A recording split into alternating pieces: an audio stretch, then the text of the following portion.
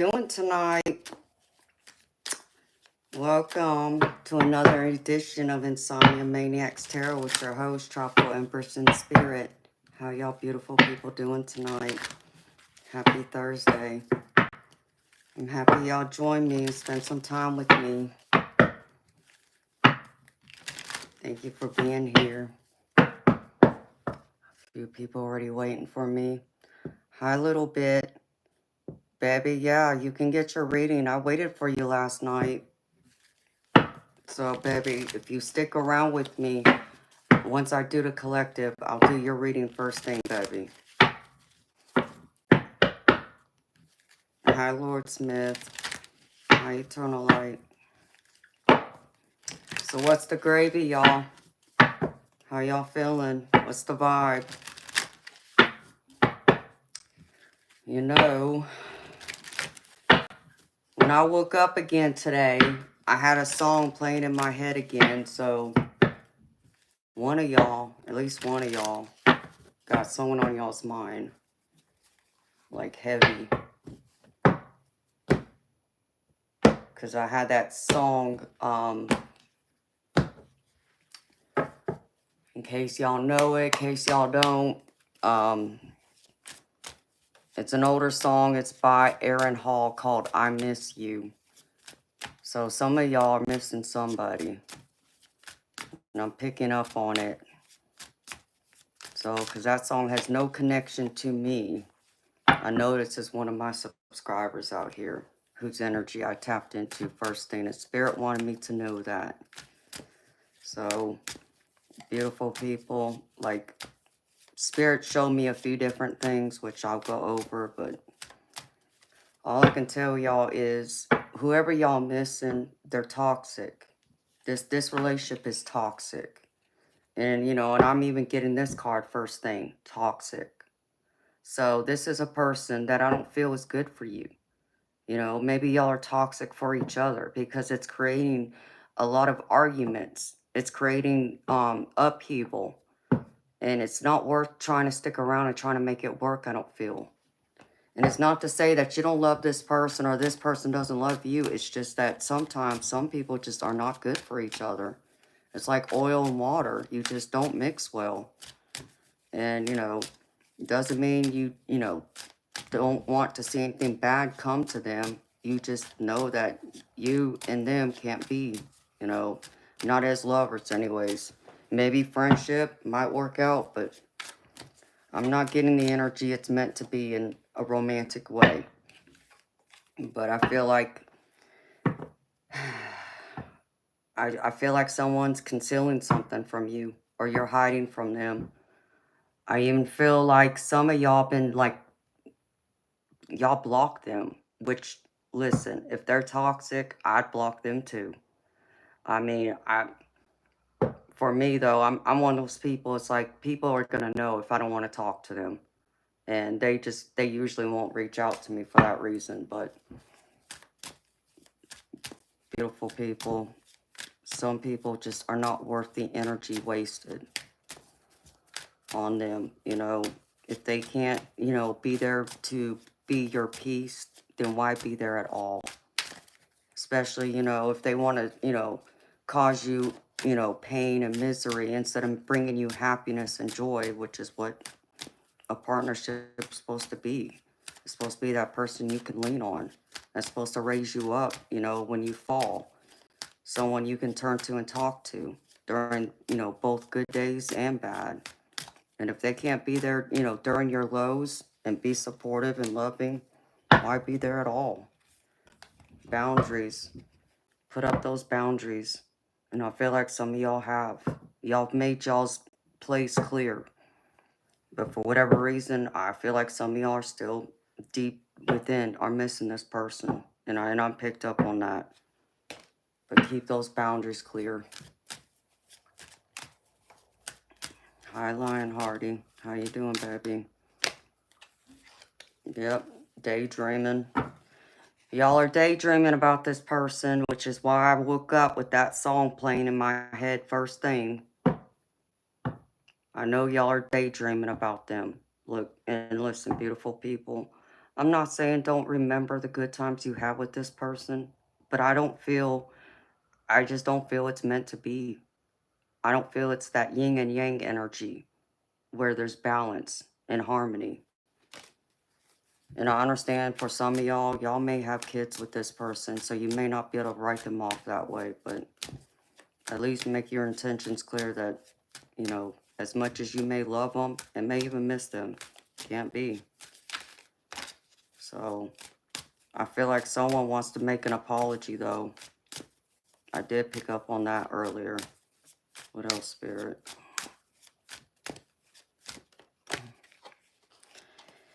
Ooh, boy. And there comes the family ties.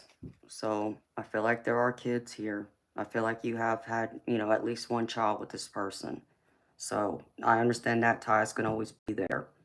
And I'm not saying don't still have times with this person, you know, enjoying y'all's kids together. But outside of that, cut the rest of the ties. No more, you know, rolling in the hay, you know, no strings attached kind of deals. Because you do that, you might end up with another baby you're not prepared for. So be careful, beautiful people. No, Spirit. Yeah, I feel like this person is a narcissist too. But I feel like some of you already know this. So I feel like some, you know, because of their narcissistic tendencies, it even causes you to question and doubt yourself. It puts you in more of a fragile state of mind, which is no place to be in, beautiful people. You deserve so much better than that. And it's time that you remember that. You got to remember your worth.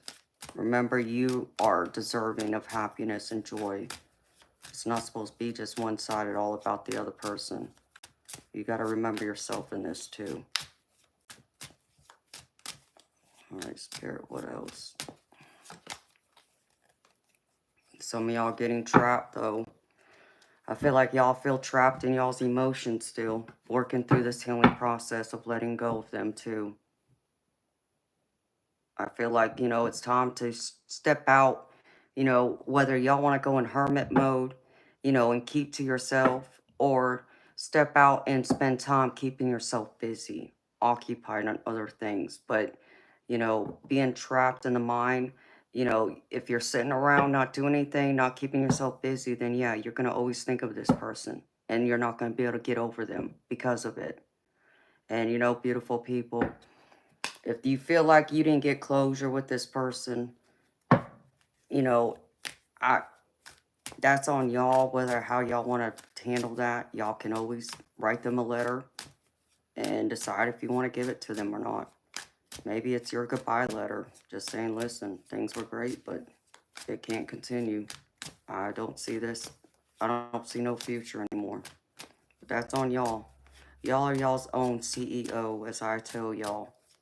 You hire, fire, and promote accordingly. And don't forget that. More, Spirit. Because there needs to be distance. And I feel like you are trying to put as much distance with this person as much as possible. I even feel like some of y'all are moving away or looking at moving away. Like changing location, finding another place. I feel like even some of y'all are like leaving the state or even possibly changing countries just to get away from this person. So if that's what you got to do to keep yourself happy for self-preservation, that's what I would do, beautiful people. Don't think you're too crazy for thinking that way. You're not. You're just looking for harmony and balance again. There's nothing wrong with that. One more, Spirit. Yeah, because this person is not right in the head. I'll just leave it there. I get psychopath. Narcissist, psychopath.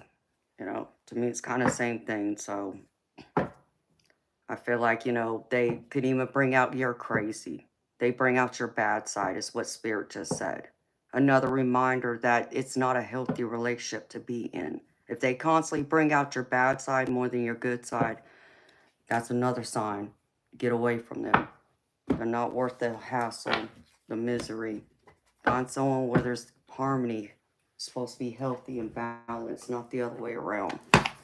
All right, Spirit. Put this up.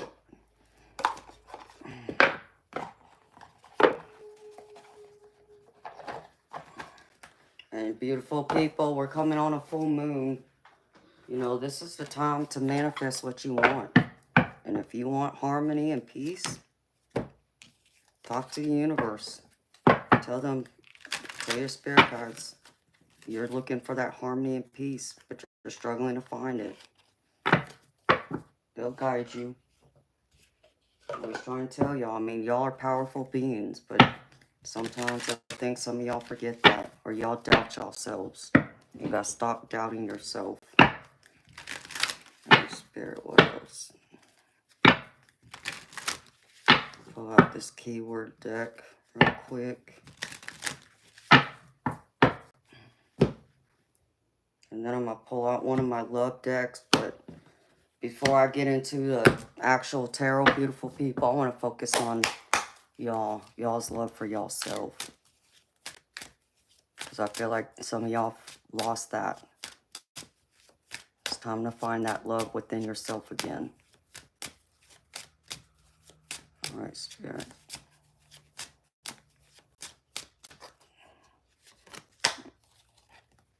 Get a fresh mindset.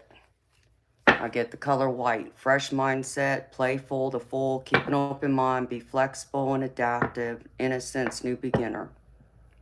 Have that innocent mindset. Be naive. You know, be like the Fool card in the tarot. And the Fool card is all about new beginnings, a new start. Going out, you know, on this new path that you've never been down before.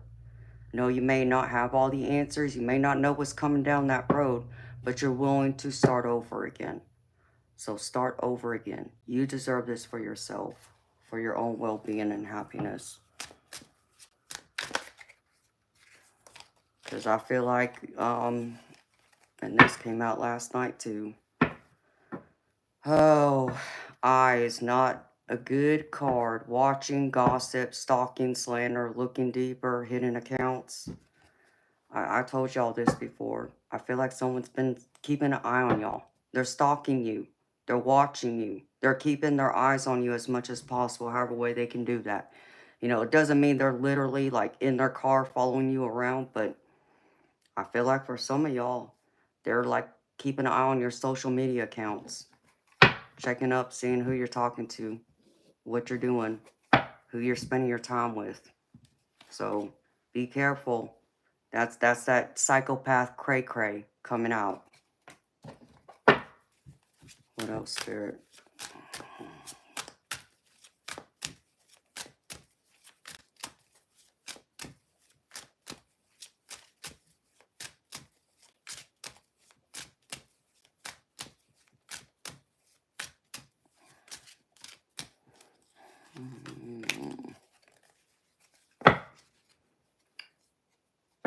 I get the color teal. Receptive and clear. Clarity of thought. Great communication. Know thyself. And this is the one, what's speaking to me is clarity of thought and know thyself. Have that clarity of thought. Declutter the mind. And know yourself. Nobody can know you better than you know yourself. Inside and out. Learn to know yourself even deeper. Because I feel like there's parts of you you've let falter away and you forgot. It's time to remember who you are again. One more, Spirit. And that one just wanted to come out. I feel like Spirit wants you to have fun again. Party, celebration, food and drink. Feed your body well. Health and abundance. Feeding your soul. Food for thought. Nourish yourself. Nourish not just your body, but you got to nourish your mind, your heart space, and your soul. Put it all in alignment again. Working as one well-oiled machine. That's where you want to be. And when you can be in that solid space again, that's when it's time to really look around and say, okay, if you're single, to look for a partner. But right now, I feel like Spirit's really wanting you to focus on healing, focus on yourself, get in alignment with your whole entire being again, rediscovering who you are and what you want to be and what you're looking for in another person. So have fun, enjoy life. Even if that means you got to do it alone, it's okay.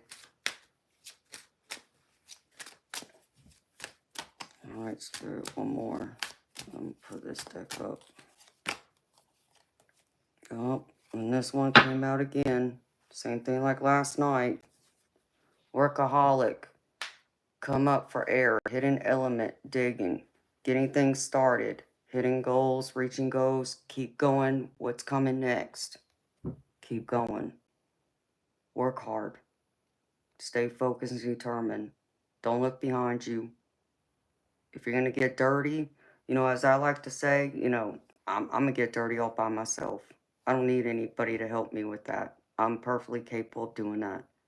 But dirty, as far as, you could look at it in a negative way, but dirt in a positive way would be working hard, focusing on your abundance, focusing on creating that life you want, which see in your future by letting go of your past. The past, wash that dirt off. It's not serving you well anymore. All right, I'm gonna put this up now. Okay.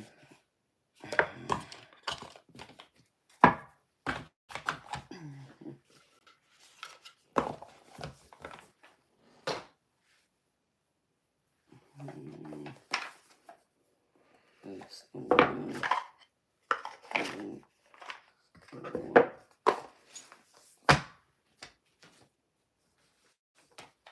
I'm gonna pull out a few cards. I want to see what comes out. Have love for thyself.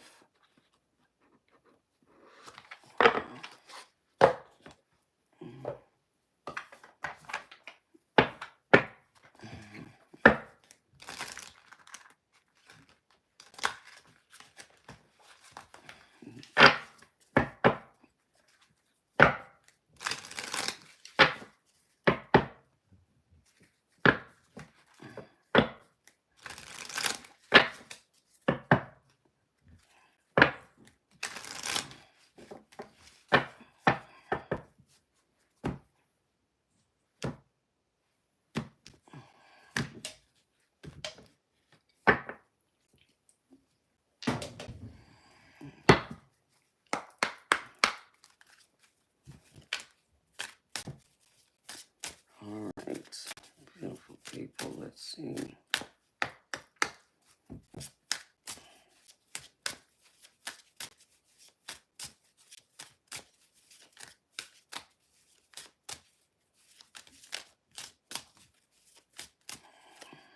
Spirit, show me.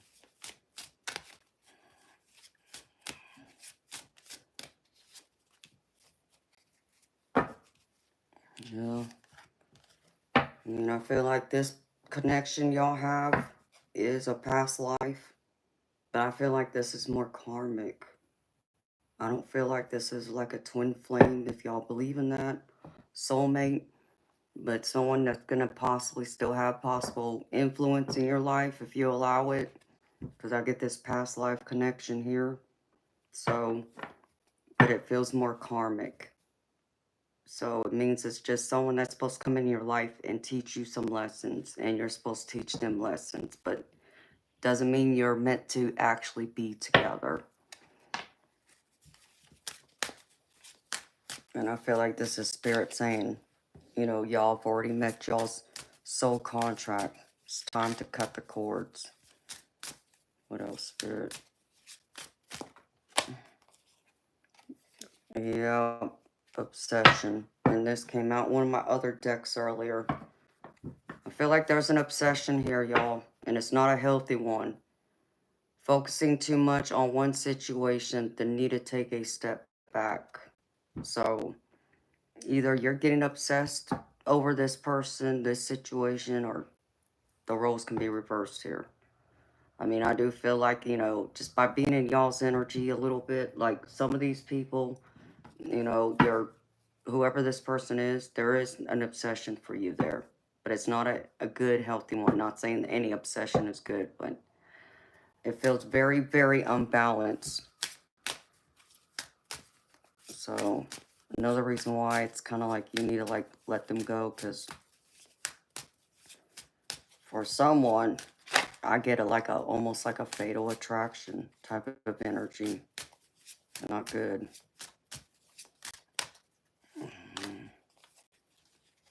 And Spirit wants you to be happy. Happiness, new discoveries that lead to celebrations. Love yourself first. Love yourself first, beautiful people. Okay? This obsession, past life connection, doesn't serve you any good anymore. Love yourself first.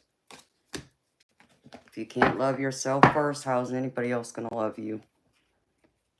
And when you do start to love yourself first again, that's when you're going to find that passion with that right person who's meant to be in your life. Till then, beautiful people, focus on yourself. Alright. Now let me get in this tarot for y'all. I did get... Someone gifted me a deck today that I received, so thank you, beautiful soul. I did receive it. And it's a love deck, so I might use it at some point, y'all. Tonight, we'll see.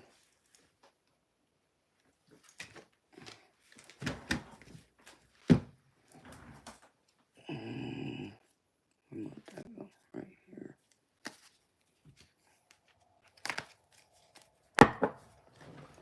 Okay, beautiful people. This is a general collective reading. It's not a personal reading, so take what resonates, leave the rest. Because understand, not everything's going to resonate. Nothing may resonate. All of it may resonate. You place it how it fits. And starting with the messages from spirit guides. First one is release toxic relationships. So y'all need to let go of this toxic relationship again. Spirit's saying this loud and clear. Release it. You got to cleanse yourself of this person, of their energy, of everything negative they brought into your life. It's time to cleanse it. Maybe go into meditation, do some smudging, write a letter to them. Doesn't mean you got to send it to them, but, you can always burn it, and be careful. Have safety in mind if you go that route. But release it and release this person, because, again, I don't feel it's good. I don't feel like they're meant to be your forever partner. Even no matter how much you may love them or you feel they love you, it's just not healthy. So release that toxic relationship. And for some of y'all, it can be a family member or a friend. Doesn't have to be romantic, y'all. Also remember that. Next one, focus on the positive. Even though you may have a lot of chaos going on in your life, there is still positivity in your life to focus on. So put your time there. But still remember the lessons you've learned and be grateful for them. Gratitude goes a long way, because even gratitude brings you abundance. So be thankful and grateful. Even if you don't have everything in your life right now that you want, you feel like you're missing something, still thank the universe for what you do have. And it will bring forward what you want when you least expect it. And the last one is worry is a wasted emotion. And this is true. Worry is always a wasted emotion, especially when it's over things and people, situations and places you have no control over. So you keep worrying yourself, losing sleep, stressing out, having anxiety over something you can't control. So let it go. Focus on what you can control. And I feel like some of this has to do with your own forgiveness. Being able to forgive yourself or also forgive others. Maybe it's both. Place it how it fits. But I feel like y'all keep worrying about something that you feel like maybe you messed up. Maybe you feel like, you know, you need forgiveness from someone, and that's okay. You know, acknowledge that you mess up, ask for their forgiveness, but then let it go. You know, that you can't make someone forgive you either. It's up to them to want to forgive you. All you can do is forgive yourself and forgive others, but you can't force another to forgive you if you feel like you know, need to be forgiven for something. And now for the tarot, beautiful people. I really feel like y'all are in, you know, a very heavy transitional period. You're trying to walk away from something, but I still feel like there's a lot of resistance here. I feel like that there's a lot of baggage you're still carrying with you, which is what Spirit is wanting you to release, to let go of. Because I get the World card that's at the center of this. And the World card is all about completion, but it's also a card of, like, to me, I read it sometimes as walking away, starting over. You know, you know, celebrate, you know, your achievements that you just achieved, but now something new's coming. So I feel like this is y'all needing to walk away and celebrate the fact that you're strong enough and courageous enough to walk away, to start over. This is what you're going for, bro. You want this happiness. You want to be in this energy of the world again and own your world. You know, be the ruler of your world, is what Spirit just said. But first thing is, in recent past energy, I feel like you were very happy. You know, whoever this person is or group of people, there was a lot to be happy about. You were, you know, having a lot of fun together. There's a lot of beautiful memories made. You know, there was, you know, celebrations here. But I feel like it took a turn for the worse. I feel like even deep within, you know, it was a waste of time to a degree. Because I get the Queen of Pentacles here, but I'm reading this upside down. I feel like it was wasted, you know, a wasted time that, you know, you feel you wasted. But you wish sometimes that you had not met this person. I picked that up from someone. Um, that attachment, but, you know, because you don't feel like you're as abundant as you once were before you met this person. So, though there were happy times, and you'll always remember these happy times, it wasn't the abundance and the full happiness and fulfillment that you were wanting and looking for. Present energy, I'm getting the Emperor card. Okay, this is you taking charge of your life now. Like I said, trying to get to this world. This is the center. You're trying to get here, but you got to take the first step. Be the leader of your life. Make those decisions. Trust in your decisions. Trust in yourself. Stop doubting yourself. This emperor needs to be you. If you're doubting yourself, own this emperor energy. The emperor is all about being a ruler, making those decisions, as hard as they may be sometimes to make. You're making those decisions. Spirit's encouraging you. And they're encouraging you to trust yourself. Trust your intuition. Because I get the High Priestess with this. High Priestess is all about trust and intuition. So stop doubting yourself. Stop doubting if you're making the right decision or not. You know, your first, you know, thought, your first decision is always usually the right one. It's the way I was always brought up to believe. But what is that inner voice saying to you? What's your gut saying? You know deep down inside what that gut feeling is, and you know what it's been telling you. And yeah, maybe some of y'all are still wanting to be in denial of it, but you know deep down that's what it is, and it's telling you it's time to move, take charge, take authority, you know, take ownership, be disciplined in what you're wanting to go towards now. But I feel like it's gonna take a lot of deep persistence on your part to want to go further into your future, to see happiness come into your life instead of being locked in chaos and upheaval. But I feel like what's going to stand in y'all's way is yourself, because you're going to get stuck in this hangman energy. This is the hangman. So this, I feel, is a stuck energy. You know, you keep, you know, trying to go back and forth if you're making the right decision or not. You know, will you be okay? I just heard. I want you to know, beautiful people, you will be okay. Are you okay right now? Like, do you have clothes on your back? Do you have food in your stomach? Do you have a roof over your head? You know, if you have all those things in your health, then you're doing okay. So do not think you're not going to be okay. You're strong and capable. You just need to be reminded of that. So don't get stuck worrying about things. You can't worry about things, again, that are out of your control. Focus on the positive. Think of yourself, what, life was like before you came into this process with this person or group of people, or maybe it's even a place. What was your life like? Were you more happy then? That's what you got to think about now.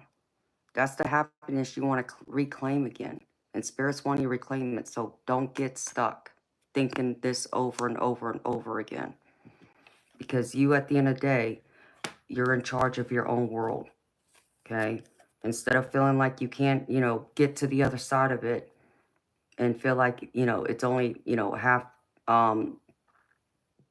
you're only going to get there halfway. You're going to get there. It may take a slower, pace, for you to get there like the turtle, but you will get there. It's your world, though. You got to own this, because I get the world card with this. So if you could find a way to unstuck yourself and not get lost in your thoughts and your emotions, here's the world card again, showing up. Be in charge of your world. Be the CEO of your life. Don't put that on anyone else except for you. When you look in the mirror, that's who's in charge of you. Everybody else gets put to the side. Don't release your power to anyone else. It's up to you and only you to make yourself happy, not up to anyone else. If you can get out of that stuck energy and see the future forward, you will find yourself in happiness. I get the Sun card, and the Sun card is all about fulfillment, happiness. It's the happiest card in the tarot deck to me. It's success, it's achievement, it's fulfillment, it's excitement, celebration, joy, peace, harmony, all these things. You will have it again. So claim this. You want to be in this sun energy. The Spirit's showing me that this, thing you're having to walk away from that is so difficult. And I'm not saying it's not difficult, beautiful people. I get it. But it needed to come to an end. Because I get the death card with this. Okay? And death means an ending, a rebirth, a change, transformation, time to start over. Shed the past, let it go, close the door, put the lock on it, throw away the key, and drive forward into your new start, your rebirth. That's what Spirit wants you to be. I meant to pull this for y'all real quick. Let me get a few cards for advice for y'all. Spirit, can I get some advice for the collective, please?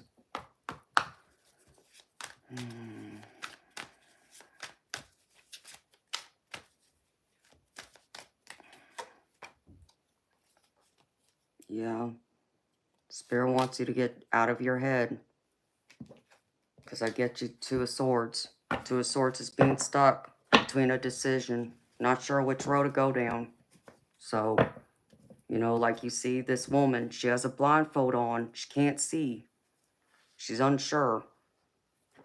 That's you. Not being decisive. It's time to decide. Spirit's encouraging you to make that decision. Again, if you're worried about if you're going to be okay, if you're going to make it, if you're going to see the sun again, Spirit showing me you will be. Six of Swords. It's all about celebration, victory. Moving away from all that chaos, that headache, that stress, and finding calm and peace and harmony again with the Sun card. So, Spirit saying, make that choice, make that decision, and do it now. Like I said, it's time for manifestations because the full moon is coming. And all of that, that's powerful energy to be in. So for the Oracle, beautiful people, First card I got from the Guides of the Hidden Realms is All Eyes Are Open. And this says, inspired vision is the true nature of prophecy and prediction. It is not something that comes from knowledge you already have, but something new you receive from your higher power. Sometimes it comes unbidden as a glimpse into your future or a vivid download of how to solve a problem. Everything else is temporarily suspended in this moment of extraordinary clarity. In this way, your imagination is in service to your ability to receive the inspiration. The vision is different from choosing to see something, to imagine something by choice, or because you're influenced by something you've encountered. Inspired vision is unique and it's yours. You can make yourself ready for inspired vision by meditating to clear your mind and being sincere about your intention. Be aware of how you perceive things and avoid trying to influence or change what you see. Just let the vision sit within your awareness and allow it to show itself to you. You know where you want to go and what you want to achieve, so you're ready to be shown the details. Whatever comes to mind and feels like truth, no matter how odd or strange, write it down. This vision will likely surprise you, but one day you will tell the story of how the perfect answer suddenly came to you. This is all about clarity. This is all about being in this high priestess energy. Being able to see. You know things. You see things coming. And yeah, you may doubt it, but Spirit's trying to show you what your life can be like in the future if you get into that transformation and transitional energy like the death card and walk away from your past.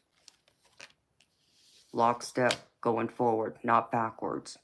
So this is your vision. Whatever Spirit's been showing you, if you've been having dreams that feel like it's like a message from the universe trying to, warn you of something or give you a message of some kind, write it down. Trust it. Don't feel like it's just all your imagination. Some of it is not.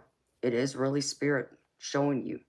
If you just get that, a thought of something that you just feel deep, your gut's telling you that this is a warning or this is a message, write it down, date it. You don't need to know necessarily with a timetable when it's going to happen, but you know it's coming. Be prepared for it, trust in it. That's the clarity you need. And if you feel like you're not getting any of those downloads, beautiful people, time to get in nature, time to meditate, time to declutter your mind so you can make room for Spirit to come through. And then I pulled a couple of cards from my different Moonology decks. And the first one is, and I can't make this up, beautiful people, don't let your past hold you back. So don't let your past hold you back. And this says, the South Node, like the North Node, is a karmic point, but it's opposed to the North Node and relates to the past, perhaps even to past lives. Whatever you're going through and whatever you're asking about, there's a chance that age-old programming and conditioning is stopping you from achieving all that you might. Do you feel stuck in something?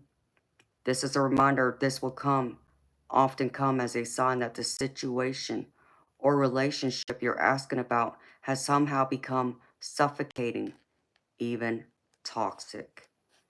It suggests that someone you even needs to be released, that there's some kind of addiction going on or an unhealthy attachment that needs to be sorted out.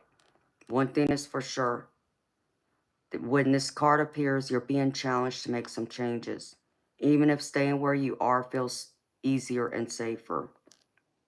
It's time to change. And Spirit has a way of taking us out of our comfort zone. I know it's hard to handle changes because we're used to something. We're, comfortable in it. But we can't go through and achieve and strive for better if we just stay in a comfortable spot. We have to learn how to get uncomfortable and be able to adapt to that. And that's when the greatest blessings come in. So become uncomfortable, beautiful people. It won't last forever. Every rainstorm will eventually stop and the sun will shine again. And you got to remember that. And the other one is from my Moonology manifestation. And this one is believe in your good luck.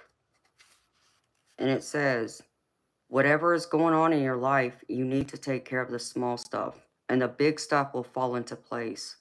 Problems can arise now because of carelessness or a judgment lapse. Avoid telling everyone your opinion until you're sure you know exactly what's going on. Think about the baby steps you need to take on your way to your goal. And don't take too many risks. Believe in your own good luck, but don't be arrogant about it. Think an important decision through very carefully before taking action. Be able to manifest this. Good luck is coming your way. Believe in good luck. Okay, if you don't believe in good luck, then that's what you're going to manifest. But if you believe you have good luck and you're deserving of it, you will manifest it.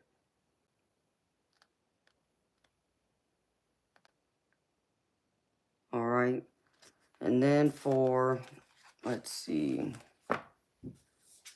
Here is a message I pulled from my postcards from Spirit. And this one says, there is only one you and you have a unique place in the universe. Sometimes situations come up that challenge you to be authentic. And that means you have to be fully yourself and let go of being what you think others may want. Now is not the time to conform to other people's standards or expectations. Be proud of who you are and be courageous. Stand tall in your convictions. Being yourself is a powerful statement and will only lead you to success and ultimately happiness. Don't compare yourself to other people. Want what you have. Choose what your heart wants. And know that your purpose is yours alone. No one else can claim your magic nor take it away. When you place authenticity and originality high on your list of priorities and give them a prominent place in your awareness, extraordinary things happen. Your life is a beautiful one. So be in your authentic self. Know that everything good will come to you when it's meant to. As long as you believe in who you are. And then I have for the angel activation, I have Uriel. It's going to be okay. No matter what's happening, it's going to be okay. Everything is working out for you. The angels of light are shining upon you, your situation, and anyone involved. If you are feeling overwhelmed or anxious, know this is a reminder of how much you care about things turning out well. And they will turn out well. And the positive affirmation is saying, thank you, Uriel, for helping me trust in the process. Thank you, Uriel, for helping me trust in the process. So trust in this process. Trust in this rebirth. So that the sun can rise in your world again. And you will be victorious. Like this Six of Wands. All right, beautiful people. And that's what I have for y'all for the general collective reading. Again, that was a general collective reading, not a personal reading. So take what resonated, leave behind the rest.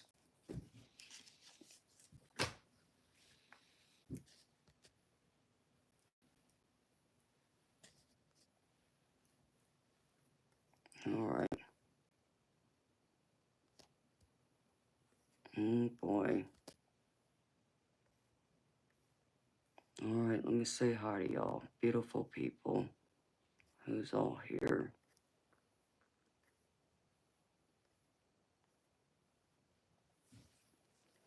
Hi, Red. ASMR. Space, how you doing, baby? Little bit. I'm gravy, baby. Thank you for asking. How you doing? Hi, Larry. Hi, Karen. How you doing, beautiful? Hi, Michaela. You will get your reading, little bit. I'm going to do it right here in a minute. Hi, Nick. How you doing, honey?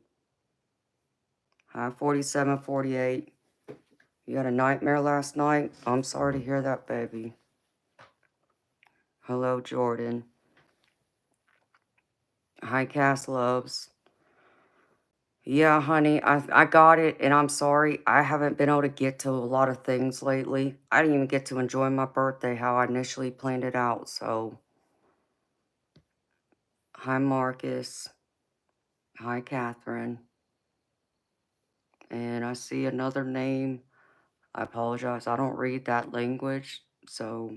But welcome to you.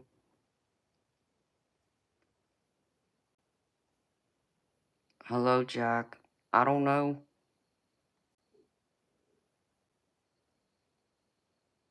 Hi, Dan.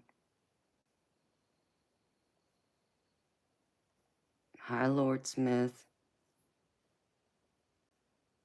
I don't know, Lord Smith. Baby, you would have to get a personal reading if you really want to know. Hi, Evangelos. How you feeling, baby?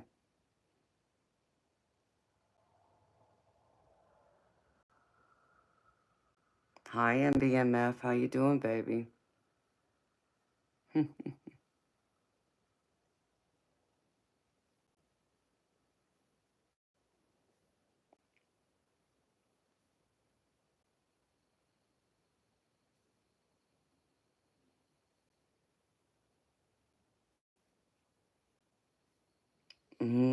Eternal light. I don't know, baby.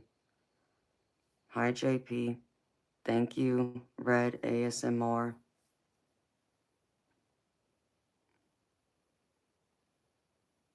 JP, I don't know what your question is, baby. If you're looking for a personal reading, it's $30 US, honey. Patrick, you thought I was 30? Well, thank you, baby. Nope. I'm a lot older than that, baby. I turned 44 on Monday. So, but thank you. That's very sweet of you. Hi, Luke. How you doing, honey? Okay. Put this card up.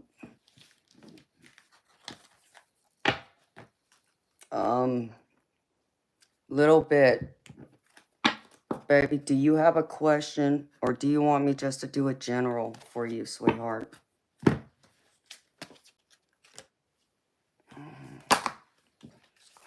too.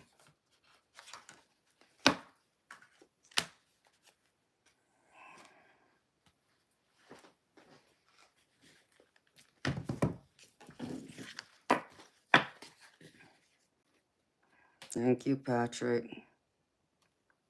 Hi, Angela. No, sweetheart, unfortunately I don't. I used to, but they closed my account for some reason. The only thing I have is PayPal. I have an app called Buy Me a Coffee. I also have Zelle and Venmo. If you do the Zelle or Venmo option, all you have to do is type in my email address on the website and it'll pull it up.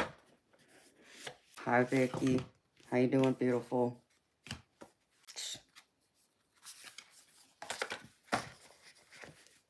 Welcome, beautiful people. I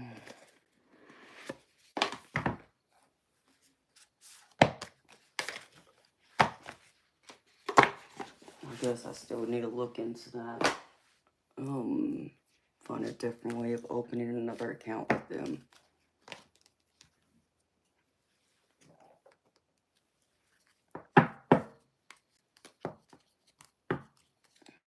Hi, America.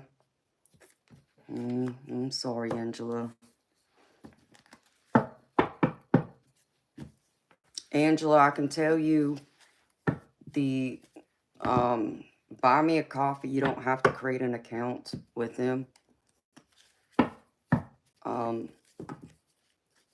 If you're looking to do a reading, sweetheart, all you have to do is buy 6 coffees to equate to 30.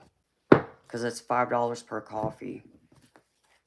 So that's an option for you, sweetheart. It's one of the reasons why I got it. Because I understand not everybody's going to have PayPal and Zelle and Venmo. So, just so you know, beautiful.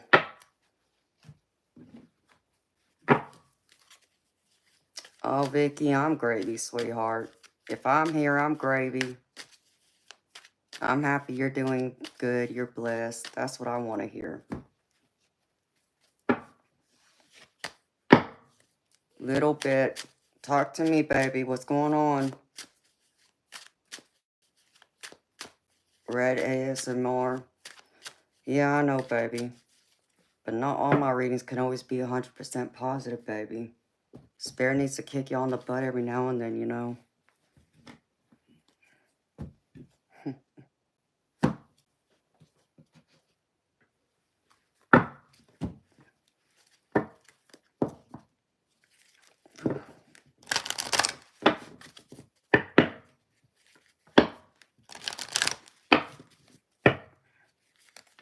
So what's going on, beautiful people?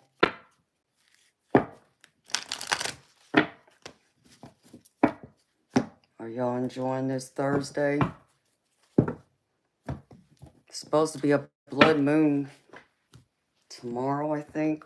But I think we're supposed to be able to see at least here, like at 1:30 in the morning, I believe. That's what I saw.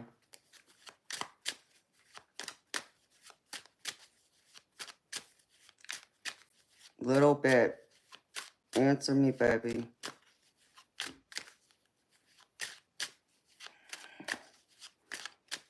So how you doing, Red ASMR?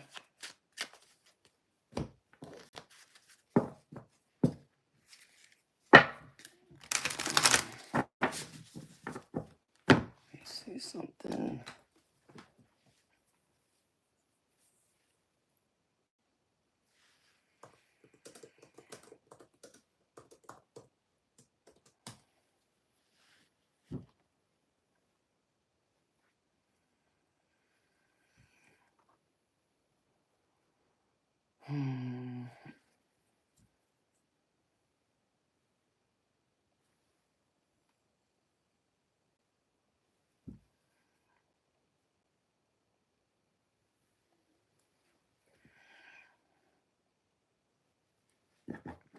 That's good to hear.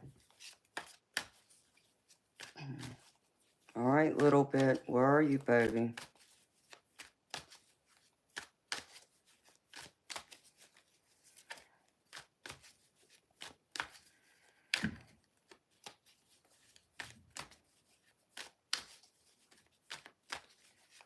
Joan, I don't know who you're talking to about no OG.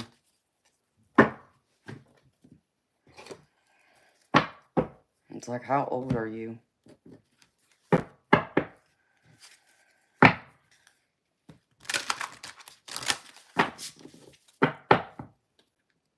Hi, Vishal. How you doing, honey? Same to you, sweetheart.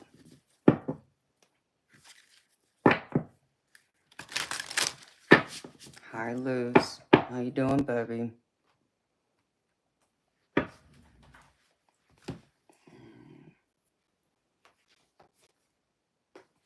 Put these decks up.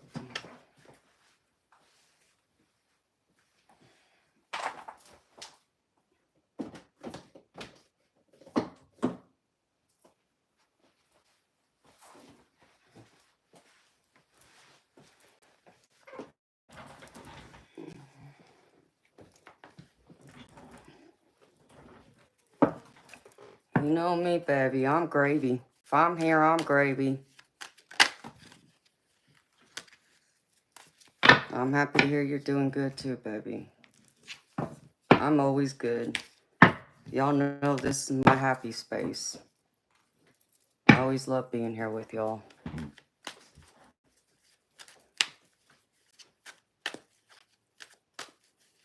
Hi, Dason. I'm gravy. Thank you for asking. How you doing? Oh, Luz? Yeah, I'm every bit of that, baby. I still got some strawberry cheesecake to go with it, too.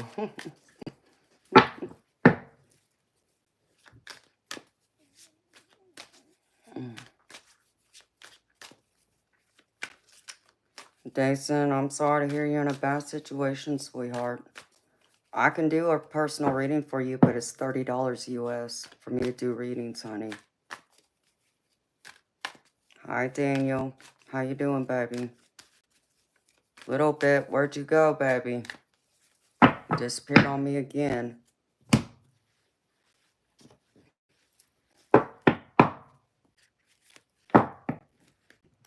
Yes, Luz. That cheesecake is that good, baby. Like I said, it's so heavy, it feels like as heavy as my bowling ball. And my bowling ball is about 12 pounds.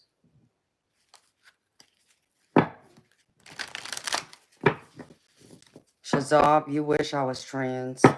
Because you can't handle a real woman like me. You wouldn't even know where to start. Even if I gave you directions. You couldn't handle someone like me. It is.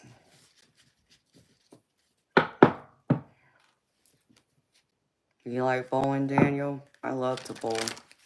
I've been bowling since I was a baby. You see a determined, strong woman with very sad eyes. I look sad to you, Patrick? How come I look sad to you, baby? I'm not sad. I might be a little tired, but I'm not sad.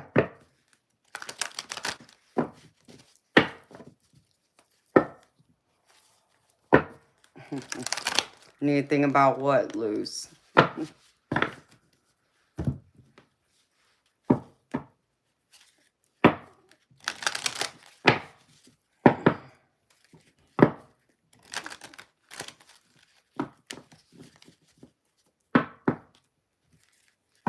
Hi, passerby.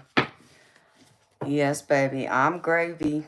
You know me, I'm here, I'm gravy, sweetheart. Thanks for asking. How you doing, baby?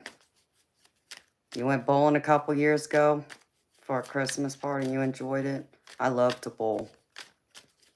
I grew up in a family of bowlers. My father was considered a local pro bowler when I was young.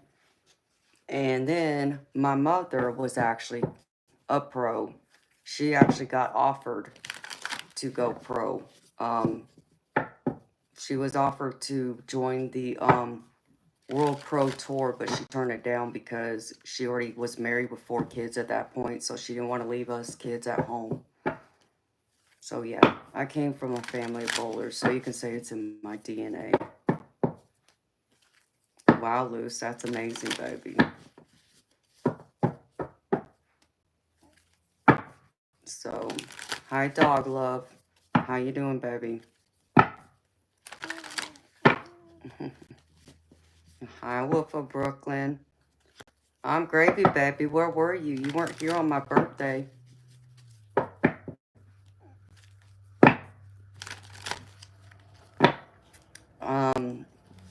Patrick, yes, I've had people do readings on me. I have 3 siblings, 2 brothers and a sister. My highest game is a 276.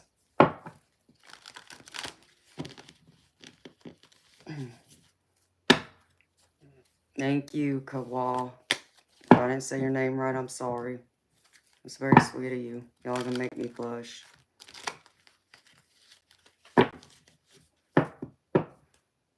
And then I beat a pro bowler when I was about 8. No, I was 9, almost about to be 10, I think.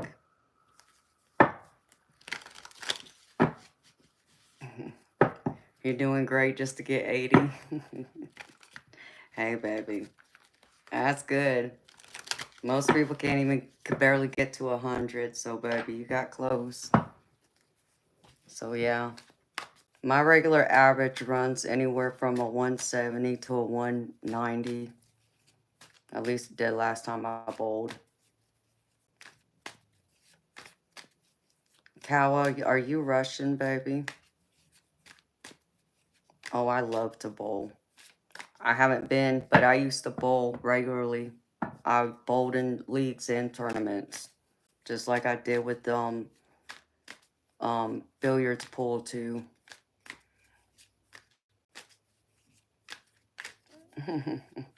Oh, that's sweet of you, Wolf of Brooklyn. Yeah, it was good. I streamed that night. That's why I was surprised you didn't pop in here. Yeah, I used to bowl regularly myself.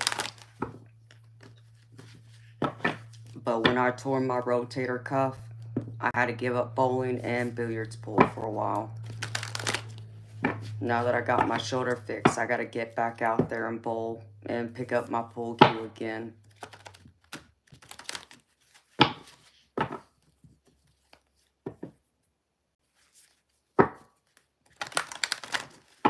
Well, that's cool, Daniel. You should, baby.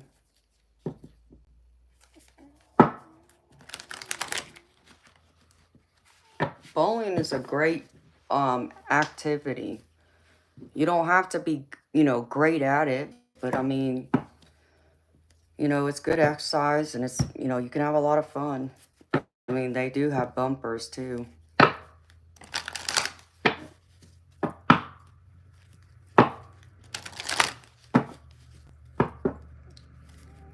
It's Sasanta. Let's see. We're not doing this tonight.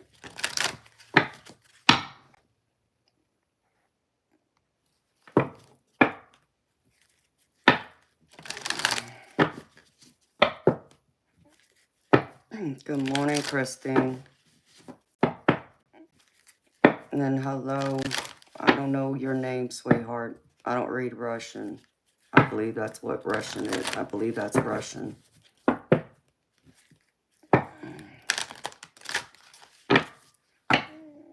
Yeah, you wish I would give you that happy ending. You wouldn't be that lucky. And I'm not that desperate.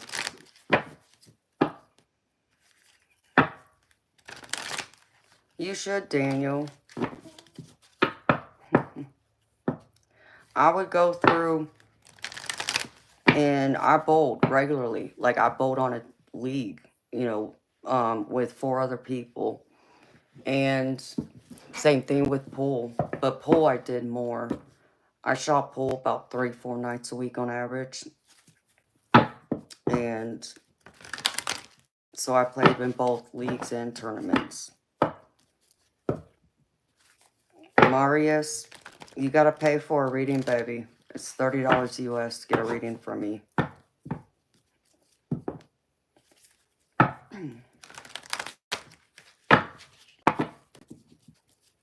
Oh, is that what that is, Luce? Never heard that term, baby. Sounded something more along the lines of a pervert. Hello, Alberto.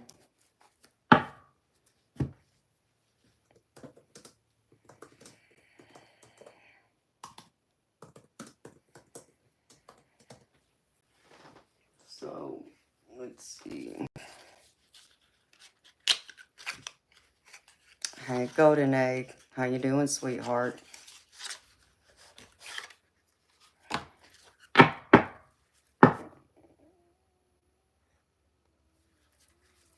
You wish I wasn't sober.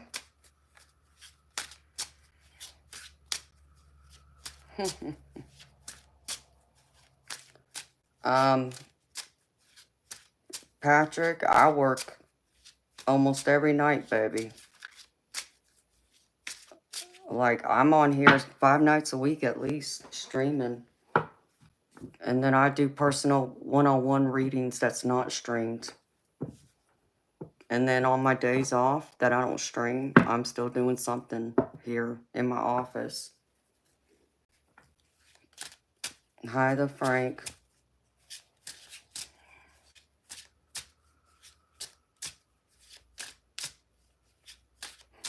That's strange. Eternal light.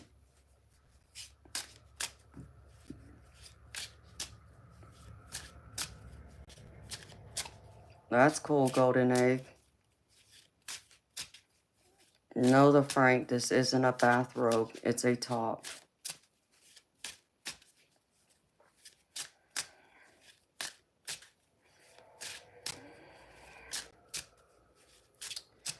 Yes, Patrick, it's a lot, baby. I mean, there's some nights I'm on here and I stream for 10 hours. I've had nights where I streamed for 17, 18 hours straight.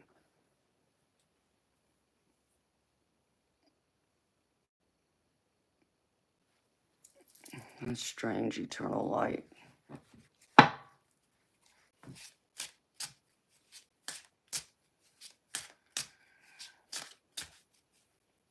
Pat Ponce, why would you think I would lose my abilities if I cut my hair? So yes, Patrick, I work a lot. But that's what I gotta do to keep my channel going and to make a living. Because this is my livelihood. This is how I pay my bills.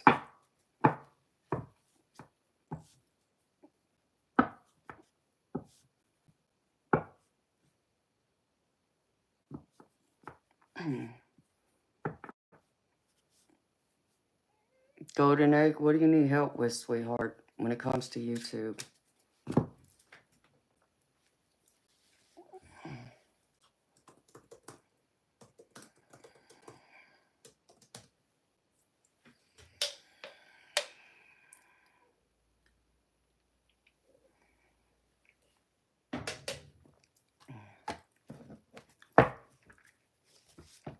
I don't know, JP. I've never thought about it, sweetheart. All right, the Frank. Have fun. Have a good night. Golden Egg. I don't want to tell you wrong. I think I had to wait until I had 100 subscribers before I could go live. I've read in other places it's only 50. I read that YouTube did drop the requirement number. I don't know if that's true or not, but we'll just say at least 100. It might be less.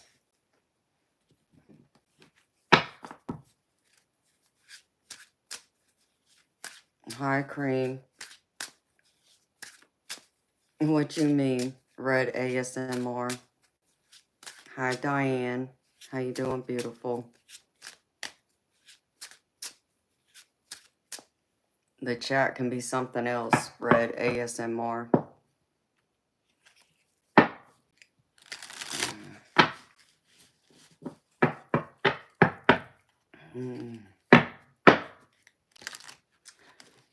Cream? No, I'm not. Hey, Red ASMR. Some of them like to come here and act a fool. So, I just gotta put them back in their place. Let them know who's boss.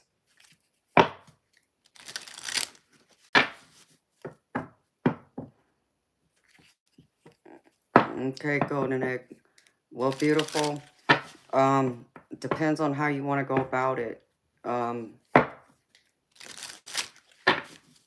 what I can tell you is any income that goes exactly through YouTube, like if you think of the donations that are made through like super stickers, super chats, memberships, all those things, YouTube takes 40% of it.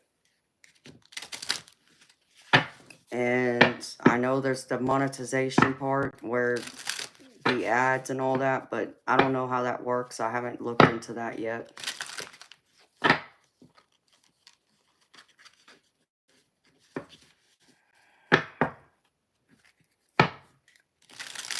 Yes, Golden Egg. YouTube takes 40%.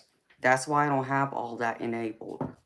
Because if I did that, that would mean I would have to raise the prices of my readings to like $45. And I'm not doing that to y'all.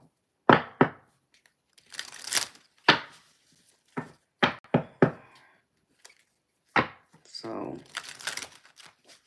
you know, if I had hundreds of thousands of subscribers, you know, it may not be as big of a deal, but I don't. So,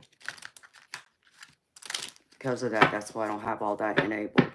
So if you're looking to make money off of it, Beautiful. Understand it's going to take time. It's not going to happen overnight. Because 40%, you might as well already kiss it goodbye. Because to YouTube will take it.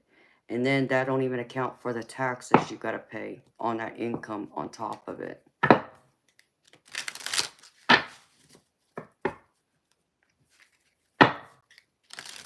Hello, Crystal. How you doing, sweetheart? So that's why people use other apps like PayPal, Buy Me a Coffee, Venmo, Zelle, that type of thing.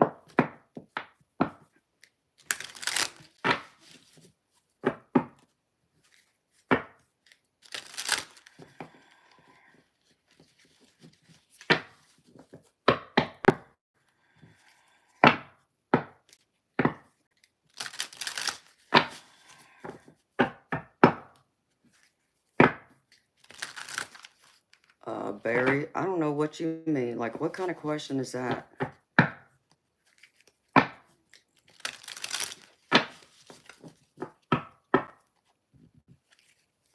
Well, I'm happy to hear you're doing all right, Crystal.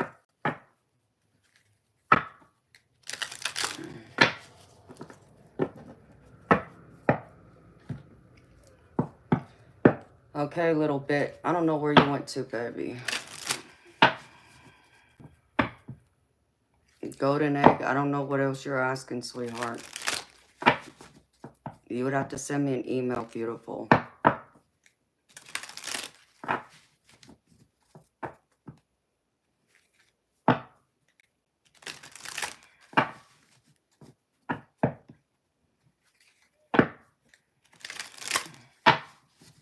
Oh, Crystal, I'm gravy, sweetheart. I'm so gravy. I got biscuits and sausage and even strawberry cheesecake to go with it. Thank you for asking. It's been a rough week. Oh, beautiful. That don't sound good. Something happened.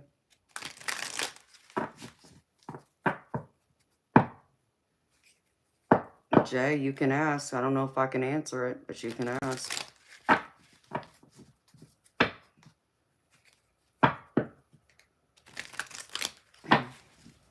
You can't wait to meet the guy you keep seeing in your dream. It sounds amazing, golden egg. I'd be excited to meet him too, honey.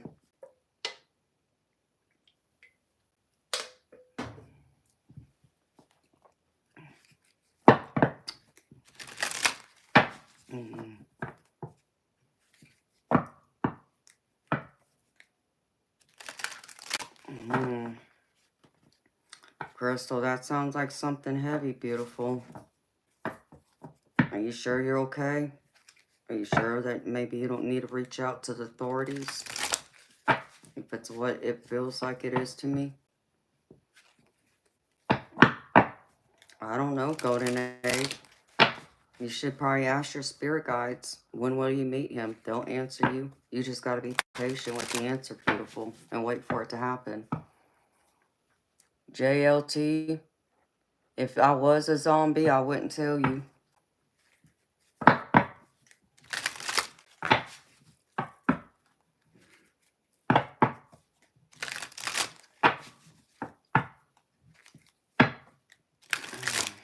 Oh.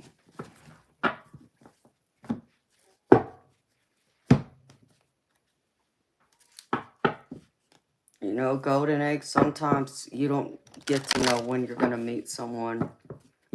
Spirit may not be able to tell you that time frame. Sometimes you may know and sometimes you may not. It just depends if it's beneficial to you to know or not.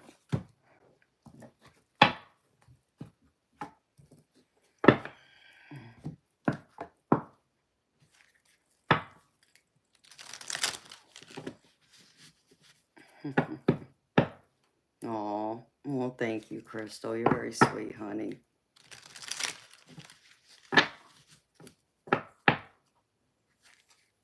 Okay, honey, I got you. Oh, thank you for the heart emojis. Is that you, Joey? Yeah, Crystal. Heartbreak is always tough, girlfriend. You know, I got my heart broken on my 40th birthday by the person I promised forever with. So that was just a few years ago. And honey, I cried. I cried myself to sleep for 3 days straight. Never thought that person would ever hurt me like that, but they did. And I just had to go through it. And once I got the tears out, I felt a lot better. And I just got into that space of, okay, yeah, I'm still tied to them on paper, but I already started detaching. You know, I fell out of being in love with them. And it's not that I don't love them. I still have love for them, but I'm not in love with them. And I really had to put more of my time and attention into myself, into doing what I needed to do. And, you know, part of that journey was starting a YouTube channel. Of course, I didn't think of it back then, but that's what Spirit was leading me to. So, what I can say to you, Crystal, is the universe has a way of stepping in and removing people from our life who aren't meant to be in our life. It's not that they weren't meant to be in your life for the time period they were there for, but they're not meant to walk this life with you forever. You're meant for someone else who's better suited for you, who will be better for your greatest potential, for your growth, for your evolvement. So just focus on that. Know that there's someone better out there meant for you. And you will meet them when the time is right. But Spirit had to do this first. And I know sometimes it's hard to hear that. I know, I get that. I get, you know, it's hard to hear, you know, especially when you have feelings for someone. And you are, you know, you have this, you know, if you're anything like me, you have this natural, I don't call it fantasy, but a dream that this person is your forever person. You're going to live happily ever after, and it doesn't turn out that way. So it doesn't mean you did anything wrong. And it doesn't necessarily mean that the other person had to do anything wrong. It just means that y'all were only meant to be with each other for the time period y'all were meant for each other. But now that time period has come to an end. You know, there's like that saying about some people are only meant to be in your life for a season.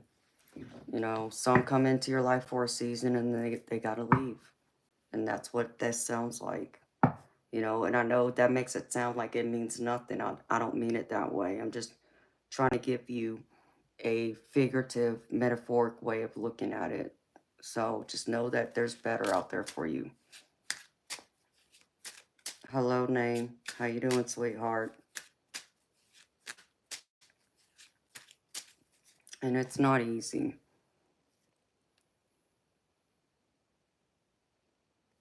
And I mean, it's like where I went through, you know, like I'll share a story with y'all. I almost didn't get married. Um, in case y'all are new to my channel, you know, I'm one of those women. I'm very confident. I'm very sure of myself. I have high self-esteem. So am I conceited? No. But I have an understanding that I'm considered attractive by society standards, but I don't let it get to my head, okay? And so with that, I understand that other people will naturally be attracted to me, and I'll get that kind of attention wherever I go. And you know, so with that, I understand that being in a relationship, especially for me, someone who bowls, someone who shoots pool, those are sports typically for more guys, you know, participate in them than women do. So I understood that too. So I understood that there was a possibility that that would be a problem for, you know, anyone I got involved with because of them possibly having jealousy and insecurity issues. So I had to come to terms with that and figure out how am I going to, really accept and work through that, because I'm not insecure. I'm not a jealous person at all. And I surely didn't want someone who was jealous. I needed someone who could be strong and be secure in themselves and also in the relationship we have, and not feel threatened by anyone else that comes around me, right? And now that I'm doing this, I need that much more. So, when I met my insignificant other, I made that clear right off the bat. I told him what I expected, what I needed from him. And I also went through and said, do not get jealous. I said, because understand me, it's a turnoff for me. I don't like it. I'm not a jealous person, and I don't want to be with someone who's jealous. I've already been down that road, and it turned very toxic for me in, previous relationships. So he said he could handle it. Well, we go out one night, and we're at the pool hall, which is where he met me at. And one of my guy friends walked up to me, and he started, massaging my shoulders and was just talking to me, which is something he would do. And that's just his way of being a friend to me. It wasn't meant in any other way.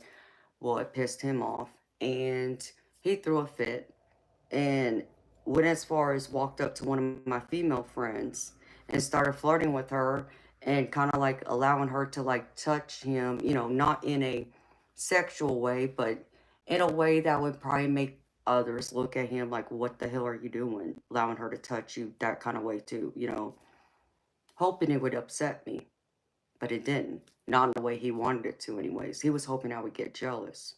I didn't get jealous. I just looked at him crazy, because to me that you're just being immature. And and then him acting out in his own jealousy, with my guy friend coming around me. So I pretty much told him to knock it off. I told him, I said, if you want to act jealous, if you're going to act this way, I already told you, there's the door. Don't let it hit you on the way out, because I will not put up with this. Okay? So that was that. Well, there was also an issue with him in his past, with his ex cheating on him. So I understood that there's trust issues for him. But like I told him, don't treat me like I'm her. Okay? I don't deserve that. Okay? I didn't cheat on you. She did. It needs to stay in the past. I'm someone new. Okay? And so he said he had it handled and could handle it. Well, I go out one night with my friends, go up to the pool hall, in fact, and I was there until it closed. And the pool hall closed at like 2, 3 in the morning. Well, I was supposed to go back to my house, and we were engaged at this point because I had not moved in with him yet. And so I went through and decided, my the manager of the place, her and her husband were still cleaning up the pool hall. They had already locked the doors, but they were in there cleaning up, and they allowed a few of us regulars who were there all the time to hang around. For us, we could still shoot pool, play on the arcade game, or sit down and play cards. So that's what we were doing. So we were there until like 4 in the morning, right? And I had every intention of going back to my place. Well, I decided to drive to his house because I had a key. And he was waiting for me. Like, he already knew I was coming to his house, even though I initially told him I was going to my house. So I walk in the door, and here comes all the accusations. Where you been? Who you been with? Do you realize what time it is? And it was almost 5 o'clock in the morning by that point. And understand me, I could not believe what I was hearing from him, okay? Like, I, I wasn't even supposed to come to your house tonight, and you're acting this way with me. And I said, and then you know where I've been at. The only place I typically go, which is the pool hall. He was like, the pool hall closed at 2 o'clock in the morning, so where you been the last 3 hours? Like, what would make you think I was anywhere else? So, without any proof, he was accusing me of doing dirt, which I did not do. I was at the pool hall, but he didn't want to hear it from me. And I finally said, you know what? I'm not putting up with this. So I gathered the few things I still had at his house, and I started going down those stairs. Well, he stopped me halfway, and he was trying to keep me from leaving. And I told him, I said, no, I said, you get out of my way. And I was so upset, I had taken my engagement ring off and I slammed it on the bathroom counter and walked out. And I went back to my house. And of course, he blew up my phone for the next week, 2 weeks, I think it was, because I wouldn't talk to him. You know, by me taking off my ring, I was saying it's over because I was not putting up with it. You were not going to treat me that way. You weren't going to accuse me of anything I didn't do, that you didn't have proof, which you wouldn't have proof because I did nothing wrong. And then to go as far as he did to even try and tell me not to leave. Like he was standing in front of the steps to keep me from walking out the door. So there was all these different parts to it. It's like, no, I'm not dealing with this. So after the couple weeks, I got tired of him ringing up my house phone and my work. He was calling me at work too. And I finally answered and I talked to him. And of course, he's very apologetic. He's sorry for how he acted. Give him another chance. He won't act that way again and blah, blah. And I almost didn't give him another chance. But I made myself clear to him. So let me tell you something. You act that way with me one more time, it's done deal. You will not get another chance with me. I don't care if we get married. I don't care if we don't. But I'm telling you, I will not put up with this. Because I do not like a jealous, insecure man. You know, you will push me away. You will lose me. You want to know how quickly you'll lose me? Besides cheat on me? Act like a fool. Get jealous, get possessive, become controlling.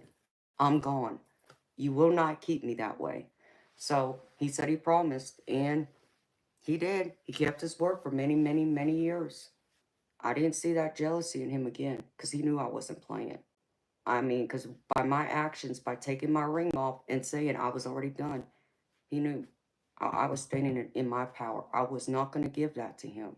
So, you know, when it comes to people in general who act that way, that, you know, I could have easily not, you know, gotten married and would I have gotten my heart broken still in the process? Yeah, I would have been hurt. I'm not saying it was easy for me to walk away from when I tried walking away.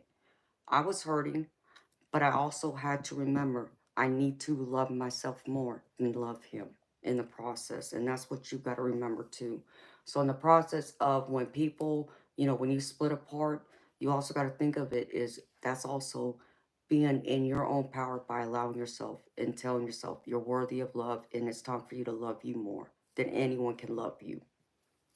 If that makes any sense.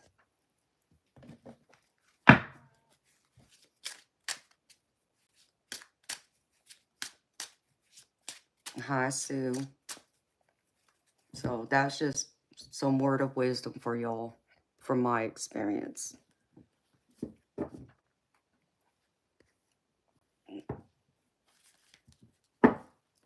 Yeah, Ray think he tried. He didn't succeed though. Well, Barry, let me tell you something. That's not how you keep a woman. You keep a strong, independent woman like myself by being strong, independent, secure in yourself.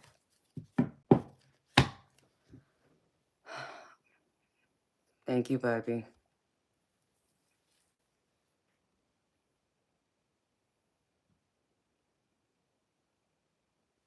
Well, I hope it helps. All right, little bit. Are you ready, baby?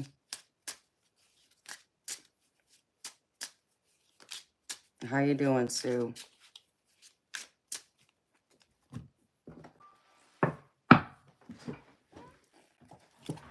Little bit. Do you have a question, baby? Or do you want just a general?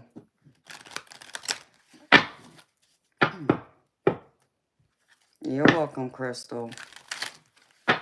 Beautiful, just know you're worthy of something greater. That was pretty much what I was trying to get to. Because even now, for me, even though he broke my heart, like I said, I'm worthy of better. I'm deserving of so much better. And I know that. So in time, you will remember that too if you haven't already. You just got to allow yourself to go through that healing process and that hurt. But you will get to the other side of it. A general reading? All right, baby, I got you. Hi, Chief.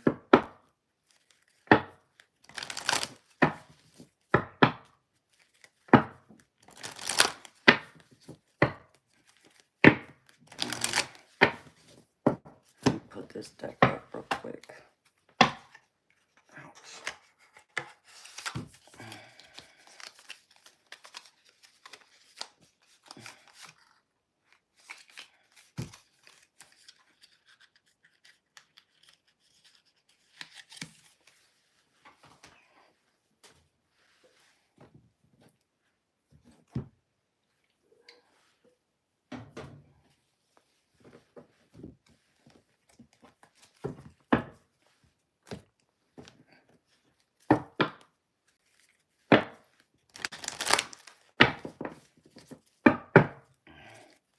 You want a new deck, little bit. What are you talking about, baby?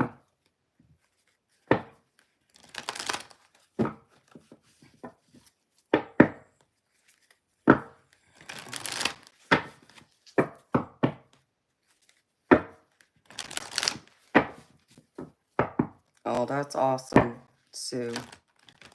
Hi, Juanita, David. I'm good, beautiful. How you doing, sweetheart? All right, little bit. Spirit, show me a little bit.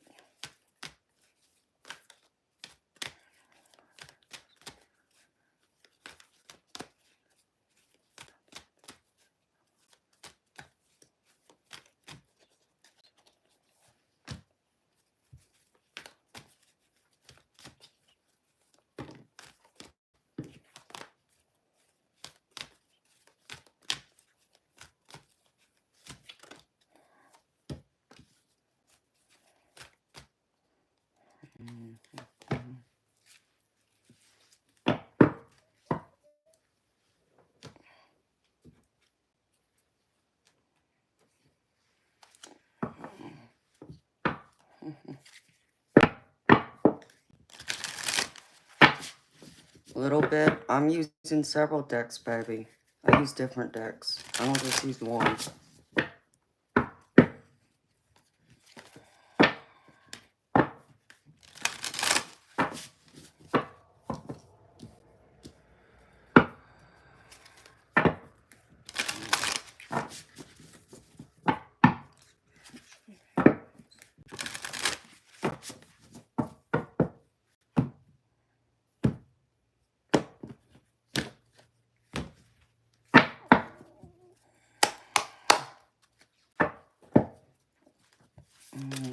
Well,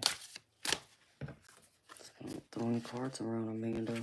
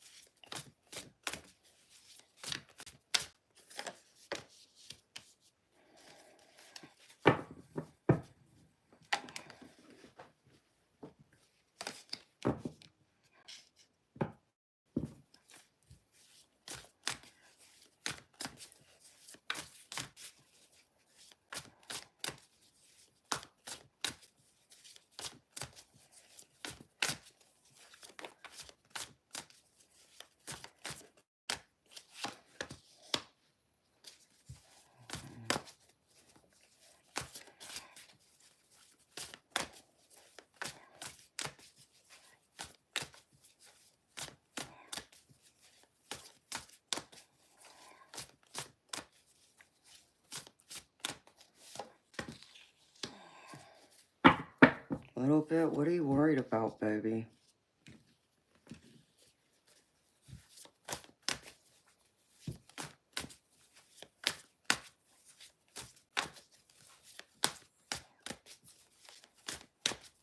Are you not sleeping well? You're getting lost in your thoughts, feeling overwhelmed. Okay.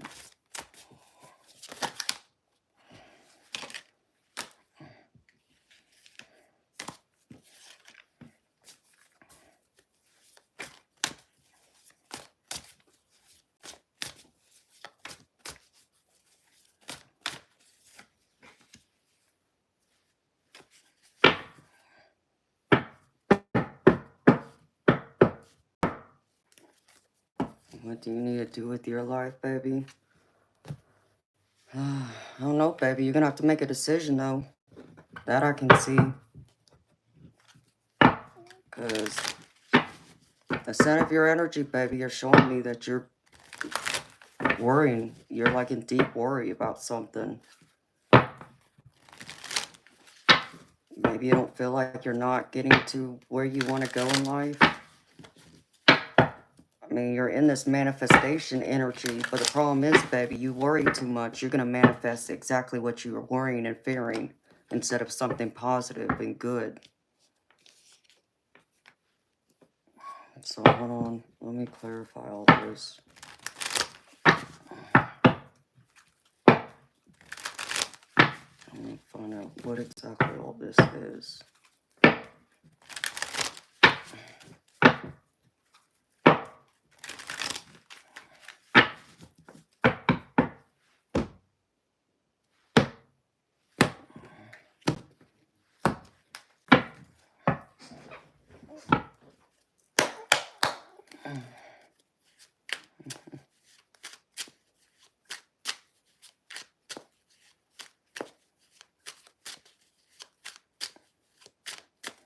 Thank you.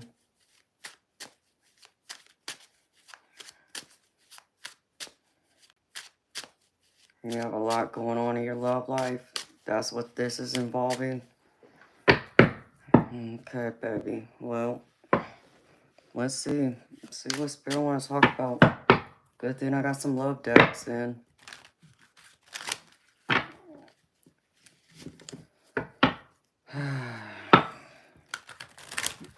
Are you the one that put that song in my head, baby? You know what song that I talked about earlier? I Miss You by Aaron Hall.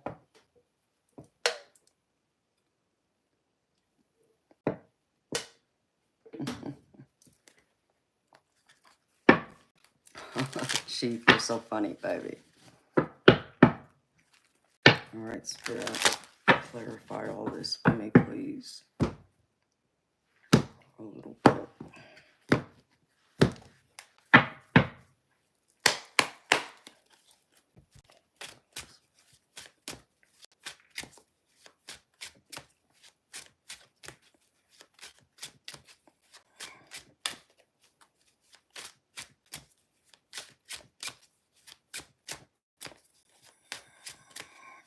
Well, a little bit. I mean, do you have someone in your life right now?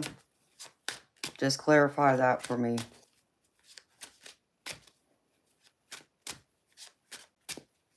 Okay, baby. Thank you. Alright, Spirit. Clarify the Four of Cups, please.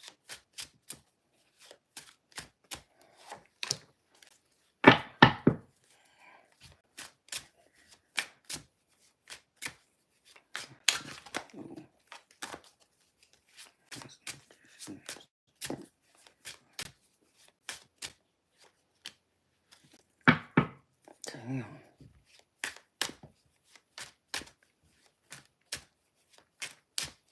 Nice word, Spirit.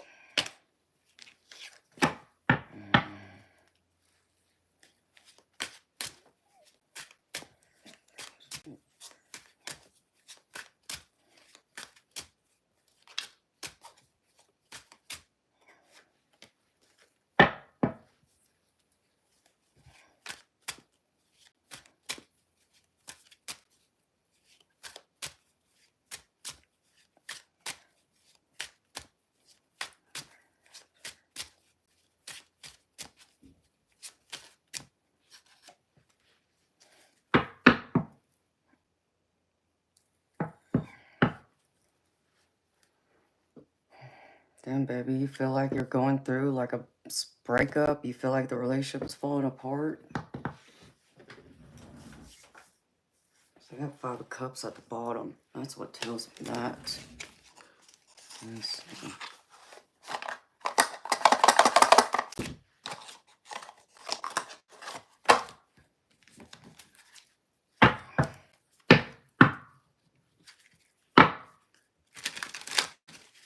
This is your first real reading?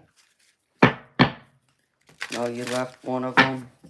You left one of them not long ago. Yeah, a little bit. You a little player, baby. I'm not judging you, baby. Just messing with you. I mean, I feel like you might have made the right decision there, but now you're looking at making another decision, though.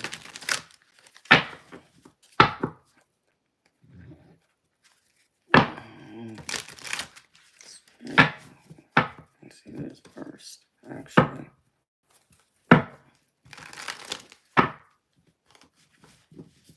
I'm gonna do this for you, baby.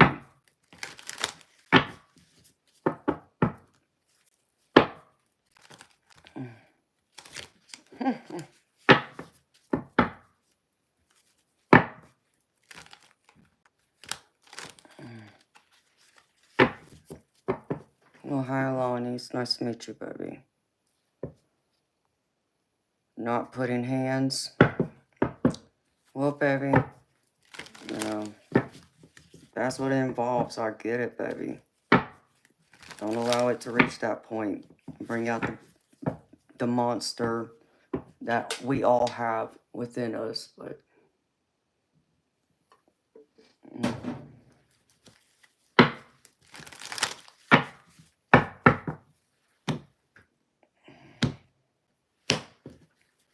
some heaviness in here, a little bit. Spirit, 4 Cups, Pentacles.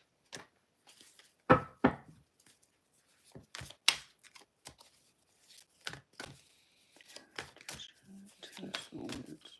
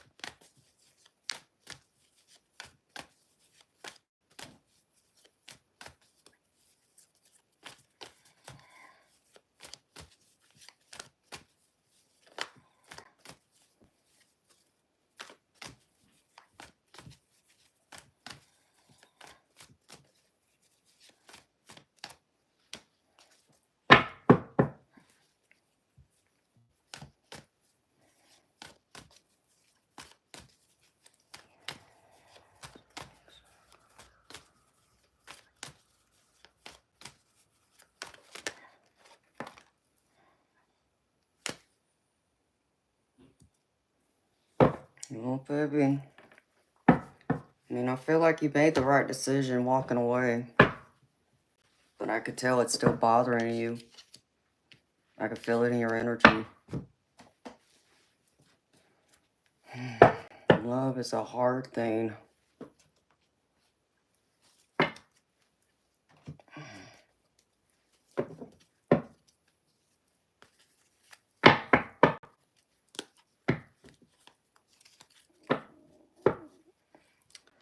So,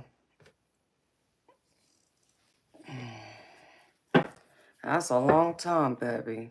27 years. Wow. That's a long time, baby. I'm sorry. I mean, I'll go over the tarot, baby, and then I'll pull some oracle cards. I can pull some of these just love Oracle, but I wanted to pull a couple other ones for you too, so.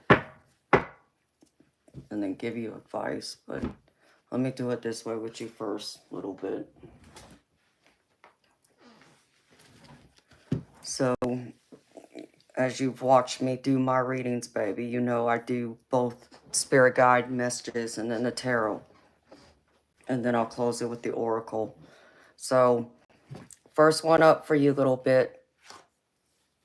He called you today and wants you to come back. Yeah, baby. I don't know if I would. Hold on. Let me go over this and then I'll get some advice and talk to you a little more. First one is stay open-minded.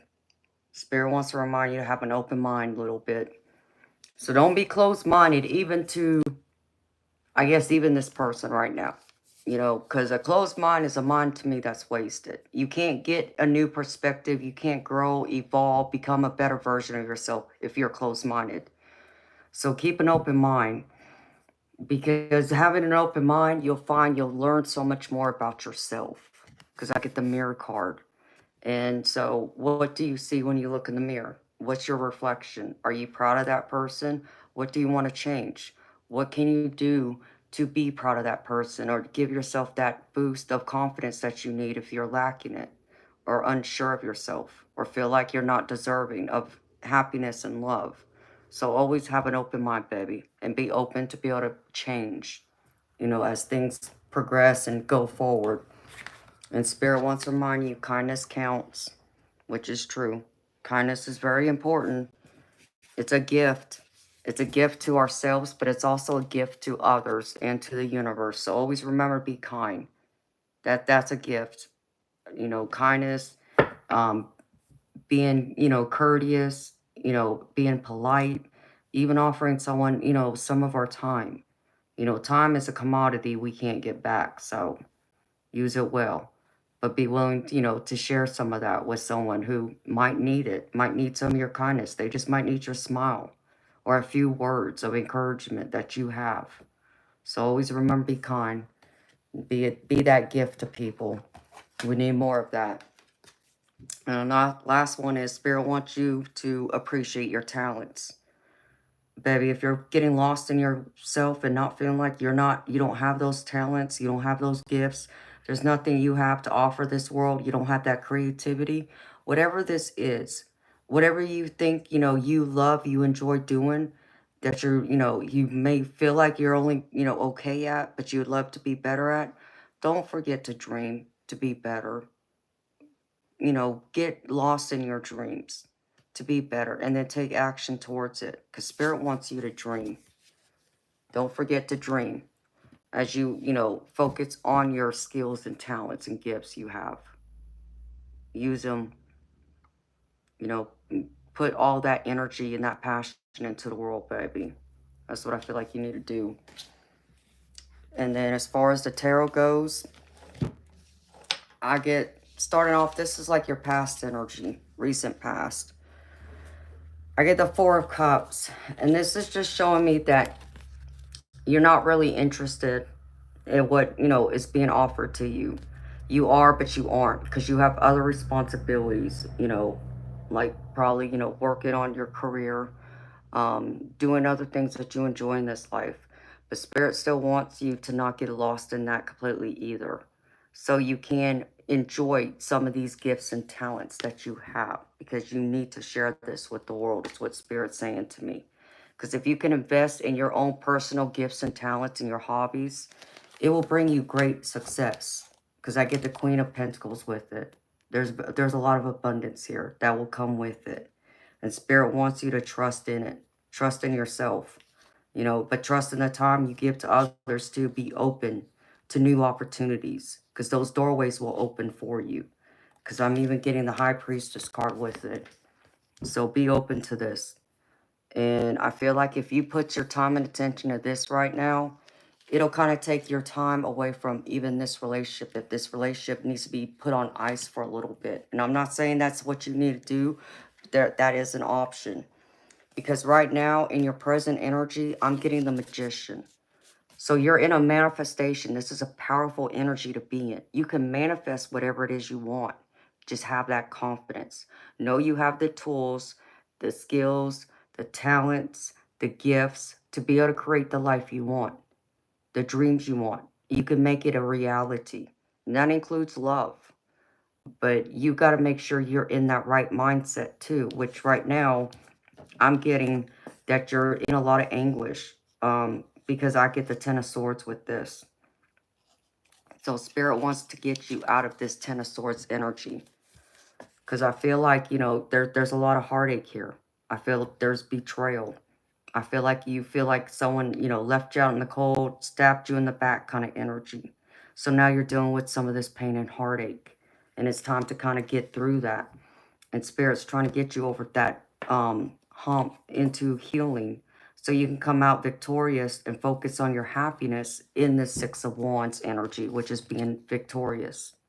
So be in this energy, even though that, you know, every step of the day might be hard and you might want to go back and really revisit the time you spent with this person and giving it a chance. Look also at how far you've come to. You know, how much did they give to you, sweetheart? Did they give you more happiness? Or was there a lot of, you know, chaos and drama and BS to where it disrupted your peace and blocked you from your, you know, your abundance? That's what you got to focus on. And I think that will help make your decision here, because I see you are considering this. I get you in the Nine of Swords energy. And this is all about being stressed out, thinking about this. This is keeping you up at night. You're not getting enough sleep. You're not able to focus on the other things in your life you need to focus, put your time and attention in. And I feel like part of this is also because you feel like things are being hidden from you. You're not sure of something. I get the Moon card energy with this is why. And this is all about things being hidden from you. Things that you're not aware of, or things that you might be aware of, but you don't know what they are, like secrets. And eventually, those secrets will come out from underneath the moon and go into the sunlight, where it will reveal itself. So if there's anything you're unsure about, or you feel like someone has done to you, like this person, you know, you walked away from, no, you will get those answers. It will be revealed to you in time. And Spirit showing me, if you can be a little patient, you know, things will start to get better and will improve, because I get the Seven of Pentacles with this. And this too, I feel like will help you to make this decision. Do you completely walk away and look ahead of you, or do you turn around and possibly look behind you and give them another chance? Do I feel like things can improve from this relationship? Yeah, they can. But it's up to you to decide if that's what you really want. But if you're asking, you know, will things get better? I feel like it will in small steps though. But you first got to know what this moon is. What is it you're not sure of, or you don't know, or things being kept from you? Because I feel like you need all that information to truly make this decision and know you're walking back into it if you choose to give this person another chance with your eyes fully open, knowing everything. You know, you can't make an informed decision without all the information first, right? To know you are making the right decision for yourself. So wait for this to be revealed to you. And then if you feel like you have all the information and you want to give it a shot, there's a chance for improvement here. But this other person has to be willing to come to the table too, a little bit, and compromise. Like, I feel like someone, you know, there needs to be a hero in this relationship. Someone needs to stand in and be that hero to say and take ownership of their part in it, but also be willing to compromise. Because it's not, you know, it's not about always being right. It's also about being happy. And so you got to decide, do you want to be right all the time, or do you want to be happy? Okay, I can give up being right all the time if I can still be happy with the person. So that's how you got to approach this. But I do see you got to make this decision because you're torn. This is the Two of Swords. Two of Swords is all about being torn. You're in a stalemate. You're torn which way to go. Turn left, turn right. I feel like you need to really think this through. I don't feel like necessarily this has to be a rush decision. I feel like you got to really Take some time, go into hermit mode, go deep within and discover, go within yourself. You know, what did this person bring to your life? Like, if I were you, I would make a list of the pros and then a list of the cons. Okay? Which one is longer? Okay? What is it? Is what on that list is a deal breaker that you can't live with when it comes to that, you know, the cons, you know, of that list? And can you work through it? And are they willing to change? Are they willing to meet you in the middle? A lot of that will help you decide which way to go with this Two of Swords. But it's going to take you having to stand in your power, being confident, being strong. Because I get the Strength card here with it. So, you know, you're going to have to ask these tough questions a little bit. I feel like it requires a deep conversation, an honest conversation, where both of y'all sit down and list out what it is you feel went wrong in y'all's relationship, what you've learned from it since being apart, and what you're willing to do to make it work if you're willing to give it another shot. That's where all of this has to come into play and decide it out. But I feel like if you choose to walk away and not give them another chance a little bit, I feel like you're going to be very happy too. Because I get the Nine of Pentacles. And the Nine of Pentacles is really a card to tell me that you're going to be happy with or without someone. And I do feel like you're very strong. You're very independent. You know, you might, you know, yes, I feel like you wear your heart on your sleeve, kind of like I do. But you're still very strong. And I feel like in part of your journey with this person, you kind of lost sight of that, sweetheart. And you got to find that again. You got to know you're going to be okay.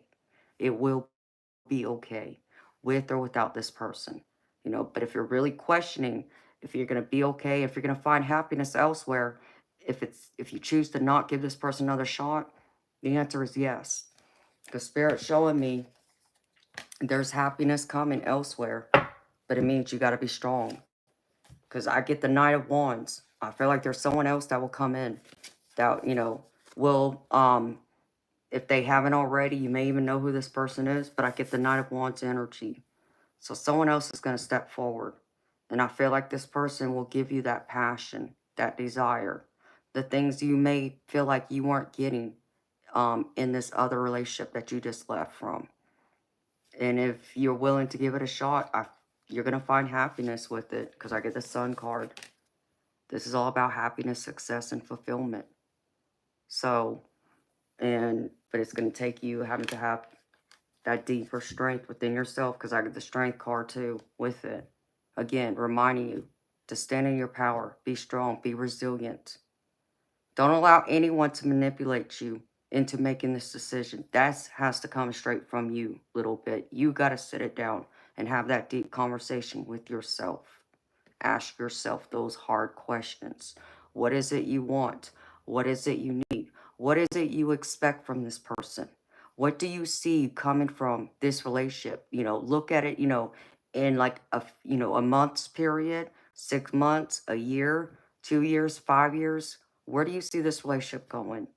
Do you see yourself happy, or do you still see problems? You know, and it's not to say that we all aren't going to have problems in our life, in our relationships, because no relationship is perfect. But are those problems going to be so severe that it's going to cause a huge fracture again, to where it's going to cause you to, you know, separate again? That's what you got to ask yourself, baby, is what I feel. But let me get some cards.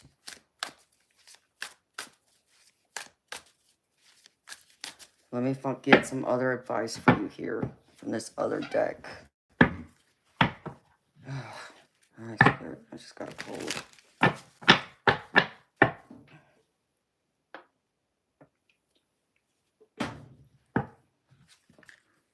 Spirit. I need some advice for a little bit, please.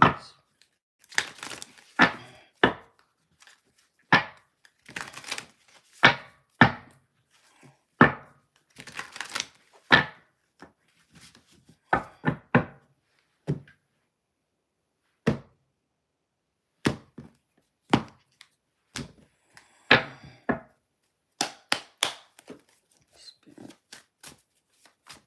Advice.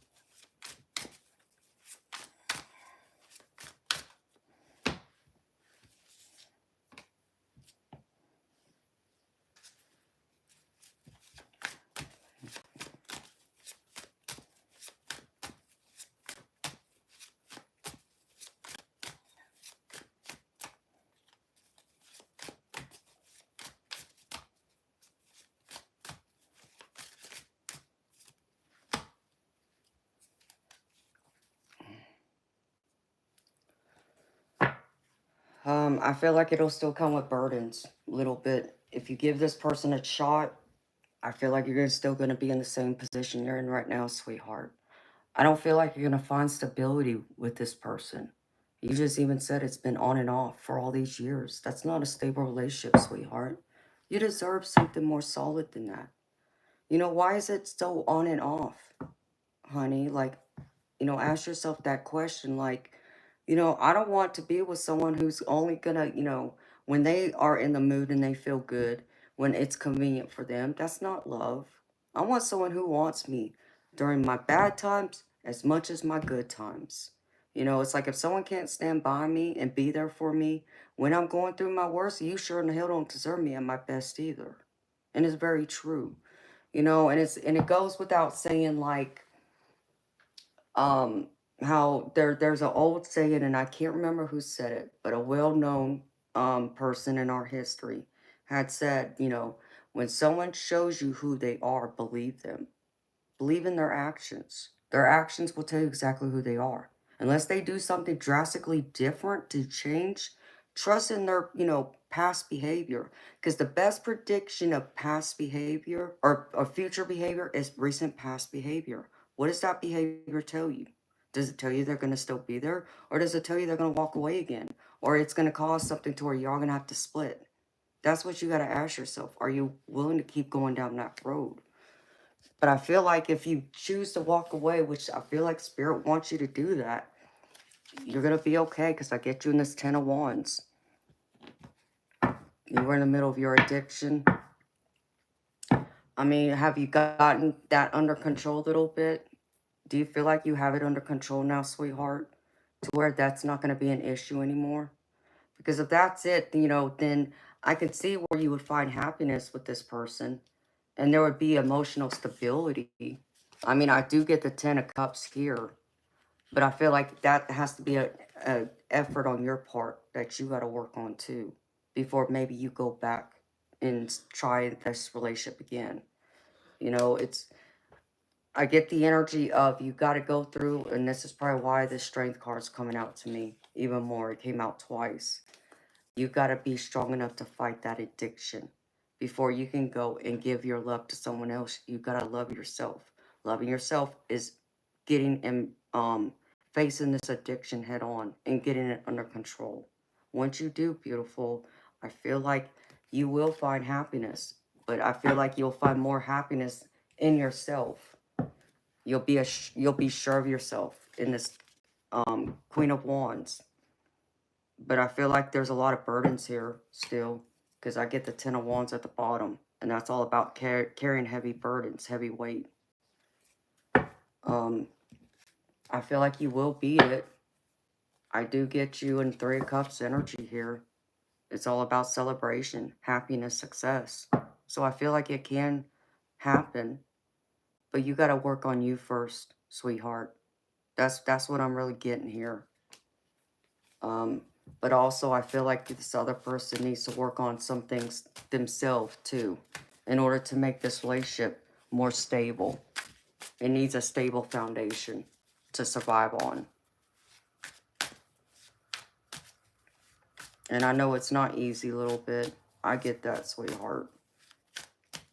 But I want you to hear me out a little bit. I'm proud of you for acknowledging you have an addiction and that you are struggling with it, and you're still trying to get your handle around it. That takes a lot of courage to admit to that, sweetheart. In order to help create or fix a problem, you got to first acknowledge it. That's the first step, sweetheart. So be proud of yourself for that. What else, Spirit?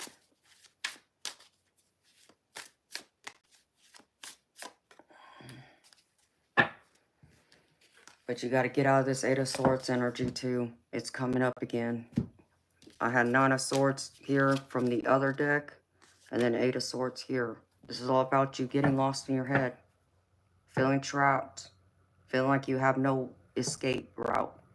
You keep doubting yourself, allowing all those emotions, worries, fears, and doubts to overwhelm you. And that could even be contributing to your addiction. which is understandable. You know, that's how some people cope. So you got to get a handle on this. I feel like you may even want to seek out counseling if you haven't already to get some extra help and support. And I feel like if you can get yourself grounded in that, I would even try more like some meditation a little bit. I feel like you got to get yourself grounded, get yourself centered. You know, if you don't already have a journal, I would, suggest you start, keeping a journal. Write your feelings down. Just a place for you to keep it and to release it, to get it off your chest. And that'll help with dealing with some of your anxieties and fears and worries that you're having. And then, I would even use music. Music is a good way to help face some of our fears and feelings. It helps us to even cry when we need to. And crying is also healing. What else, Spirit?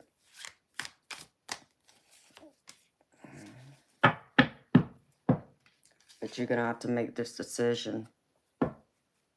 Choose a path, beautiful. So you got to choose. This is Two of Wands. Decide. Decide which road you want to go down.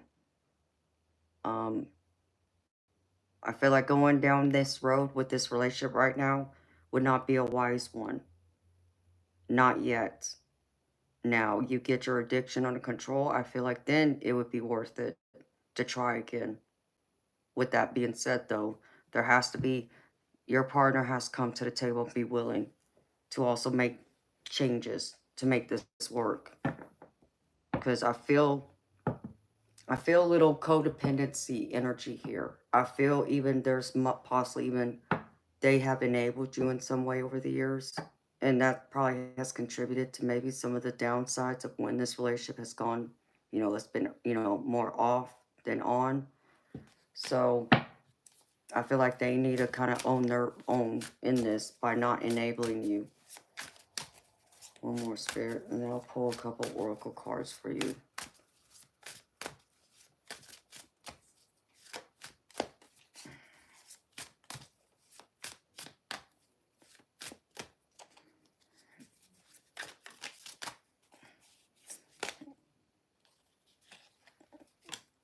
There will be a lot of choices, though. And that could be what's leading to you struggling to make a decision because you have more than one option. But even with choices, though, presents opportunities. So don't get overwhelmed by all the choices and decisions you have to make. Look at each one of them individually on their own and look at it. What's the opportunity that comes with it, with having, that choice if you were to choose that option. So focus on the positive. I feel like if you can do that, you will find more success in this. I feel like you will be able to beat your addiction. I feel like you will then be able to be a more stable person. You'll find that happiness within yourself to where you won't be so much wanting to go look for it elsewhere and trying to fill a void. I feel like Spirit will step in if you talk to them and ask them for that extra guidance, that extra, encouragement to provide those opportunities for you so you can grow, so you can evolve, so you can see the sunlight at the end of this dark tunnel that I feel like you've been in, that you've been struggling with.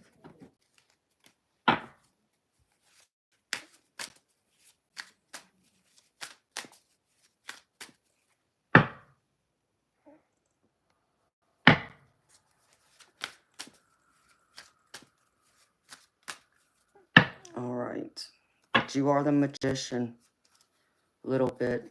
I get the magician at the bottom again. So this is your manifestation. Manifest it. If you want change, change will come. It'll be good. But if you keep worrying and be in doubt, then that's what you're going to manifest too, sweetheart. So, let me pull from this. Good job, Amanda.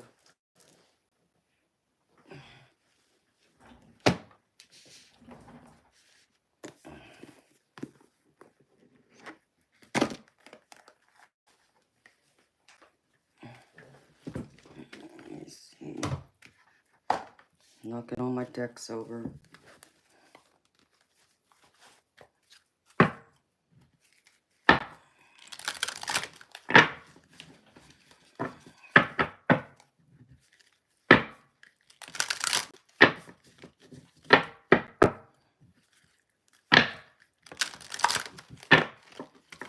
Little bit. Does your partner have addiction problems too, sweetheart?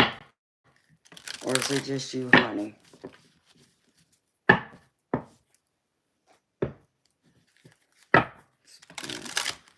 One card for a little bit, please.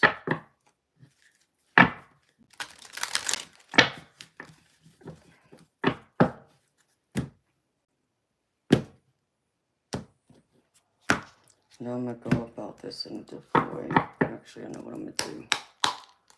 They do too? Okay, so I see it's on both sides. That makes sense. All right.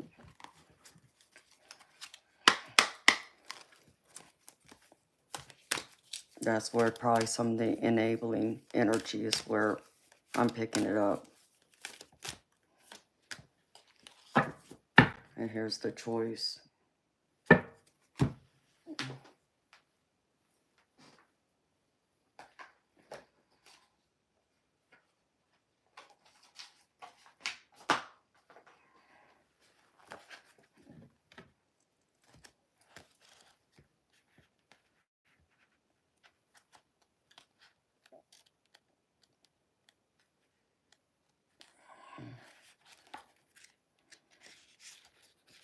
Okay.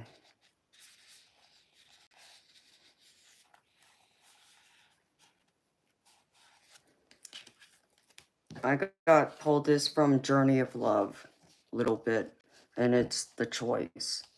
And it says, it is safe to choose now. There is no wrong choice, just a choice that resonates with your heart. If it is challenging you, that is an opportunity for you to let the divine cleanse and lift you into the vibration where you feel at peace with your choice, where you can accept the grace it will bring to you.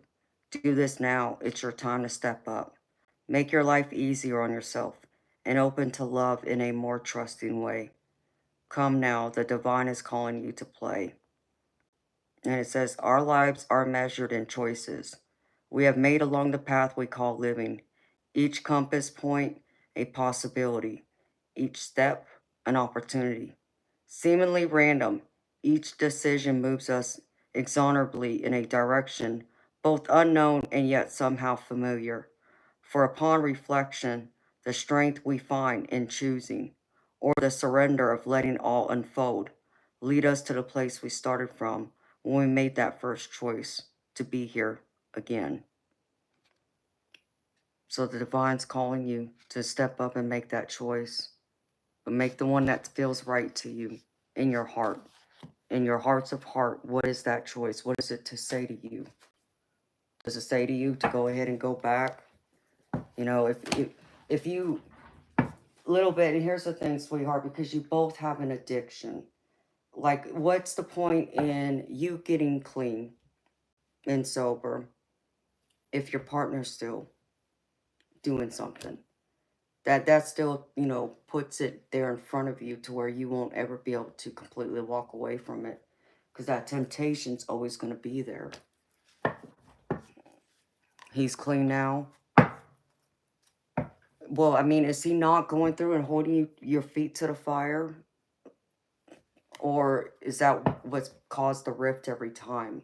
Like, why, you know, it's been more off than on because, you know, you use or, you know, do what, you know, you shouldn't be doing. And so he's saying, no, I don't want no part of this until you get cleaned up again.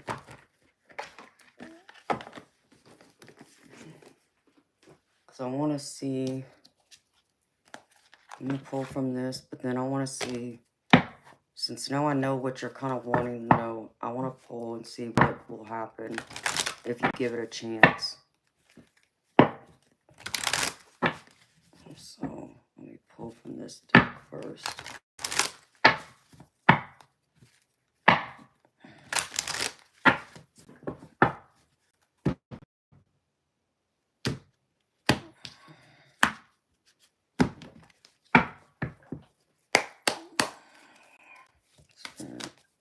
one card for a little bit, please.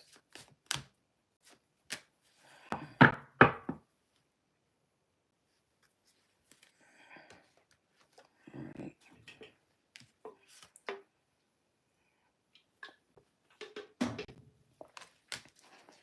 Okay, little bit.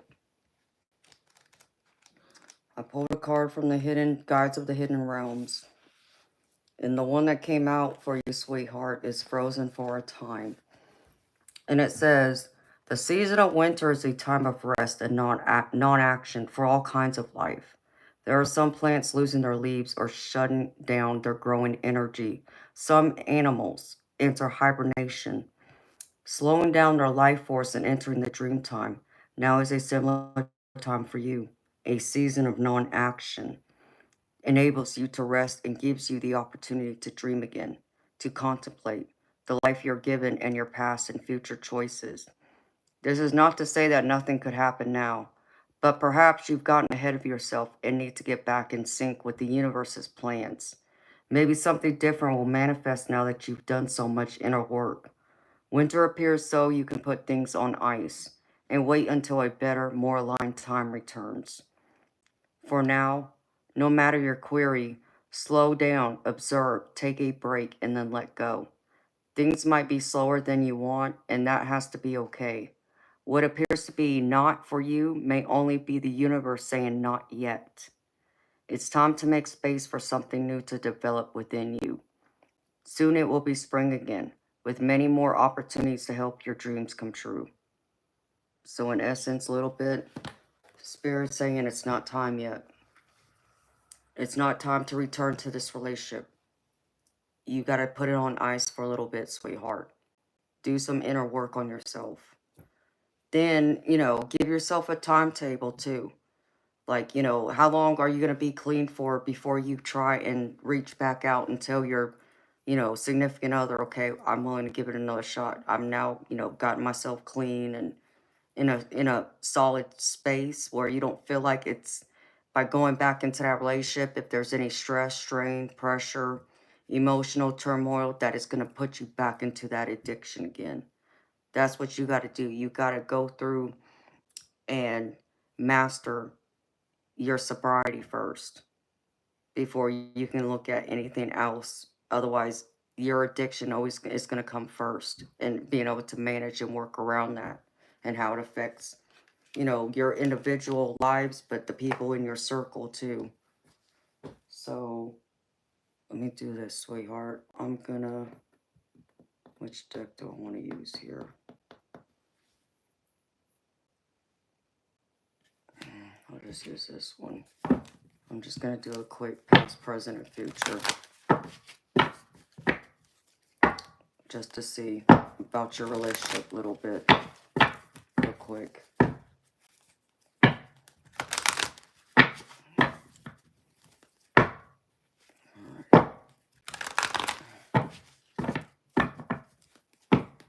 Holy Spirit.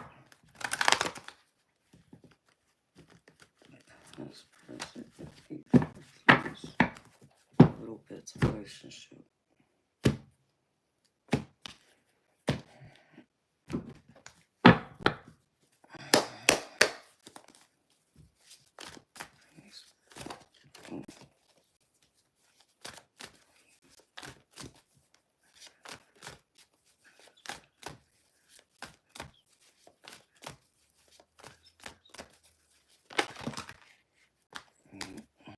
There's that. Show me present.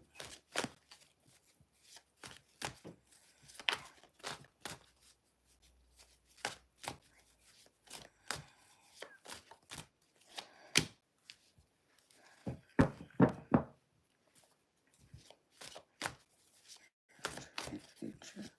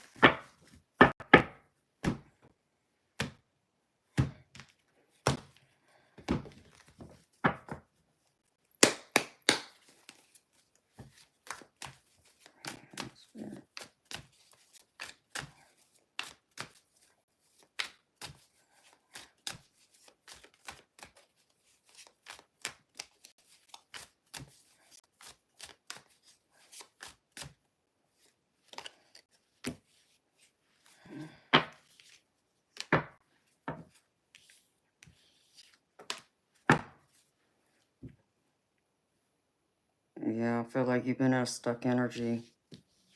This is recent past energy, little bit. Hangman is stuck energy. Spirit's showing me that you got to really look at this from a different point of view. And I think that point of view is forward movement towards your sobriety, for you getting clean.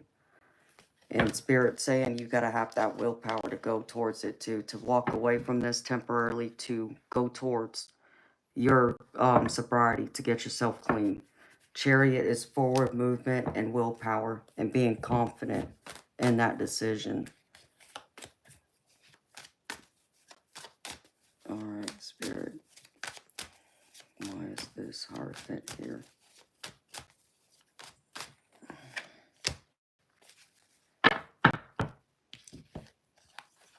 And I feel like right now, this is you walking away. Like, okay, this is the Hierophant right here, okay? The Hierophant is all about, it could be a marriage card, but it doesn't have to be. It just represents a long-term serious relationship for me. And here's the Six of Swords. The Six of Swords is all about walking away, coming out of choppy waters and going into calm waters. This is your present energy. So this is like you walking away from this serious relationship to get your calmness, your peace, and like look at your overall well-being and sobriety again. Alright, Spirit, show me why is this Emperor here? Verify.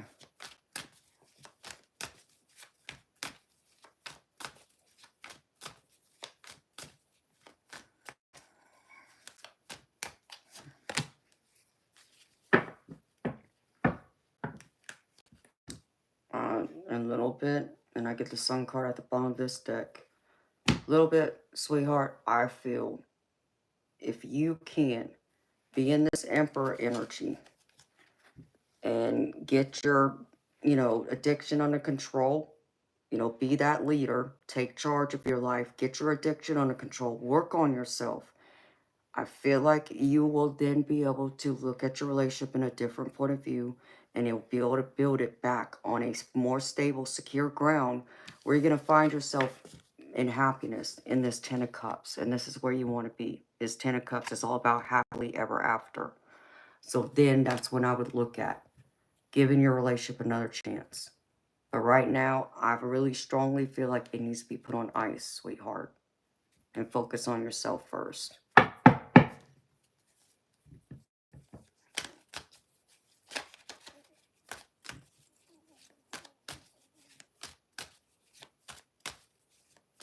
Does that make sense a little bit?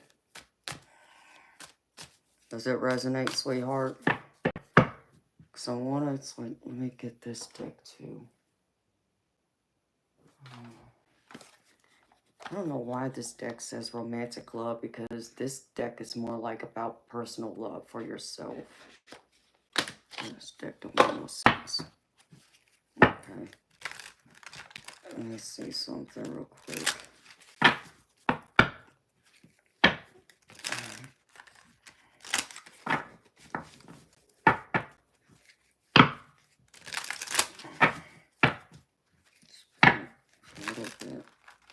What does a little bit need to focus on themselves? A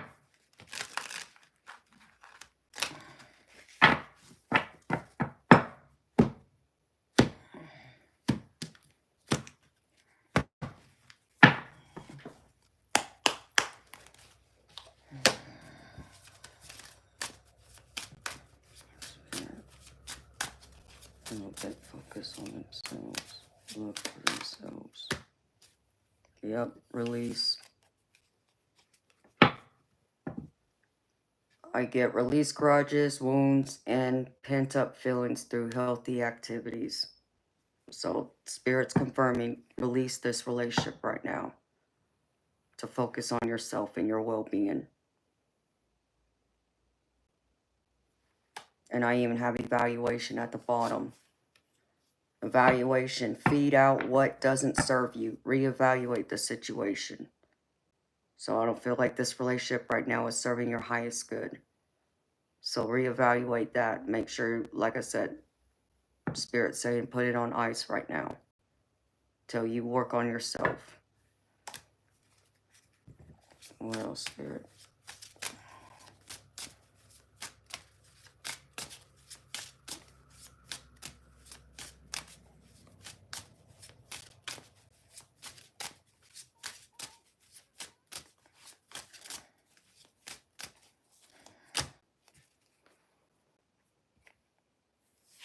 And Spirit wants you to communicate. So be clear about what it is you're doing. You know, just let them know. You're going to focus on you. You're going to make sure you get yourself together to be a better partner for them down the road. But that time has not right now. It needs to be put on ice. And once you work on yourself and get yourself put together again, then you can look at coming back and giving this relationship another shot. But you got to get out of your self-limiting beliefs too, a little bit. Stop doubting yourself. You can do this. Keep going. Don't stop.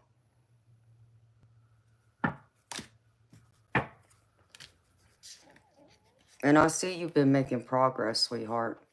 I just know sometimes it's hard. You know, we want to fall back, especially when we get tempted, I should say.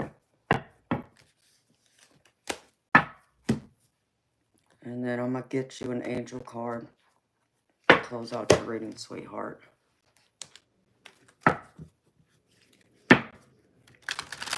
Yeah, just take one step at a time, honey. Don't put a lot of stress on yourself.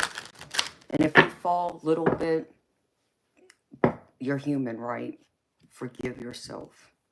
But get back up and try again.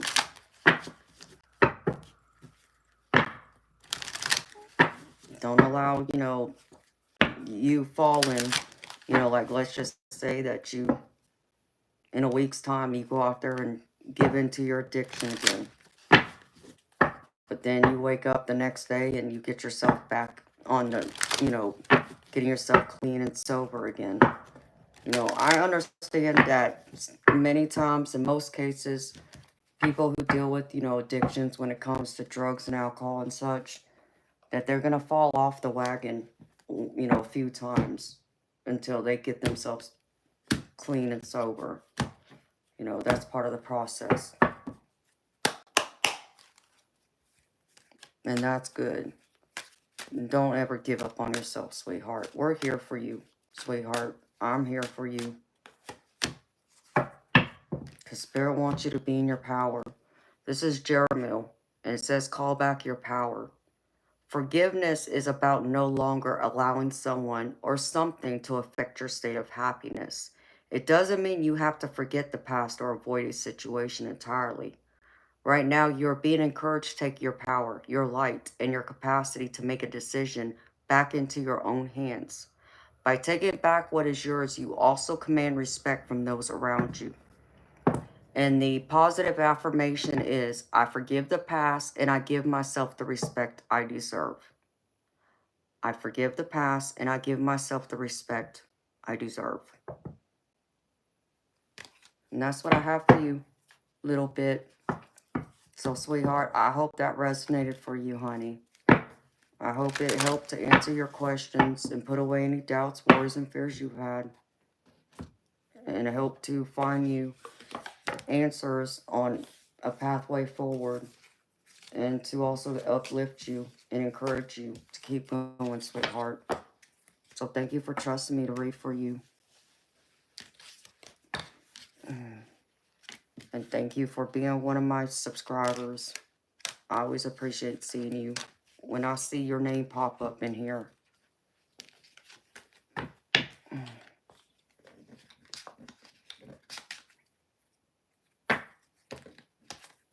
Alright, let me get all these cards now.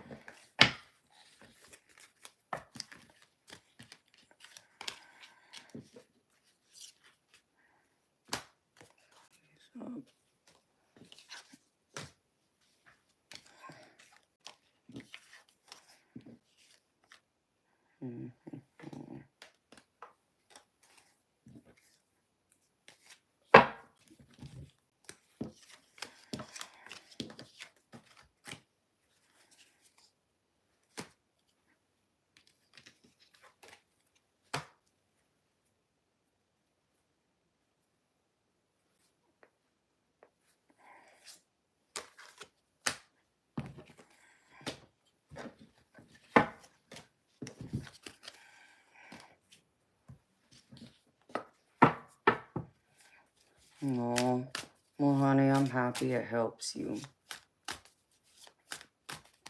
Know you're stronger than you give yourself credit for, honey. And don't forget that. Don't allow those doubts to creep in when they do.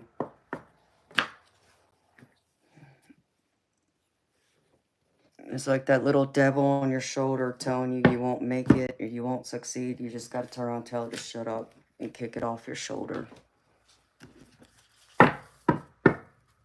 It's like, a little bit.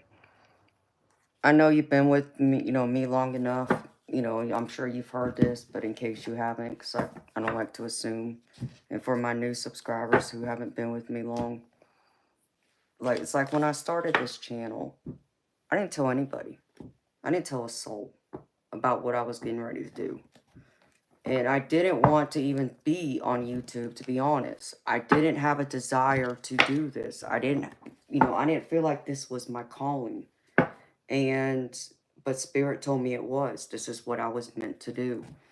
And it took some time, though, because I remember Spirit kept telling me that I needed to share my experiences, both from, a paranormal experience, from experiencing ghosts and such, but even my psychic abilities, to tarot being brought into it later. And I just told Spirit that they were crazy, talking about my spirit guides. I laughed at them and told they were crazy. It's like, no, y'all crazy. I didn't want to be here, but they kept encouraging me and telling me I needed to do this. I was meant to do this. And, I didn't go around looking for validation from others. I didn't go through and ask anybody what their thoughts were. I've decided I would spend some time in, thinking about it, going, within like hermit mode and ask myself, can I do this? Do I really want to do this? What good will come of this? I had to weigh the pros and the cons. I had to go through all that. But I didn't ask a single soul. Nobody knew what I was getting ready to do until I had put the channel out there. And that's when I let everybody know then what I was doing. And I know it took a lot of people by surprise. They would have never, ever expected me to do something like this. And I mean that in both more of a good way than a bad way, but understand me. I know there were a few people who never ever thought I would do something like this. They would have never ever wanted to see me do something like this because one of them in particular is very narcissist. So they would hate to see me be, outshine them, so to speak. But I don't care, I'm not worried about those people. All I'm saying is I wasn't looking to others to validate me. Validate my reasons behind it, validate my self-worth, my values, my inspirations, what I was wanting to accomplish with it, nor were they going to be the reason I succeed or if I fail. That's on me. I'm going to hold myself to that, not anyone else. So that's all it takes is believing in yourself.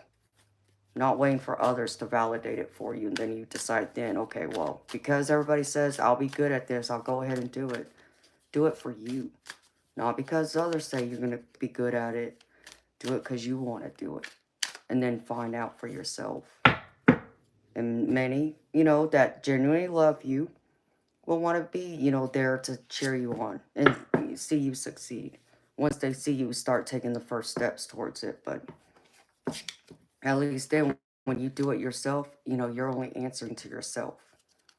You're not, you don't feel like you're answering to others because they're the ones that encouraged you or whatever, if that makes any sense. So that's what I did.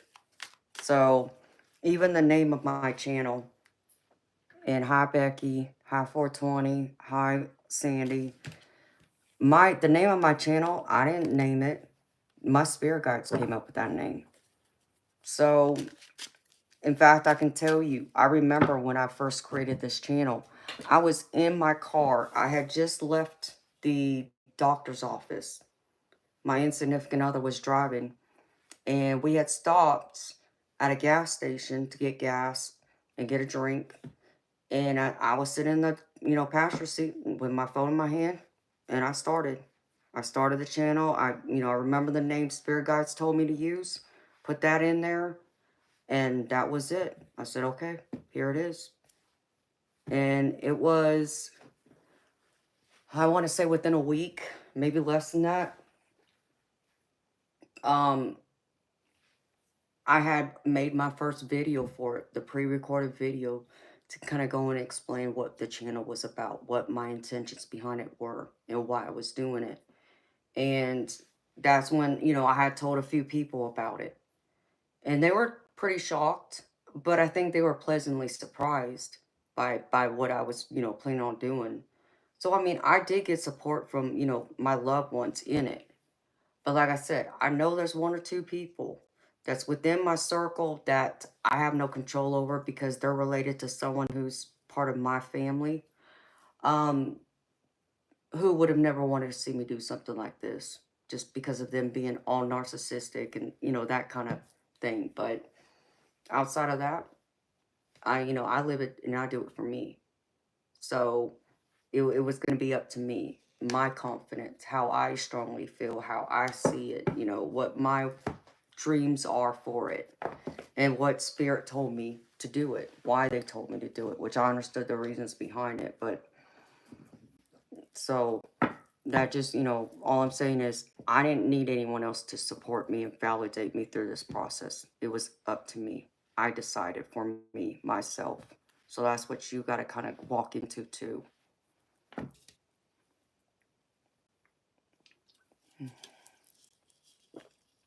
Hi, Richard. How you doing, baby?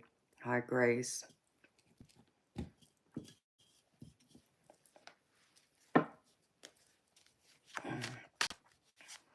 I mean, yeah, and Eternal Light said he was waiting for me to come on YouTube because he was looking for me. I just feel, like I said, Divine was guiding me here. But a lot of it came even before because, as many of y'all know, but for the ones who don't, um, I had to sell my old house about 3 years ago. Well, actually, it was about 2 years ago. I've been here 9 months. So about 2 years ago, I sold my house. It'll be 2 years in June, in fact. And I didn't want to sell my house, but I was put in a position I was forced to because my insignificant other had lost his job and he refused to get another one. So I didn't have the means to afford the house anymore.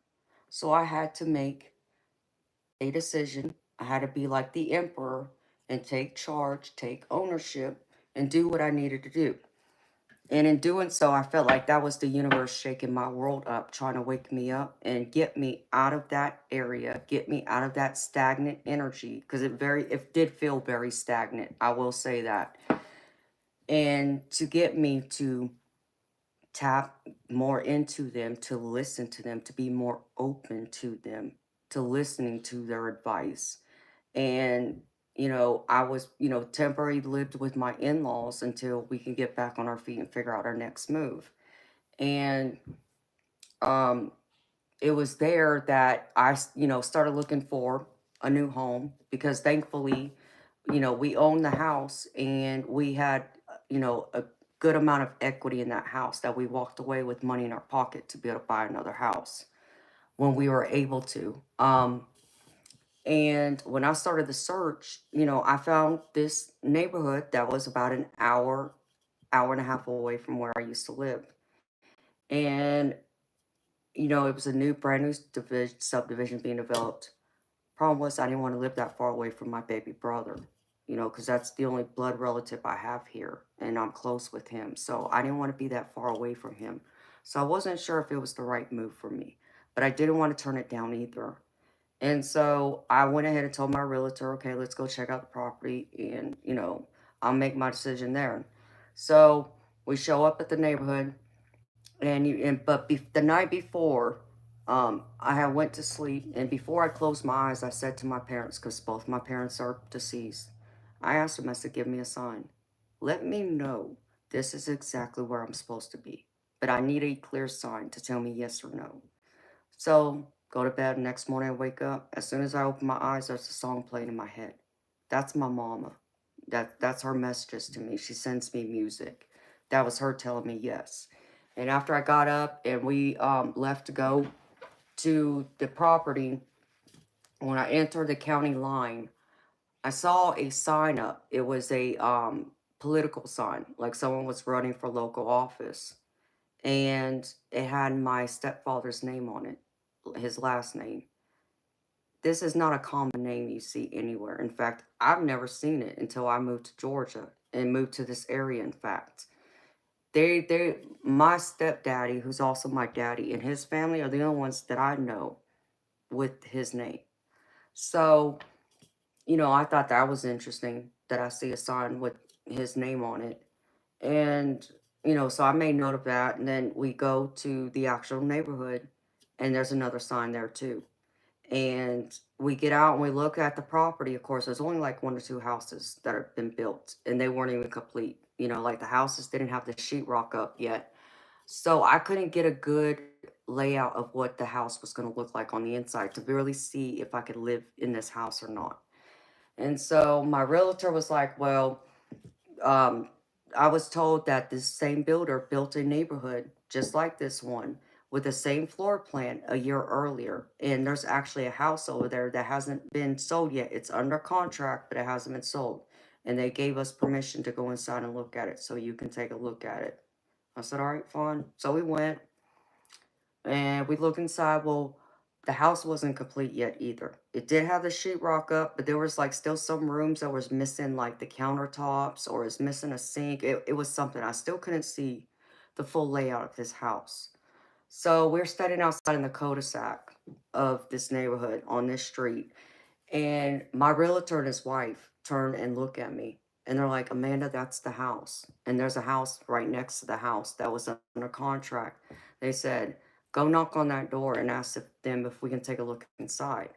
And I just kind of looked at them crazy. I'm like, huh? Like, I'm a complete stranger. This person, whoever lives here, is not going to allow me in their house. They don't know me from nothing. But I'm like, you know what, whatever.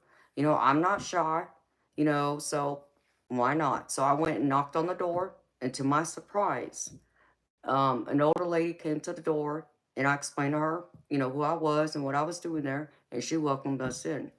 And as she's showing us the inside of her house, I'm looking around, and I walk into her living room, and next to the living room is the doorway that goes into the master bedroom. And over her doorway, her door frame of her master bedroom, is an angel figurine. I have this same exact angel figurine. In fact, it hung in the same place at my old house, over my master bedroom door frame. I couldn't believe it. I'm like, well, there's another sign. So I was getting signs everywhere. Spirit told me yes. My parents telling me yes. And then after she was done showing us the house, as we're saying our goodbyes and I'm thanking her for allowing us, in her home and, showing us around, I just happened to mention the political sign, out front in front of the neighborhood. And I said, yeah, I said, it's crazy. I said, that's my family's name. And she's like, really? I said, yeah. She's like, well, that's my name too. That's my maiden name, in fact. It's like, what? I couldn't believe it. Like, out of all those houses in this neighborhood, the one house, the one door I knock on happens to have my family's name, a name that I don't see anywhere. It's not like a Smith, a Johnson, a Davis. It's nothing like that. It's like, what are the chances of that? So that was another sign from my parents, from Spirit, saying, yes, Amanda, this is where you're supposed to be at now. So based off of that decision and liking the layout of her house, now that I can fully see it, I said, okay, I'll go ahead and, buy a house. I'll have a house built. Even though I still didn't like the idea of living that far away from my baby brother. But given it was a brand new built house, it was going to be built brand new. And I got to modify the house the way I wanted it. And it was in the price range I was looking for. And, you know, I couldn't say no at that point. So I went ahead and did that. And that's where I'm at now. But that was spirit. That was the universe. And they trusted me. But they were guiding me to get me here, to get me on this channel, to get me to start this process. Because if it wasn't for that shakeup in my old house, this would have never come to be. I would have never, ever had the time to even think it through, to decide, like, okay, what do I do next here? You know, and talking to the divine, God, you know, my spirit team, any of them, you know, I would have just ignored them and just kept going on with life, doing what I was doing. So there are different reasons. There's different ways spirit will speak up and be loud and be clear with you. It's up to you to discern the messages. It's up to you to be open to receiving them. But most importantly, you got to, you know, trust yourself and trust in you and your abilities, your gifts, your talents, and not look for validation in everyone else to tell you, yes, good job, or yes, you should go for it, or no. You decide that for you. Because as I try and tell y'all, don't allow others to define you. The only person that should be able to define you is you. Okay? You define you, and then you show the world who you are.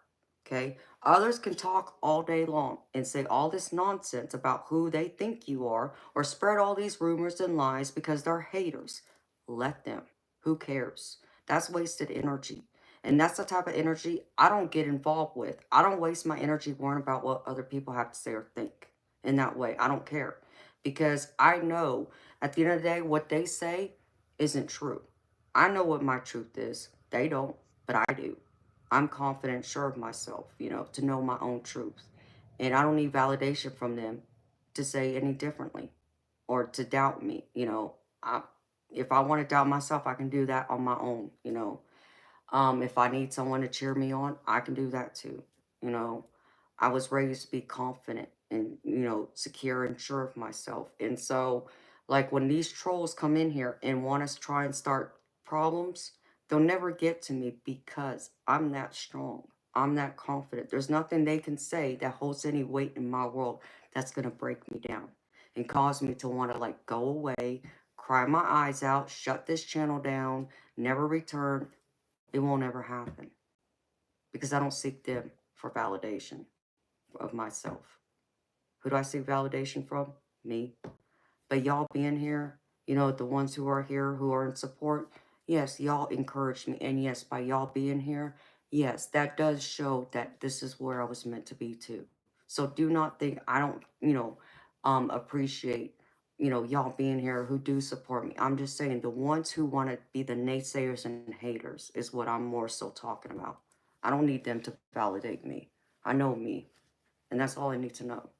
And that's all I had to do to start this channel and be brave enough to put myself out here like that.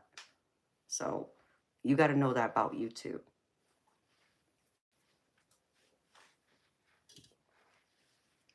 Hi, Silky Bee. Hi, Lois. You're funny, Chief.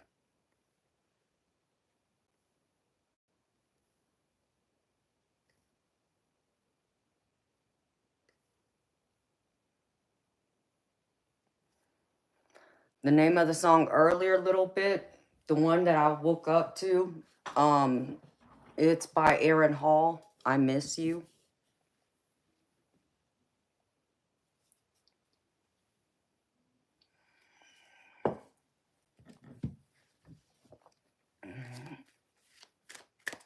Oh, you're so welcome, little bit. I'm happy I can be here for you, sweetheart.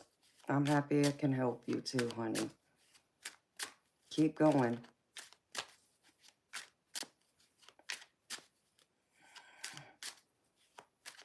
Yes, little bit. That one. Yes, Sandy, I do. I'm still munching on it, baby. I had to use the restroom, y'all. My bladder's calling my name now. You want some cheesecake? Sandy, I'll bring you some, baby.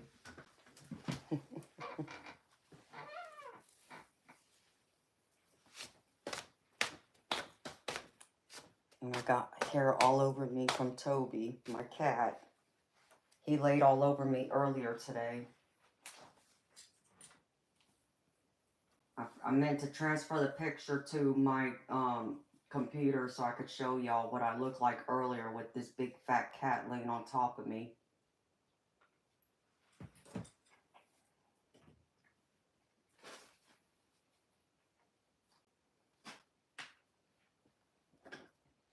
It was pretty funny.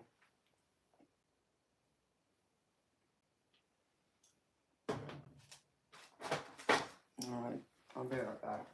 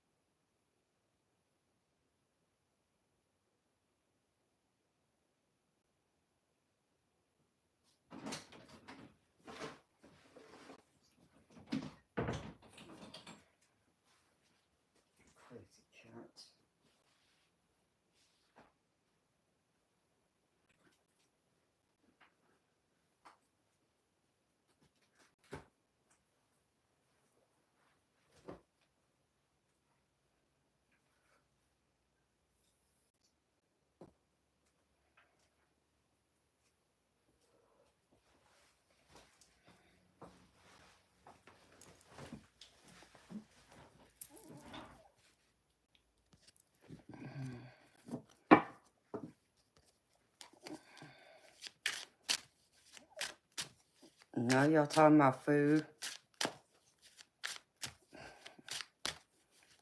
Y'all gonna make me hungry now.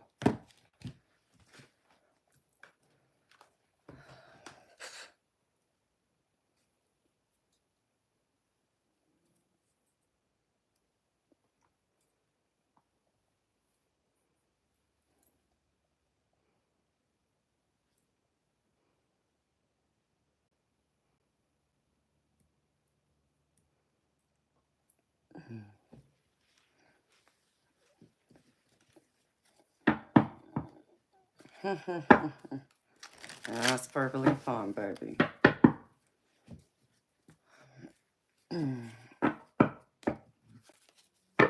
I mean, I munched earlier when I got up, but I haven't ate anything since then.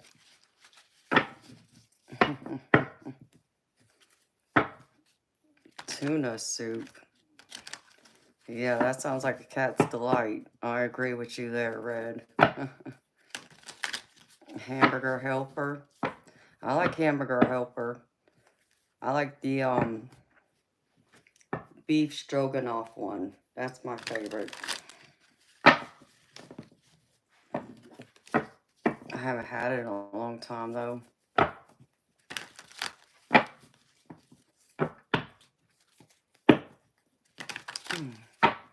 So how's everybody doing? How's everyone feeling?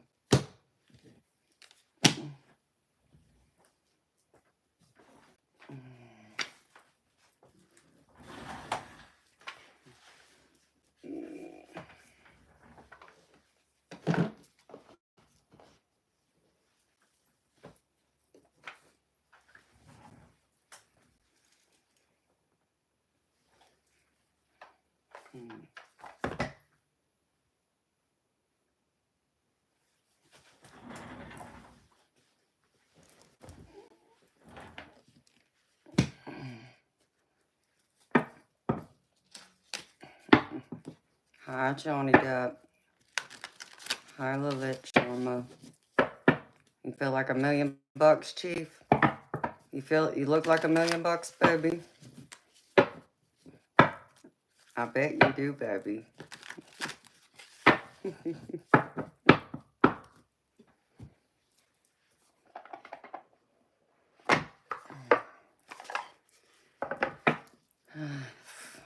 Alright, Spirit, quit making me cold.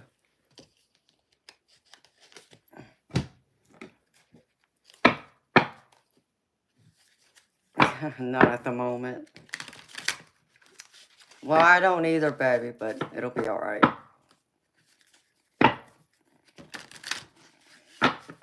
You look like about $10.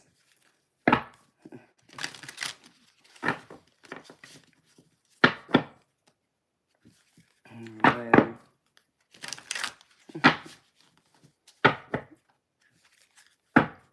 I don't know what that equates to, Lord Smith, in US dollars, but I think I understand, baby.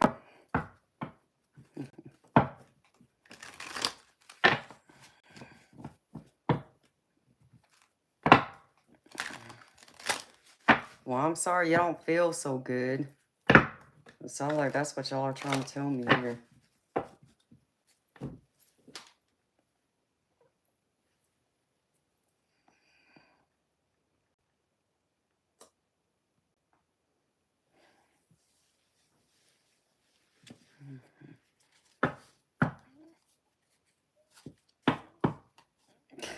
You owe money when it comes to looks. Oh, Lord Smith, stop cutting yourself down, baby.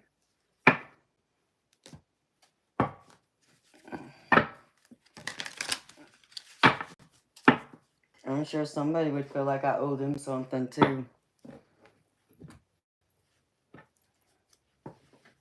You feel like $1,000,000 eternal light? Oh, I'm glad, baby. At least someone does.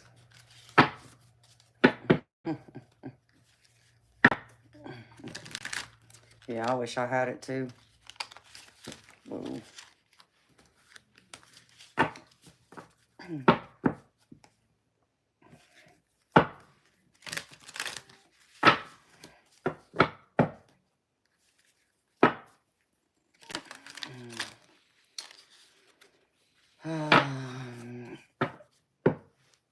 Hi, Shake Your Thoughts. How you doing, beautiful soul?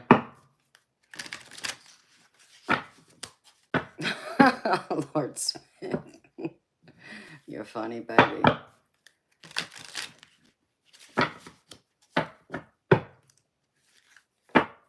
I'm sorry, Sandy.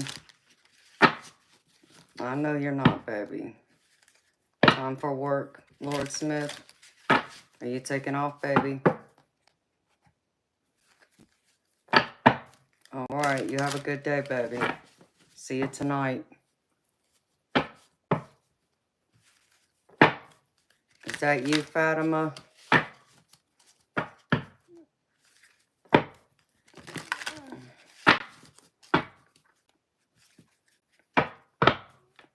I keep getting this card. Whenever I shuffle this deck, this is the one that's at the bottom.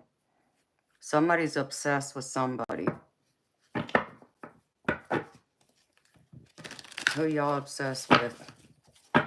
Or is somebody obsessed with y'all?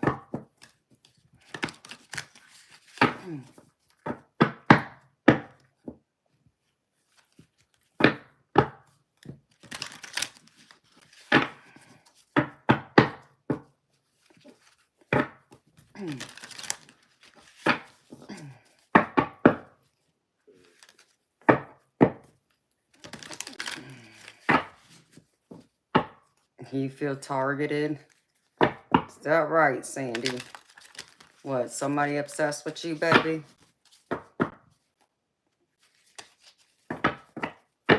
Superhero, my name's Amanda. What's your name? Hi, Corey. How you doing, beautiful soul?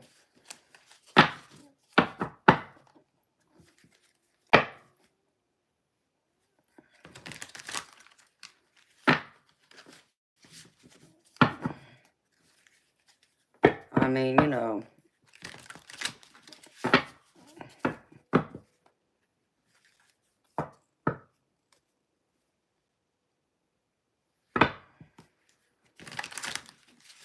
There's somebody that always gotta be obsessed with somebody, I guess.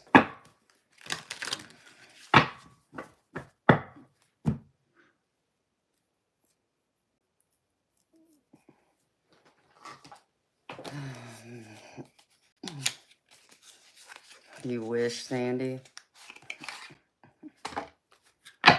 Be careful what you wish for, baby. You might end up with a cray-cray. Like a fatal attraction cray-cray. You may not want that, baby.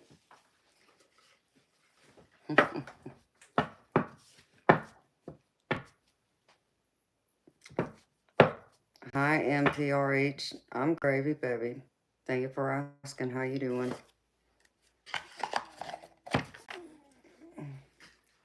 Like, I've been down that road of someone having a fatal attraction towards me, and it was scary. That's all I can tell you.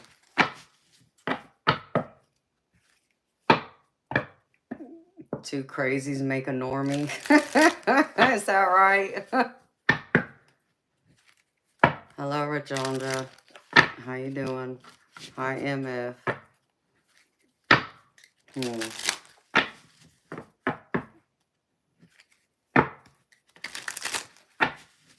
I mean, people get their own crazy ideas, I guess, of what crazy and then what crazy in love is and what obsession is, I guess.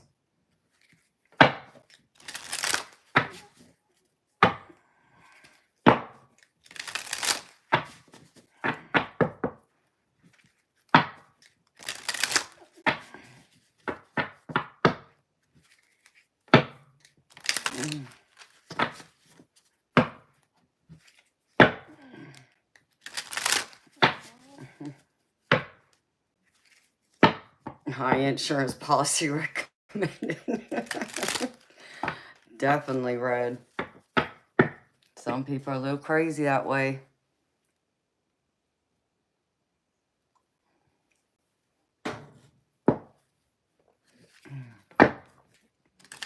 Hi, Richard Pucci. Hi, Karen. Hi, AJ. I'm gravy. Thank you for asking. How y'all doing?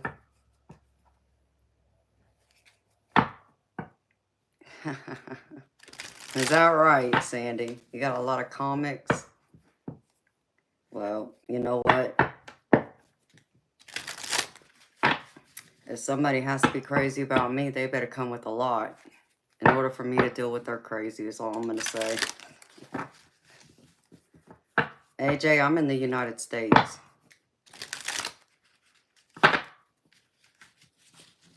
Really, Richard? I'm surprised, baby.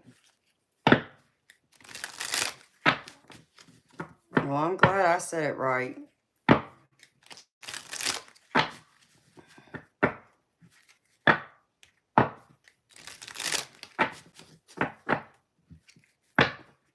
You know, because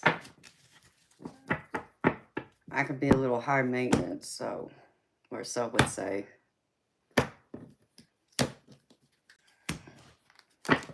Oh yeah, Eternal Light has his own channel. He does have some shorts on comics he has.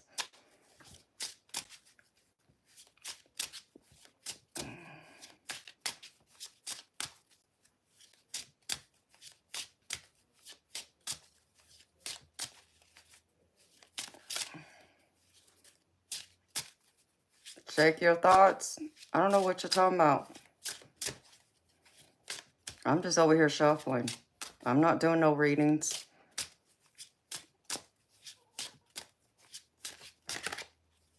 The only time I do readings is when people pay for them. Are you, Sandy? See, I'm high maintenance when it comes to my taste. Like, I like,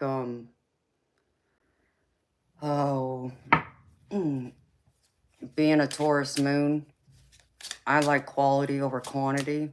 So, and that comes with everything. I think materialistic wise, you can think of.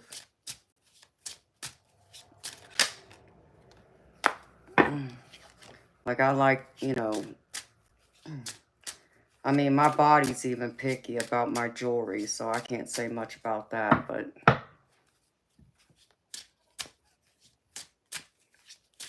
I have to, because I have a metal allergy, I can't wear any costume jewelry, and I can't wear anything less than 14 karat solid gold, but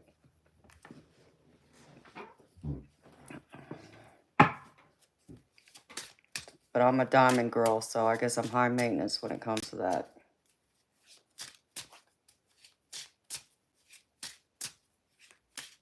You prefer quality in comic books, but not in life? Yeah, I just have specific taste about certain things.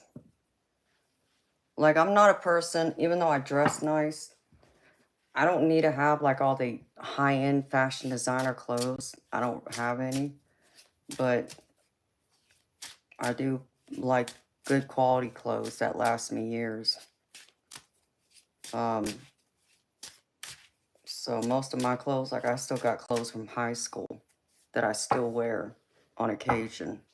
And I just turned 44, so that tells you how old my clothes are.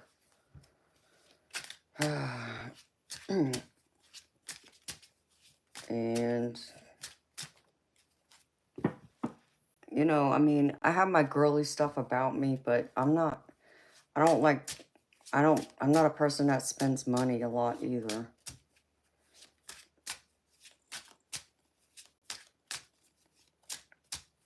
Yes, Karen, I do want the best. Then thank you for thinking I give the best.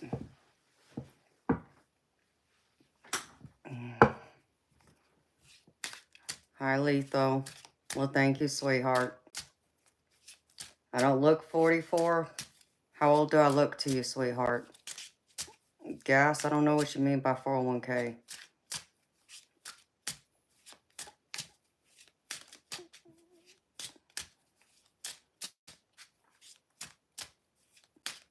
Digins, you wish.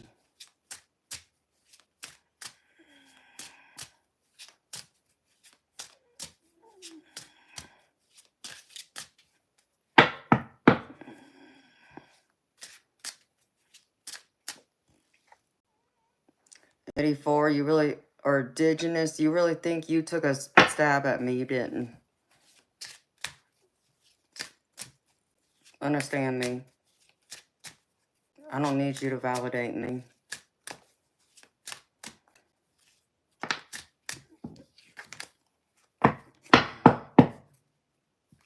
Mr. Mendez, what puts a smile on my face and makes me happy? There's many different things.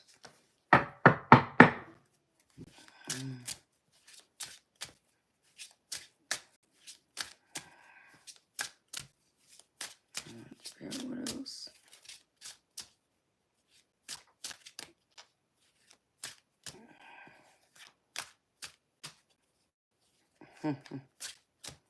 You're leaving me already, Chief? All right, baby. Well, you have a good night. Sweet dreams to you. See you tomorrow, hopefully. You know I'll be back. Chief, you know you're my date on the weekends, right?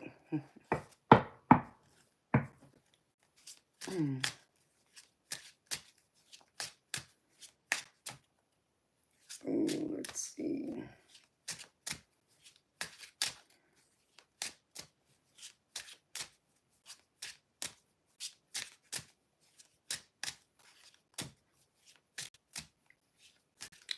Hey, baby, I'm always safe. If not, I'm good at it at least.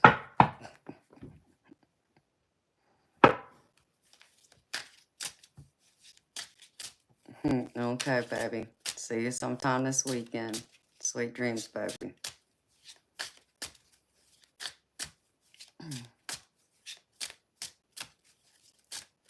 I'm hoping either Monday or Tuesday I get to go and have my steak I've been craving.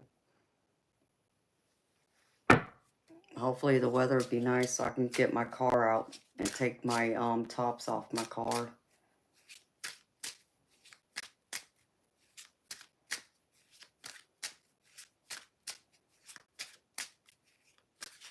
Mahendran, you're from Sri Lanka. Well, welcome.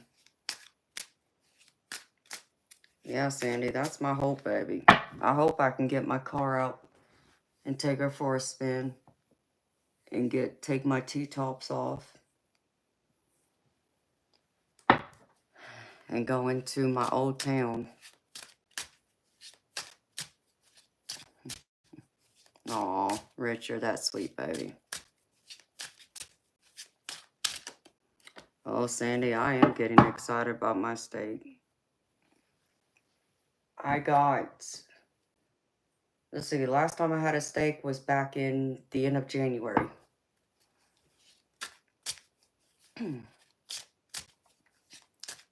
T-tops, like, you think of the race cars. You know how they have, the tops that's missing off the roof on both the driver and the passenger side? That.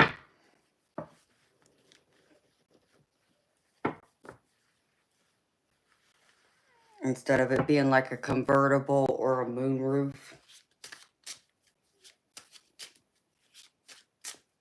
You know what I'm talking about, Sandy. You're old enough, baby, to see T-tops, like on Camaros and Vets, and Firebirds and Trans Ams.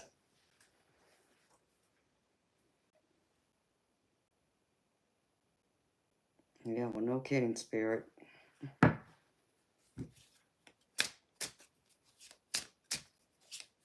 Because, like, the newer cars, like the newer Camaros, the ones that they just quit making, they didn't come out with T-tops. They only came out with convertible and hardtop.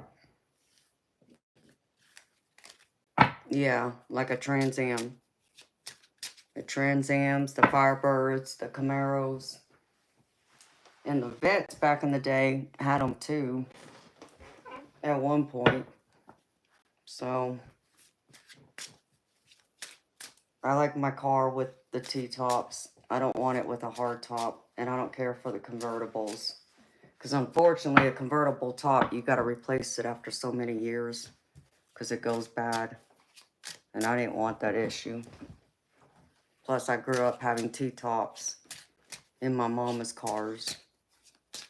So I grew accustomed to having them.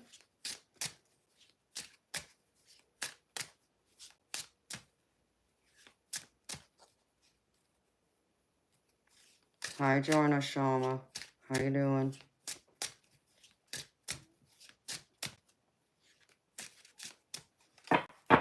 I'm shuffling this new deck. Trying to get it shuffled.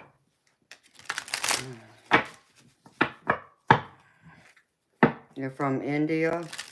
Well, welcome. I'm in the United States.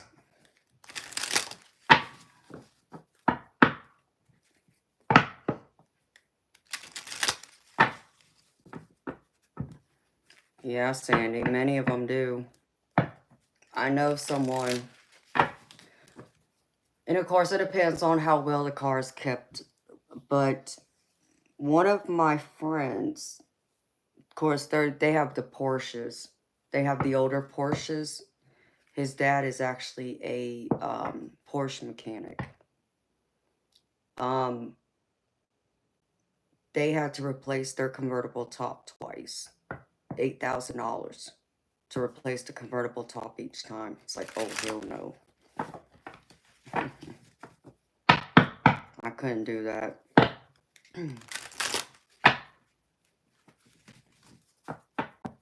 Oh, thank you. You're very sweet. And you would have never thought, Sandy, you'd have to replace it after so long, but I guess it gets worn out like everything else.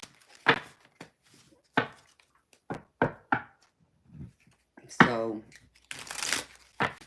they replaced it. They had a 911 Porsche and a 944 or 941, something like that.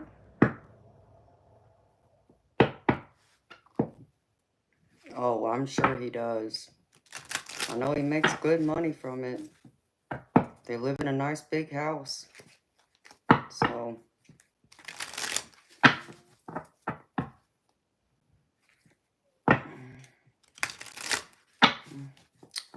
yeah, that could be it too, Sandy. Like I said, I'm sure it has a lot to do with how well the car's been maintained. You know, if you have a car in a garage a lot, then I don't expect the top to go out as quickly than a car that sits outside and is not garage kept.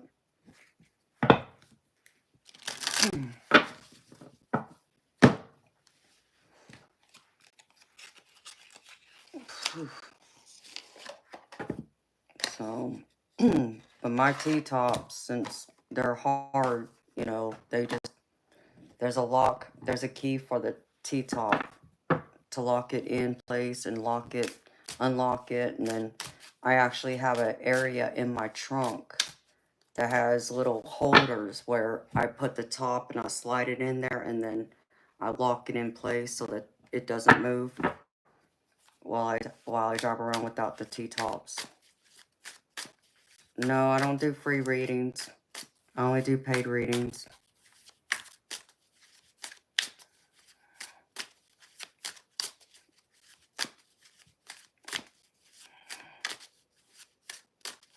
So, for me, it was, you know, to have that,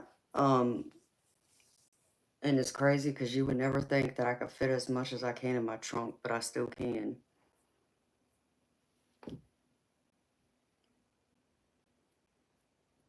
A 1970 Challenger, but you want to convert the system to a hybrid?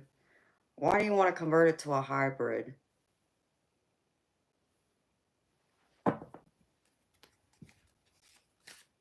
When you mean hybrid, Sandy, what, you want it to be able to be both electric and gas? Is that what you mean, sweetheart?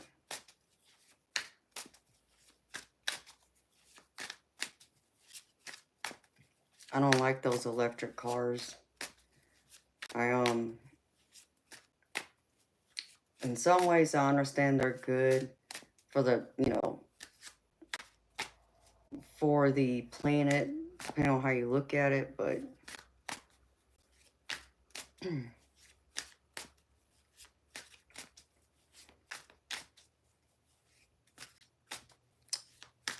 yeah, Richard, Mazdas are good too. Those are small cars though. Okay. You know, I read something the other day. Hi, Gay Vacation Spree, how you doing? I read something the other day about the electric cars.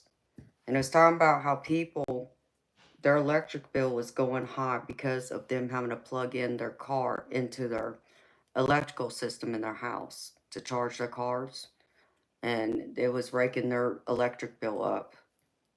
It's like, now that's crazy. Because I thought the whole purpose behind it was to help you save money on gas, right? But I guess not. For many, they found out that it doesn't save them as much as they initially thought it was going to. And it seemed like in some ways it was costing them more. I was like, wow, what's the point then? That's what I'm saying. Wouldn't you just rather have a gas car then and not convert it? I mean, what's the reason behind wanting to convert it to a hybrid? Well, gay vacation. I don't know what that means, honey, but I'm happy you're able to take a vacation.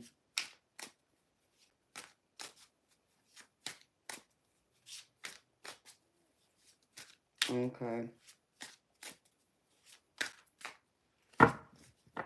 I can see it, like I said, if we went into like a bidding war, which I guess it kind of is going on right now, maybe. I would understand why a hybrid would come into play and be helpful, but I just didn't know they had that much power just from an electric car, but it's not like I've been going around driving electric cars either to test them out to find out, since I haven't been in the market for a new car and get better mileage. I mean, I could believe that.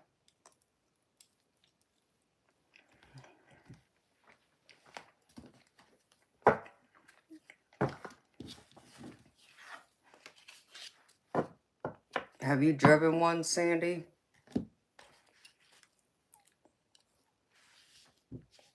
Like test it out, baby, to find out how much better mileage you get with it?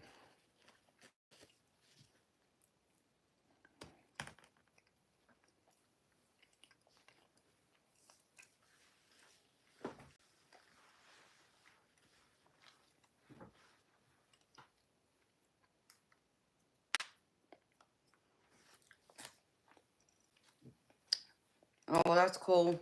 Yay, that sounds like fun, baby. I hope you enjoy your cruise.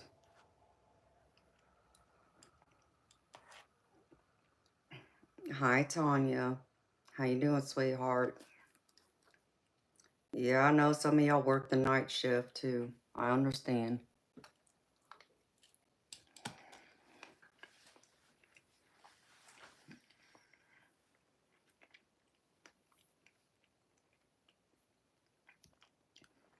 See, my Camaro gets,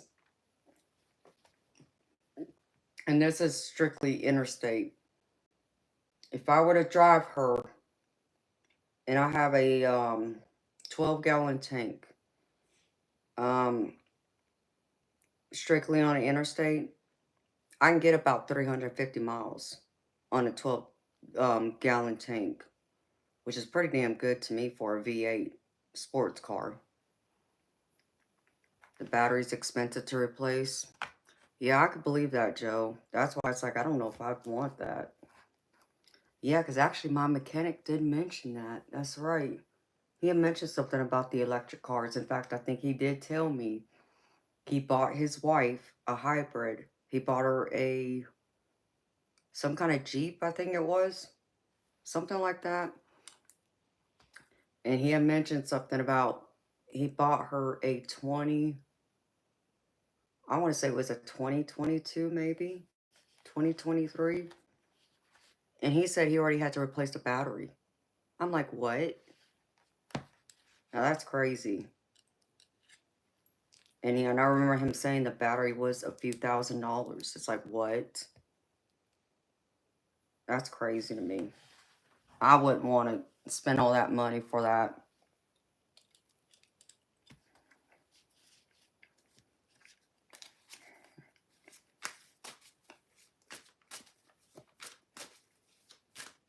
I'd rather spend the money up front in gas and then spend the $200-300, whatever, to replace the battery in my car.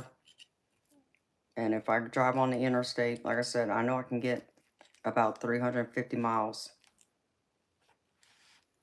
without stopping if I take her pretty much almost all the way down to E.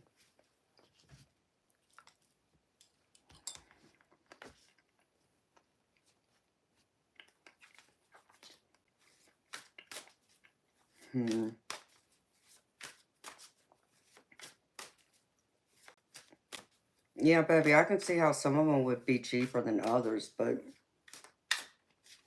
you're going to spend a few $1,000s to replace the battery in your car? Like, that's a little crazy, baby.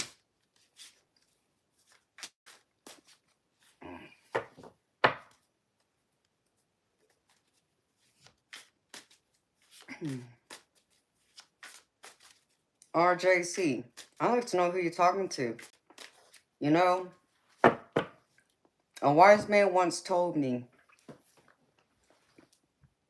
never to assume anything because it does nothing but make an ass out of you and me both. The only difference is you just made an ass out of yourself by assuming I hate God, which I don't. So,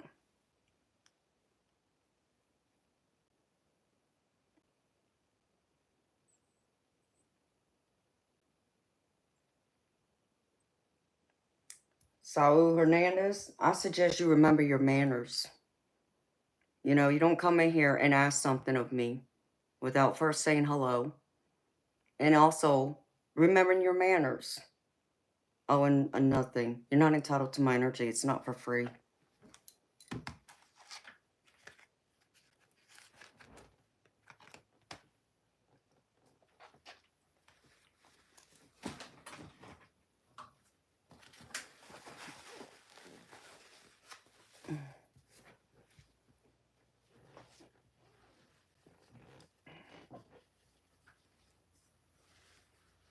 Hi, Holy.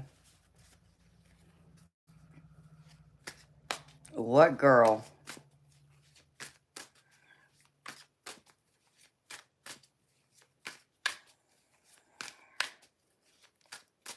What girl, Holy?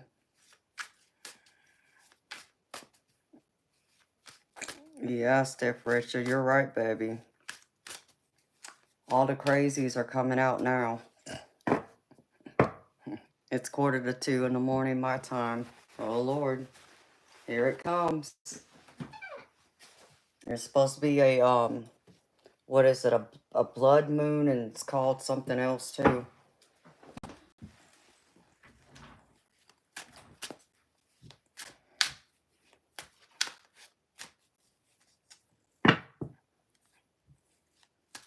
Oh, just some girl you know who danced her whole life.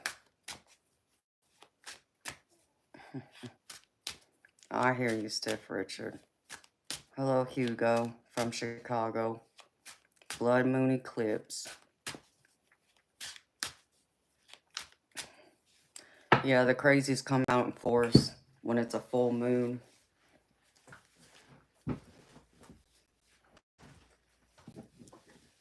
It makes me think of that, one of the movies from the Sega Twilight.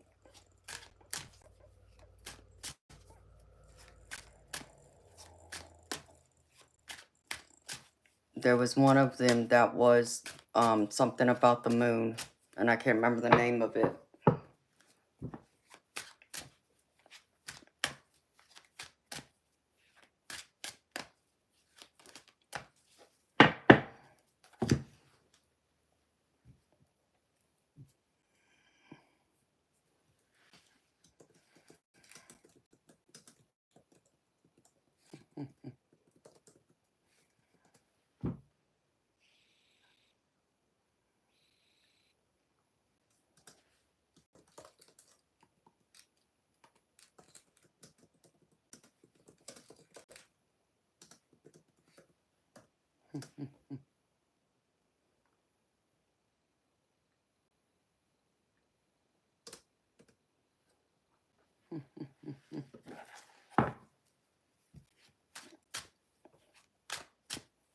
I do too. Hi, Starstruck Charm. How you doing, sweetheart? Tom, see? We're just talking right now. Oh, I'm sorry, Stiff Richard. Hi, Mattio.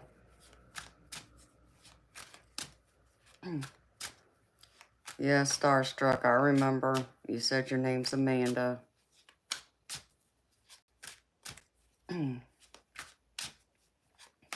I just call you Starstruck, sweetheart, so we don't confuse people.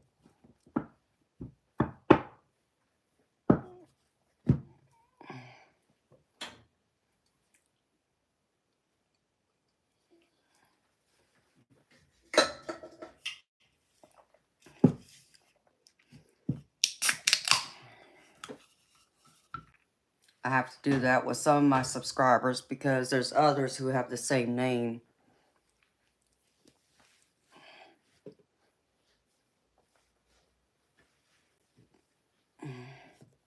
Yeah, I'm doing good here. I'm gravy. I'm just hanging out with y'all on this crazy blue moon or blood moon, whatever the hell it's called.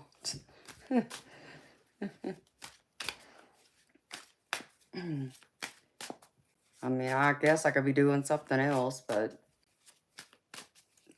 you know, I like hanging out with y'all.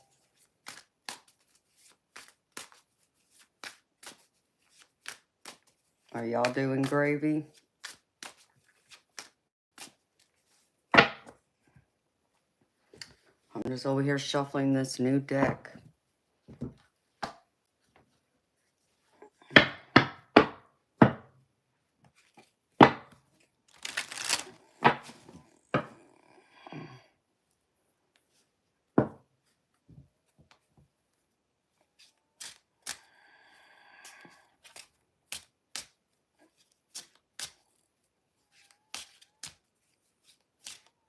What spell are you talking about, Holy? I didn't know nothing about no spell, baby. He made her a necklace. It's going to be blood red for like an hour. I think mine should be blood red right now if I were to go outside and look at it real quick. You got meatball, Sandy? Well, where's mine, baby?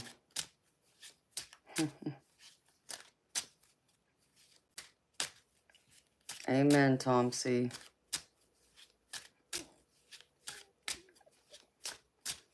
Yeah, it should be red right now, I think.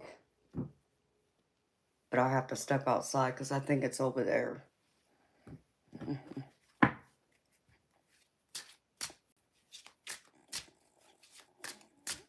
Yours looks like it ate half the moon.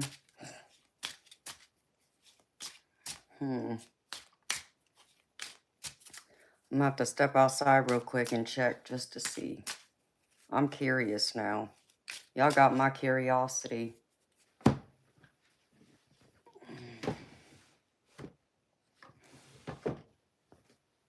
Knowing I'm on the East Coast, they said something about it was gonna start turning red around 1:30. And it's 10 minutes to 2 in the morning right now. So while I think about it, let's see if this moon's red. I'll be right back, y'all.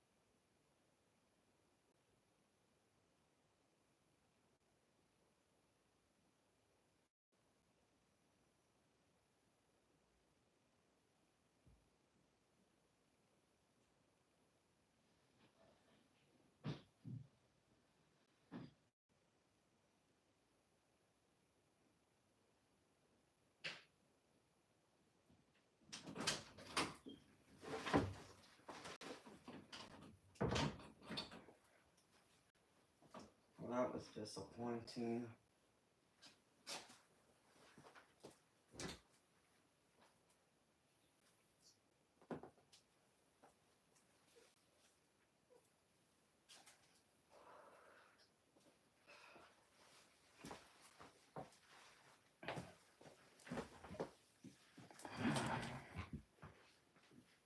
Yeah, it's missing. It's a lunar eclipse right now.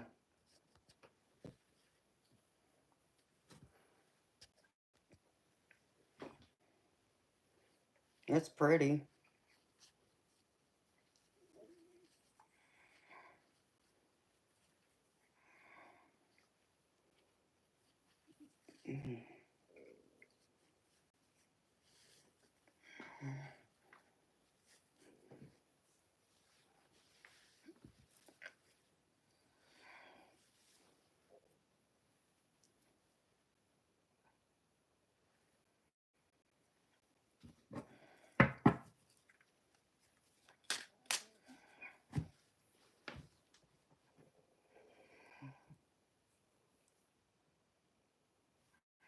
That's pretty. Eternal light.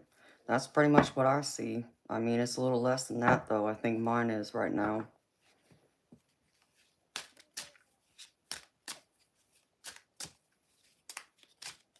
Maybe it's tomorrow. It's supposed to be red. I don't know. It's not red right now. I know that.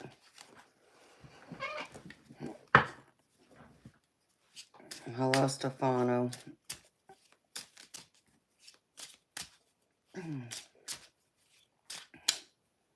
You're having wolf tendencies.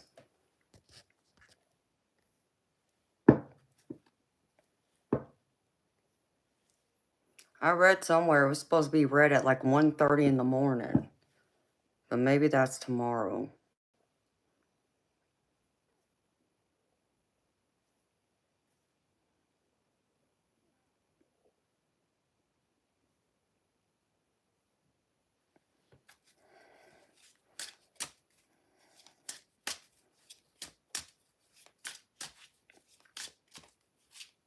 I love the moon.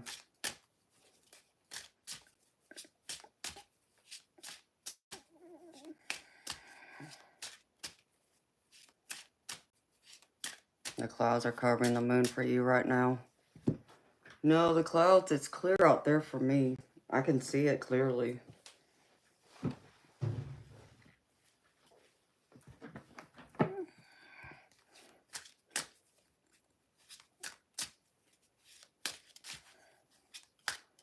Hello, Auditron.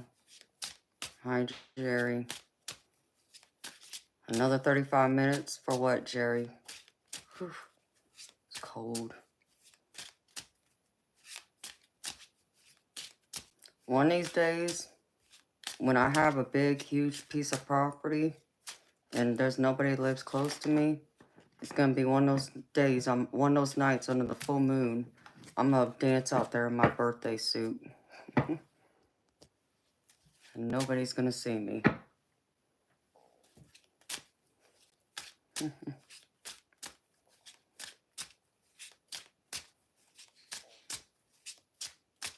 Hi, Henry.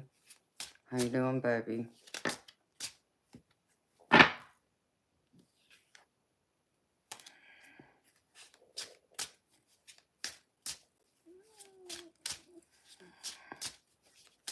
That way, I can say I did it once.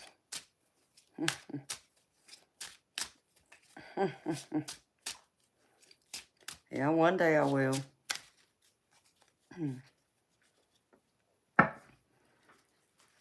But I gotta be deep out there where ain't nobody can see me.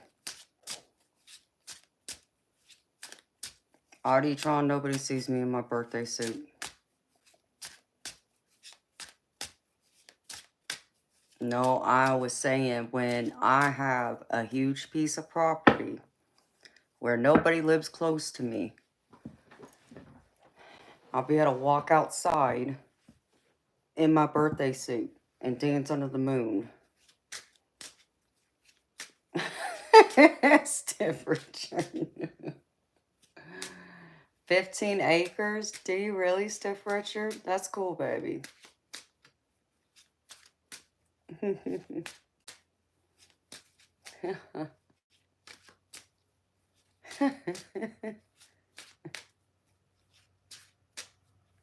Hello, Francis.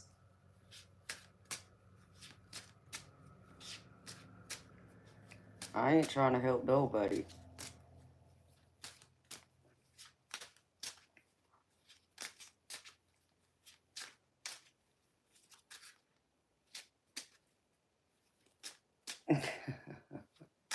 Stiff Richard, that's pretty cool, baby. That you can do that.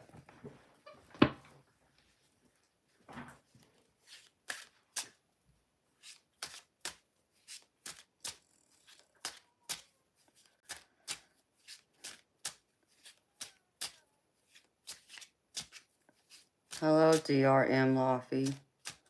It's Holly's happy Holly sister.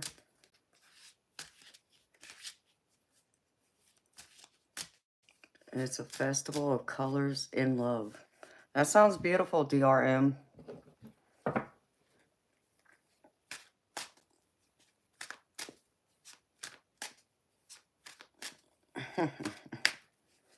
Lord, you're too funny, Stiff Richard.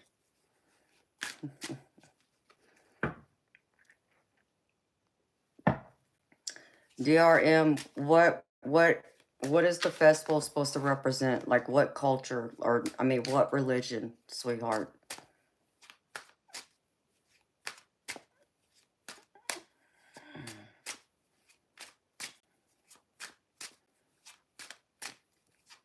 Auditron, I guess it depends on what you mean by help. I mean, I understand me just being here can help people. Yes, I do understand that. Some say my presence is that strong.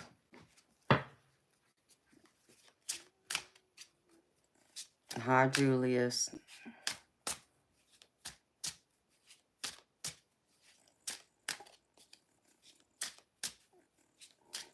Huh. Thank you.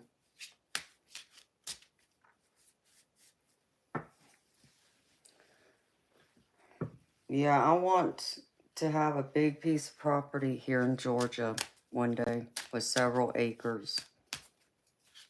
That'll be like my country home. And then I want a beach house in Hawaii. And then California. I mean, I don't care if it's a condo, a house. I just want to be somewhere in Southern California close to my family.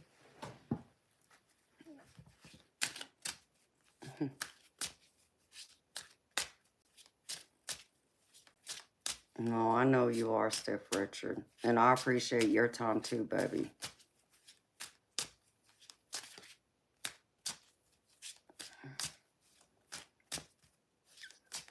Auditron, I don't know yet. Because I've never been to Hawaii, which is pretty sad because I'm part Hawaiian. But I hear Oahu is beautiful. At least that's what my family told me.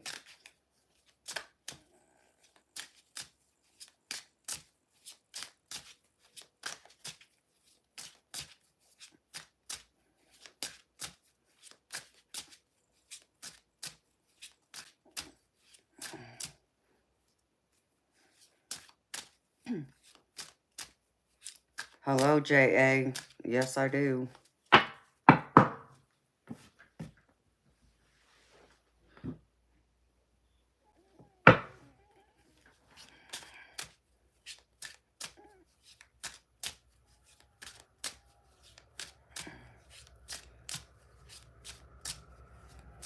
Because I am part Hawaiian, Auditron.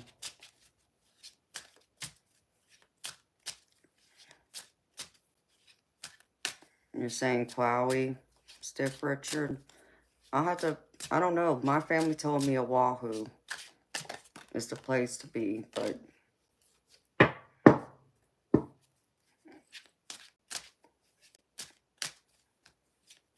All right, Julius. Well, sweet dreams to you, honey.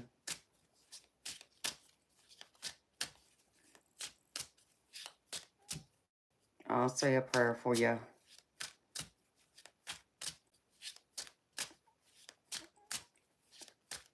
J.A., everybody's welcome here. I don't judge people. I don't even judge people based on their religious beliefs, as long as their religion isn't hurting people or animals.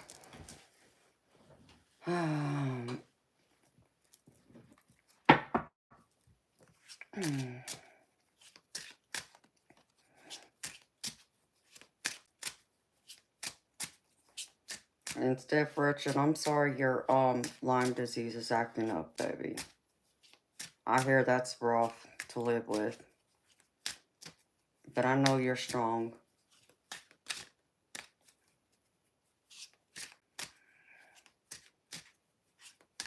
Oahu is a great place because it has everything.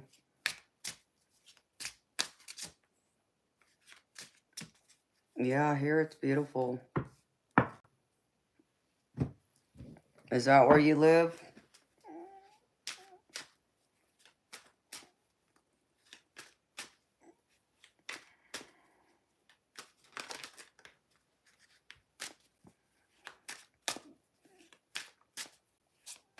One of these days I'll make it to Hawaii.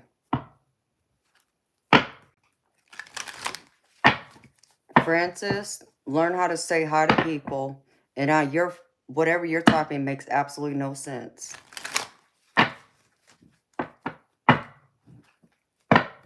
And you coming in here not having any manners is disrespectful too. Hello, Gabriel. I hear the big island is like Waikiki. Is that correct, Auditron?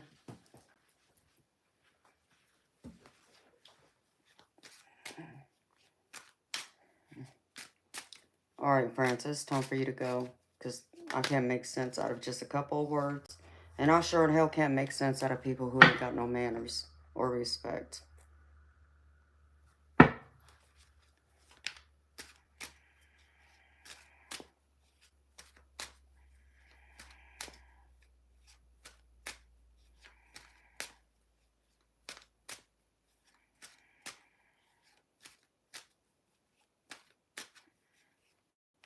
Okay, TRM. I mean, it sounds beautiful. Sounds like a beautiful festival.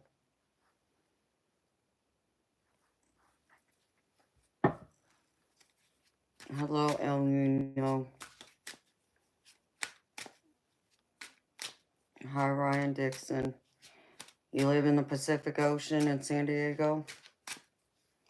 I'm originally from California. I was born there. But I was born and grew up in Los Angeles area. That's where most of my family still is.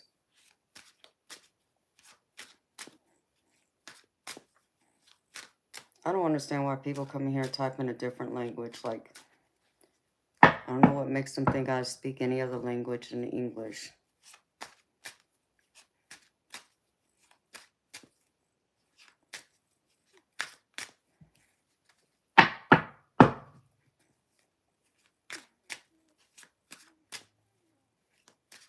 That's cool, Nino. What part of Los Angeles?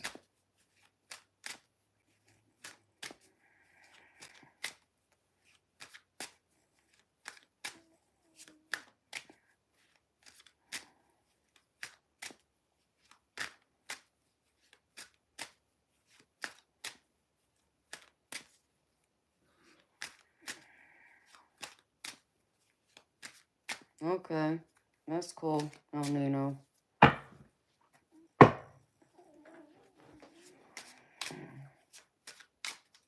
North Star? No, I'm not waiting on anything. I'm talking and shuffling.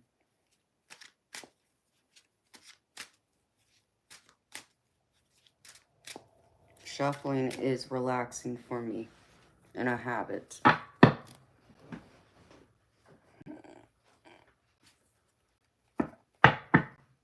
All right, Mohammed. If that's all you have to say, it's time for you to go, too. See you, bye. See, I don't have patience for people today. My patience will run slim. Go back up. Going back to Cali.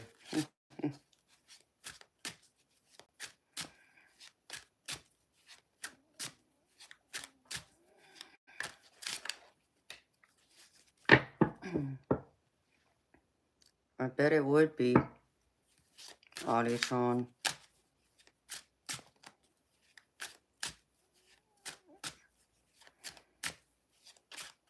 I haven't been home in 12 years. The last time I checked to see about going to Hawaii, and I believe it was flying into Waikiki from Atlanta. It was going to be about $1,300 round trip per person. I said, oh, hell no, I ain't going.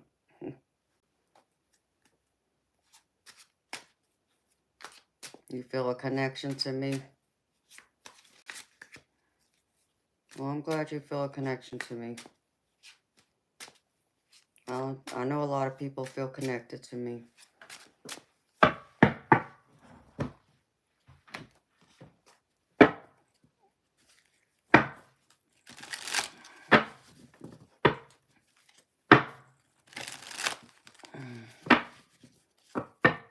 Hey, Henry, I thought I was real, baby.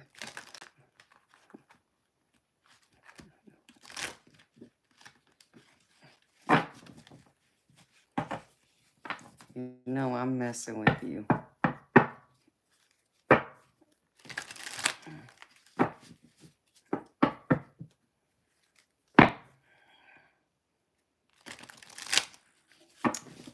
What, the plane ticket to go to Hawaii from Atlanta? Yeah, it was expensive. That's why I didn't go. I wasn't about to spend no $1,300 round trip. If I'm gonna spend that much, that's like half of my trip to go to Cancun for a week. All inclusive. So now I don't know what it costs to go from California to Hawaii. I mean, I guess I could have done that, but I'd still have to get to California from here first. And to do that, last I checked, man, I think it was around $700, $800 flight into LAX, either LAX or crap, what's the other airport? Crap. I can't even think of it now. It's near LAX, but it's not LAX. So I never checked, but I know last time I went home, it was expensive. The moon's going right now.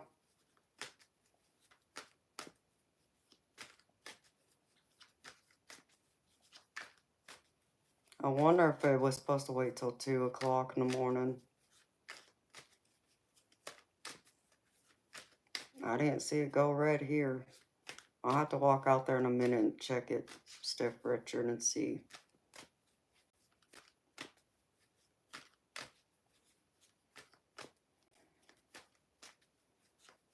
You could Eternal Light. I mean, I could go to a lot of places for that much, but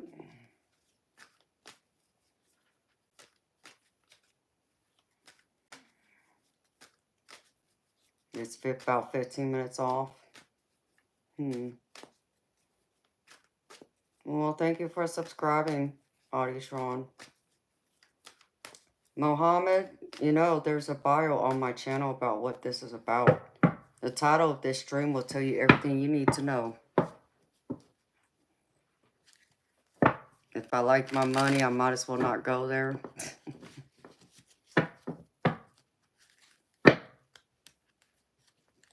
It's 12:12 where you're at, Steve. Well, it's 2:12 in the morning for me, baby.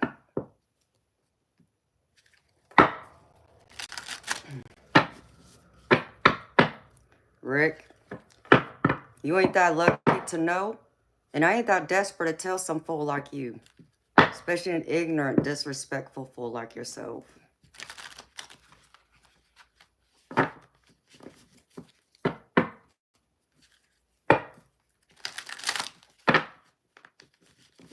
It's like, what business is it of yours if I'm wearing a bra or not?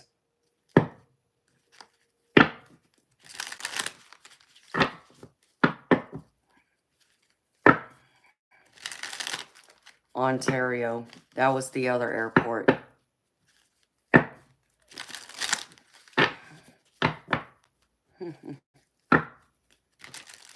Oh, thank you, Henry.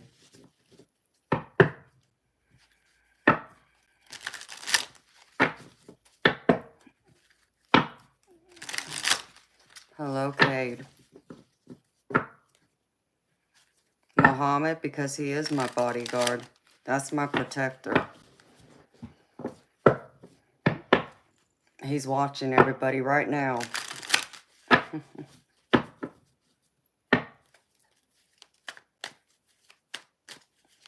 So, like, I know last time I went to Cancun, and it was back in 2014, 2015. So we'll just say 10 years ago. It was about $3,000. And that was round trip airfare. And that also included a 6-night stay at one of the all-inclusive resorts for 2 people.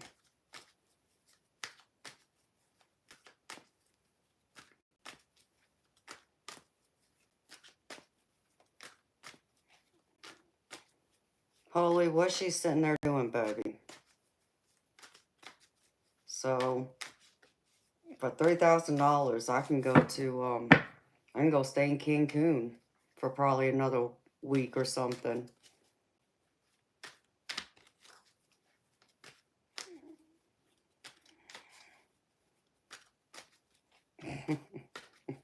Okay, no. No, Teddy ain't going nowhere. Not even for $3,000. He stays with me.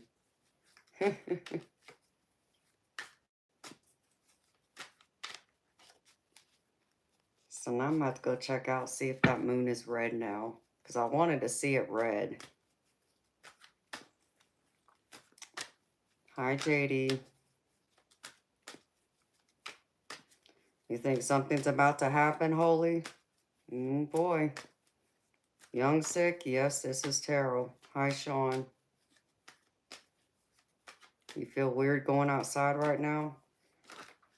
Well, baby, you may want to find out why the cops are there.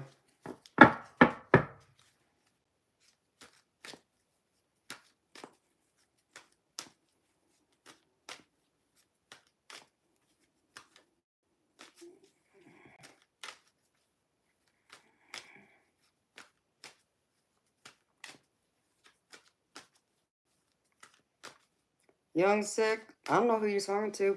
I know you're not talking to me. Talking like you ain't got no sense. First of all, I'm no migrant. I'm American born. And I'm not black either. A good try, though.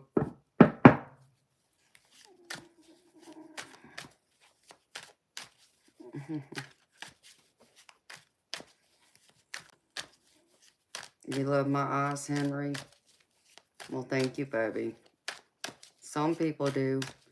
One of my mods say they change colors.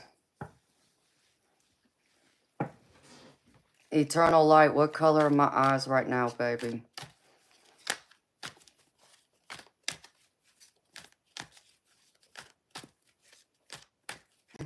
Well, Auditron, thank you for offering, baby. But I just don't allow anyone to mod for my channel, sweetheart.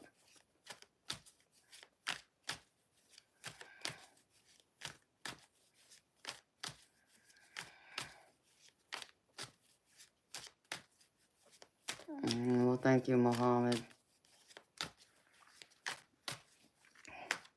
Dark amber brown. Eternal light would know. He's seen them in different colors, different shades. Kate, you were right. Because mine are more amber. Hi, Tom. But Eternal Light has said he's seen them gold. He said he's even seen them with orange flecks in them at times.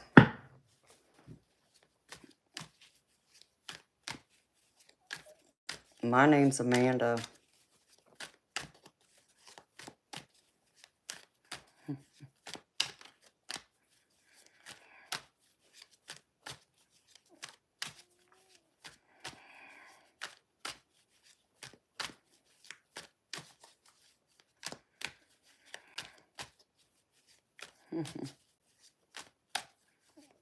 You're from Texas, Joe? That's cool, baby.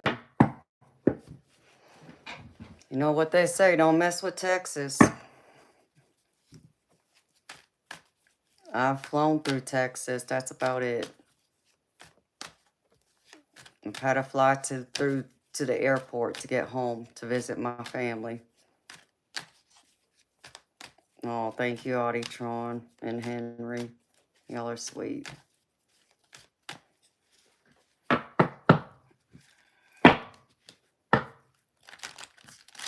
Originally California, but I live in Georgia.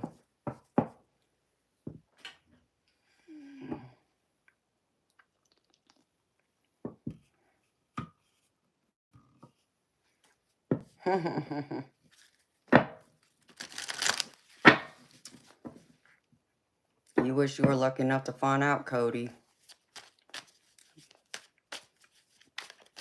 You would never be that lucky, and I'll never be that desperate. You're in Kansas now? I've flown through Kansas once, too. I believe I had a layover in Kansas once, going home.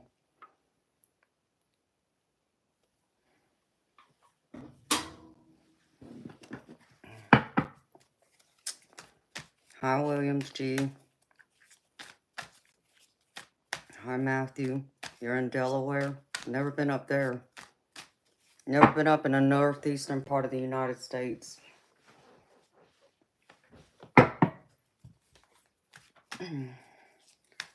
Hi, Taquan. Thank you.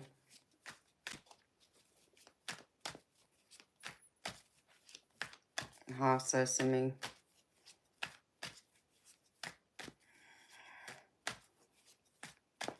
You barely travel anywhere, Kate? How come, baby? I mean, I rarely go anywhere either. I haven't been anywhere in 10 years. I haven't taken a vacation in 10 years.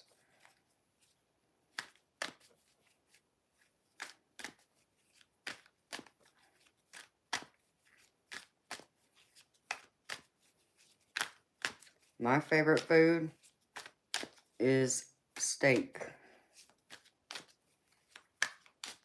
Holy, it should be red.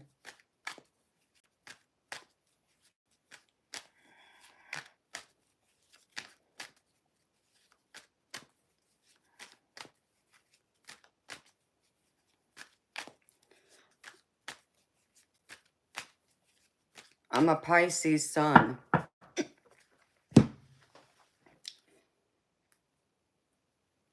Pranjali, it's $30 US for me to do a reading.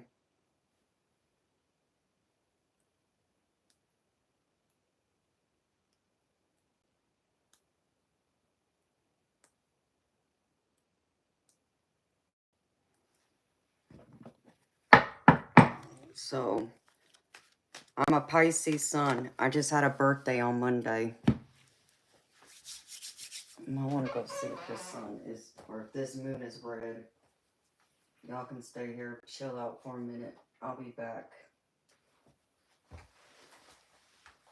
just want to see.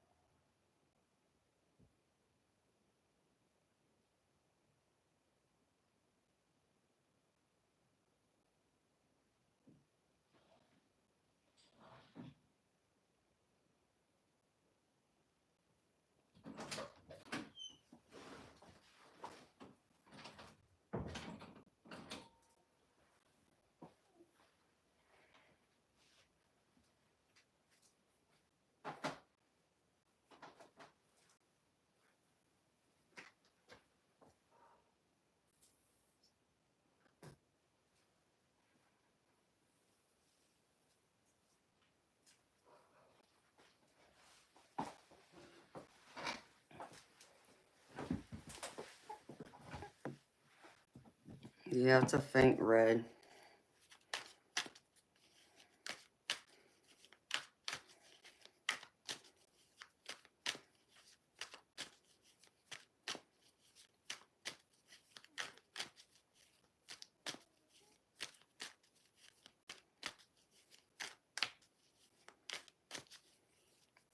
Who's talking, Eternal Light?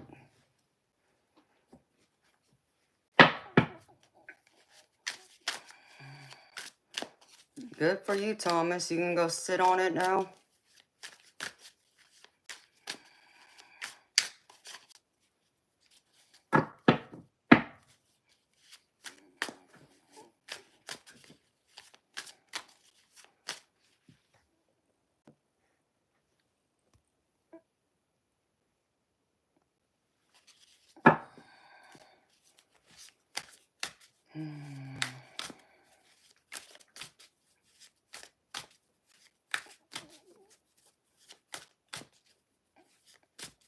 Are they, Cade? What are they saying so I can put them in their place?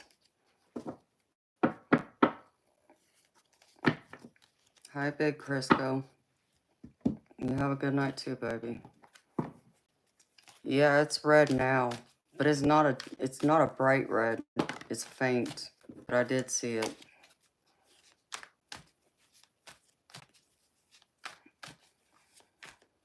Oh, okay. Auditron. My mod that's here is one of my best mods. And what he's saying is correct. I suggest you show people some respect. Because he's my protector too. And I don't mean that just in this chat either. He's my spiritual protector. So I wouldn't mess with him. You don't want to piss him off.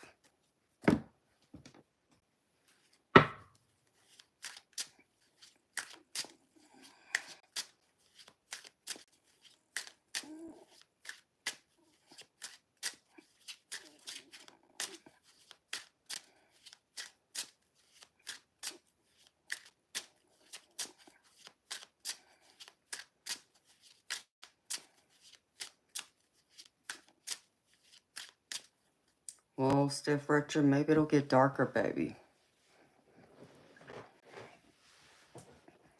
I'll wait, see if it gets a little darker, but it's a faint red for me right now. It's pretty. Oh, Joe, don't be so sure about that. Like I said, there's some people in here you don't want to mess with. And you think I'm playing, I'm not playing.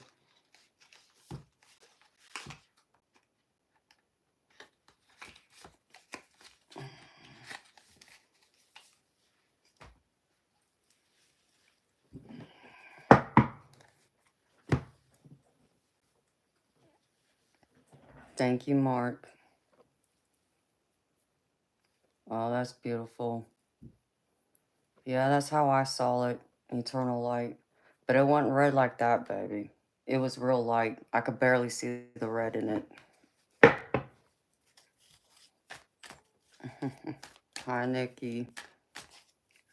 Hey, but know how it goes.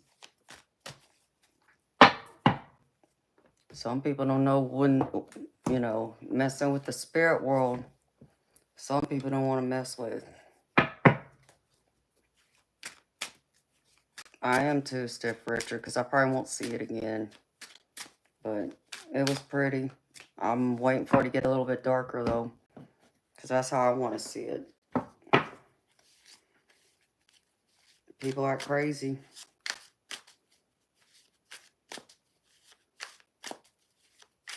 Hi, a little bit. Welcome back, sweetheart. Well, I'm happy to hear that, honey. You keep your head up, sweetheart. You stay strong.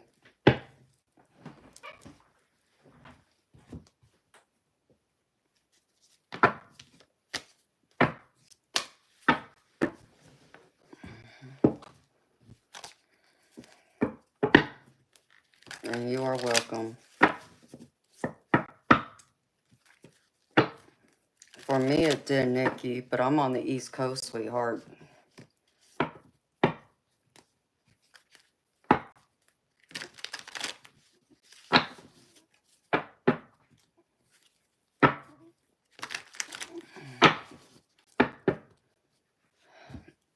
Yes, you will.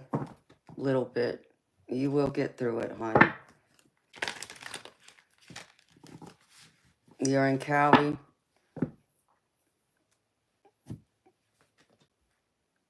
I miss California. I miss my home state. I miss it a lot. That's beautiful. Thank you, Eternal Light. They're beautiful, baby.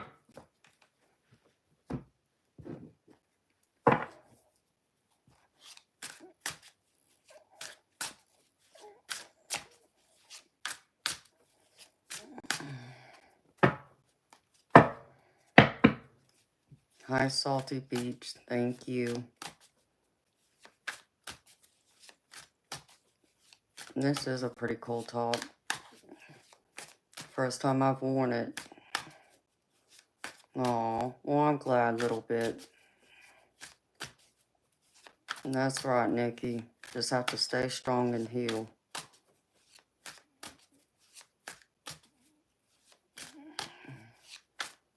No, well, I appreciate you every day a little bit.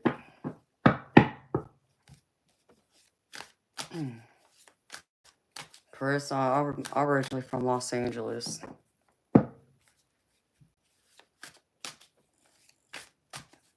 Hi, Tattoo Boy. You got a lot of tattoos?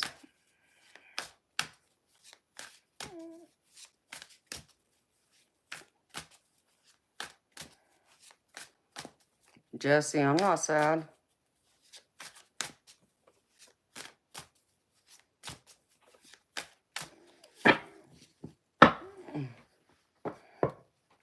Well, that's cool. I don't have any. My baby brother got a whole sleeve and his whole back is covered. You're in Florida, Cade? What part of Florida, baby?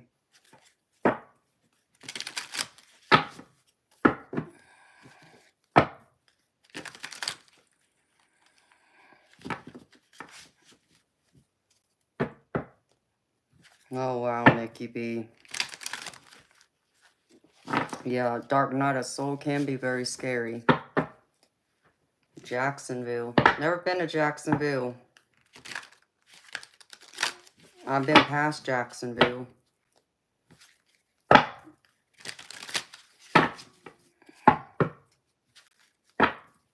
South Africa. Wow.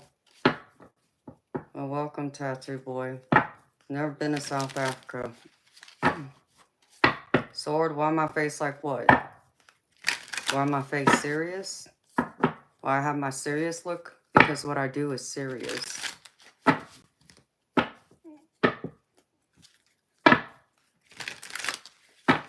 My job's not easy. People may think it's easy, but it's not. It takes a lot of energy to tap into the spirit world to get messages and such.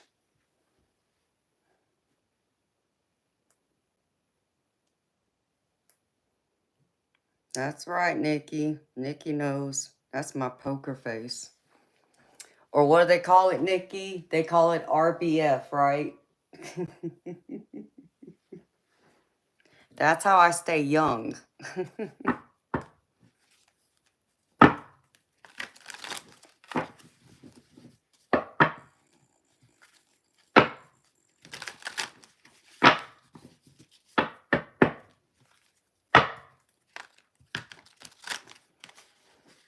Oh, yes, little bit. It takes a lot, sweetheart.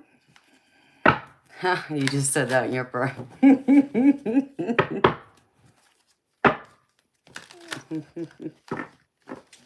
Jesse, when I make some money, I will take a break, sweetheart. This is my livelihood. It's how I pay my bills. It's how I pay for this streaming, in fact. Hi, Cassandra. Thank you, sweetheart.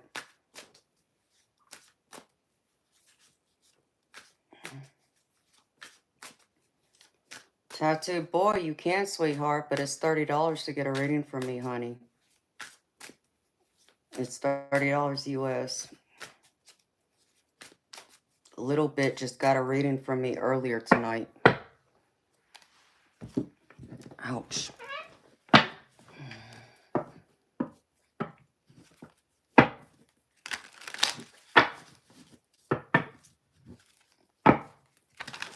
Whew. All right, spirit, stop making me cold. Oh.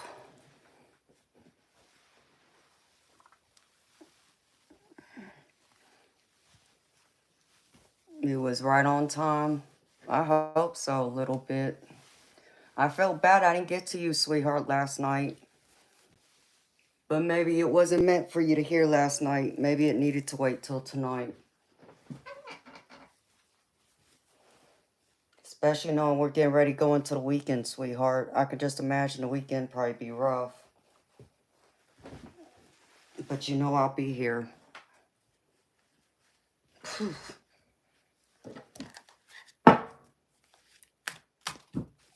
Aw, thank you a little bit. I'm happy you think so, honey. I give my best. You started drinking late last night. I know, because I know you were here and then you disappeared. I was like, well, and I just figured maybe you fell asleep. So.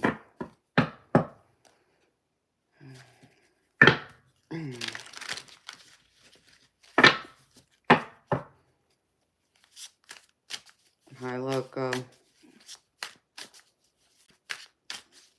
Yeah, you did.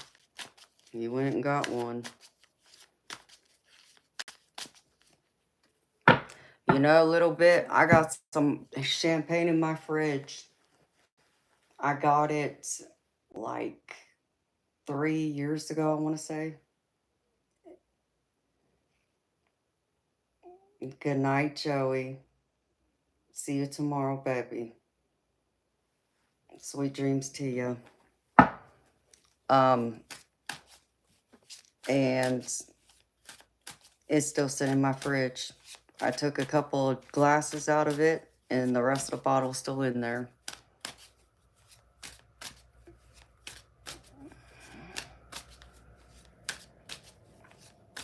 Hi, David. Yep, Georgia Peach in the house. Little bit. I rarely drink, sweetheart. Thank you, Jesse. You too, sweetheart.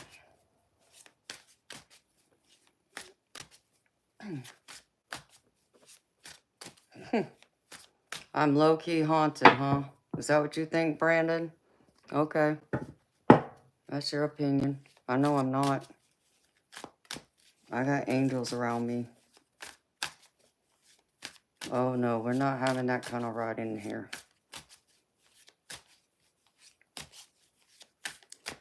So, I rarely drink. The last time I drank was probably about 4 or 5 months ago. I went to the restaurant, and had a couple margaritas, and that was the last time.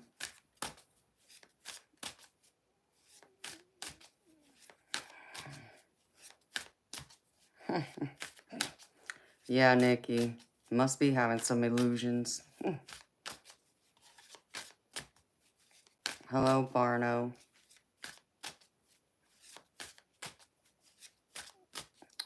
Nikki, must be, because they haven't seen my angels appear like I have. You're not old enough to drink yet, Cade? Wow, baby. How old are you? Hello, Michael Lottie. And what do I do with my cards? I'm a psychic tarot reader.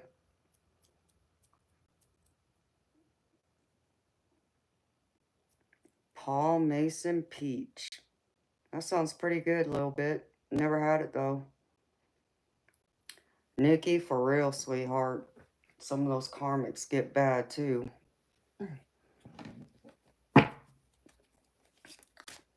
Okay, you're 15, baby.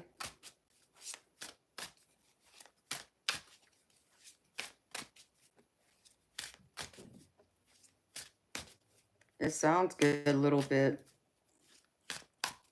I don't know.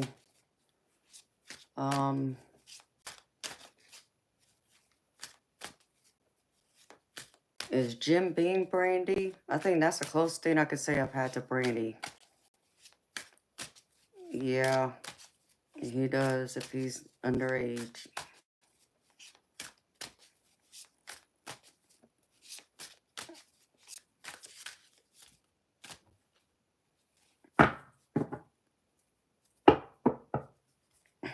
Yeah, you mean we can go with 18? Oh, okay. I wish, baby. I can't have you in here though, baby. Jim Beam is whiskey. Okay. I can't remember. That just tells you how much I don't drink a little bit.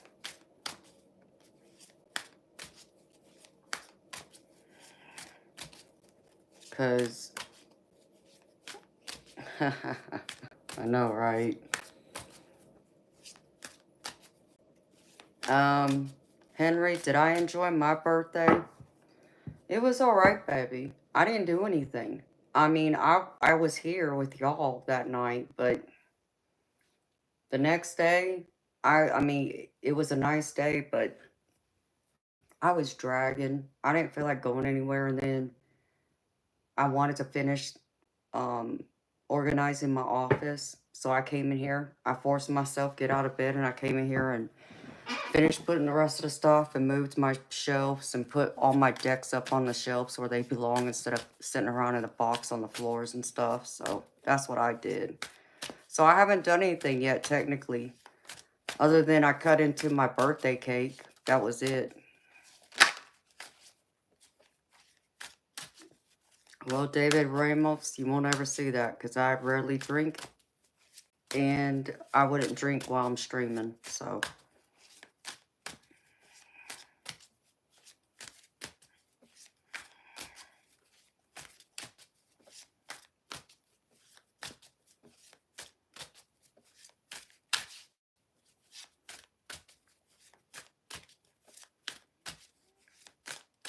Oh, a little bit. Sweetheart, you gotta go through that cleaning, sobering up first. I understand that withdrawal can be ugly, but you gotta get through it, sweetheart.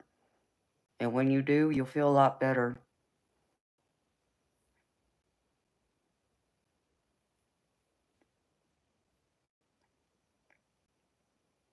Michael, what are you talking about? Do you have a little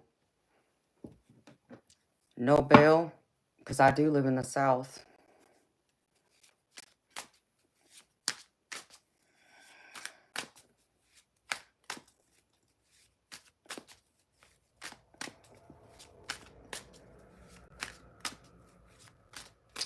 Um, a couple of times.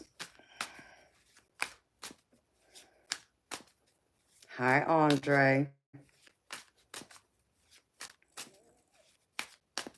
You listen to the song a little bit? That's a good romantic song, isn't it? My day's been gravy, Andre. I just been here hanging out with y'all. So, I'm gravy.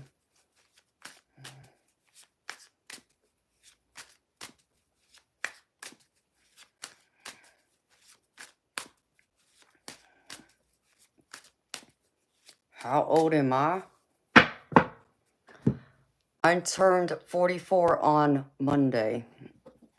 So I just turned 44.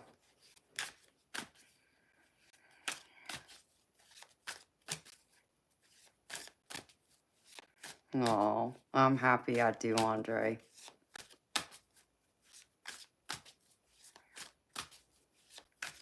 Thank you, SR Creation.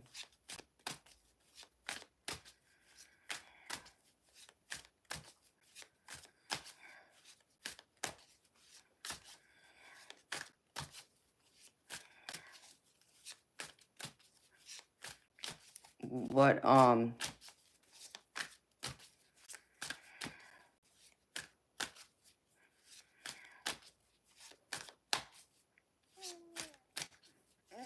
Joe, what do you mean about December?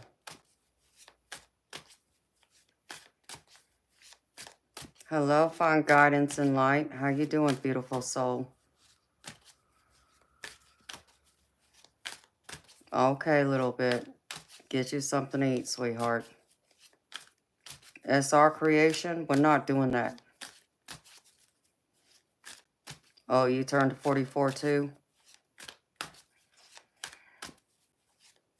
Michael Lottie, if you think this is hocus pocus, I don't know what you're doing here.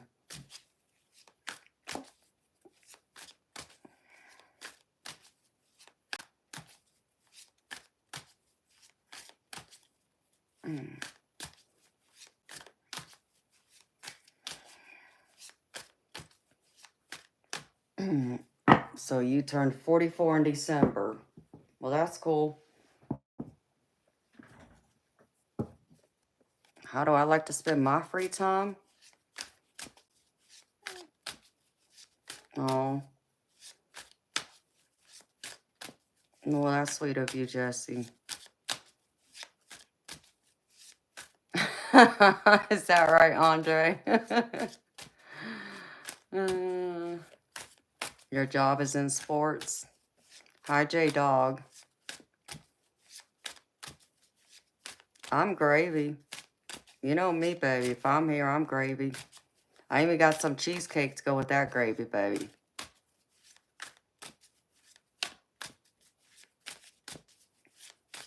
What's the tea? Fun guidance? It's been a little bit of everything, honey. People being obsessed with other people and spying and stalking and acting psychopaths.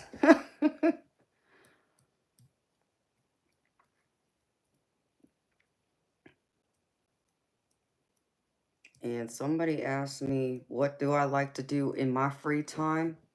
My free time? Let's see. I like to catch up with friends and family when I can. Spend time with them.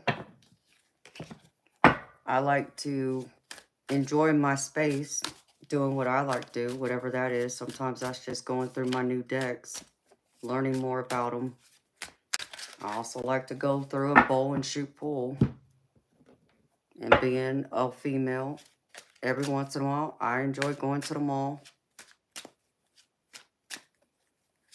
I like going out to eat. Looking for the payback. What payback is that, honey? Find guidance and light, beautiful. The energy's all over the place because of the moon, sweetheart. People acting crazy. Some of them acting foolish, too. Hi, Nolan. Well, happy early St. Patrick's Day to you, too, baby.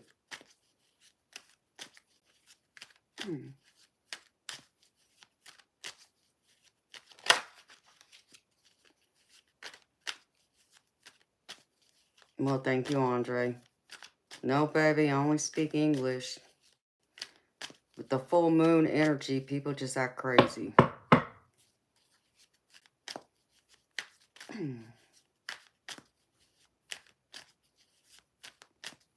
Amity, what does it look like I'm wearing around my neck?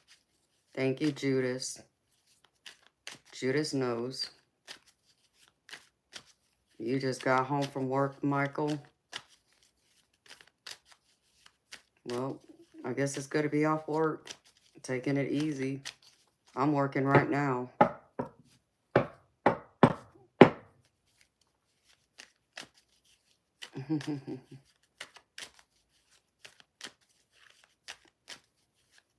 Oh, well, thank you. There's multiple different crystals in my necklace. You know, J-Dog, it's pretty, baby. The moon. It did turn red. I only got to see it a little bit of red, though. I haven't gone back out there to see it. Check it out to see if it's more red.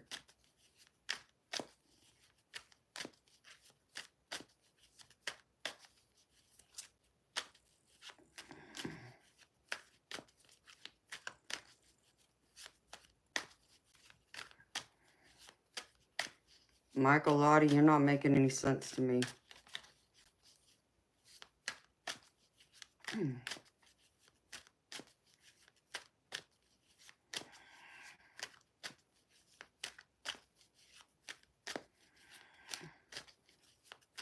David Ramos? No, I can't say that I have.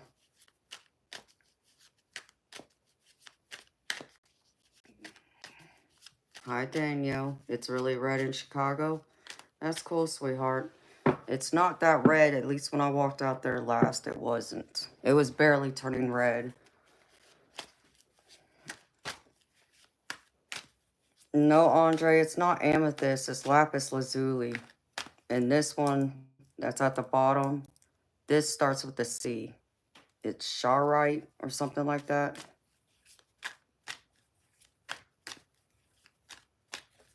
Yes, no, Bill. I have a few spirit animals. Mine's the wolf, the hawk, and the big cats, like the lions and tigers.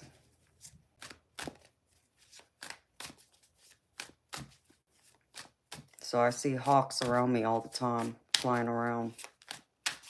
I see them daily, actually. Multiple times a day.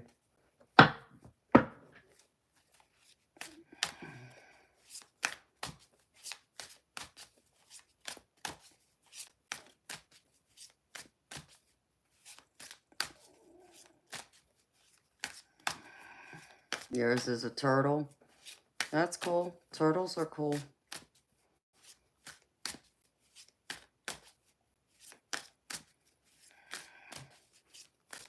So, whew.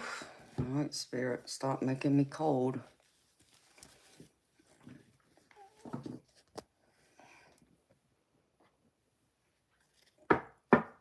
That's gorgeous. Eternal light.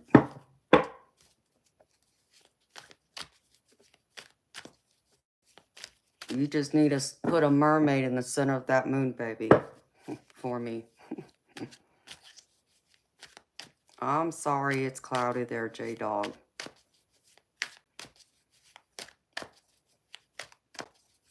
Hi, guitar guy. God bless you too, sweetheart. Michael, Lottie, I don't know what you're talking about. Doesn't make any sense to me. And thank you, Henry. You're sweet, baby. You ran into a few mountain lions, David. That's cool, baby. I love mountain lions.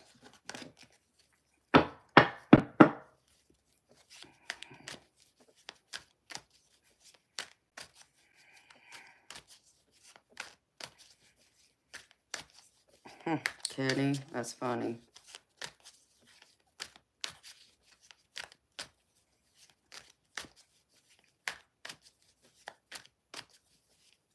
Amine, this is my job, what I'm doing right now.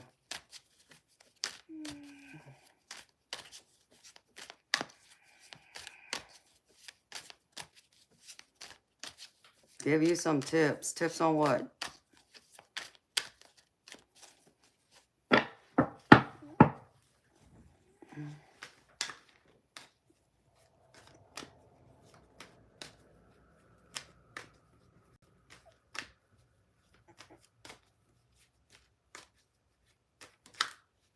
See, eternal light, that's how red I was hoping to see it like, but it wasn't that red for me, baby. It was barely red.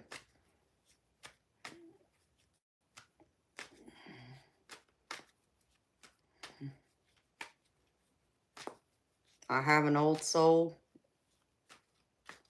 Your grandma called you baby.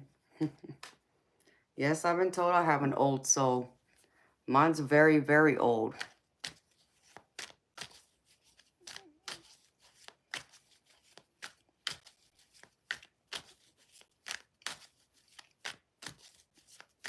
I don't know what new job you're talking about, Michael.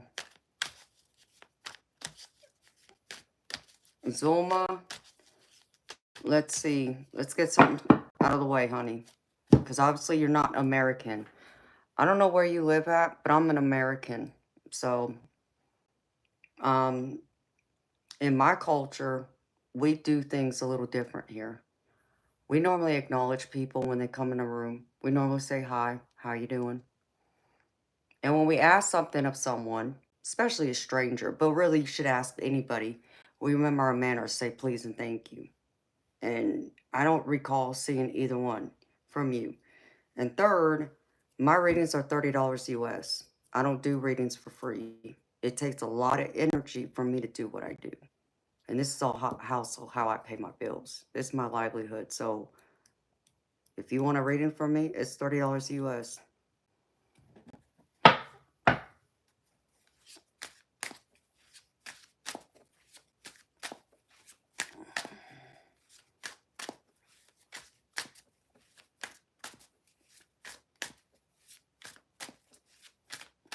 Mia, no, it's time for somebody to bag you. Take you out with the rest of today's garbage.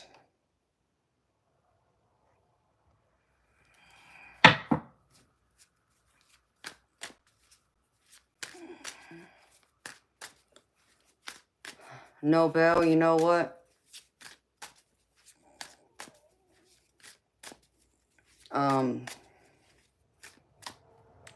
I mean, I've always been told I'm an old soul. But for me, I don't know. This goes into a deeper conversation about like what people know as ascended masters, chosen ones. And I'm not type person who puts a lot of weight in that. And it's not to say that I don't believe in them, because I do. I believe in like the prophets and such. But, you know, when we talk about chosen ones, which chosen ones would be considered old souls because they've been here many times before, just like the ascended masters. I look at chosen ones as someone who chose themselves to come. I don't look at chosen ones as being anything more special than everyone else. So, for someone like me, who, though I'm gifted with psychic abilities that I was born with, I didn't ask for my abilities. I didn't force that doorway open, so to speak. I literally, and it sounds funny when I say it, but it's also very true. I rolled out of bed one morning and my abilities were there.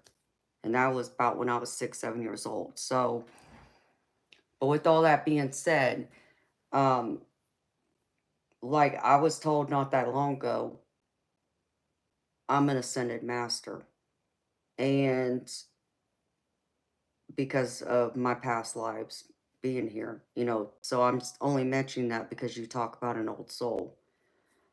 Like I said, I don't see myself any differently. I don't see myself any more important than any one of y'all.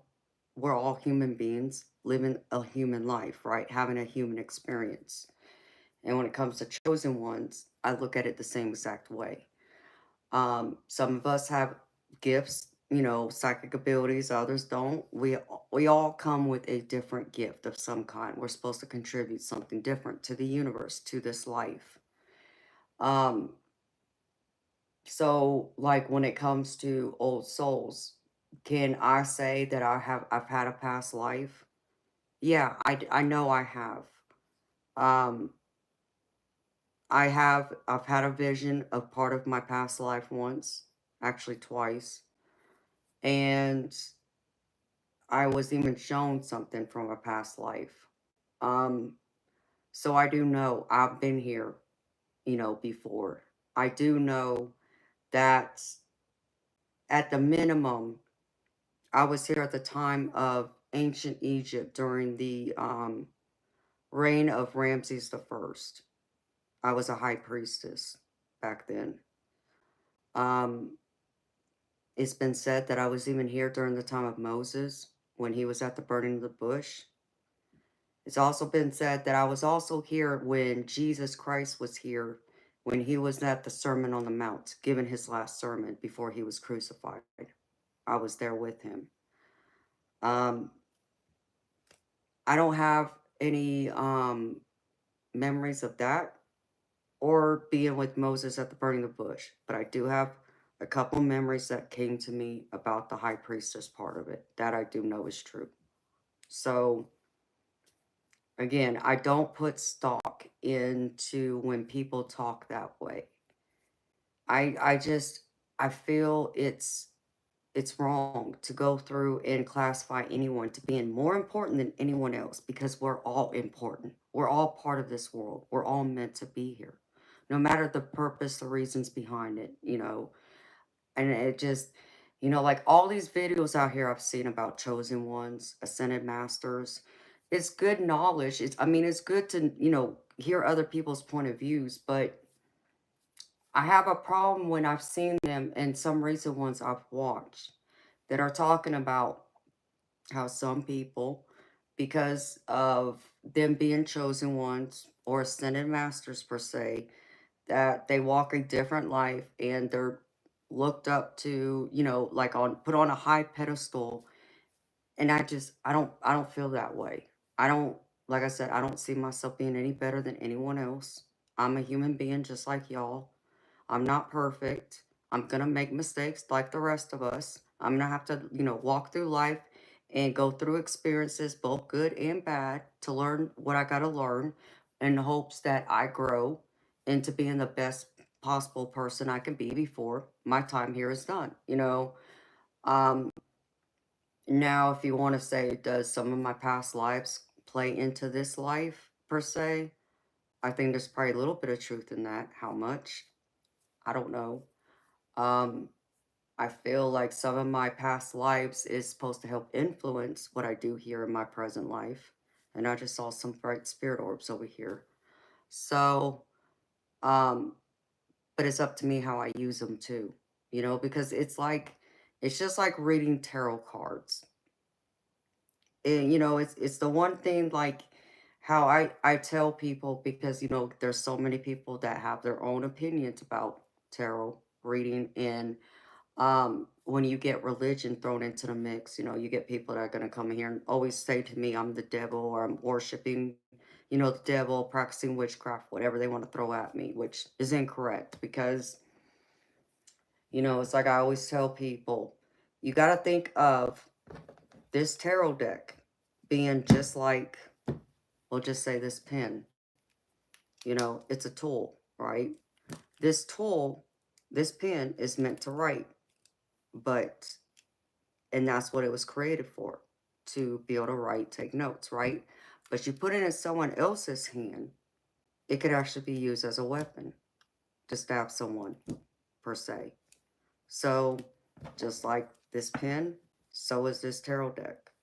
It is a tool. It is dependent on how well it gets used, for good or bad, depending on whose hands it's in and their intention behind it. So, how people want to say it's witchcraft. Well, yeah, I guess if the person reading it practices witchcraft, then yeah, you could throw it into that category, but I'm not one of those. So, um, I think, the whole old soul, do I believe that many of us have been here before? Yes, I do.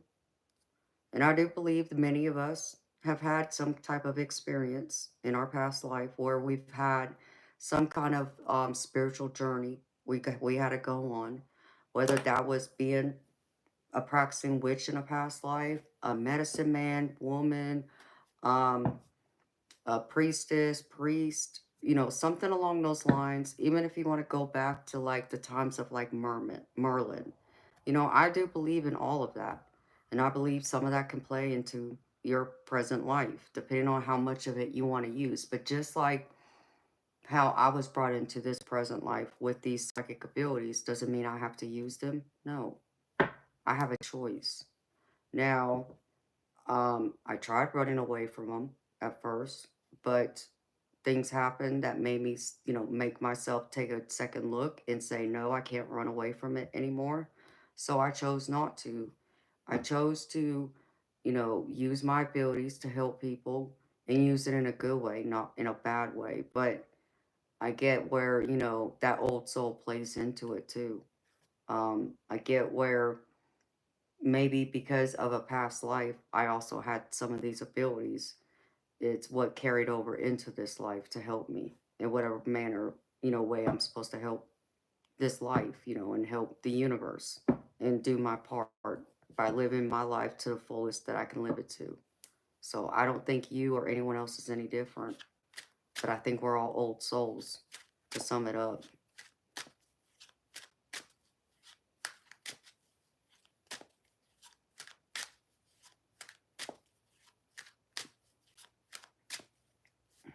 Yes, eternal light has a lot to say about it.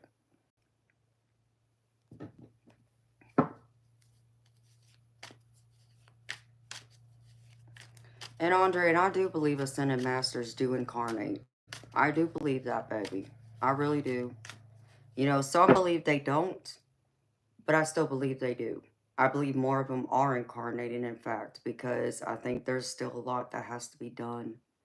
I think a lot, you know, it still needs to be changed for the better. And I believe they are the ones that are going to help change it again.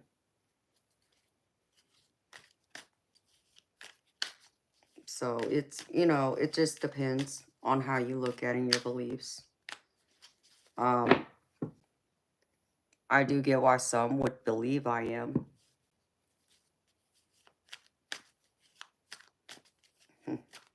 Kenny, yes, you're right about that. Many of them do.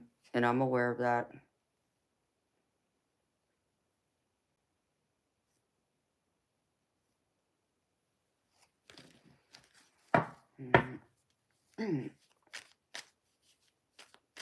You know, I don't think we lack on abilities. You know what I think?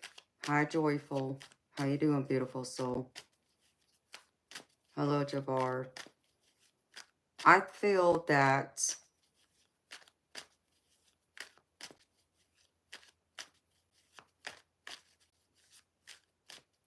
you know, I feel many are misguided. I do believe there is that, but I believe some of that's also a result of their own choices too, because you know, an example of that would be someone who, you know, partakes in um, illegal activities, and we'll just say like doing drugs, because they're operating in a low vibrational energy. They tend to attract low vibrational energies, also, you know, being low vibrational spirits. And do I believe those negative spirits can influence them to do bad things? Yes, I do. Do I feel that others that are walking amongst us, that there's others walking this planet that are evil? Yeah, I think some of them are. I think most of us are good, though. I think that, you know, most of us, you know, we, especially in the world we live in today, it seems to be more in the past 25, 30 years than ever before. With the changing of times, changing of technology, I think because people have more access to each other, there's so much more that can go wrong. And because of that, there's so much more influence out there. And people, unfortunately, you get younger kids who walk and look up to certain people who are considered like social media influencers. And they try all these crazy things. And then they end up killing themselves by trying, you know, because they get challenged to do something stupid, for an example. So I believe there is a lot of that going on, if that makes any sense.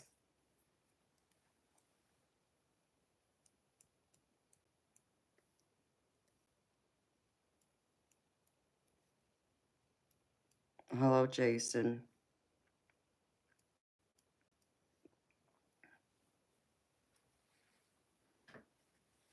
I mean, loose, it's just more or less people who drink, for an example.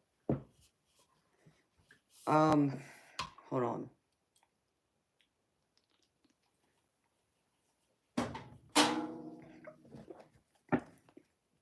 If you were to take into account someone who's like an alcoholic, so you think of the environment, like them going to a bar every night. Okay, well, not only are they alcoholics and they're obviously, they have a problem, but what's the reason behind them being alcoholics? Like they're trying to cope with some type of trauma, some type of hurt they're running away from, per se. And because of that, and because they're still carrying that hurt, that trauma in their spirit, that puts them at a lower vibrational energy by itself. Throw in the alcohol, that just attracts more to them. And because of it, then, you know, you get the negative entities, negative spirits out there, they feed off of them and they become attached to those people. And unfortunately, many people who are alcoholics they're not even aware of it. But then you get into the people that, let's just say, unbeknownst to you, let's just say, theoretically, you were, at home, and let's just say your fridge went out, so you had to buy a new fridge in your house, right? And let's just say you bought the fridge. Well, you didn't go and pick it up with a pickup truck to bring it home and deliver it to your own house. You hired the company that you bought the fridge from to deliver it to your home, to install it, right? And so that person that's delivering your fridge, unbeknownst to you, they're an alcoholic. But you don't know that because they're a functional alcoholic, meaning, you know, during the day while they're working, they're sober. But as soon as they get off work, they go home or go to the bar and drink until they pass out, right? But because you, unbeknownst to you, you allowed them into your home, and because they operate in that low vibrational energy, they brought in an attachment into your home that now can become attached to you because they're attached to your light just as much as they were attached to that person's low vibrational energy. So I think that many people get can get around those types of energies and not realize it. And that's where some of it can get misguided. And let's just say that person that, say you're not an alcoholic, but let's just say that you're going through a bad time in your life. Like, let's just say, your significant other just broke up with you. So you've been sad and depressed, going through that heartbreak, understandable. That puts you in a more low vibrational energy. It doesn't make you a bad person. It doesn't even make the person who's an alcoholic a bad person. It's just you're going through a lot of deep hurts, and that hurt attracts low vibrational energies to you. And with it comes the attachments, and that's how attachments happen. And I think it's some of those that can turn someone who is good into a bad person.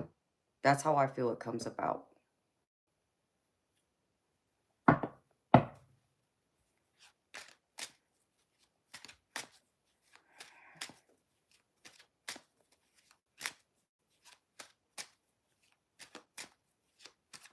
Does it, Holy? Hello, Dino. I don't know, Judas. I didn't look at it. So I look at it from that point of view, Andre. And Luce, I just feel that that's what people do, that they go through and they bring, because of that type of energy, that's how they operate on. So, like me, I avoid drinking alcohol. I rarely drink because I understand being in that mindset will open the door to things that I don't want it to. And I'm not an alcoholic, but just even that one time can open that door. And I don't want to be there. I don't want to open the door to something like that. And do I feel like it would ever be strong enough to influence me in a negative way? No, but doesn't mean that that spirit, that energy isn't going to try. Just because that's what they do. So,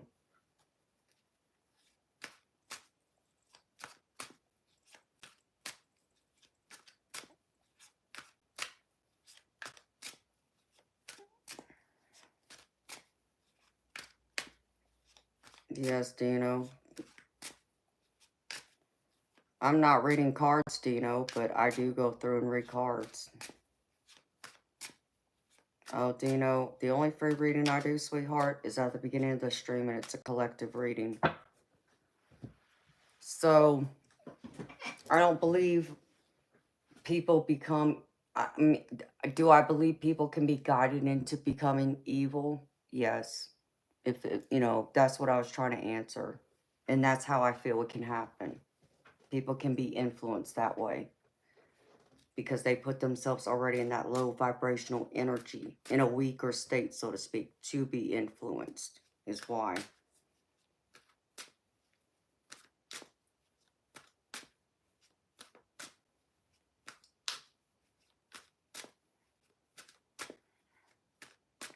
Yeah, Lewis, it can be.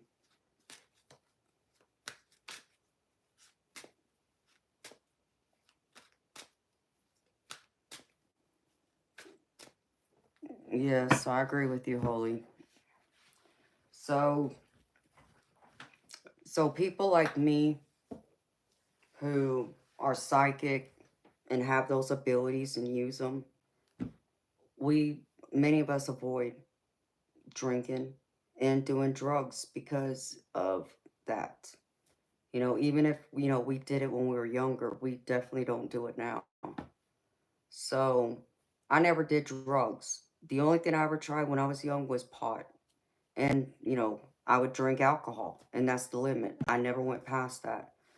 But if I was to do it today, no. I mean, back when I was a kid, when I was a teenager, like I remember the times I would try and smoke pot. It did, you know, I remember what that high was like. Um, just being a stupid kid. Um, and I know that I could not function if I did it today.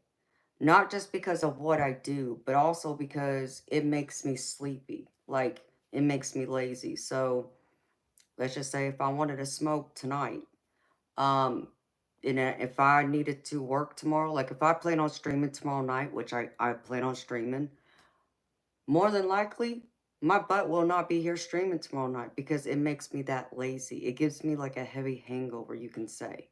I've never had a hangover from drinking alcohol, but I could tell you from like smoking pot, oh, I did not like that feeling. I don't like that laziness. Can't stand it. So I wouldn't do it for that reason by itself. Plus, and open the door to something I don't want. Mm-mm. I won't do that either.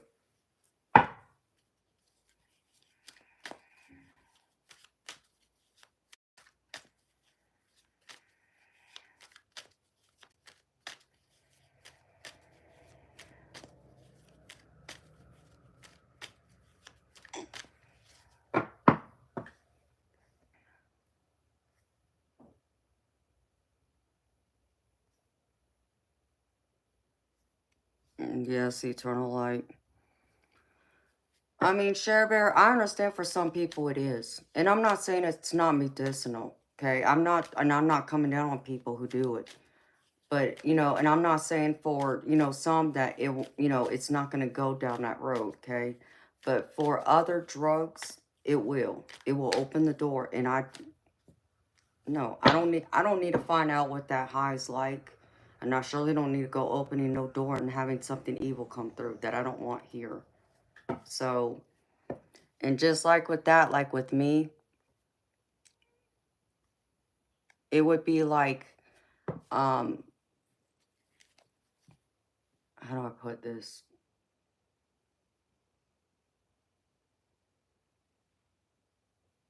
Damn it, how was I gonna put this?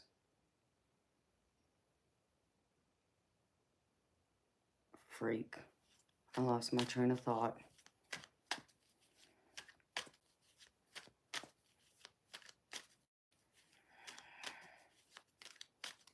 And I understand there's certain drugs out there that can help with certain conditions like that, loose, but I would never do it. I would never try it. I just, oh, so like, because of my psychic abilities, like I'll give you an example. You know, I try and be responsible because I understand my abilities come with a great deal of responsibility that I take very seriously. So for me, like if I'm, you know, really tired, you know, exhausted, I won't stream because I know that deep exhaustion, you know, puts me in a low vibrational energy. And if I tap into the spirit world to read cards, guess what's going to come through? I won't do it. Same thing if I were to get into an argument and get into a heated fight and I'm all upset and angry, I won't pick up these cards either and read for the same reasons. If I'm sick, I won't do it either. Um, and I surely wouldn't do it if I was drinking alcohol. So I understand there's certain times that I'm not supposed to pick up this deck. So, many of my subscribers who've been with me for a while, like Eternal Light, can tell you, I'm reliable. I'm here at least 5 nights a week. If I'm not here on one of the days I say I'm going to be here, understand me, something either came up that was an emergency, if y'all weren't aware I was going to be here that night, or I end up sick, or it's because, like, I could have just gotten into a big, huge fight with somebody. And because I know me, because I can't get myself to calm down that quickly, to get out of that energy right away, I won't come on here and be that way with y'all. I'm going to bring my best. I'm not going to give y'all a bad side of me in that way, because that energy in itself will also um, go into these cards, and it can change the accuracy of it. And I won't do that to y'all. So I come into this with a fair-minded, open mind, and a neutral mind. I can't be one-sided either. So in order to make the readings accurate, that's what I have to do. And I have to be in a neutral, calm mindset to be willing to tap into my spiritual gifts, aka psychic gifts, and to tap into the spirit world, to talk to my spirit guides and have my spirit guides have a conversation with your spirit guides if you were to get a reading from me. So I do different things. I take great deal of responsibility in it to make sure I make it as safe as possible, because I'm not going to put anybody at risk that way. And just like before I go through and stream every night, I say a prayer. I'm a Christian woman, and that may not make sense to some people, but I'm still a Christian woman. I say a prayer. I don't just pray for me, though. I pray for y'all, too. So, and I put up all my spiritual protection I need to put up before I started. So, it depends on who you ask. People are going to do it differently. But I know there's a few of my friends who are like my soul tribe family who think and feel exactly the same way I do. To where I know they won't do it either, because they understand the risk that comes with this. But unfortunately, for many people out there who watch people like me, may not understand in that context, because not every tarot reader is the same either. And that's what you got to understand. Not every tarot reader you could throw in the same category, nor can you throw every psychic in the same category, because you got to understand, even though, like, an example of a psychic, when people think of psychic, the first type of psychic they think of is a medium, which is someone who talks to dead people. I do have those abilities. But what people fail to understand, when someone says they're psychic, okay, people automatically think, oh, they're a medium, but that's incorrect. What you got to understand is not every medium is, or not every psychic is a medium. So, there's a saying I have. Every medium is a psychic, but not every psychic is a medium. So, you can go to a psychic and hope to talk to your dead relatives, but they may not be able to talk to your dead relatives. Does that mean they're not psychic? No. It just may mean they're a different type of psychic. They just aren't a medium, is the difference. They could be an empath, though. So you got to understand the differences of that. So, just like with psychics, tarot readers are different too. We all do things differently. For many tarot readers, at least the ones I've seen that I've watched, many of them are more of the type who memorize the guidebook and give you that meaning, strictly that meaning. They really don't go into it a lot deeper like I do, because they're only going by that guidebook, which there's nothing wrong with what they're doing. So please don't misunderstand me either. They're doing it right in the way that works for them, because they may not be able to tap into those gifts. They may not be aware of it. They may be afraid of it. They may not have them even. It's going to be different things. For me, I tap into the spirit world, and that takes a whole lot of energy, a lot, and it drags me, it drains me when I do it, because I put myself at risk by tapping into your energy. So let's just say you've been depressed. I tap into your energy. Guess what's going to happen to me? I'm going to feel your depression, and it's going to drain me. And that's a risk I'm putting myself in, because that means if I tap into that depressive energy, I could tap into also the spirit world, who's going to be attracted to that depressive energy, and it's not going to be a good spirit either. So there's many different ways you got to look at it. And there's many different ways of reading. There's many different ways of approaches. You know, people have different ways that may work for one person, will not work for the next person. So you have to attack it from multiple areas. You wish I was Earth sucks, because you would never be that lucky to hand over a woman like me. And I sure in hell would never be that desperate to even want to give you the time of day, let alone give you that positive energy. You're not worth it. You wish I would. You wish I had to.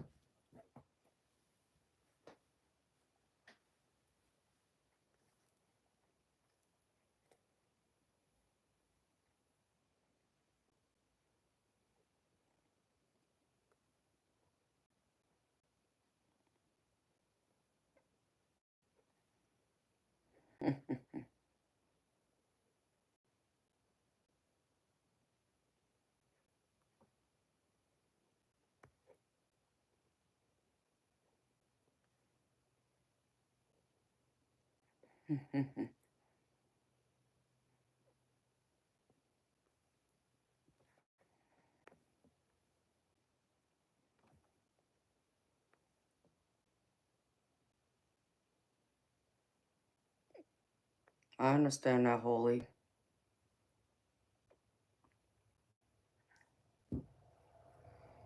No, Patrick, because they've never asked for my help, and they are very, very, very close-minded to that. 99% of them are. But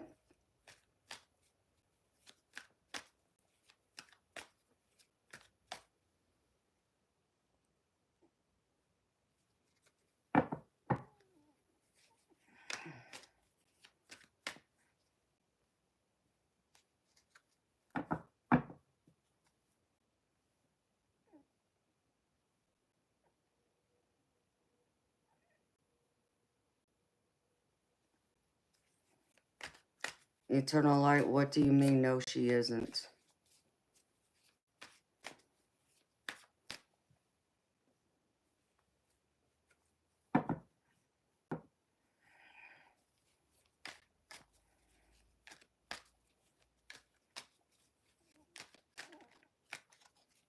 Patrick, I don't pay them.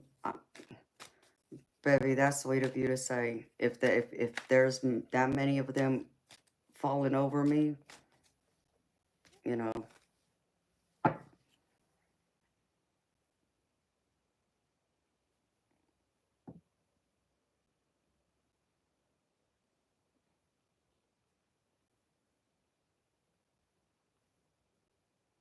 Hi, Bradson.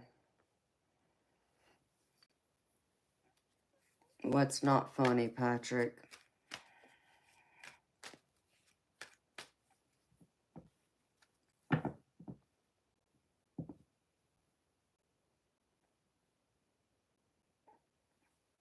Oh, no, Joyful, I'm not Native American.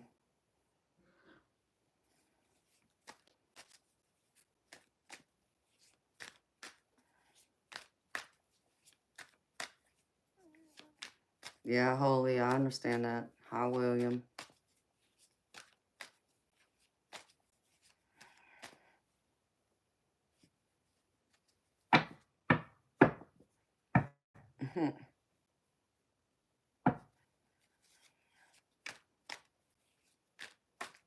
Thank you, Evie, or Eva.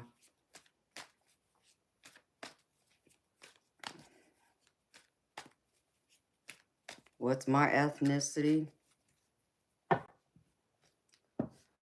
I'm mixed.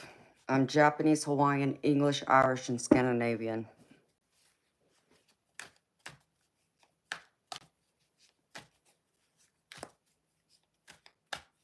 The man, yeah, that's Teddy. He's my bodyguard. He'll wave at you here and there to let you know he's there. Y'all are sweet. So, Luce, does that make sense, baby, what I explained? I hope that makes sense to you.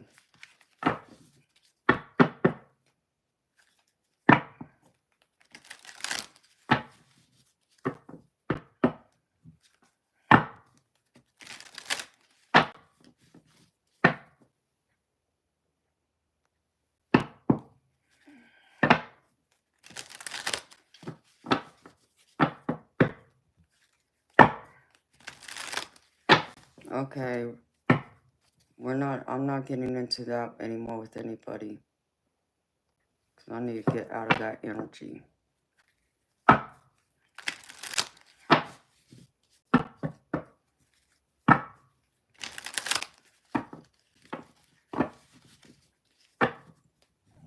Hello, Pooja. Ouch.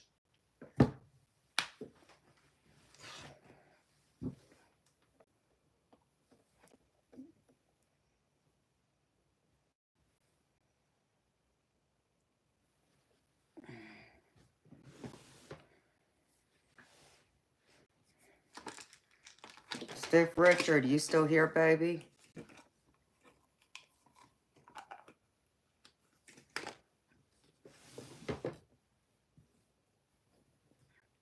I'm crazy, Henry. But I'm crazy in a good way, right? I'm the kind of crazy you like, Henry, apparently.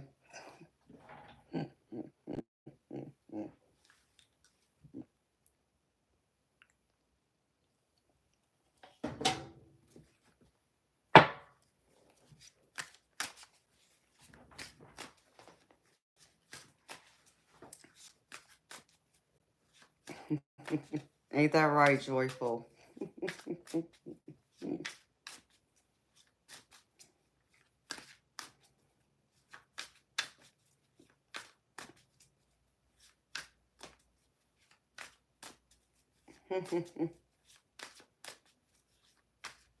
No, I'm not a witch.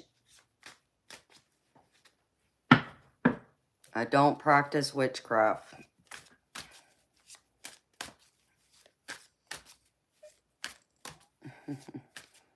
Hi, Lively Cuts. How you doing, honey? I look scary. Why do I look scary?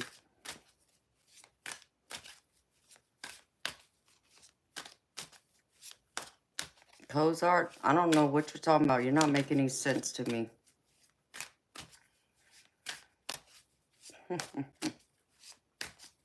Am I scary, y'all? Pooja, I don't do free readings, honey. I only do paid readings.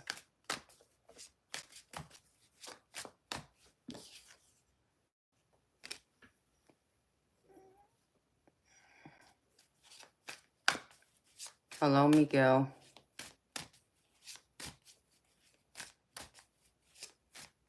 The way I laugh is creepy.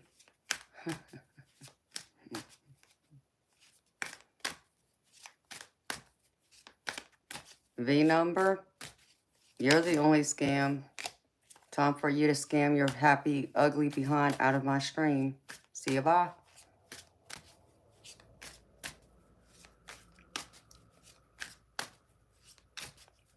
Eva, not right now, sweetheart.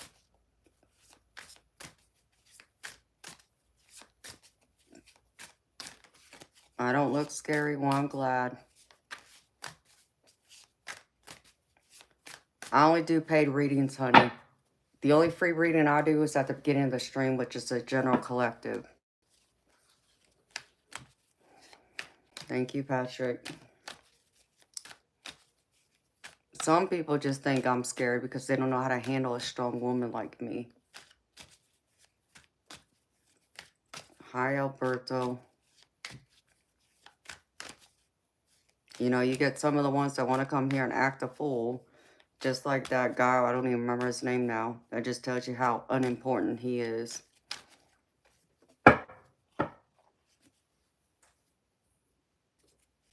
You're welcome, Pooja. Yeah, I do a general collective reading, Pooja, at the beginning of every stream. So 5 nights a week, I'll have a collective reading at the beginning.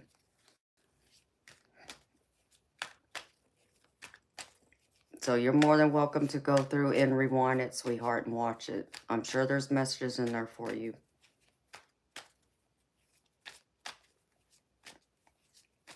Uh-oh. Arian. I'm sorry to hear that, honey.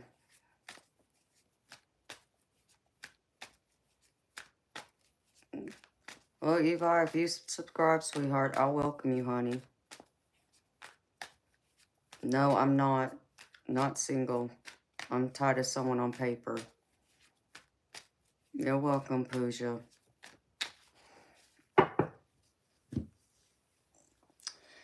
Joyful, it's 3:39 in the morning here in Georgia. Now y'all got that song Georgia on My Mind playing in my head. And thank you, Pooja, for that, sweetheart. I appreciate you for saying that. Thank you. Yeah, you're on the West Coast, Joyful. Seasoned Troll. I don't think Teddy wants to hug anybody except for me, sweetheart. Hi, Bangalore. Oh, he is soft and cuddly. Very soft and cuddly. Bean Boozle, you wish there was. You wish I even cared. You wish I could fall for that nonsense, because you're just another troll. It's like I would be mad too if my parents locked me in their basement. And if I couldn't move out on my own.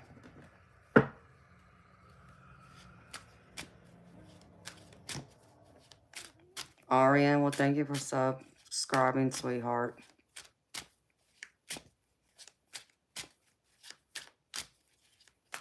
Twisted Maiden, I don't know who you're calling gross.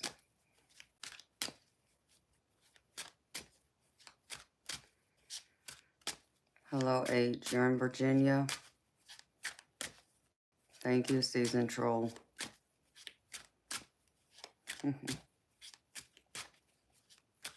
Season Troll, you're not being rude, honey.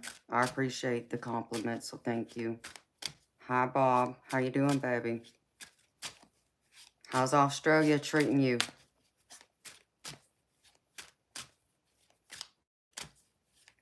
Hi, Betty Light. How you doing, beautiful soul? Thank you, sweetheart.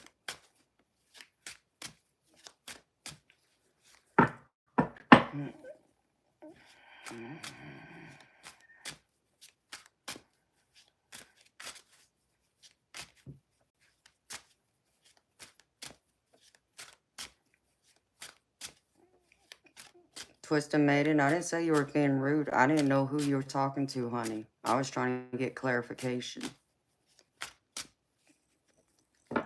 No, I'm not Native American.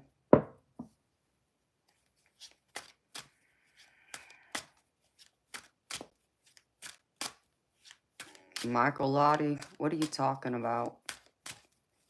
Yes, I'm from North America. I live in the United States. I'm an American.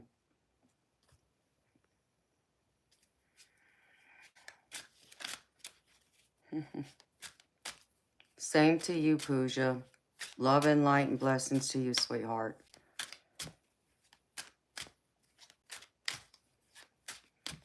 It's 2:41 in Louisiana. Friday Elite. Yeah, it's 3:42 in the morning here in Georgia.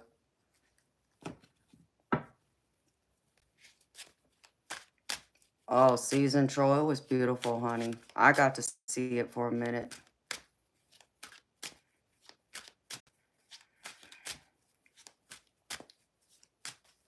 Trump is president.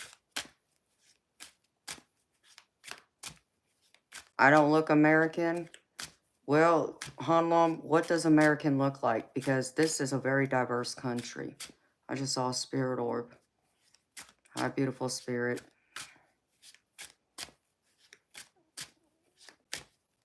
Hello, Mattias. I don't know what else you said, but apparently my mom didn't like it, so.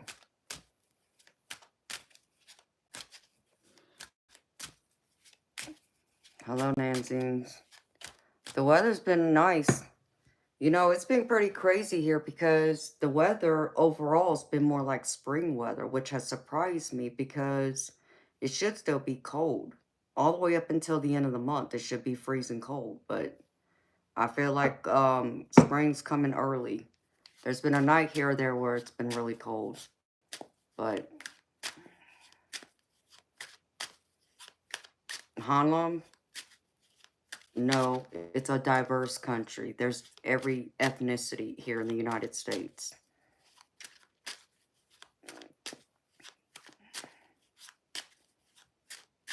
I'm shuffling cards, Mr. Red.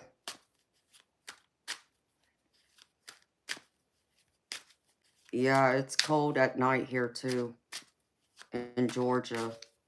But it's been warm during the day. Like when I walked outside earlier today, it was warm. I didn't need to put on my sweater.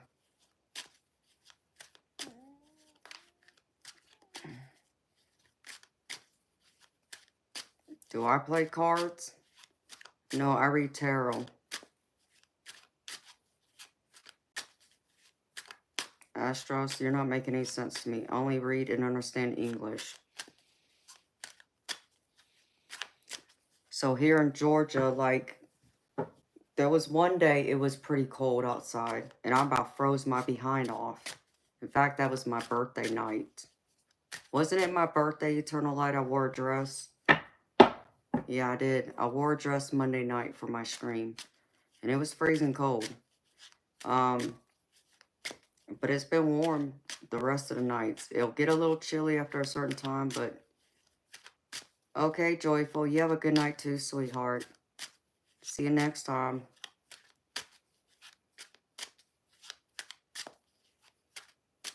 Thank you, y'all.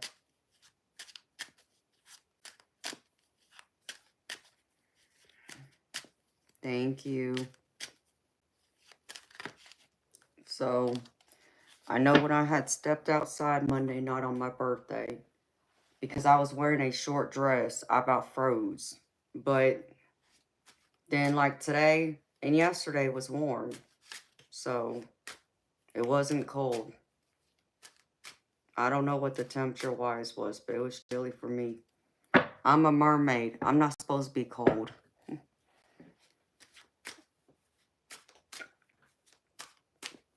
Mr. Red, listen, sweetheart. You've been sweet up until this point. Don't start insulting people, okay? Listen to me. Telling somebody if they smile and make them more beautiful is not how you make someone feel good. And it's not how you get someone to smile either.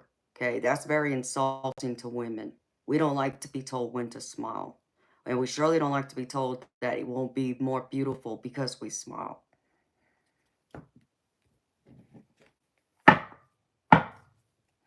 Isn't that right, Henry? In Eternal Light. Do you, Dustin? I love my bear. I didn't get it for Valentine's. I got it for Christmas many years ago.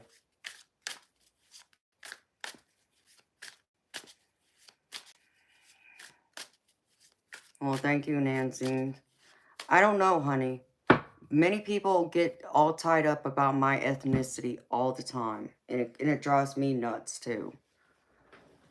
Because 9 times out of 10, people come in here and ask me, are you Native American? They automatically think I'm Native American. And I'm not. But for whatever reason, that's what they think I am. And it's like, and I try and say that to them. It's like, why does my ethnicity matter? Can I just be a woman and a human being? Because we're all human, right? Because God knows, as I put it to them, it's like if I was fair-skinned with blonde hair and blue eyes, they wouldn't be asking me that. Or if I was ebony skin, you know, with beautiful black hair, they wouldn't be asking me that question either.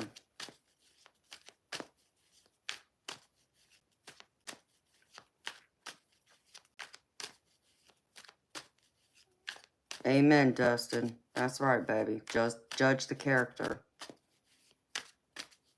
I'm a Christian woman. Travis, I'm not saying they mean it in a bad way, baby, but you got to understand someone like me. I don't think about I'm not type of woman who judges people by their outside appearance, by their ethnicity. I mean, I see you. Okay, I see the body you're in, but when I get to know someone, I get to know your heart and soul. I don't see your appearance. You know, I do, but I don't. So, you know, I don't think about my ethnicity at all. I'm proud of who I am, but do I think about it daily? Heck no. I don't think about it until someone else brings it up. And, you know, living here in Georgia, um, it's it has a bad history, right? But even living here in Georgia with its bad history, I don't get asked about my ethnicity nearly as much as I do on here. And 9 times out of 10 people who come on here, it's automatic. Are you Native American? Are you Native American? If I had $1 for every single time I was asked that question, I'd be filthy rich right now. To the point that my mods have made the jokes. They want me to make a sign and put it up on my wall back here that says, no, I'm not Native American. Even one of them just mentioned to me recently to make a shirt that says, no, I'm not Native American. That's how often it comes up. And after so long, you get tired of the same thing.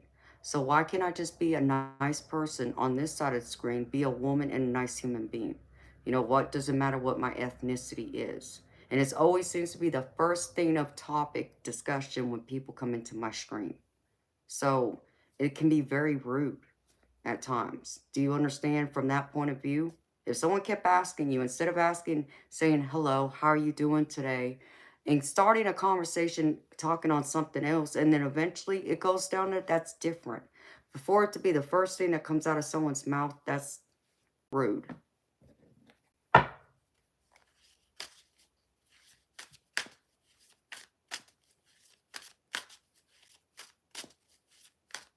Thank you. Exactly.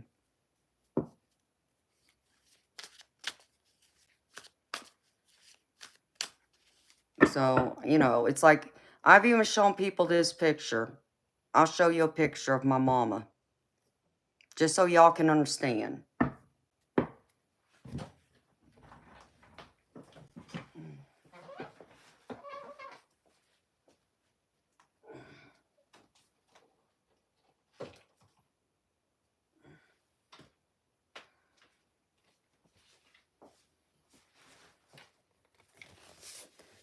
This is my mama, right here. If I looked like her, nobody would be asking me that question, you see.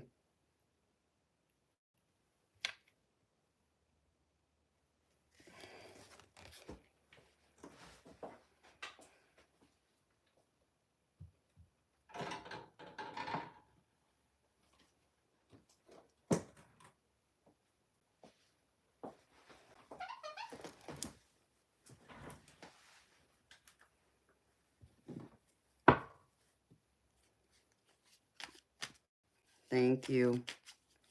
Like I said, I understand why people are curious. I just wish people would wait instead of it being the first thing of discussion. Why does it matter? Like, why can't I just be a woman and a nice human being, you know? So,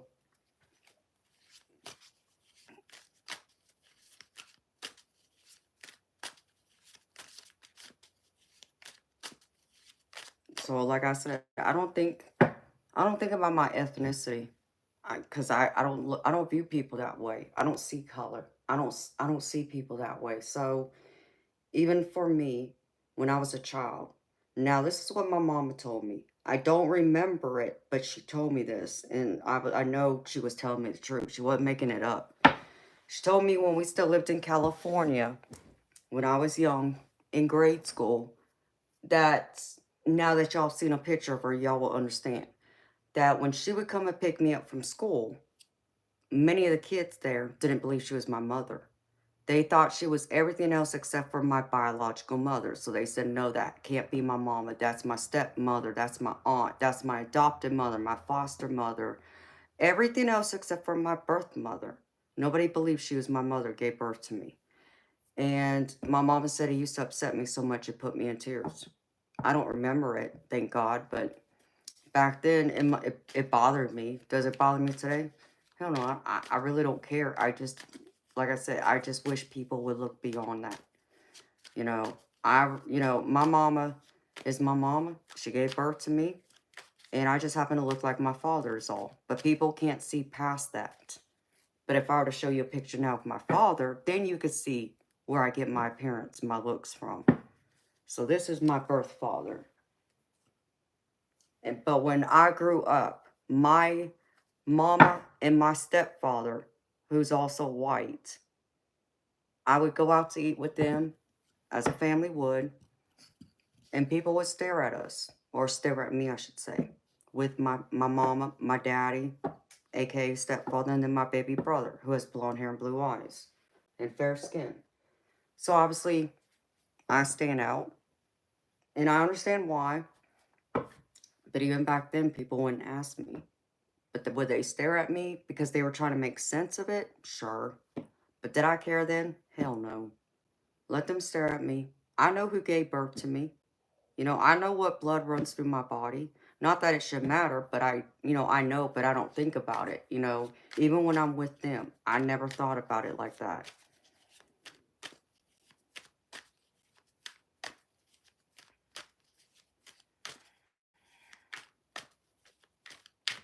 I don't know what day of the week I was born on, but I'm a Pisces. My birthday was Monday.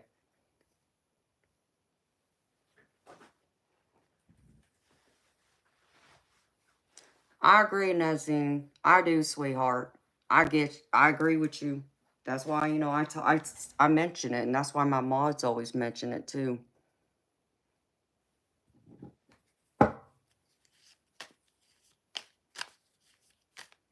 Amen, Bob. That's right, baby.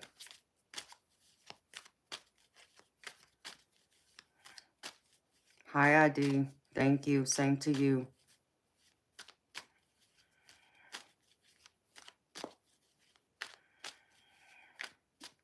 Oh, Travis. I hate to hear that, baby. You just gotta not allow them people to bother you, baby. They're gonna think the way they think, and you just gotta remember most of them, to not be degrading or to be rude. They're just not educated. That's the best way I can put it. So again, I'm a different person. I don't think about my ethnicity at all. I'm proud of me. Don't get me wrong, I'm very proud of what blood runs through my body, but it's not front of mind. Even when I look in the mirror, I don't think about it. I understand I have those darker features that I get from my father, but it's still not top of mind for me. I'm me. I love me for me. I accept me for me. And the way I was raised, it's like you either love me or you're going to hate me. Either way, I'm not going to really care because I know me. And I don't need others to define me, nor do I need them to validate me. I'm still me. I'm not going to be anyone else but me. And it's like my parents always told me, like when I was a child. I think there were some kids at school that were talking, being kids and saying something that wasn't true. And I remember I came home and I told my parents about it. And my parents gave me a valuable lesson and gave me some wisdom that I still, I remember to this day. And I tell it on my stream all the time. My parents always told me, who cares what anybody else thinks? Who cares what anybody else says? Is it true what they say? No. So why do you care? It's not true. You know what the truth is within yourself. That's all that matters. So the hell with what they say. Just ignore it. And I do. I don't allow anybody else's nonsense. Who wants to talk crap, who wants to gossip, wants to spread rumors, lies, haters, envy, jealousy, whatever it is, they can never get to me. They can never break me either for that exact same reason. Because again, I don't put value. I don't put my self-esteem, my confidence, my worth, my value into others. It comes from me, from within me. And that's how I leave it, and that's what I try and teach people on here. To value themselves. Don't allow others to value you. You value you. You define you. And then you show the world who you are. You don't allow them to tell you and try and put you in a box. I don't let people put me in a box. I put myself in my own box. And trust me, my box can be much different than what most people would put me in to start with. So, do I care? No. That's why nobody can break me though, because I'm confident in who I am as a person, as a human being, as a woman, as, a psychic, tarot reader, friend, lover, family member, whatever you want to label me as. I'm confident in who I am. I don't need anyone else to validate that. It's like when I first created my channel, I didn't go through and tell a single soul about it, what I had planned on doing. Why? Because I didn't need anybody to validate it. I didn't need anybody to encourage me to do it. I had to get that from me. And it was my spirit team, aka spirit guides and angels and loved ones who had passed over, who encouraged me and told me to do it. And so at first I thought the idea was crazy because I never wanted to do this. I never wanted to be on YouTube. I never wanted to be a tarot reader and be psychic out in the open like this. I'm not one who likes to be a center of attention. That's not who I am. But I knew this is something I'd have to do and be out here and get adjusted to that, knowing that it was going to be looked at in that way. And instead of asking other people close to me their thoughts about starting this channel, creating it and all that, I asked myself, can I do this? Do I really want to do this? And so forth. So I got that validation from myself. And so I can tell you the day I went through and created this channel, I was in my car on my way back home from a doctor's appointment in the passenger seat of my car. My insignificant other was driving. And as we stopped at the gas station, that's when I came up and started typing in the name of the channel, which is what my spirit guides told me to name it. And I created it from there. And it was like within a week, I created my first pre-recorded video and posted it. I didn't tell nobody. Nobody. Okay? And when I finally let them know what I was doing, they were all shocked. Many of them were shocked in a good way. But I know there was one or two who looked at me, with, you could say probably envy, because they could never do what I do. They're not confident. They're not sure. They don't have high self-esteem to be able to be out in the open like this, like me. And I knew I was going to get some of that. But did I allow those naysayers, those people who would hate on me, who wish I would just, fall off the face of the earth and not come back and, whatever else? Hell no. Because they don't put no value, no stock into me. They don't decide for me. I decide for me. So, in the same token, like my ethnicity, Travis, it's the same thing, baby. And that's how you got to teach your baby. Just teach them. It doesn't matter what anyone else has to say about them. Whether they believe she is his mother or not, who the hell cares? He knows she's his mother. You know she's his mother. And she knows he's his mother. That's all that matters, baby. And allow him to grow up in that and believing in that. And just believe in like what my parents taught me. And he will be just fine. He will grow up in a strong, confident household. He will know who he is. He will be proud of where he came from. And he's not going to put any weight or stock into what everybody else on the outside world who hold no weight in his world have to say or think about it. And that's what you got to focus on, baby. Be in that positive energy for him to raise him that way. And he will stand tall and strong and not give a damn what anybody else has to say or think or believe like I do. It's like even now, my baby brother, who's 4 years younger than me, he's not a baby, but he's the baby of the family. And when I talk about him, he's my baby brother because I have an older brother. He's blonde hair, blue eyes. He's my half-blood brother. But do I look at him as half-blood? No. He is still my brother. It doesn't matter if he's whole or half. He's still my baby brother. We're blood. We're siblings, okay?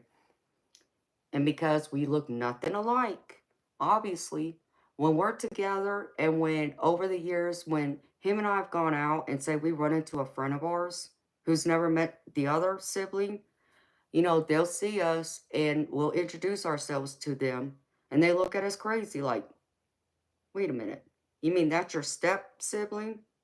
No, we're blood. But they can't see past the physical. But me and my brother don't care. So we just have to explain. Same mother, different father. Not that that should matter. Not that us being blood siblings or not should even matter. Just because we don't look alike. You don't have to be blood to be considered family either. It shouldn't matter. If you consider someone family, they are family. Whether they are by blood, by marriage, or because you choose them. That's what's important. So that's the other way I would go about that too, baby. So I don't allow these people even today. When I'm with my baby brother and his family, I don't care. I don't care what any of them say. That's still my brother. His babies, those are still my nieces and nephews. His wife, that is still my sister-in-law. Okay? And us not looking alike don't change that.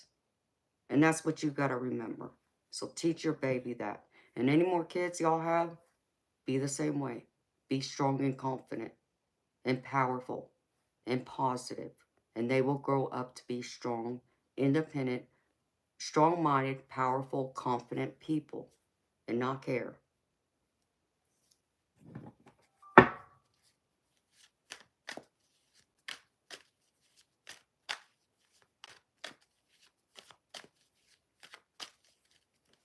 Must be insecure. Grace, it's time for you to go. Bye-bye.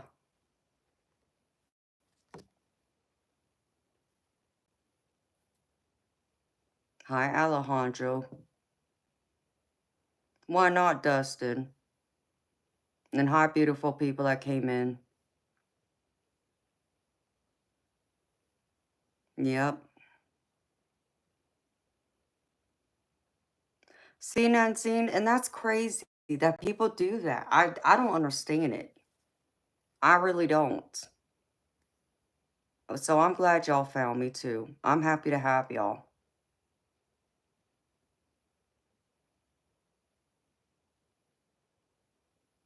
Travis, and I'm sure he will, baby. You just be strong for him and be there for him.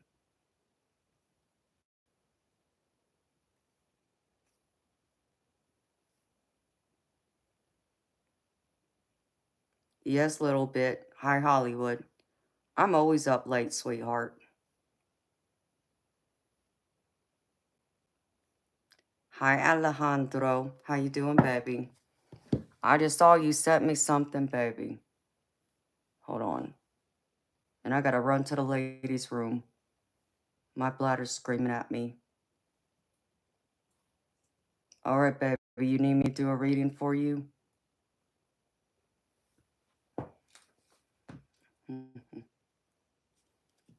Thank you, Zena. Yes, Alejandro, you sure can, baby. Give me a minute, baby. I gotta run to the restroom and grab another drink.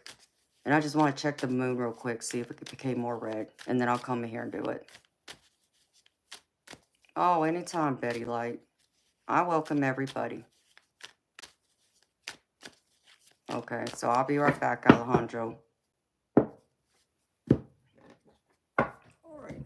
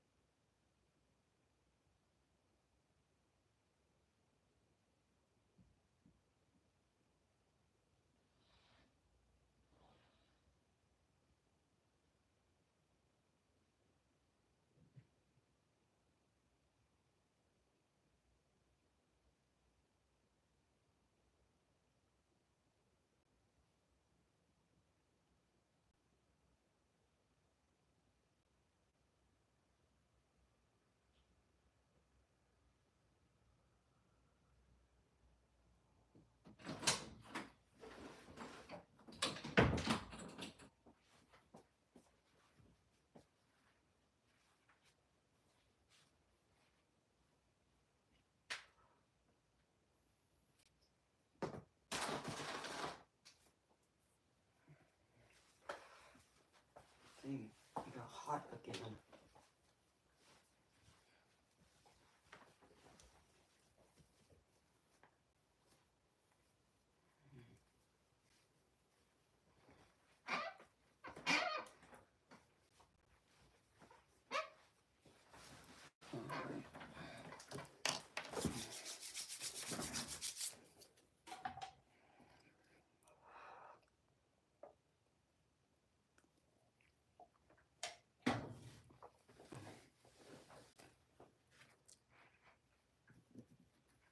Oh, Dustin, I'm sorry you feel that way in your time, baby, but I'm happy you feel welcome here. That's what I want. I want everybody to feel welcome.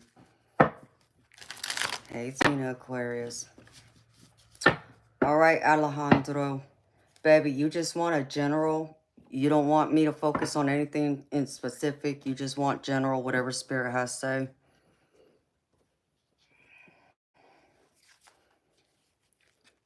Okay, Spirit.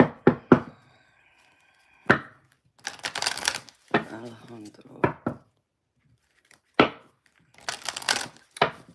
And it's more white now.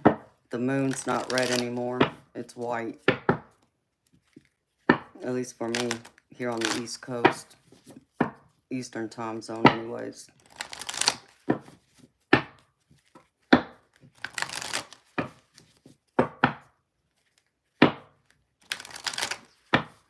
Oh, thank you, Bob.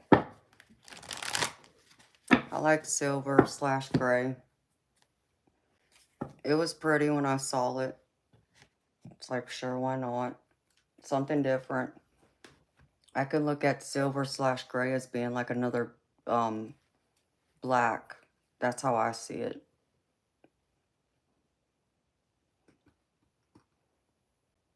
All right.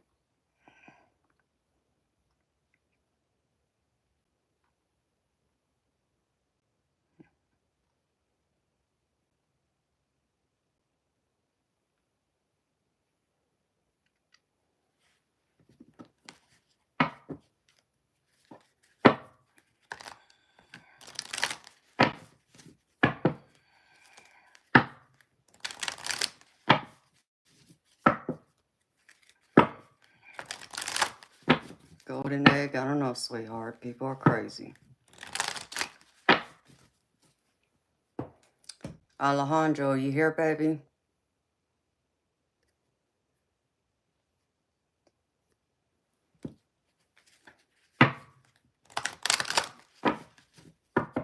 You just want a general, baby. You don't want me to focus on anything specific. You just want me to pull whatever Spirit wants to tell you right now, baby. Is that correct?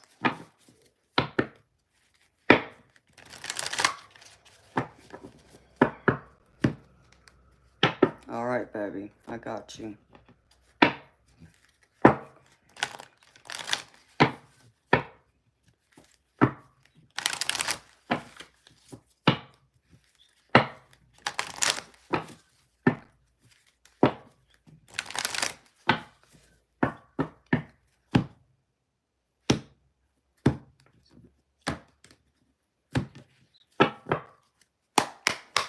All right, Spirit. Show me, please.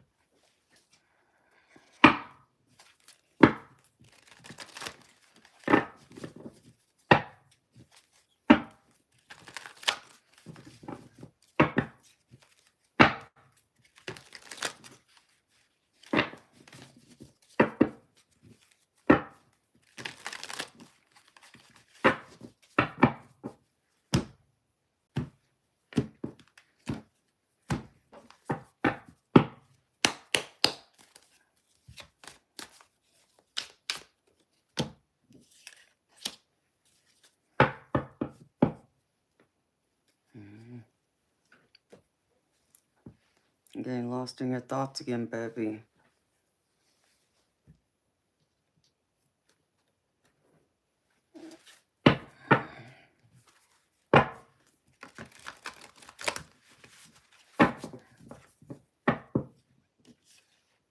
You're stressing yourself out, Alejandro. Baby, you gotta stop that.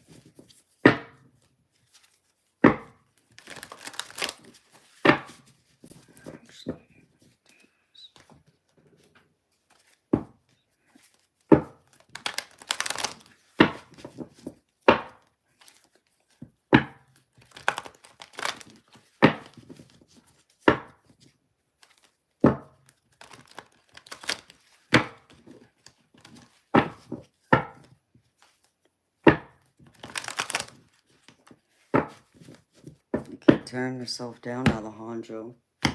That's what Spirit just told me.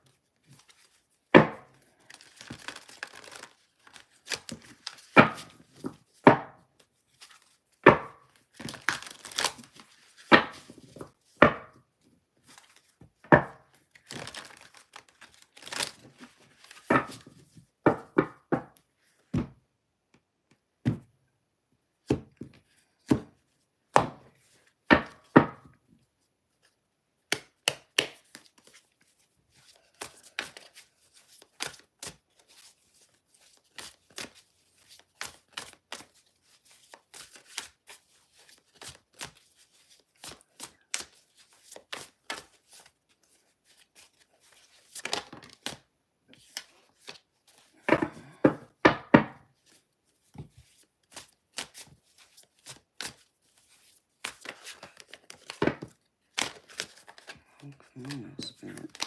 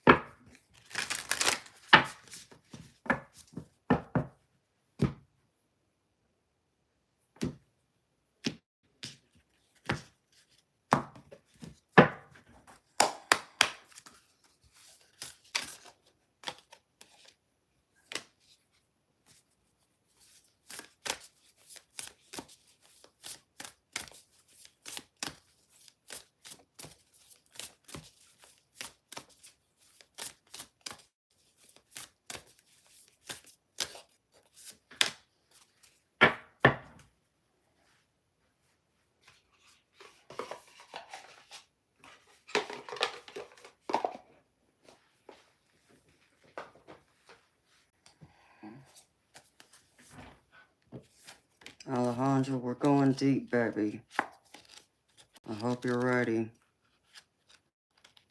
Deeper than I normally go. I feel like I needed to do this for you because I know you got a lot going on. I also know, just from you being here, how supportive you are of me. And I truly appreciate you.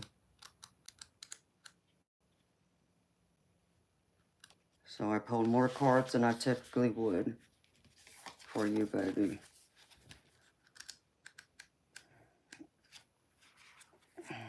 Find this last place.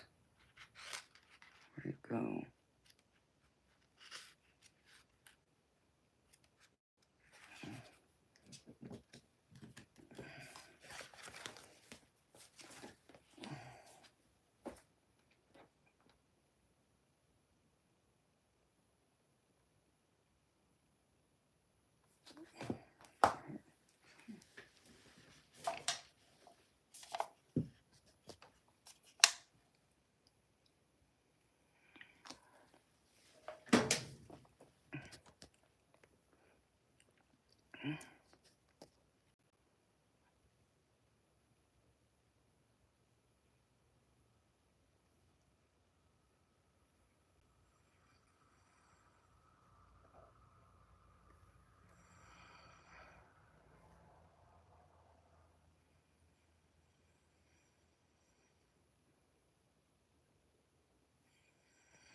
Okay, baby.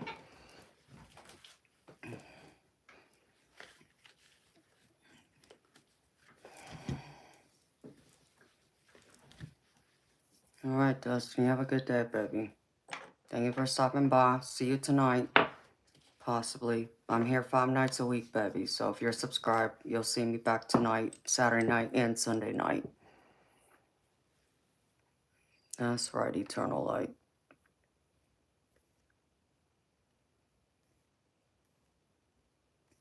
So. Alright, baby. Good night to you, too. Alright, Alejandro. Baby, I know you got a lot going on. I know there's a lot of different energies pulling me here. I see you got a lot of thinking. You're in your head again. I know that because I have the Eight of Swords at the bottom of one of my decks, which is all about being lost in your head, stressing and worrying again. But even just tapping into your energy right away, I see you're getting caught up in your thoughts again.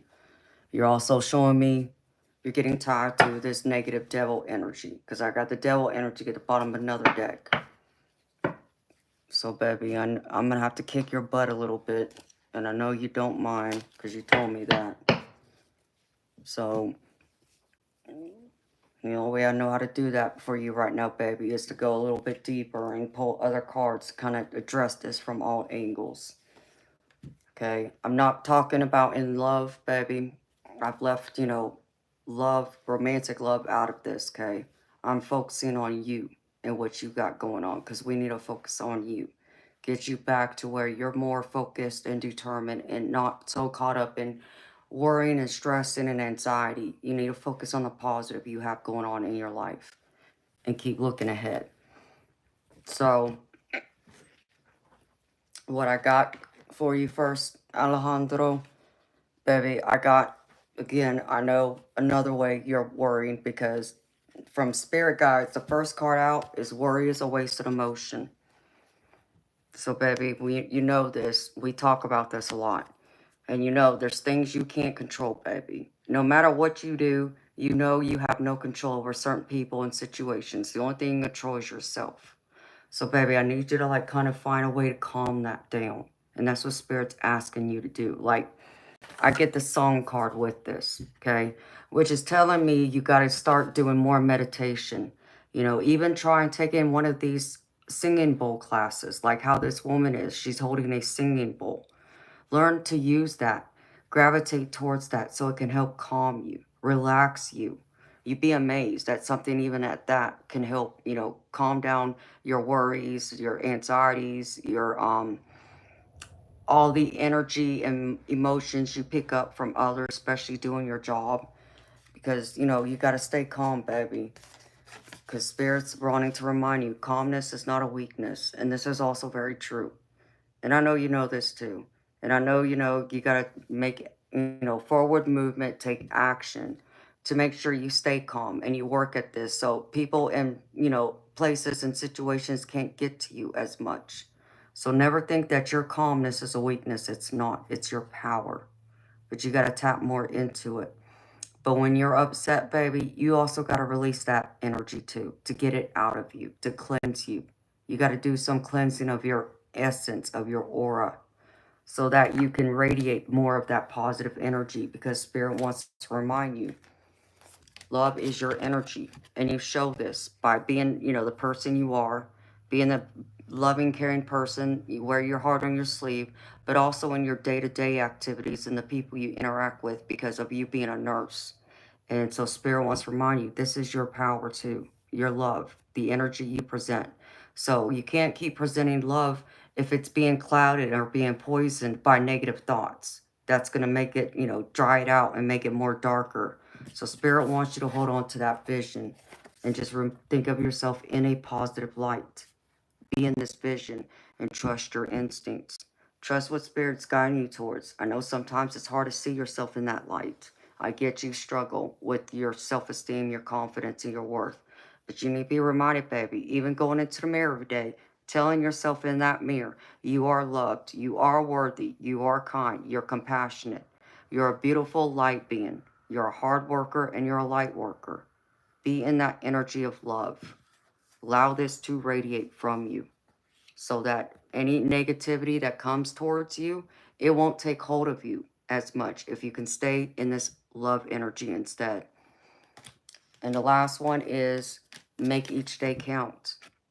Focus on the moments, day to day. Don't still try not to look, a year ahead of you, 5 years ahead of you. I'm not saying don't have long-term goals and plans, babe, but I'm saying right now the focus needs to be today and not necessarily tomorrow. It needs to be today.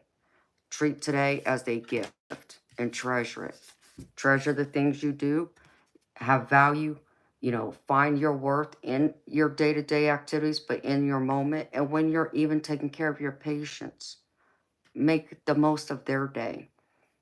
Try and find, and I know you know this, leave people better than the way you found them originally. That's what you got to focus on. So be in that moment with them. It might be you when you go and take care of them. It might be your smile, your energy that lights up their world, that changes their whole mindset and their whole attitude. That's the power you have. And that's the power you need to be reminded of. So present that. Be in that energy. But you can't keep doing that, because then you're going to drain yourself, especially if you're already dealing with other emotions that are not healthy. The negative side. That's going to bring your vibration down. So make note of that. Be strong in that energy.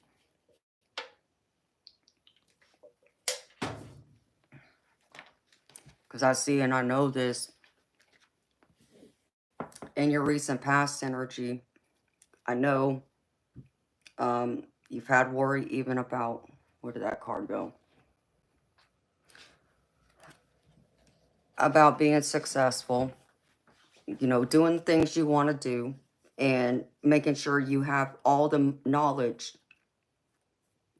and information to be the best at what you do. And Spirit wants to remind you, you are, and you do. But you have to see that in yourself, baby. You have to see that everything you do from a day to day, that's a victory in itself. You're still here. You're still living this life. You survived today. You survived yesterday. You survived last week. You survived all this heartache and all this other that's going on in your world. It hasn't killed you, baby, and you need to be reminded of that. Trust in yourself, because you're showing me this Hierophant energy. And this Hierophant energy is all about that knowledge and wisdom. It's also a card of tradition, which you are a traditional person, but it goes deeper than that. It goes to your spirituality. It also goes to what you know, your gifts, you being that nurse again, having that knowledge, that wisdom, that experience, and trust that you are successful at this. You're doing a great job. You need to be reminded of this, because the Six of Wands is showing this to me right here with this Hierophant, okay? And that's what we're focusing on today. So Like your recent past energy, I feel like you were feeling more on top of the world, you know, because you thought that you had other things going on and maybe it didn't go as smoothly as you wanted it to. But it does not mean like this Empress is abundant. You are abundant, okay? You are creative.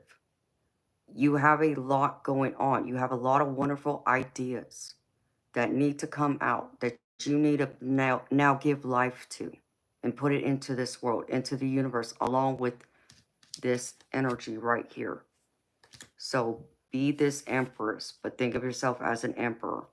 It's still the same thing. You're being a leader, you know, someone that takes charge, makes the right decisions, knows what needs to happen, and takes action towards it and to achieve it, and takes that direction and is disciplined in it. Because I even have this King of Pentacles energy for you, which is showing me just how successful you are. You know, you are successful in your career, where you're at. Do not think you're not. Do not think you don't have anything going on, because you got more going on than you give yourself credit for. And I feel like this plays into your whole self-esteem, where you feel like this is part of the reason why you maybe, you know, you aren't finding love. Baby, it's not you, it's them. And you need to remember that. Okay, you have a lot to offer someone. A lady who is going to be worthy of you. That lady is going to be very lucky. So don't doubt you. Okay, it's not about you. It's about them. The ones that rejected you, it's all about them. Do not allow their negativity, what they got going on, to project onto you. Okay, you need to keep going in your strength in this chariot. Keep driving that car ahead, to stay focused and determined, taking action on your success with your career, with even your other activities and hobbies you got going on, you know, with hiking, exploring, you know, nature, being out in, you know, the wildlife. Enjoy all of that. Make the most of it. Allow that to energize you and keep you going, instead of allowing other people to get you stuck again. Because, you know, I feel like you're getting stuck being in this Eight of Swords. You know, it's like you keep putting yourself like this bird. You keep locking yourself in this cage. You got to walk and get out of this cage, out of that mindset. The Eight of Pentacles is your present energy, which I feel like this is where you're trying to get more of your time and attention to focus on.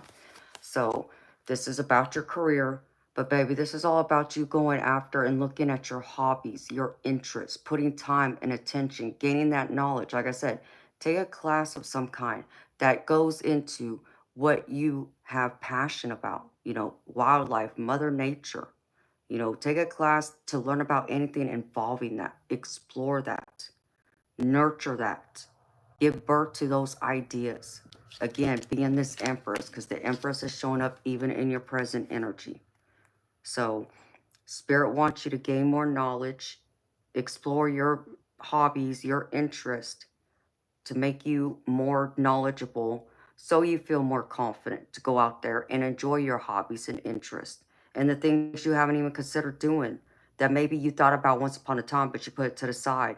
Now's the time to explore that, and Spirit's encouraging you to do that, so you can be creative and be abundant even in that knowledge and wisdom that you have, that you will gain, and that will add more to you, to your strength, to who you are as an individual, to your personality. You know, knowledge is power. I know you know that too. But you also got to give yourself some compassion and get out of that perfectionism thoughts, because I know that gets to you too. Being in your Virgo energy, you are a perfectionist. You're all about the meticulous details. But sometimes you got to let some of those details go a little bit and not be so focused on that. And I see in what's working against you, baby, is allowing yourself to get lost in your emotions, allowing it to overtake you. Because I get you in this Knight of Cups energy. And this is all about being like that hopeless romantic, you know, but it's not just about being a hopeless romantic in a romantic way to others, but, you know, being there for, you know, your family, your friends, and even for the patients you care for. You know, be empathetic, yes. Be creative, yes. Trust your intuition, yes. But don't allow those emotions to get the best of you either. Stay focused. Stay determined. Otherwise, I feel like you're going to end up in a position where you're going to feel torn of having to be forced to make a decision. Because I feel like you're going to get burned out. If you're not already getting burned out, I feel like you're reaching that burnout point, baby. So you need to find something else to break that up so you don't get so burned out just caring for your patients and then being isolated at home. You need a break from that. Give yourself permission to take a break if you need to, okay? That may be a week vacation, a 2-week vacation, but I feel like you need a weekly break, like something you do on a weekly basis. So one night a week, when you're not working, baby, I need you to go out into the world. I need you to explore it. I need you to get comfortable. Get comfortable with being uncomfortable to learn more. Because otherwise, you're going to end up in this Two of Swords. And I don't want to see that happen to you, baby, to where you're torn between a decision of having to walk away from something. And I feel like you enjoy your job. You get a lot of fulfillment from it. But I also understand doing that type of job can burn you out too. So I don't want you to end up in this energy to where it causes conflict, to where you end up, biting someone's head off, for an example. Because I see this Five of Wands. I feel like there's others around you, you know, um, other colleagues maybe that you talk to on occasion. I feel like they might be coming at you, creating conflict. Even some, I feel, could have envy towards you, baby. They're trying to compete with you. They're trying to create chaos. Don't allow them to do that to you. Don't allow them to get the best of you. Stay calm. Stay in your calm energy and stay in that energy of love again. And just understand that they're trying to project all their negative emotions onto you. And it's up to you to, instead of absorbing it, you got to push it out. And, imagine yourself covered in mirrors. So anytime anybody approaches you, instead of you absorbing their energy as an empath, you end up pushing it out and it goes back to them. And that's what you want to do. Because Spirit wants you to have another chance. They want you to take this new beginning again, to experience life, for your emotions to get balanced again, for you to get grounded, for you to have that opportunity to be able to attract a mate, and the right mate, not just any mate, baby, the right one, the right woman for you, who is worthy of you, who, has value, and who's going to value you to your heart and soul and core of who you are, that wants to go the long distance, not just, okay, well, I'll see you once a week or once every other week. No. Hold yourself higher, baby. I need you to get into that energy. I need you to feel more, even, be a little conceited. Get into that energy. Okay? I need you to pump your chest a little bit, and that's what Spirit wants you to do. So you have that positive energy and feel good about yourself. So you can keep going. So you can be out in the world. So you can possibly attract an actual mate that's going to be your lifetime partner. That's going to go the long haul, not just part-time. Because Spirit wants you to explore your emotions. They want you to get connected to them. Become deeper with them. This is a new opportunity, a new shot. Could love come in? Yes. Okay, someone could come in and want to give you a cup of love. The Ace of Cups can represent that.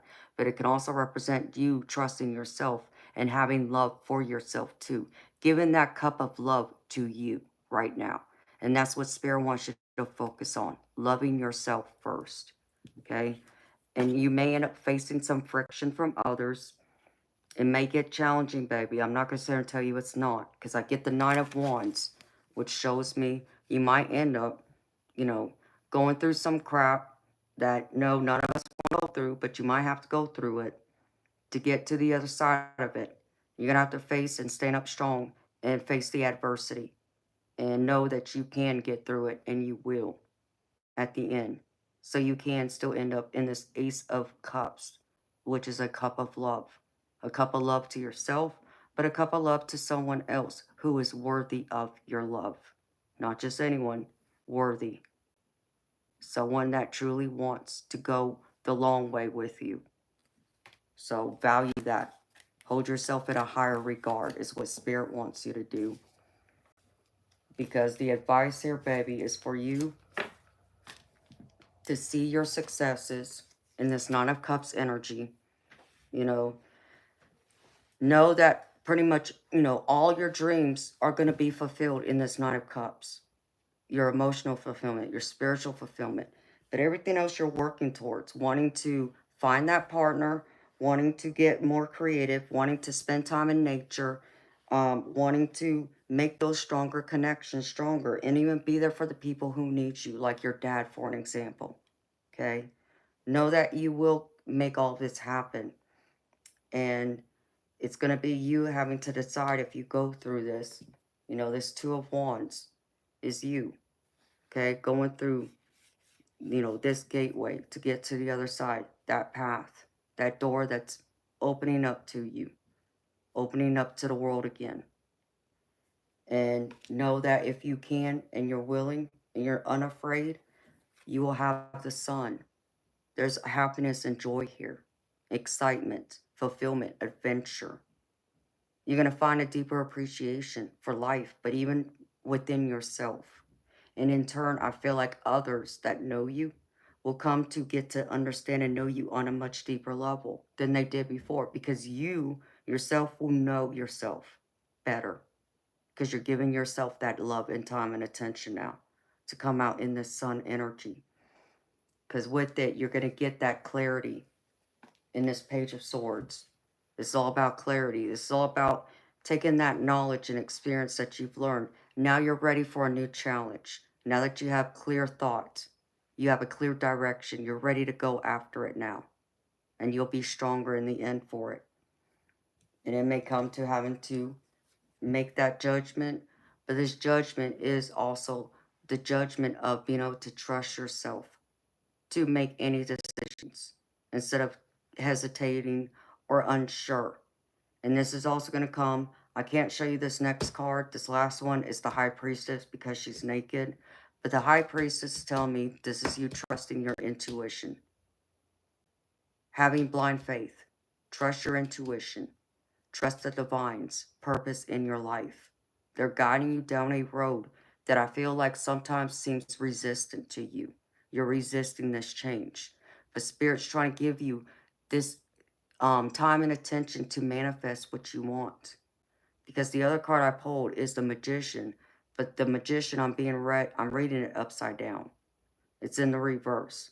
It's showing me that you're kind of questioning yourself, questioning your talents. You're not secure in it, and you lack confidence in being able to fulfill it. Spirit saying you can fulfill it. That confidence has to come from you. So I'm kicking you in the butt, and I'm challenging you to step up into that role now. And even for the next 30 days, baby, focus on this. Take it one day at a time, one step at a time. I understand there are going to be those days you're going to have where you're not going to want to step outside of your home to interact with the world. I understand that because I understand you as an empath. You also got to make sure you recharge your batteries. Make sure you do that. Make sure you get the rest. But also make sure you're not isolating yourself so much that nobody can connect and reach you either, or that the outside world doesn't exist, because you need to get uncomfortable with being comfortable out there in it again to meet the people you need to meet. Because there's going to be a whole new group of people, I feel, who are going to come towards you, who are going to want to work with you, who are going to want to help you even find yourself, and they themselves are on the same path of rediscovery. This is all about rediscovering you again. Putting everyone else to the side, rediscover you now, and trust you. And then I have all these oracle cards for you. And the first one is, let's see.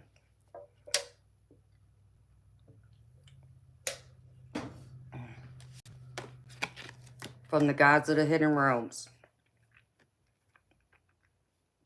Focus on the brilliance, Alejandro. Focus on yourself, okay? But know you are brilliant, Alejandro. And it says, when a skilled archer prepares to shoot, they focus on their target. Their skills and knowledge come together as they release their arrow, fully expecting that it will hit the exact spot that they have claimed. They feel their success in advance as something already complete, and so it comes to be. Your task now is to choose your target or intention for an experience. Then feel it as if it's yours already. Stay the course, paying no attention to distractions and refusing to entertain anyone's drama. Wear this truth lightly, knowing there is no need to grasp or chase what is already yours. Let your arrow of destiny fly into the sky, traveling in its own way.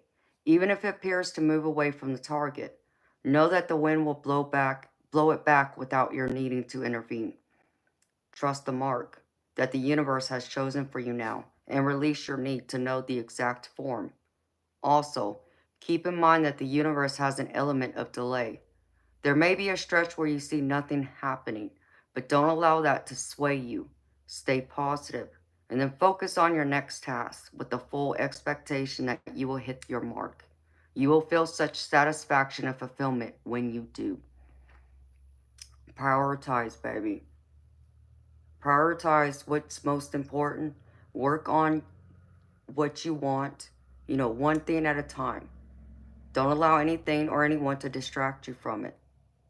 So you know, it's like watering a flower, okay? As long as you pay time and attention and water that flower and it gets enough sunlight, it's going to grow. But if you ignore it and don't water it, it's going to die. It's the same thing.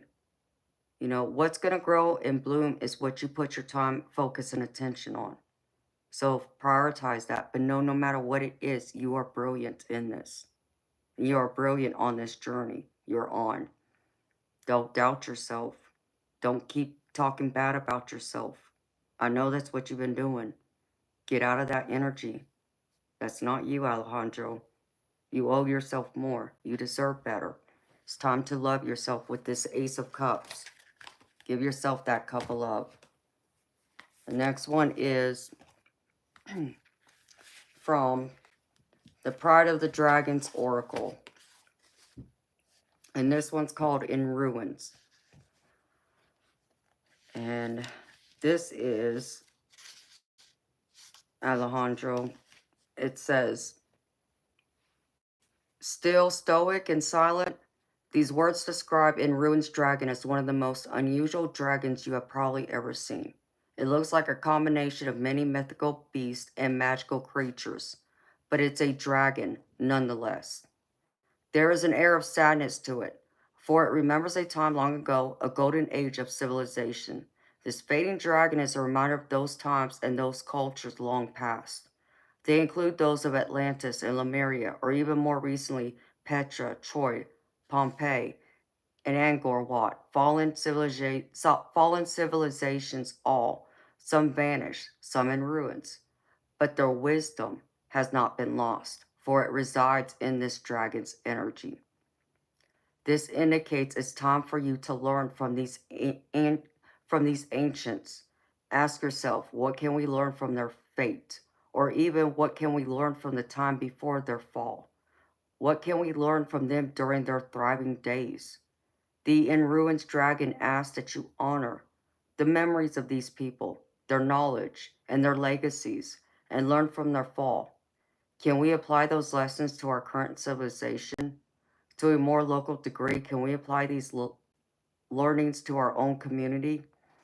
Can we also apply these learnings to ourselves right here and now? Take a moment to reflect on these civilizations, as you never know what you may learn. And in the process, you will keep this beautiful ancient dragon's energy alive for future generations to come. So focus on learning about your own heritage, baby, but learn about others. Get to know, what the ancients from long ago, what they did, how they became to be in their power. But yes, the mistakes they made along the way that caused them to fall. This is all about you rediscovering that. But this is also about you discovering yourself in that time, in who you are as you are now, and where your lineage comes from, and how you can, use all that wisdom and strength from your ancestors and the great ancients that came long before us to help you thrive in this life and live up to your full potential so you don't end up in ruins and don't fall away. You need to stand tall and strong and confident. Don't falter to any negativity or drama or any BS that anybody else throws at you. You are a prize, and you need to be reminded of that. And the next one is, this is from Gods and Titans. And you got Eras. And this is the god of war. There may be a battle ahead. Learn the rules of engagement. And it says, this masculine attributes of aggression and bloodlust make Eris' energy very destructive. Few of us will ever actually need to call upon this kind of energy to fight and protect ourselves. Yet it truly is within us. It seems we are Eris' children after all. As anger can get the best of us, some societies and individuals still see physical conquest as the way to prove manhood and strength. There are other ways equally as challenging and honorable. So know that even being in that aggression, frustration, allowing people to get you in that negative energy will only pull out the negative side of you.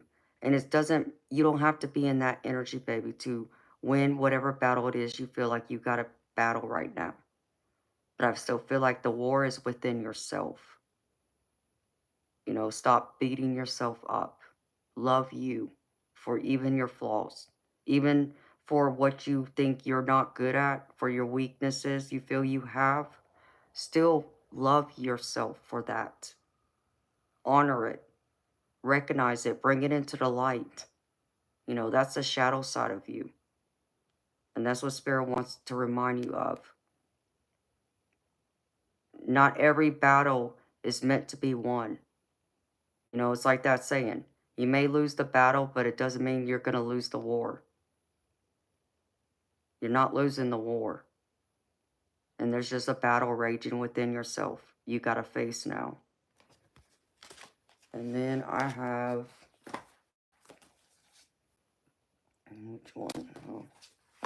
The next one is from my soul coaching. And this one's called Power. Look at this big, beautiful elephant, Alejandro. This elephant, Alejandro, is to express your strength with grace and take back your power. It's safe to own your gifts. Accept that within you is a place of divine strength and inner ability. If you've lost or given away your authority to someone or something else, it's now time to reclaim it. If you're holding on to limiting beliefs, or if you're afraid of being shunned, judged, or ostracized, it's time to let go of those limitations. Release any fear of misusing your power. True strength doesn't dominate or manipulate. It's a gift from the Creator that dwells within you.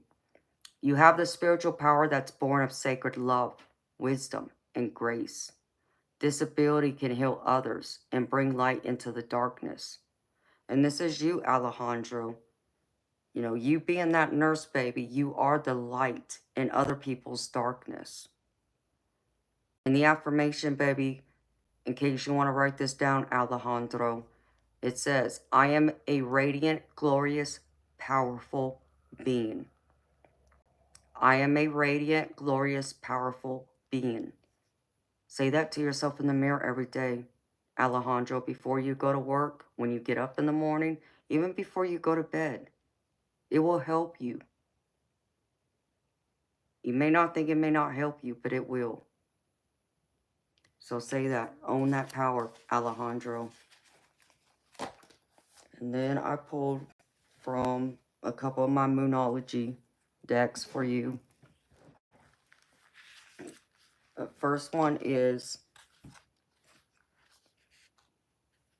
let's see. This is, you and your loved ones are safe.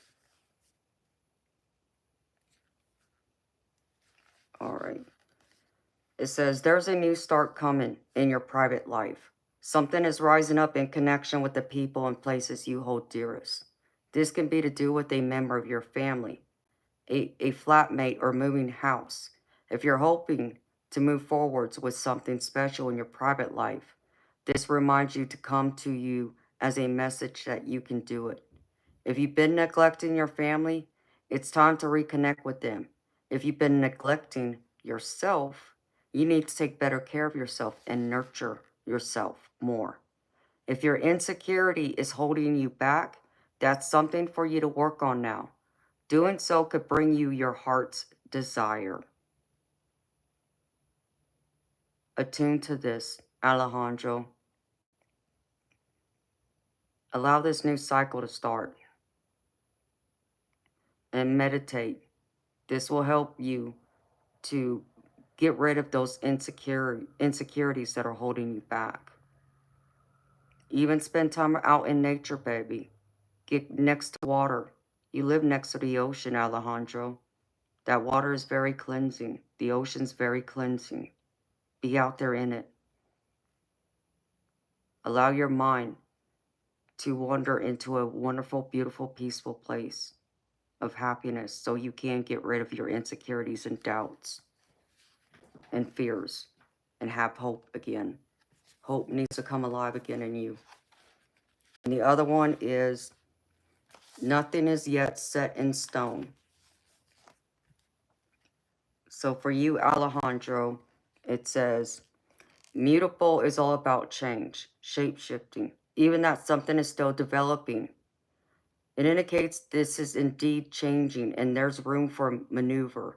So take it as a sign that the situation you're asking about is far from finalized. If you're not happy with the current state of play, that's marvelous. It means you can still change the course of the outcome. However, there is also a sense that the situation could perhaps be a little unstable. For some, this is great news because you can still influence it. Others will struggle with the uncertainty, but should stay with it a little longer. Either way, nothing is set in stone yet. Know that you're allowing yourself to stay adaptable, and that will bring you success. And just know that, as long as you feel strong and you stay focused, it won't allow others to distract you, Alejandro, from what you're wanting to focus your time and attention on.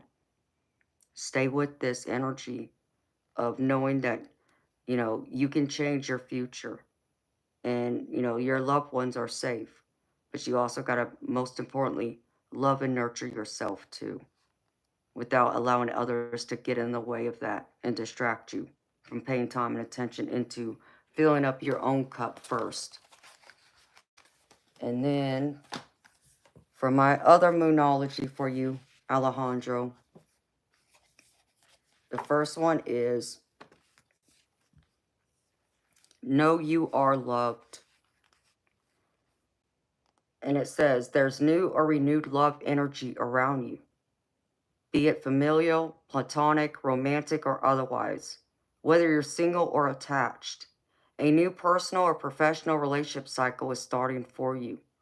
Open your heart and be loving. The trick is to get involved with people you like or even love. If you want a new friend, you're on the right track. For a work or money question, a new start is highly likely. In love, the sky's the limit now if you react with love. And this is a good card for manifesting, wanting love. Know that this can manifest into a new romance or a new job opportunity. Whatever is important, it will help manifest that strong relationship that you're looking for. So focus on that.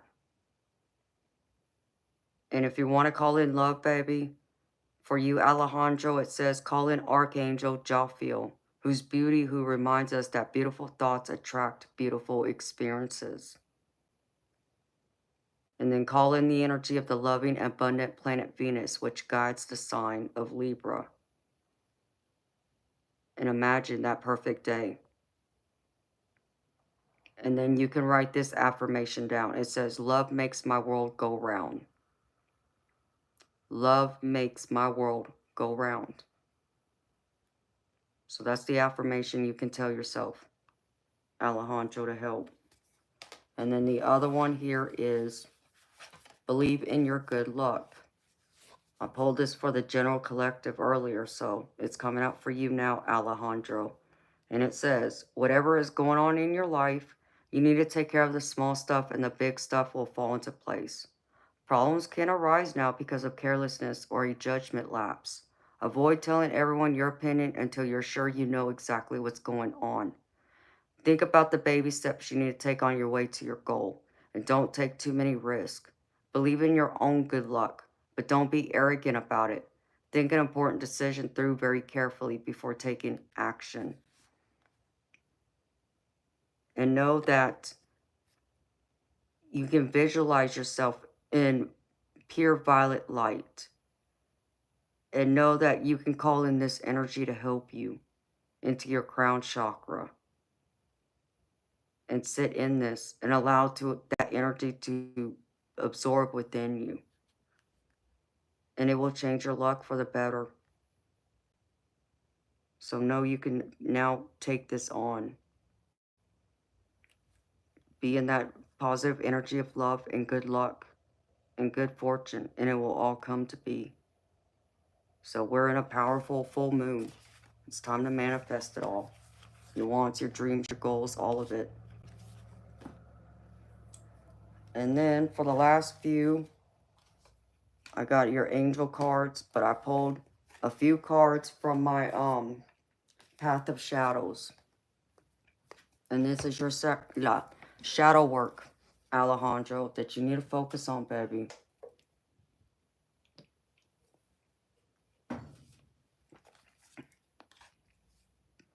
The first one is the mask.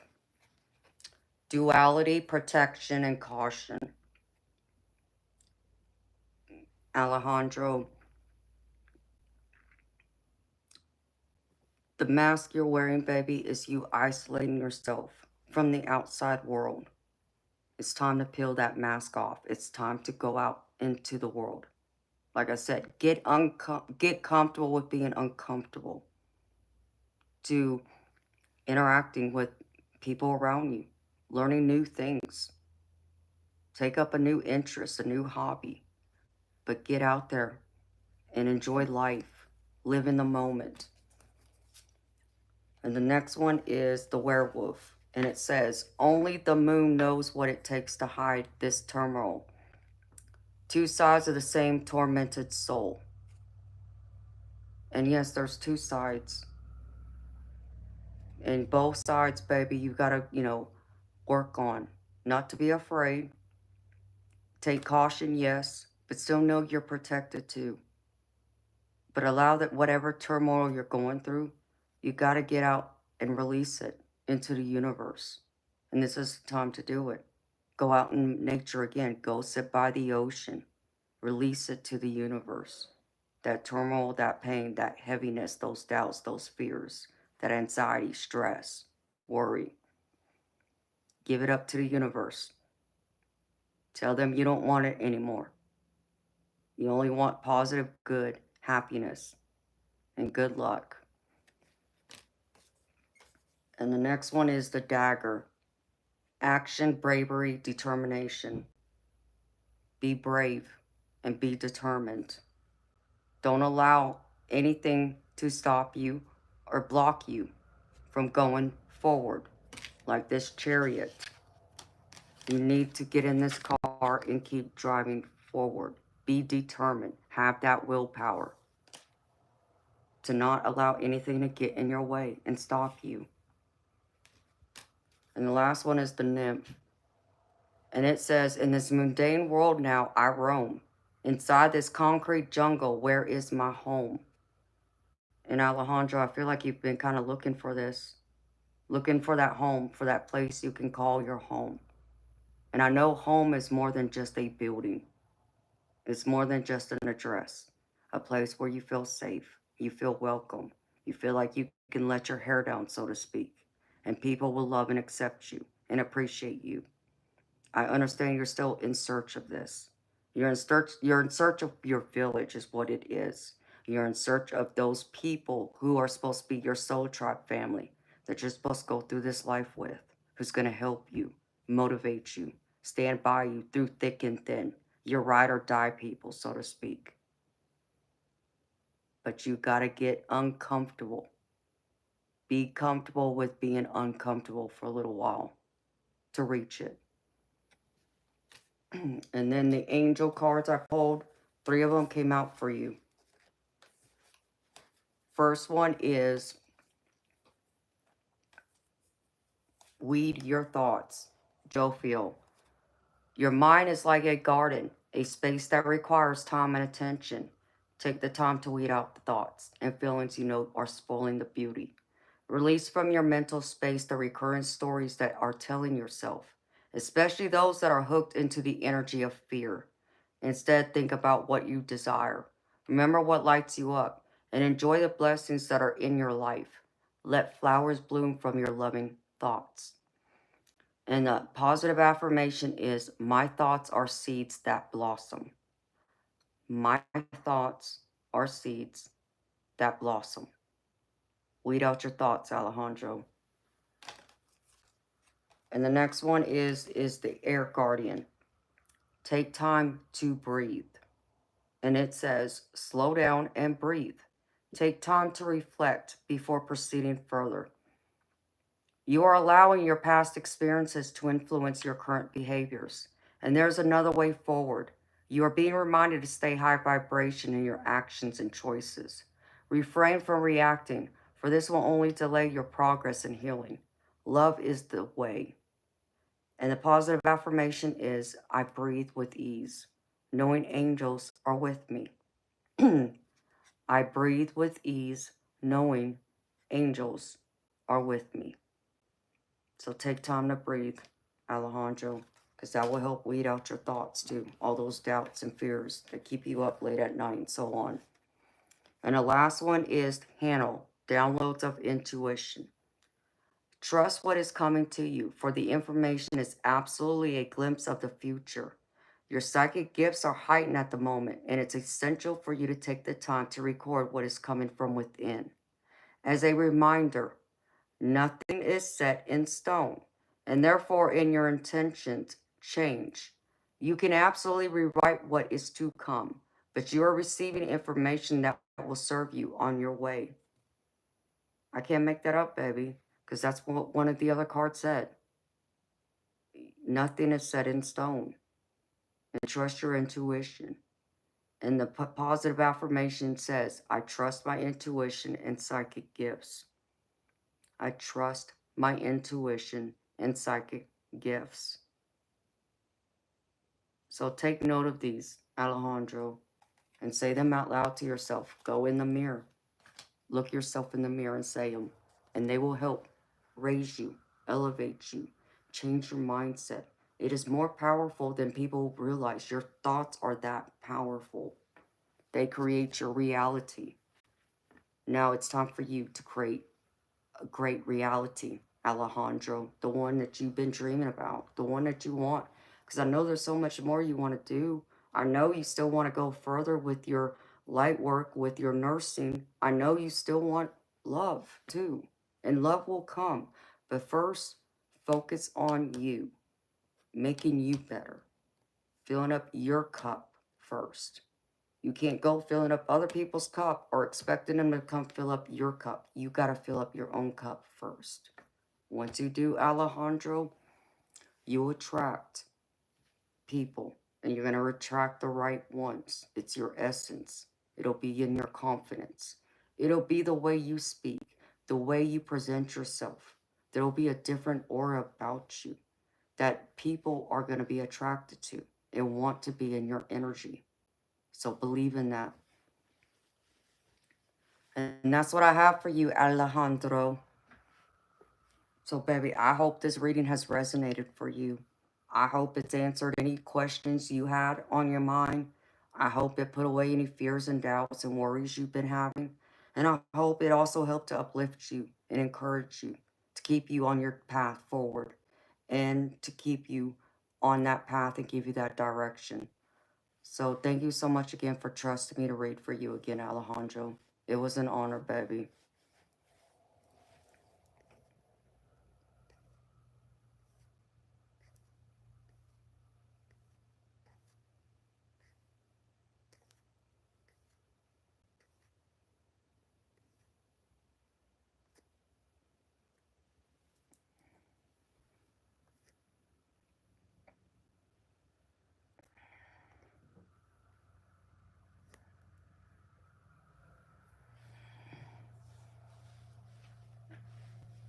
Well, good, baby. I hope so. I had to kick you in your butt a little bit. Like I said, I had to go deep with you, a little deeper. And I probably would have gone even deeper if I had one-on-one time with you, because I would have pulled other cards, because I got other decks, but that's another time, baby. So, but I hope it got, it spoke to you in the way it needed to speak to you today.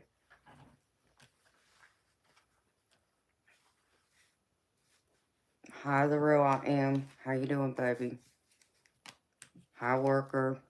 Hi, everyone else who came into the room. Welcome, beautiful people. Whew, that was a lot.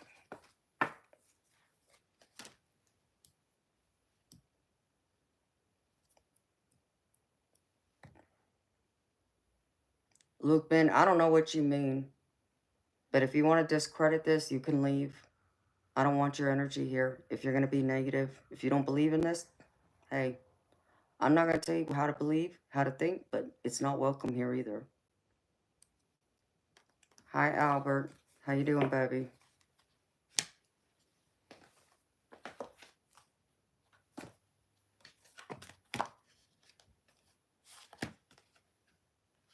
You photographed the moon. Isn't it beautiful? I did go out there and look at it. Well, there's people that are devilish, yes, but there's also angels. So I want to know exactly what you mean about the existence of devils. Who are you calling devils?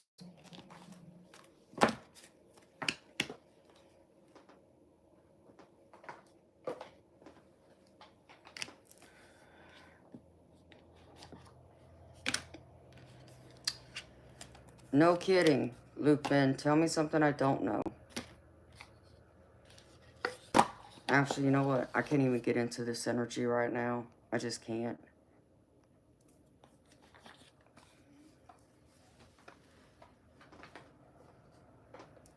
That's too much energy for me to get into.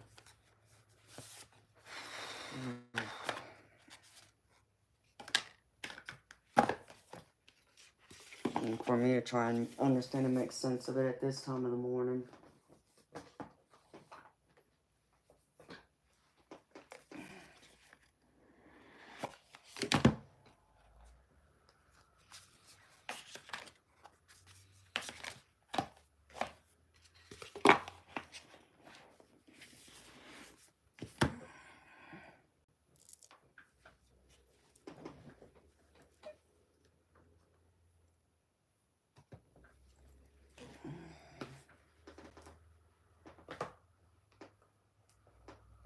Wow.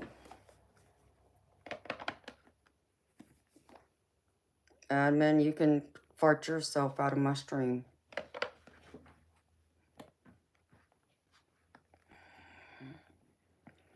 Yeah, I did. The real I am love. I got to see it for a minute, baby. It wasn't bright red, though, when I looked at it. It was barely red. It was still beautiful, though. One of my mods got to see it, though. They took pictures and sent it to me. So I got to see the pictures of it. And it's gorgeous. So I was telling them, I said, yeah, all you need to do is put a mermaid in the middle of that moon. So I can hang it on my wall.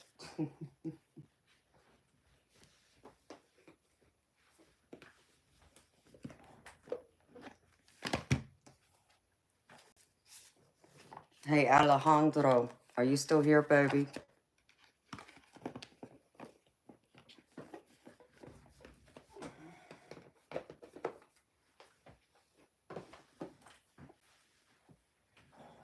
Baby, whenever you got time, I'll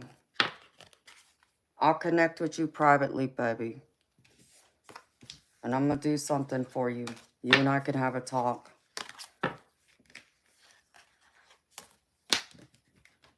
So I can pull some other cards for you. Because I just feel like you need it, baby.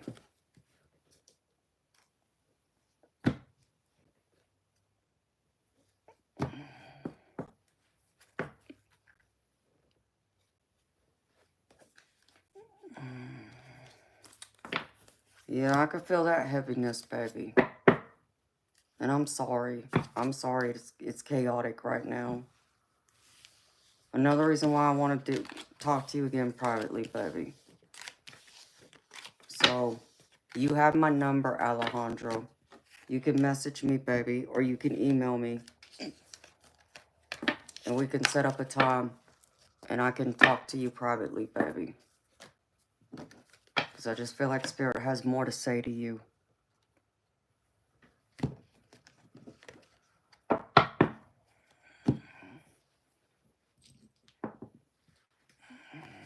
And don't worry about it costing anything, baby. It won't.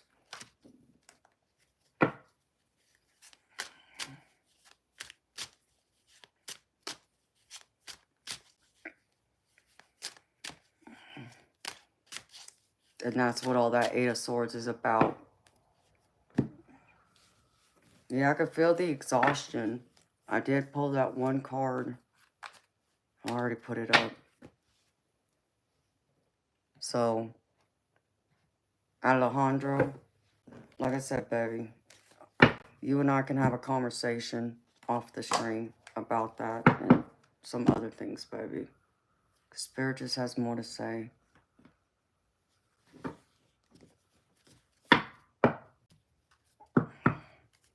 Ranjith, you'd have to send me an email if you want to contact me about anything. If you want a private one-on-one reading, Ranjith, or anyone else, I do private one-on-one readings that don't get streamed.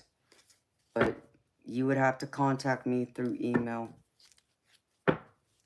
Because that's a different price than what I do on here. And different times I do it too.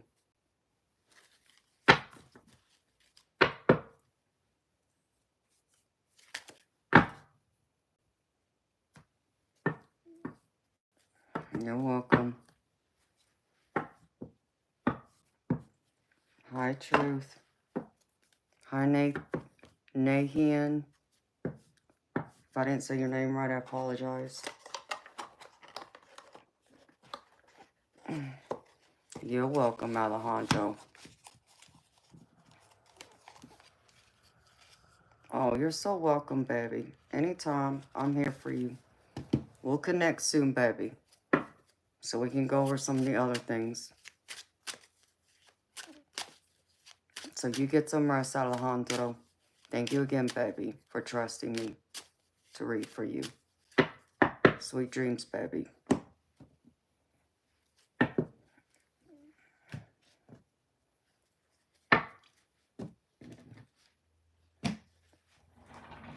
Okay. Let me put these decks up.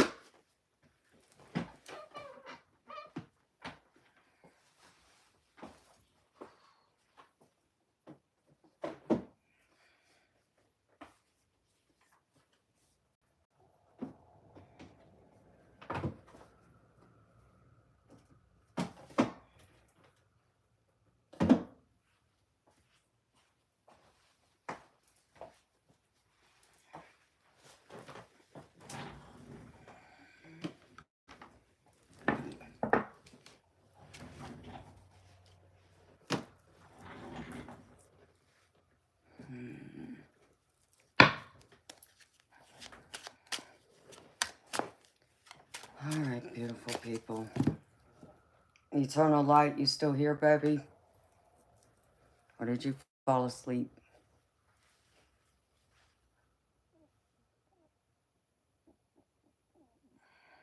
Oops.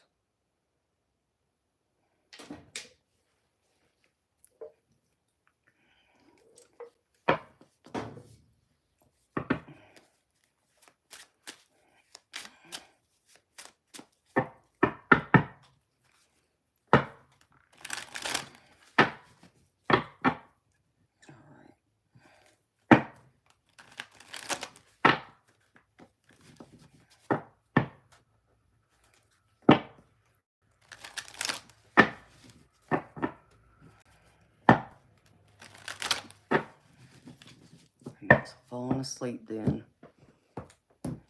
Let's see something.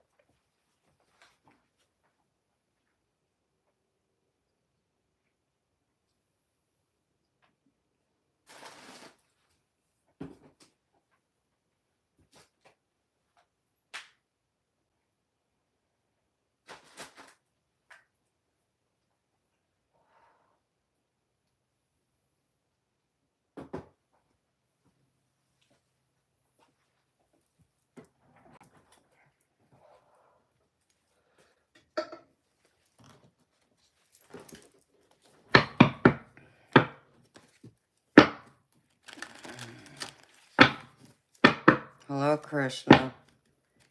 Sweetheart, my readings are $30 US, honey.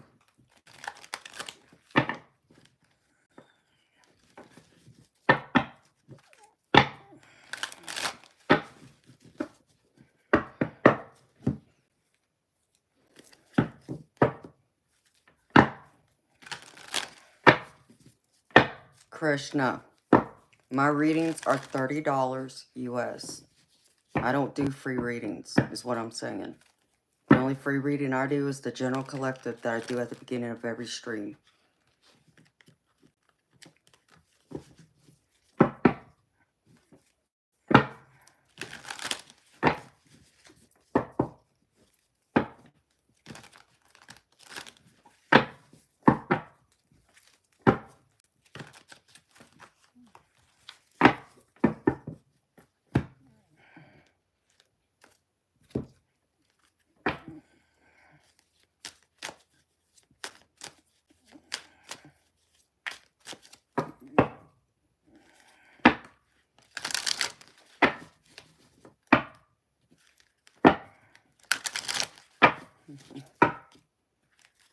Hello, sarcasm hamster. It's going, baby. It's gravy. I got some strawberry cheesecake to go with it, in fact. My birthday cake that I've been munching on all week. How about you? How's life treating you, baby?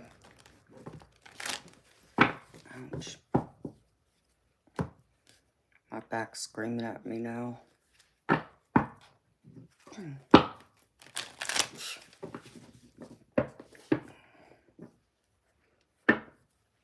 want to show this to Alejandro.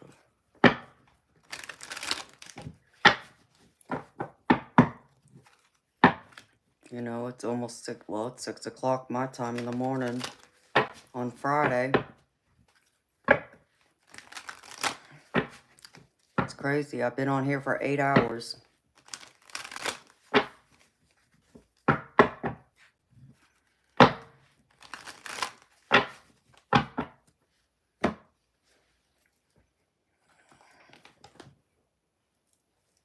Did you get a chance to look at the moon last night? It was gorgeous.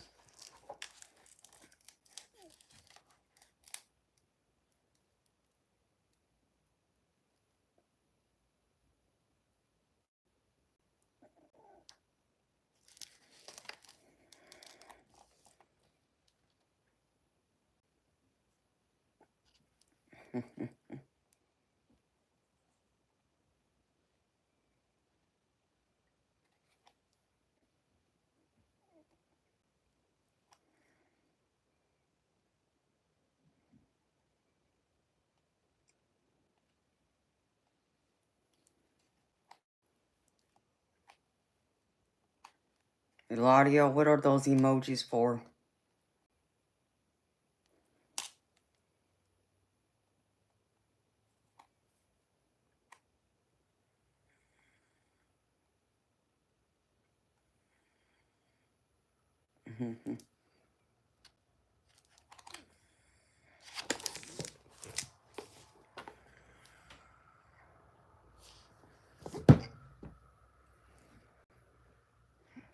I'm in Georgia. That's where I live. But I'm originally from California. I was born and raised in California. Ouch.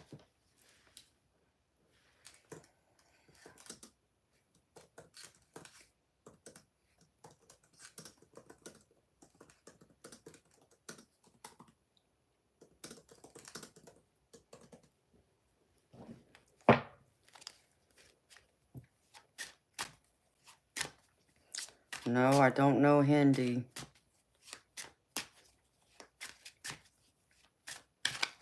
Why do you ask?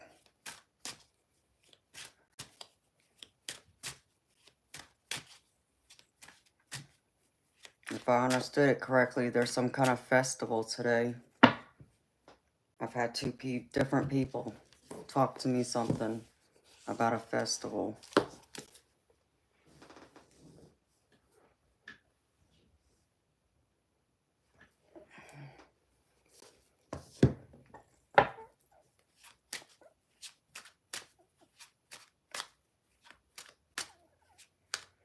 I don't know what that means, sarcasm hamster.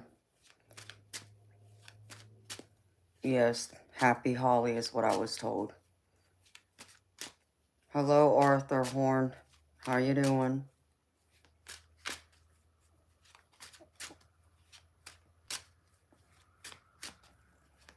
So do you celebrate Happy Holly? Because I don't know what that is exactly, since I'm not Hindi and I don't live in India or anywhere over there, and that's not part of my ethnicity, but all cultures and ethnicities I think are very beautiful. I just don't know really anything about it.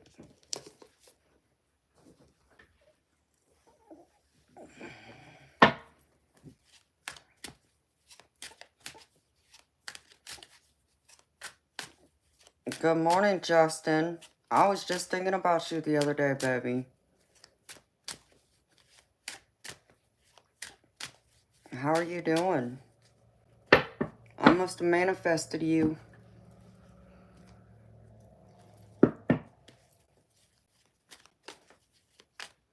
And love and light to you too, baby. Are you working right now?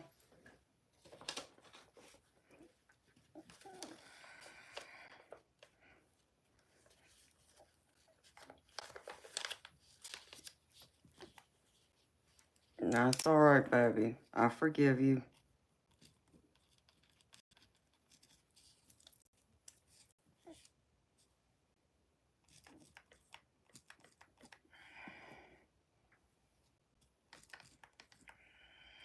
You're always working. I know, I figured you would have stopped by and said hi to me Monday. But I don't think I ever saw you. If you stopped in, I missed you. Because I streamed Monday. just because it was my birthday. And some of my subscribers asked me to come on here for my birthday, so I did.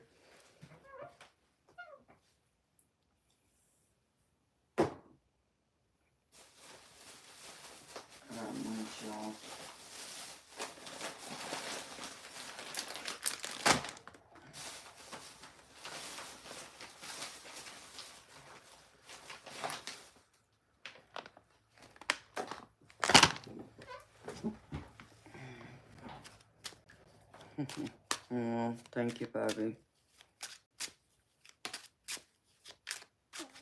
And honestly, just felt like another day outside of me being, you know, a year older. Good morning, Calvary Catalyst. How you doing, beautiful?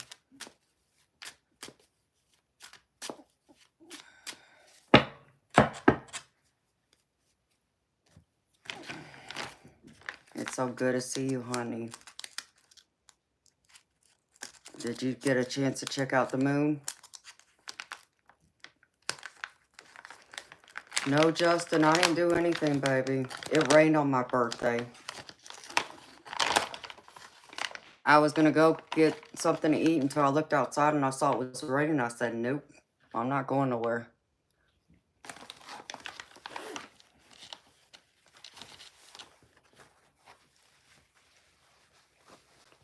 Wow, Calvary. That sounds beautiful, girlfriend.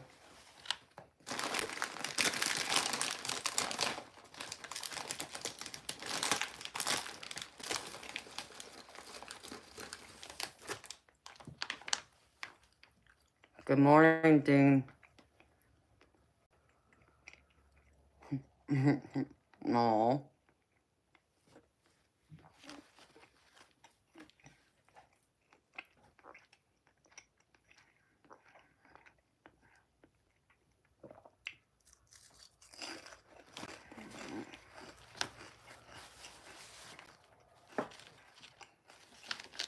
Why'd your dad call you Worm as a baby?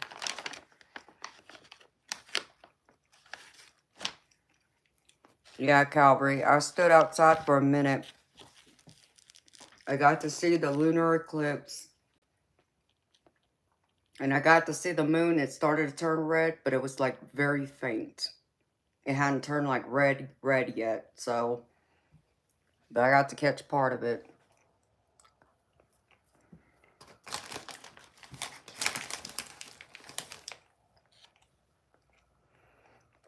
I'm in Georgia in the United States.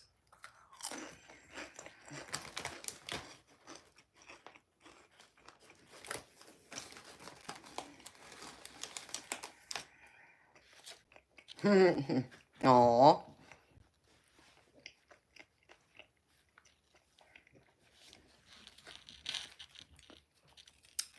You know what, Calvary?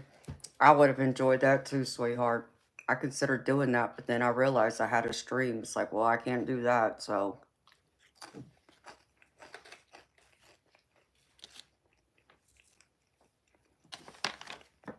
So one of my other mods sent me pictures of the moon. They got a good camera on their phone and got some good pictures for me, so I got to see it.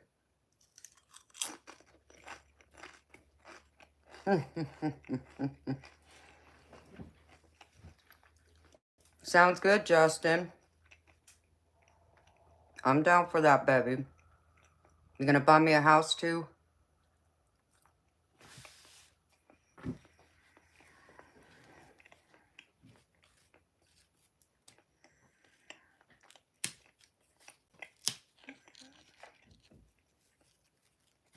You're from England? That's cool, Dean. I've never been over there, but I hear it's very beautiful.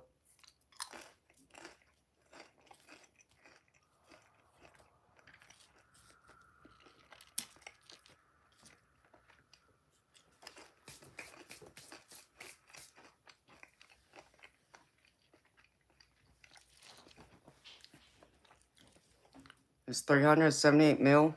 What is it? The Mega Millions? Is that what it is, Justin? I don't keep up with the lottery, so I don't know. Mm.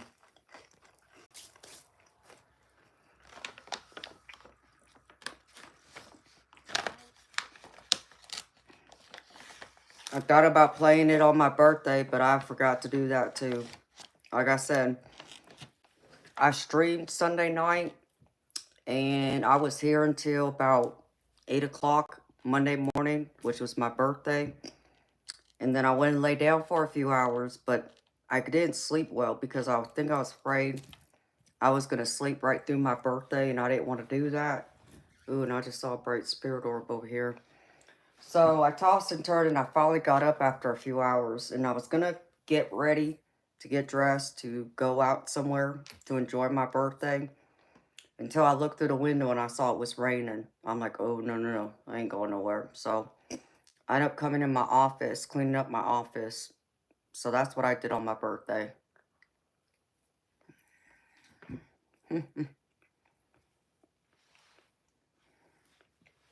Oh, Powerball? Okay.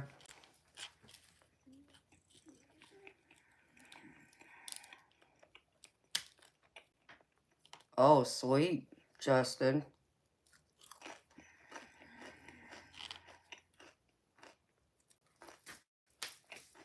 That would have been cool to go see, baby.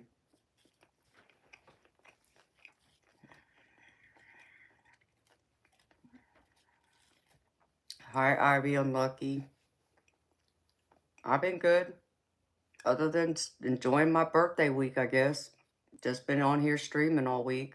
Except for a Tuesday. That's the only night I didn't stream.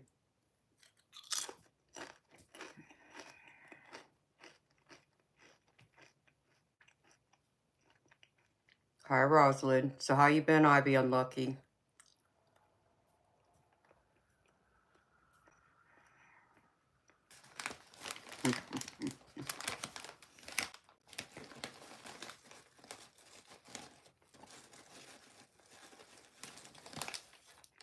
Yeah, Heart was a big band. They have a lot of songs, a lot of good songs at that.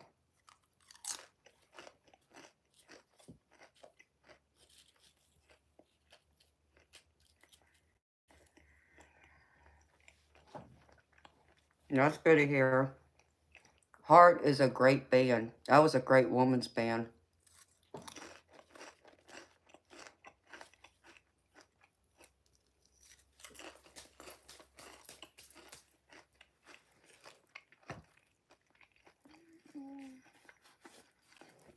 I would have loved to go to that concert. I actually listen to a lot of their music all the time. It's crazy. You went to the concert to see them, and I listen to them probably almost every day. I'll hear a song or two from YouTube.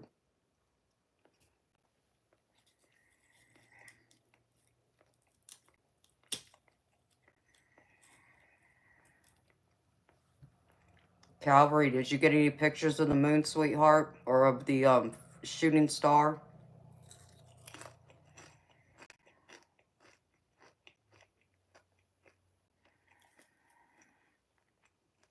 I live in Georgia.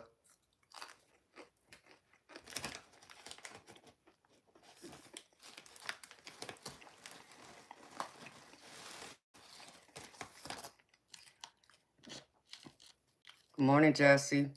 Yes, I'm still awake.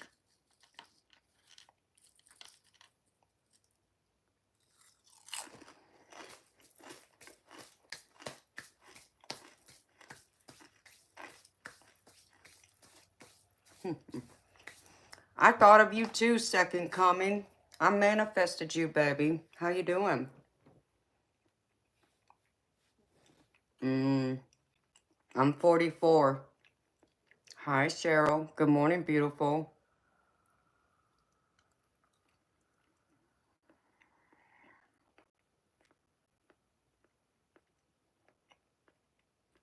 Anton, I don't know what ATM means.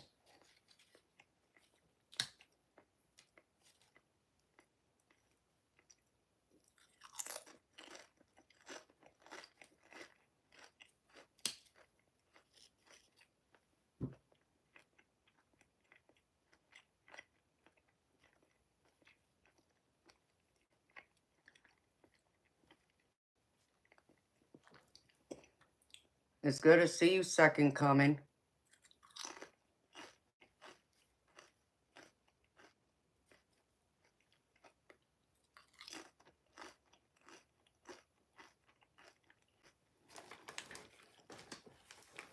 I was like, she's surprised I didn't see you on my birthday, second coming.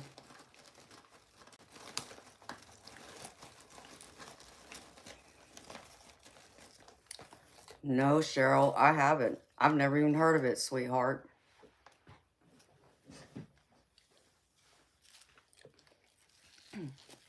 Hello, Ricardo. From San Diego, California. That's cool, baby. Thank you, second coming.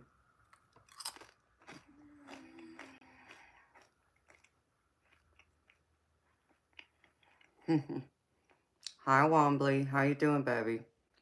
Second coming. I understand, baby. I'm just happy to see you, baby. Because I know it's not often I get to see you.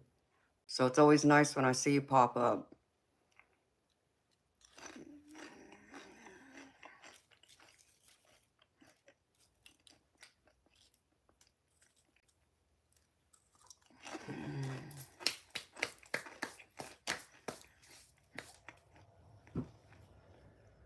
Well, Akshay, thank you for watching me, baby. I'm gravy, honey. You know me, if I'm here, I'm gravy. I'm so gravy, I even got strawberry cheesecake this time to go with my gravy. Jammer Travels, I can eat whenever I doggone please, thank you very much.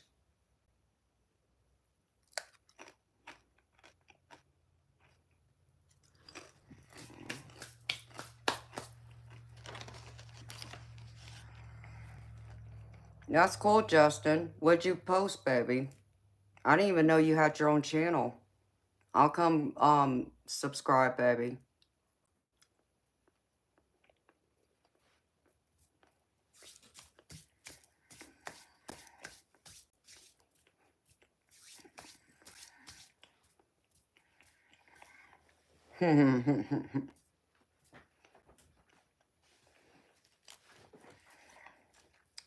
Send me the link, Justin, so I have it, baby. You have to send it to my email, though.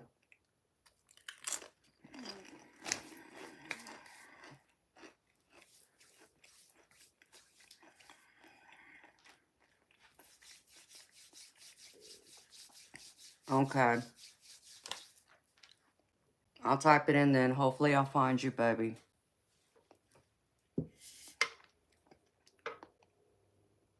Justin, okay. I'll look you up, baby.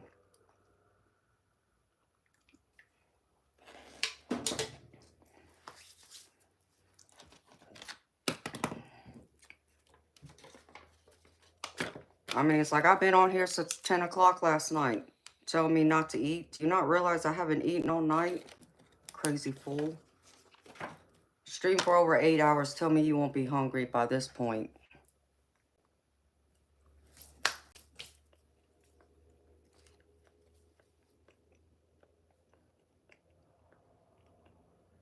Oh, wow.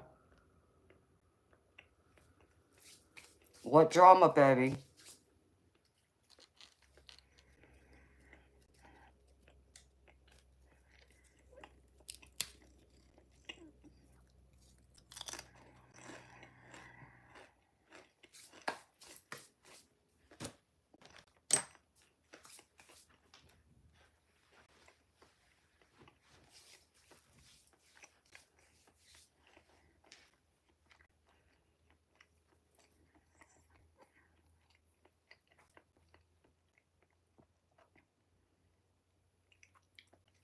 Wow, that's crazy, Justin. I've been hearing a lot of that's been going on. I know I mean, this was what, maybe a year ago, where I saw there was people out there who were like, it's like a group, a big, huge group of people. So it's like organized where they go late at night and hit up like the shopping centers. And I see them knocking out all the windows and going in there, grabbing all the merchandise and leaving, like filling up their cars and taking off.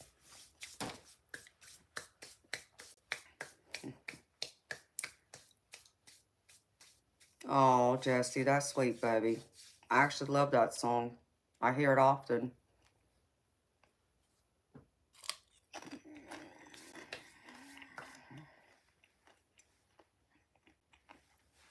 And thank you for the heart emojis.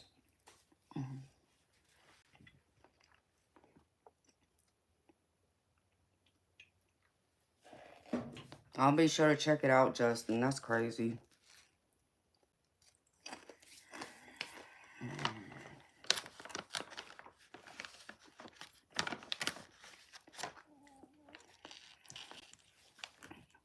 Your favorite Red Bull is the strawberry apricot. Yeah, it's pretty good. It's one of my favorites. I like this one and the blueberry. And the watermelon's pretty good too, which surprised me.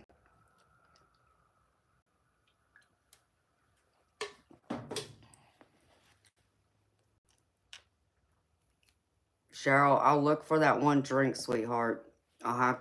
I don't go like, I'd have to go up to the gas station to see if they have it.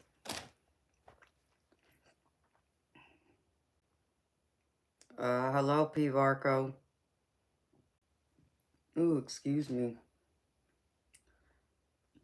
Ooh, excuse me. From Rikers Island Prison. Well, baby, I know you ain't supposed to have a device, but you got one. That's wild. You aren't the only one who's been on my stream, who's been locked up.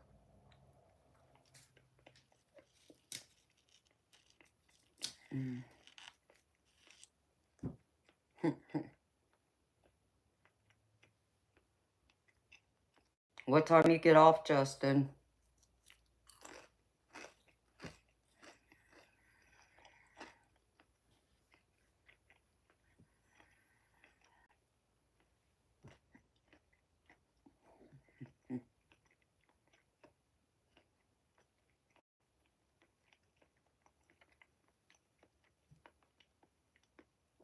So in about 3 hours.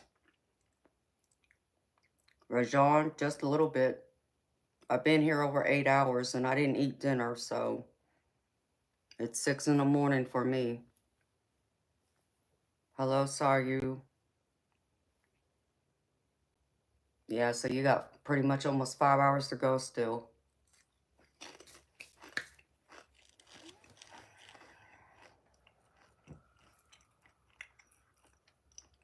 How's your daughter doing, Justin?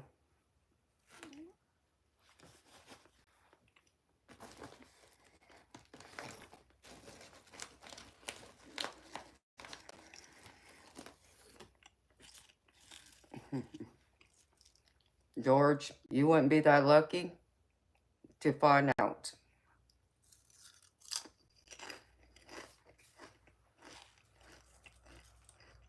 Aww.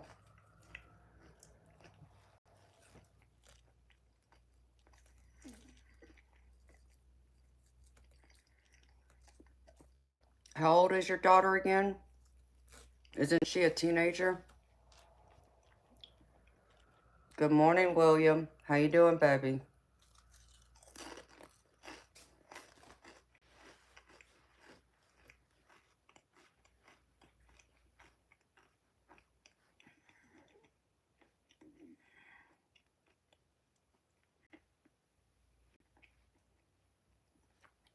Aww.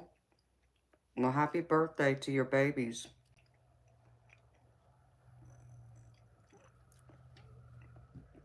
You have a daughter, right, Justin?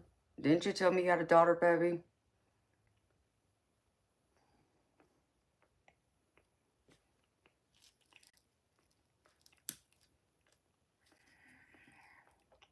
Okay, and you have a son, too? Good evening, Sharon. It's morning for me, beautiful. Okay. Beautiful.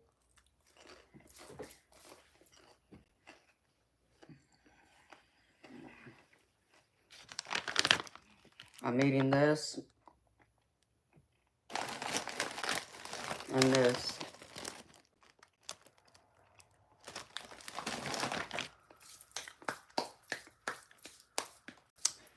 And I'm munching on some strawberry cheesecake too, which is my birthday cake. Yes, it's good. It's not for you. Well, it's morning for me, baby. It's 6:30 in the morning.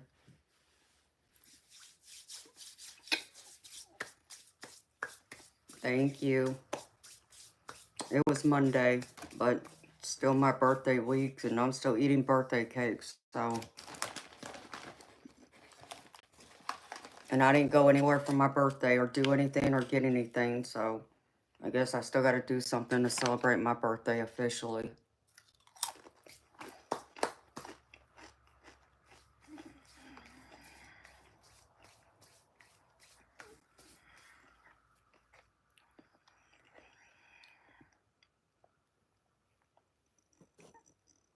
Let's see.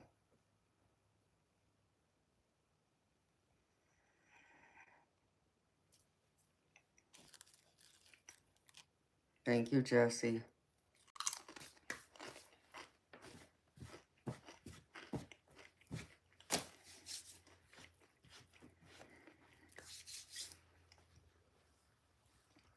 So, I'll figure out something to do either Monday or Tuesday to celebrate my birthday, since I'll be streaming all weekend.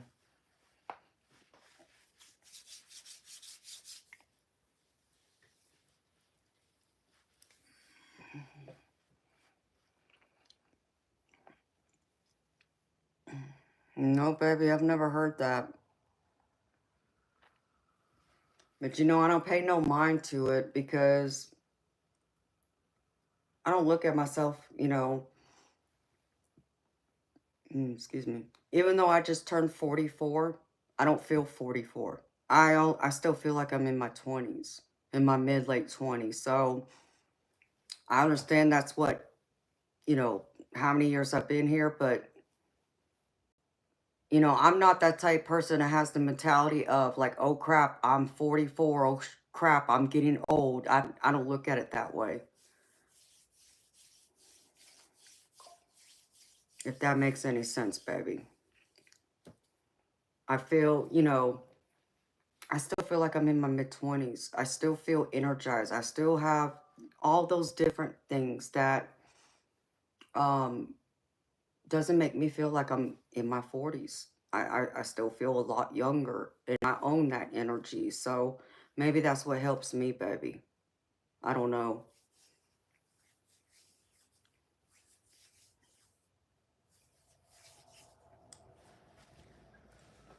I don't know, baby. I mean, I think it's all in your mindset.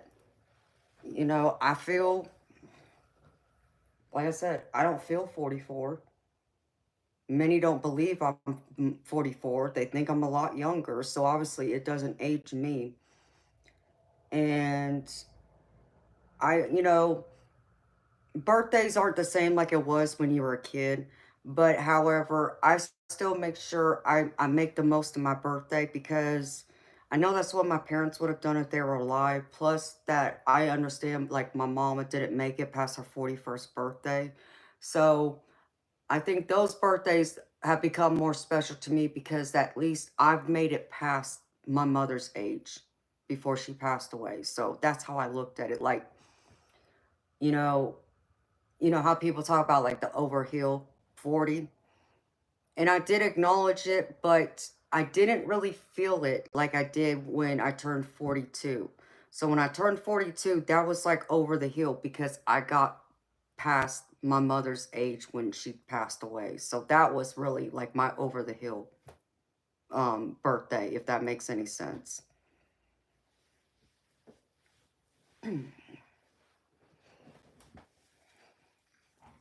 Well, that's awesome, baby. That you look good. Hello, Rahu.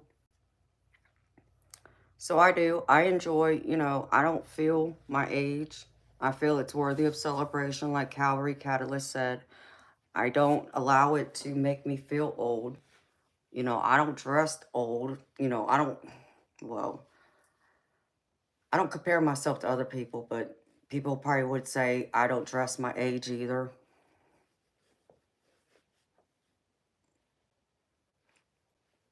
And that's a great thing, Justin, that I'm proud of you, baby, for doing, because I think it reminds us that we're not immortal and we still have to take care of ourselves in order to live a long, healthy, vibrant life. And that's all I want, you know.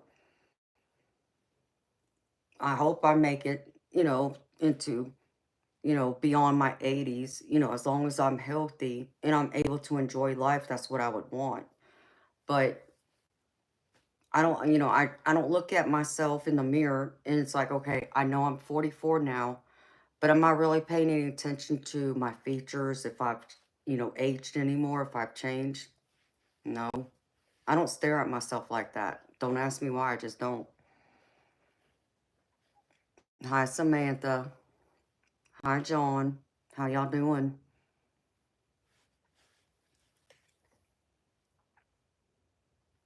You got the mind of a 70-year-old some days. Samantha, I'm gravy, sweetheart. Thank you for asking. How you doing? You just turned 41? I turned 44 on Monday. So, but I don't feel it. So I think it's different for everybody, Justin. I think that's how I look at it anyways. And I guess that's probably why a lot of women will go through and say, well, you know, even though they've already hit past the over the hill, like one of my mods will say, well, I'm 36 and I'm going to stay forever 36. And that's a great mindset to have, to always believe you're still 36. You're still much younger. So, and it's in when I engage in her energy, when I talk to her and when I've read her, her energy comes across as someone in their 30s. I thought she was more of my age. You know, I was surprised to find out that she's much older than me. Um, she has a daughter my age, I think.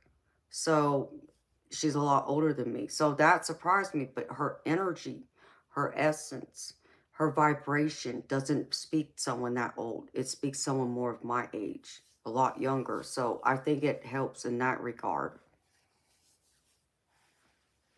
Oh, thank you, Samantha. Same to you, sweetheart. You're a Pisces like me.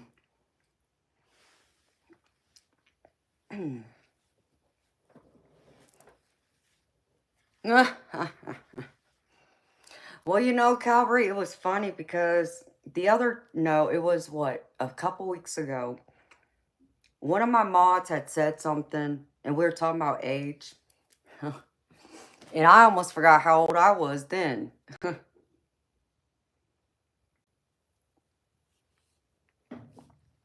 I had mistakenly told somebody I was getting ready to turn 43, which was wrong. I was already 43. I'm getting ready to turn 44 at the time. So, but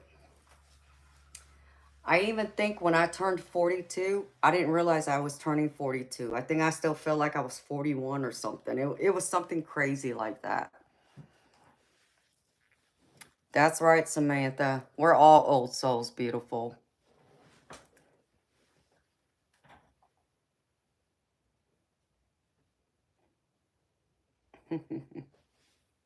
You're drinking a Red Bull right now? What flavor are you drinking, Samantha? I love Red Bulls. I drink them all through the night. Keeps me energized and going. So, you're 36, Justin? Hey, baby. I'll stay 20, I'll stay 26. You know, if I could pick an age I could stay at, I would pick 26. Actually, I'd pick more like 28. 26, 28. I'll just say 28. Grapefruit blossom. I've never heard of it, Samantha.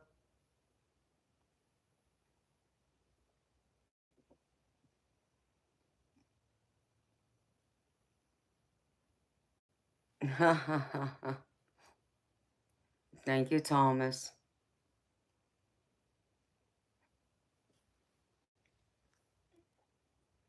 Thank you, Indian Clash Royal. I'm actually 44, but thank you.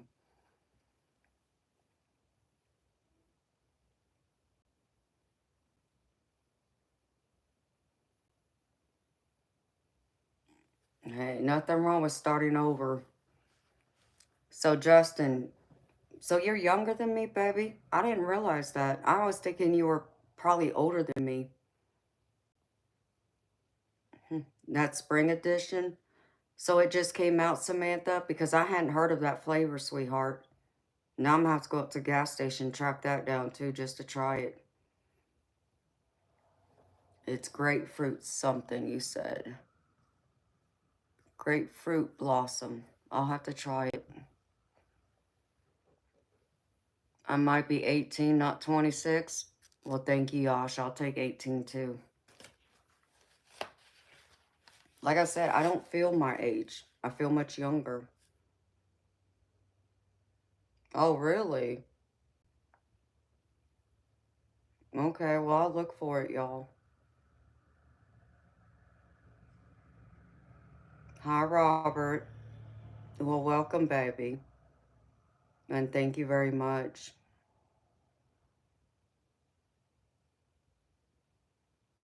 Okay, well, I'll try it. I'll see if I can find it.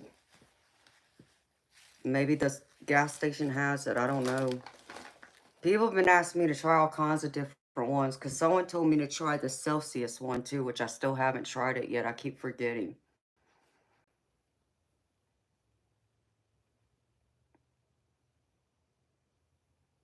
It tastes like the blueberry one. Okay. I'm sure I'll love it then. I live in Georgia. So I'll have to look at it later.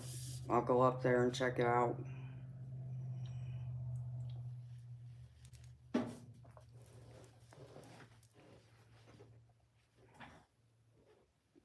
The Celsius is good. I've never had the Celsius. Someone told me to try it. And then Miss Cheryl, if she's still here, she told me to try Coke with coffee mixed in it. I don't know. Yes, I am.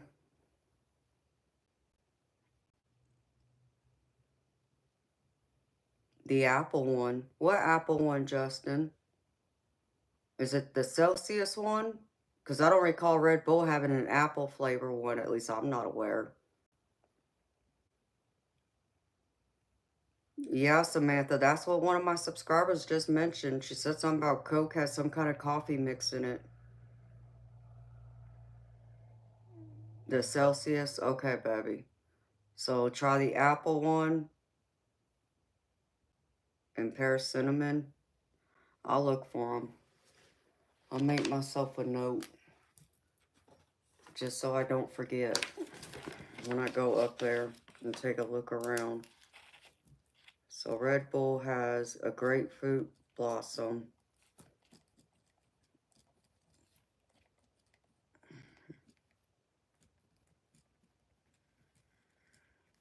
And Celsius, you said apple and pear cinnamon. My stomach won't be happy. Why won't my stomach be happy, Samantha? Hello, Wayachaka. If I didn't say your name right, I'm sorry. Thank you, honey. Pear cinnamon.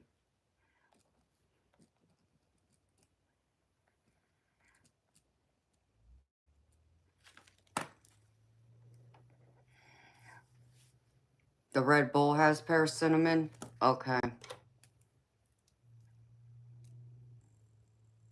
Hi, Ethan. Thank you, baby. Yep, it's gravy with me, honey. I got strawberry cheesecake to go with it.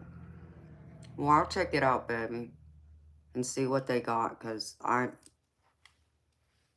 need to find something else just in case they don't have the flavors I want, because um one of the last times I placed an order with Walmart, I ordered the strawberry apricot one, and they ended up sending me the strawberry apricot one, but it was the sugar-free one, not the regular one. I was like, ugh. And then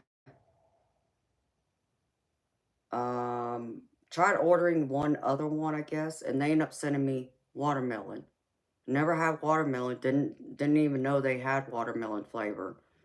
And I can't remember what the other one that originally I was supposed to get, but so that's how I tried the watermelon one. It's the only reason why I know. If it wasn't for that, I would have never tried it.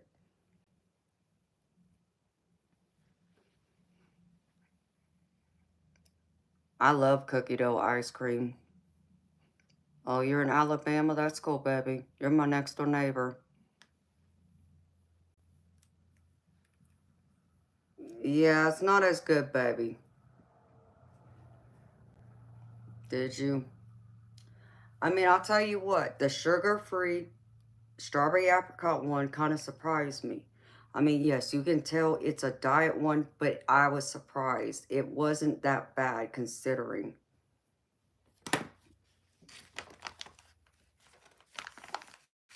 So, you like cookie dough ice cream? I do too. Well, here's part of my birthday cake that I've been munching on. You should see my cheesecake, though. I got a strawberry cheesecake from Cheesecake Factory. And that thing is huge. Huge. Like, you know, you think of those cheesecakes you get from, like, the grocery store where the slices are like this. It's this thick. And maybe, like, this wide if you cut a slice. No, this cheesecake is, like, this tall.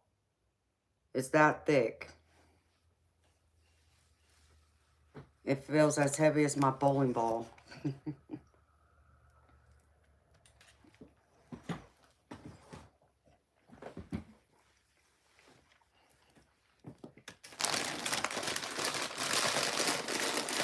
But it's good.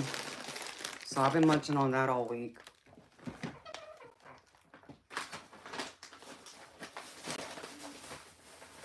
I'll probably gain 20 pounds once it's said and done.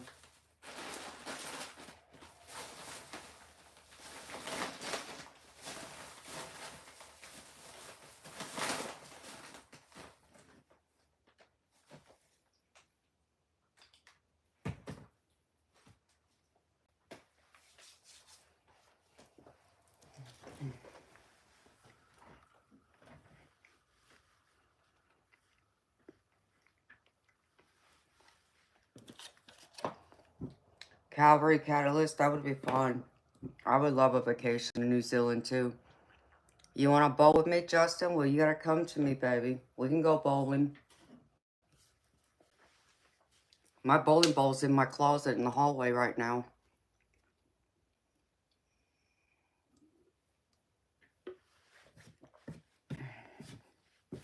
It's purple. My favorite color.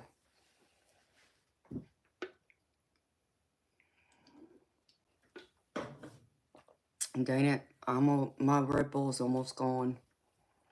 I'm gonna have to go grab me another one.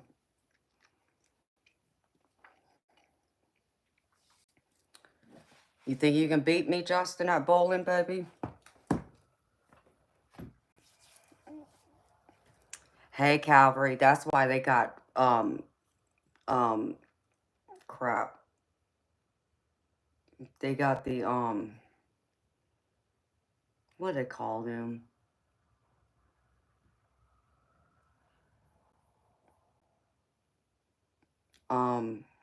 The bumpers to help. Yep, the fences, they're called bumpers. You got the bumpers up, you won't get no gutter balls.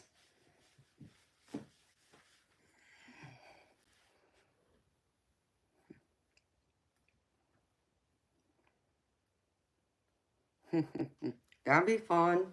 I love to bowl. I haven't been since I tore my shoulder. And now that my shoulder's fixed, I should be able to bowl without a problem. I don't do bumpers either, Justin. I don't need them. But yeah, I gotta go bowling. And I gotta take my pull cue. Work my shoulder out so I'm loosening it up. Okay, Justin. Sounds like a plan, baby. I'll enjoy it.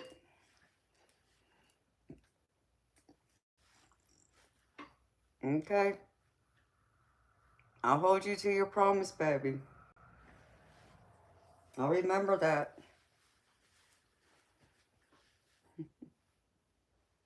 In my house, right?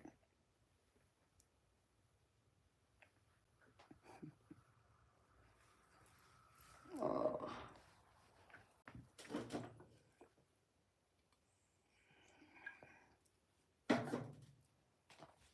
Um, I don't even know if there's a bowling alley close by to me now, because I haven't explored my area yet still.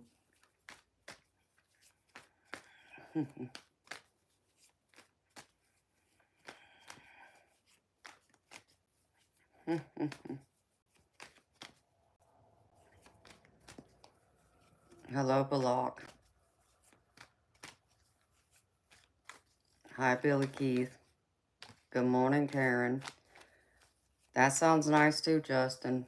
I need a vacation, baby. I haven't had a vacation in over 10 years.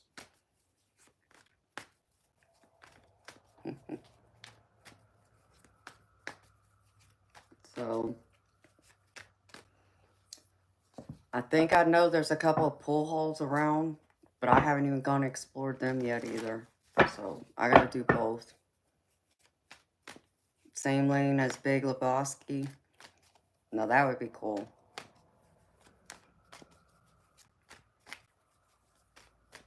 I watched someone, I've never seen 5-pin bowling before, because I do 10-pin bowling. And so one of my mods said they went last weekend. And that was pretty cool to watch. One of them got a strike. So I was teasing him. I was like, yeah, you only had to knock down 5 pins. Add 5 more pins and get a strike then.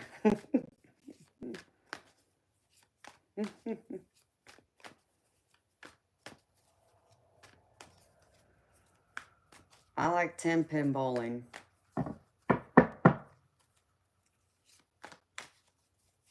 But it was cute to see it, because I've never seen 5-pin bowling. I honestly didn't even know 5-pin bowling existed. I was like, huh? What? I don't know. I only know of 10-pin bowling.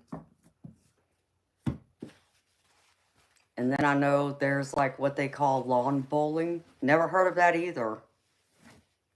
Until like the last 15 years, someone had mentioned it. I guess it's something like the elderly population gets into. Didn't know that either until one of my relatives had mentioned it. It's like, oh, well, I didn't know about that either. And they had like their own like little places outside in their neighborhood where they do the lawn bowling at, which was pretty neat to see. I didn't get to see anybody do it, but just to see how it was set up, it's like, okay, well, I guess somebody's got to set up the pins. I don't know.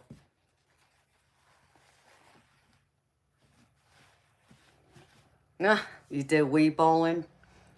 I did that a few times. You've never heard of it? Yeah, I never heard of it either till then. I wanted a Wii Fit just for that reason, just so I could do the bowling thing with it. I actually forgot all about that, because I actually got my stepdaughter one, and she would go in there and use the bowling one, and I forgot all about it. I wanted one just so I could do that. It'd probably be the only game I'd play too. Spend all that money just for me to go through and do that when I could pick up a bowling ball and go down to a real bowling lane. So, I just hope I'll be able to pick up a bowling ball and be able to throw it again.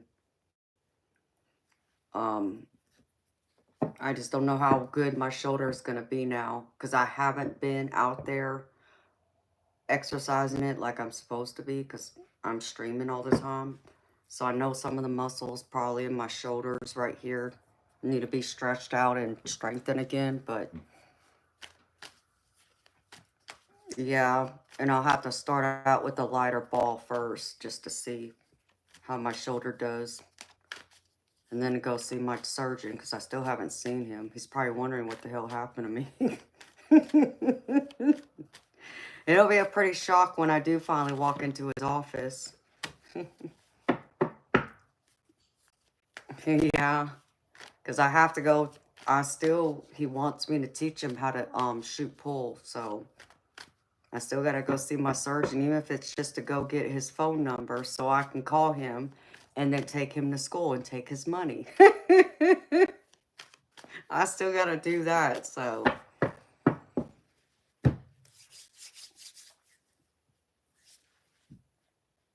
So I do need to practice, though. You're great at pool, Justin? You think you can take me on, baby? I like to see that. Hold on, I gotta grab another Red Bull. I'll be right back.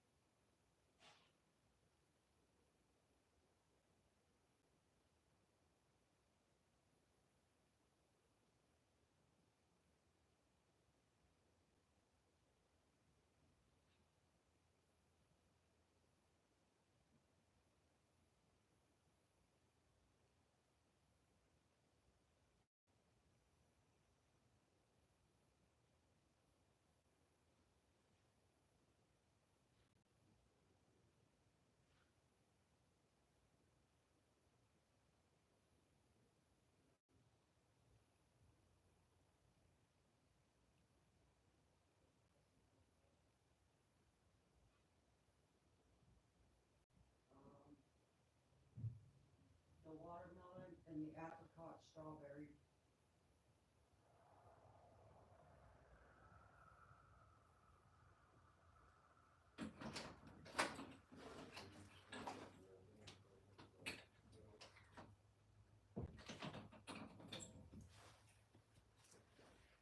Yeah, I didn't hear anything you said.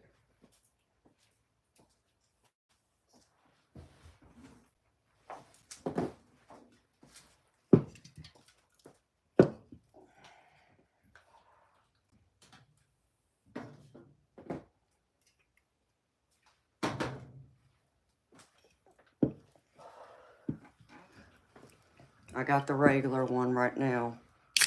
I don't know if I'm gonna be up that late this morning. It's cold.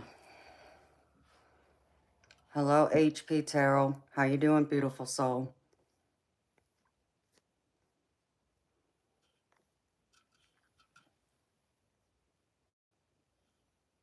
You were conceived on a pool table, is that right? We'll have to see about that, Justin.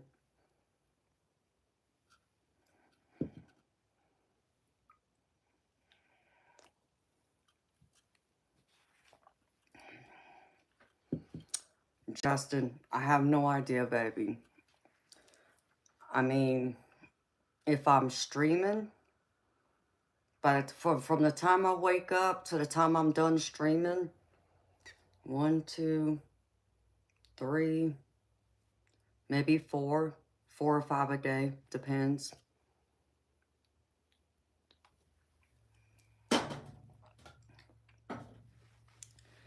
Justin, I did show you my pool cue, didn't I, baby? If I didn't, I'll show it to you right now. Yeah, I drink a lot. I have to keep going. You've never seen my pool cue, Justin? All right, baby. I'll flex for you real quick. Okay.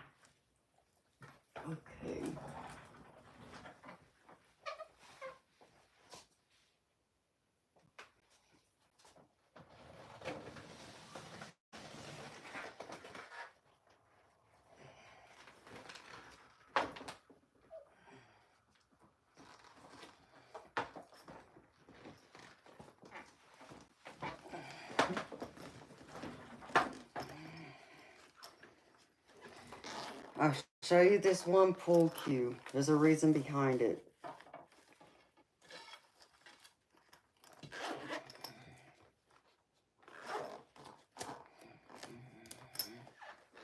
Since you were conceived on a pool table, you or your parents may know these names. So here's the shaft to one of my pool cues. And I'll pull out the butt just so you can see what it looks like. This is the butt for it. It has a rose, and it's pearl white and the vines. Okay.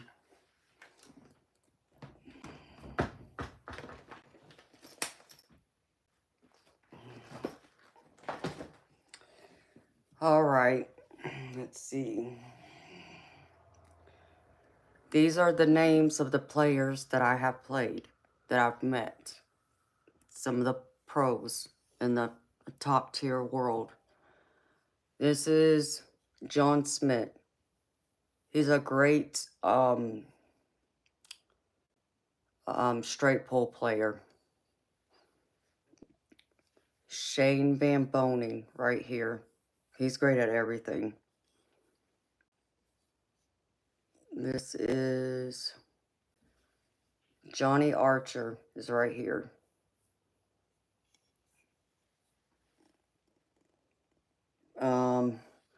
Ralph Eckert is another great straight pole player, but he plays them all. Tommy Kennedy's another one.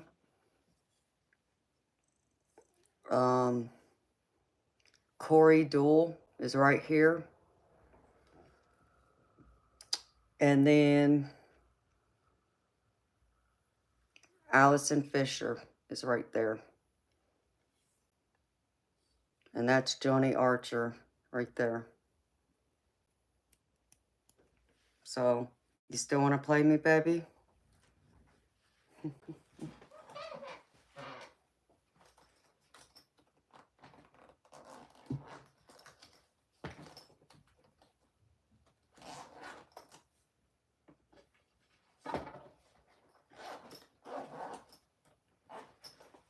I'll play you, baby. Challenge accepted? All right. Sounds good, baby.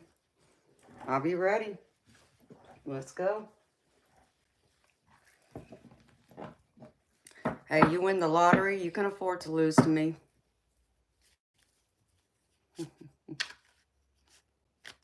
Hi, Lion Hardy.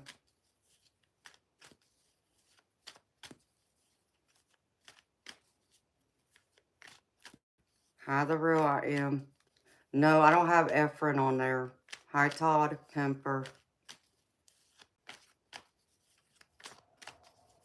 Mass, I don't know what that means.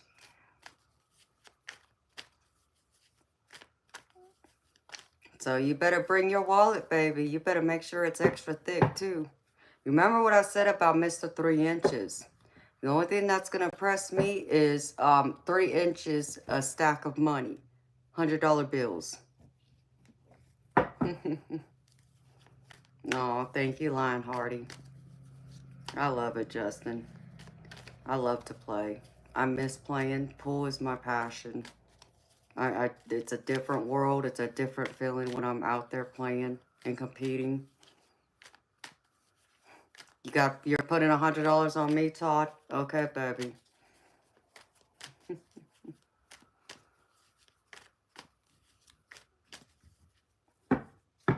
I love to play.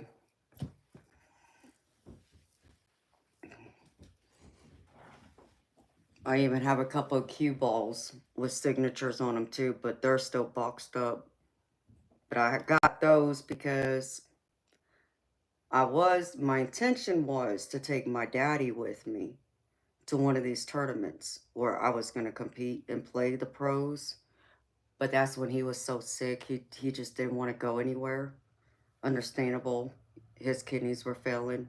So he didn't have the energy to be able to last there all day and night like how I had to be there. So I get it, but yeah.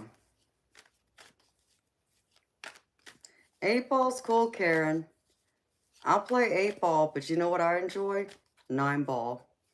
I love 9 ball, 10 ball, and 1 pocket.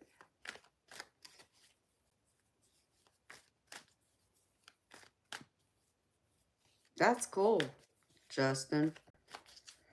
You got some skills then, baby. If you had a crowd of people like that watching you. Hi, TJ. How you doing, sweetheart? I mean, back then, I used to play for 50 bucks a game. I'm not shy. I'll still play $50 a game.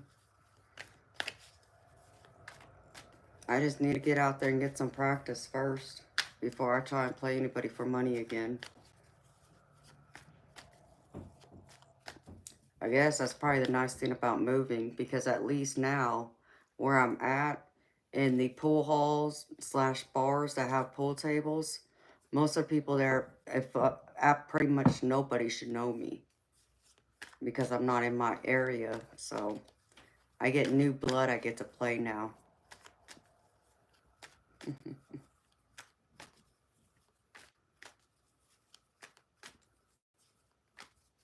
Oh, Todd, the pool hall is like my second home.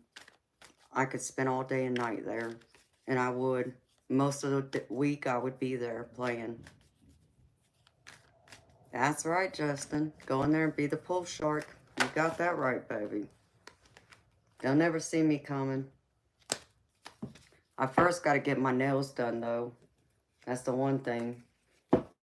My nails give me an edge because I get like about 2-inch nails, so it makes my fingers longer when I need it. So I got to get my nails done first. But once I do, game on. And I'll be up there playing because I definitely miss it.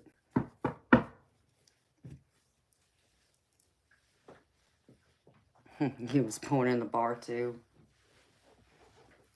That's the only type of bar I enjoy being in. I'm not one for a dance club. I mean, I'll dance, but I don't go to like dance clubs. So if I'm in a bar, it's normally a restaurant that has a bar, or it's a pool hall, and that's it. Or the bowling alley. So those are the 2 sports I truly enjoy playing. And that I happen to be good at too, because I grew up in them. Oh, thank you for all the heart emojis. So I'll be excited to be able to play and compete again. I've been waiting. I've been waiting to get out there and play again, so that's my intention here. People kept telling me, well, make sure I take my my device with me and do a live stream so y'all can watch me. I laughed at that thought, but I don't know. Maybe once I get my memberships going, maybe that's something I could tie into the membership. No, I don't play darts. That's the one thing I never picked up. It's funny you mentioned that though, because I do have a nice set of darts someone got for me, but I've never used them. I've never played darts. Don't know. I've watched people play it, but I've never picked it up. You play darts?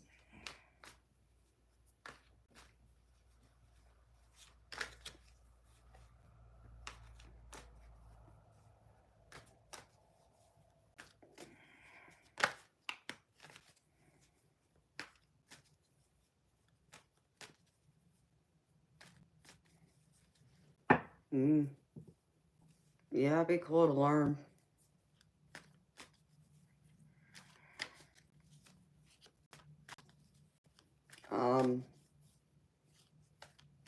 The darts I have are old. Like, I have no idea where the person got them from. I'm talking like they're like 25 plus years old. And they have roses on them. That's what the fins are.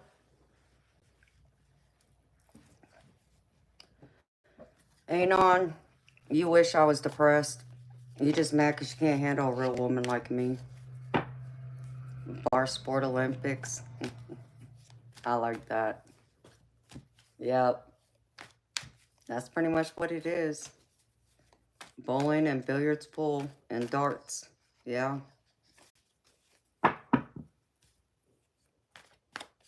One of the bowling alleys used to have a weekly tournament.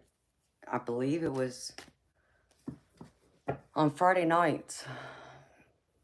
I don't know if they still have it or not. I've been wanting to go back and compete in that one night, but that means I wouldn't be able to stream that night. But I would need to get some practice first. Make sure my shoulder's good before I try doing that. And then the pool hall I used to play at, they have a Monday night tournament, Wednesday, Friday, and I believe they might have a Thursday night too. I could be wrong, but I think they do. So I used to like playing in the Monday and Wednesday and Friday night tournaments. And then I'd play in money matches on the side with people, just random people. Well, Ahmad, you know, I appreciate you taking that consideration instead of another one, but no, I'm not. I'm not Filipino.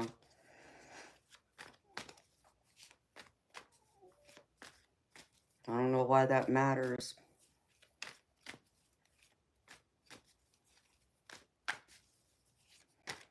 Do you have your own bowling ball, Justin?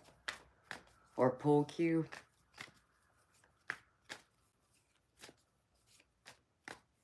So Q, hello.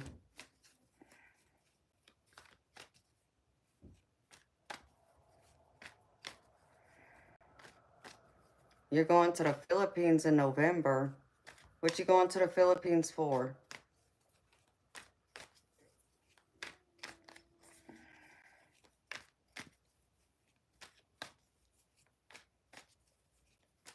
Okay.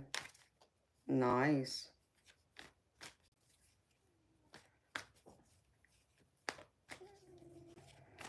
To explore. Oh, you must want to go to that one area that I've heard stories about. Be careful over there, baby. How'd you like Indonesia?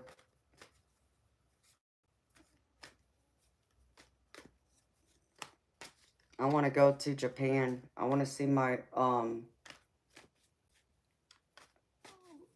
one of the countries of my heritage. Because I have a famous great ancestor. It's in the history books. If you were to Google, her name is Takeko Nakano. She was a great female samurai, and she was one of the last samurais. That's my great ancestor.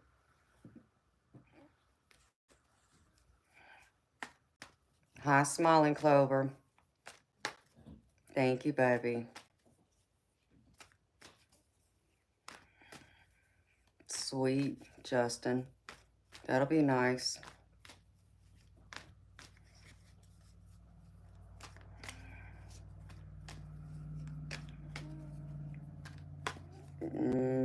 No.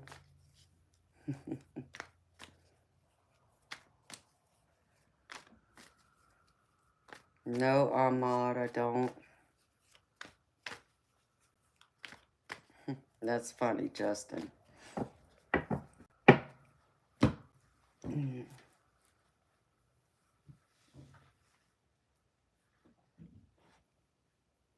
Yeah, well, I don't know anything about him. I've never looked anybody up. And the only reason why I looked up to Keko is because I was told she's my great ancestor. But what she's special because she was a woman.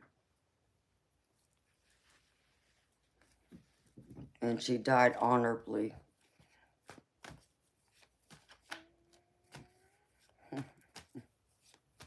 That's funny, Justin.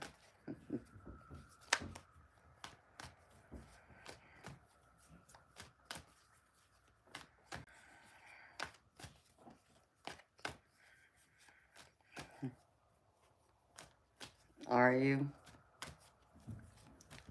Yeah, you can do that as an activity too. I've heard about people doing that.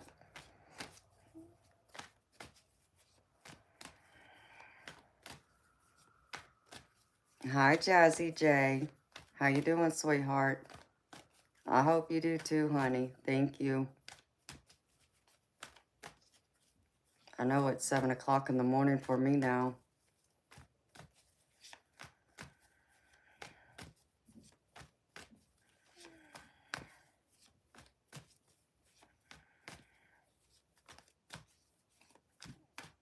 Hello. I don't know your name, sweetheart, since I don't read Arabic.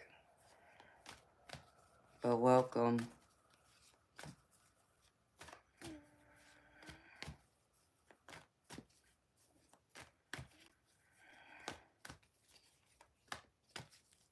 One of these days I'll see the Philippines too, but I want to see Japan first.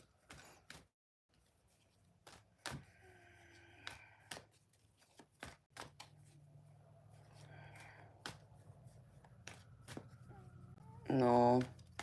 I'm sorry, honey, you had trouble sleeping. You know, I do too. That's why I stream at night, since I'm such a big night owl.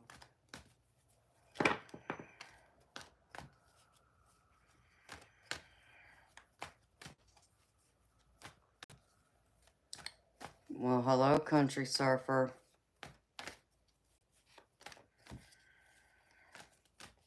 Where you been hiding?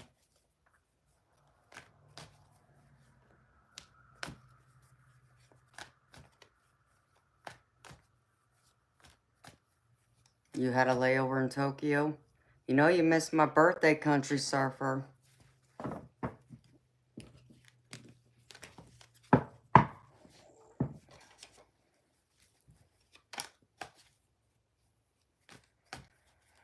I know. You missed my birthday. And it's so interesting how you disappear right when you say you're going to help me get my car fixed.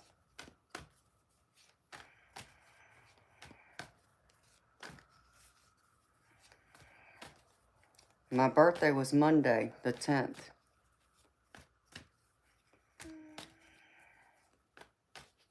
You need an instruction manual to use the toilet? That's funny, Justin. I've heard that about other countries, but I didn't know that was true about Tokyo.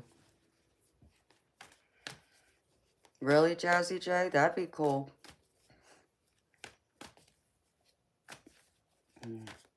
One of these days, I'll travel over there. I gotta get my passport first. I gotta get it renewed. Good morning, Joey K. Thank you, baby. You too. Oh, thank you, Jazzy J. Jakarta was your biggest city? It looks beautiful over there, Justin. I did see that over there in Indonesia. It looks beautiful. I only saw part of it because back then I had watched one of the reality shows, which was 90 Day Fiance, and they were showing like couples from like other countries, and one of them happened to be from Indonesia, and I believe she was from Jakarta, in fact.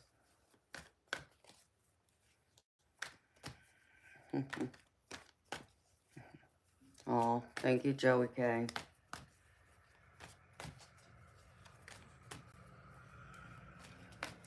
Oh.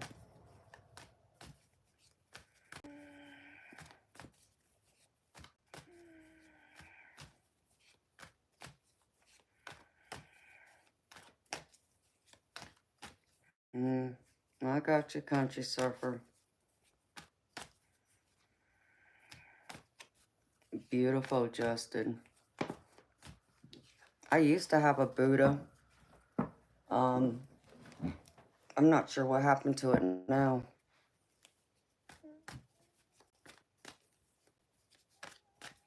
So I got to get another Buddha and put it up somewhere. And I got to get another Asian doll. But I got to get a dollhouse for it so it doesn't get dirty.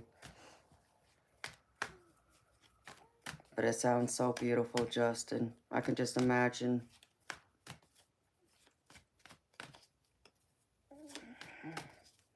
Oh, I bet it was.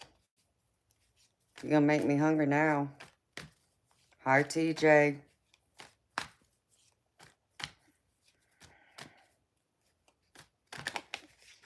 I hear it's very friendly. It's a place I wouldn't mind visiting. But I want to see the, I want to go to Greece, though, too. I want to see the Mediterranean Sea.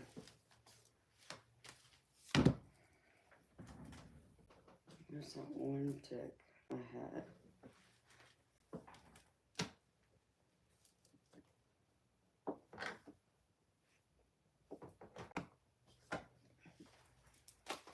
Let me see something.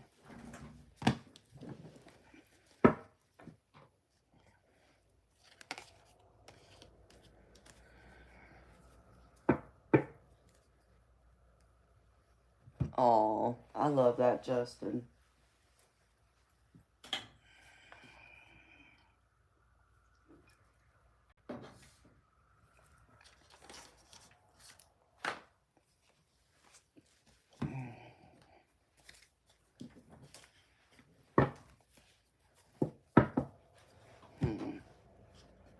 Let's see something.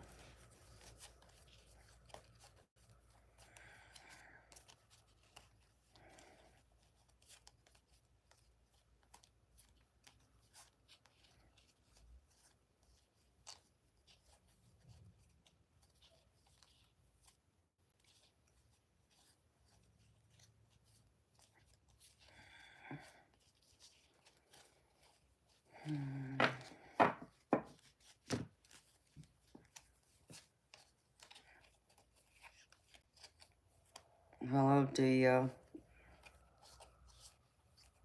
Or Dia, however you say your name.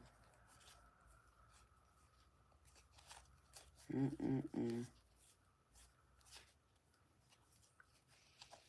course, this probably be somewhere in the front. Might look.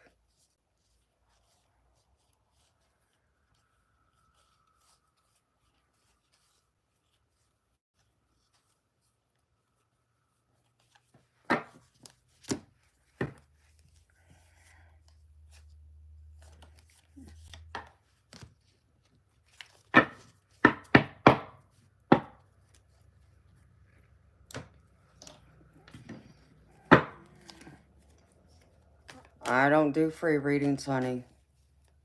I only do paid readings. The only free reading I do is the general collective I do at the beginning of every stream.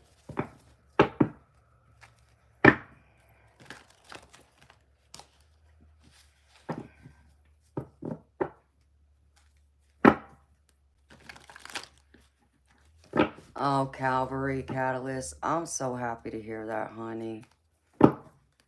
I'm happy that my reading really resonated with you, beautiful. And I'm happy your partner took it well, too. And you know, beautiful, I think since I did that reading for you, I think I got like 2 new decks.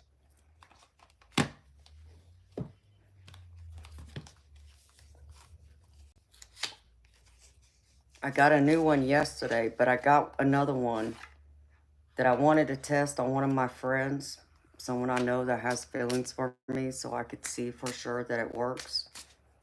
And it looked like it did work, so it's fairly accurate, it seems.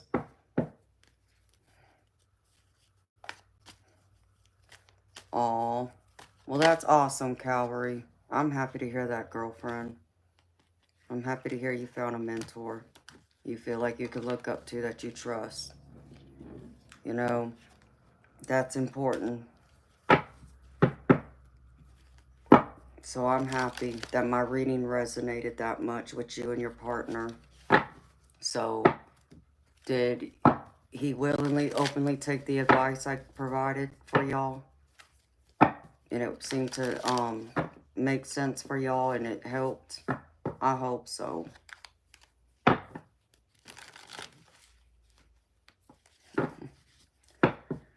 Yes, Patrick, Cappy, I've been awake all night, baby. I've been awake since 10 p.m. Eastern, my time, and it's 7:15 in the morning, Friday.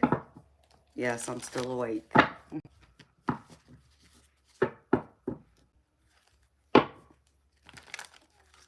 Oh, that's awesome, honey. I'm happy. It really did help y'all.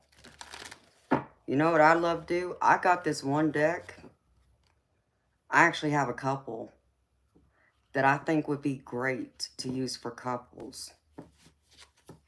I could use it on a single person too, yes, but I mean, I think it would be a great one to use for couples.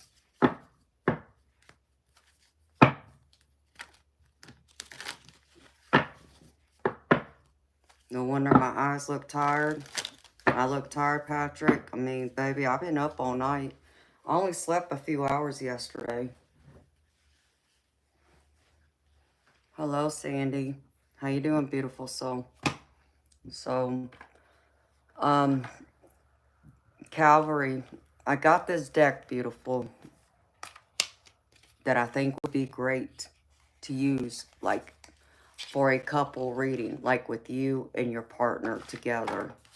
Because I think it would open up a lot of conversations between y'all to start other conversations that maybe y'all never thought of starting or were afraid or would dive deeper into another subject that maybe y'all wouldn't think of covering before.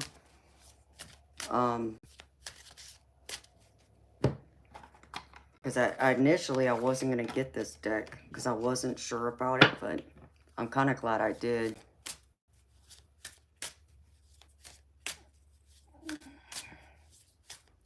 Well, Patrick, this is how I make my living, baby. I gotta work all night, then that's what I gotta do. You know, I got bills to pay like everybody else. My stream, you know, it's not free, baby. I gotta pay for my cell phone. I gotta pay for the electricity, my cards I provide, my Sage, my Palo Santo. All that costs money, baby. Plus my energy I give to it.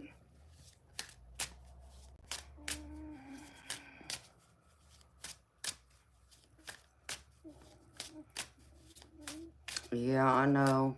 I think we all hate bills. I know what you mean. So, I mean, I've been organizing my office, y'all. Like, look. See this shelf right here? This is filled up with decks. This is what I did on my birthday, and my birthday was Monday. And then here's my other shelf. Right there. Filled up with decks. That's what I did. Get everything organized. It is expensive, Calvary. It's very expensive. It's ridiculous.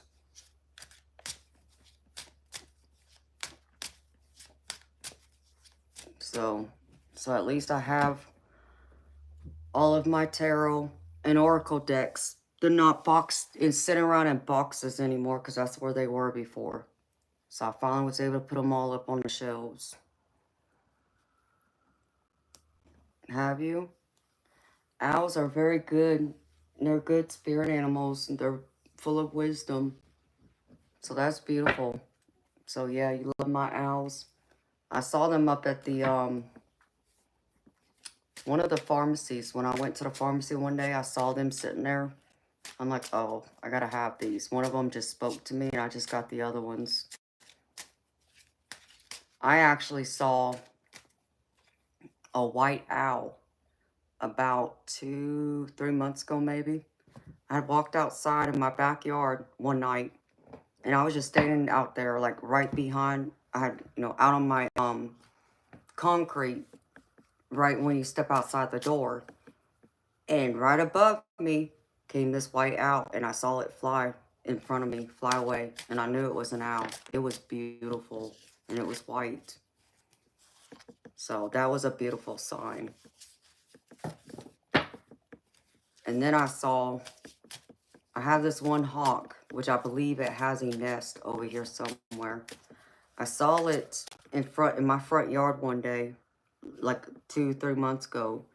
And it sat there on this little rail, like this little pole they put up that blocks the driveway so you can't pull into the driveway. And it was sitting on that, and I walked out there. I didn't even realize it was there at first, but then I saw it and I stopped because I didn't want to scare it away. And it just sat there perched up, and it stared right at me. I was like, oh wow. So that was amazing. And then I seen it one night out here in my backyard, sitting on the power line, like it was watching for food. Absolutely. It was beautiful. So I do, in fact, Calvary, it's on my channel. I posted a picture of the hawk. If you look under the community page, you'll see a picture of it. I mean, the hawk is gorgeous. And it's looking right at me, too. Yeah, very true.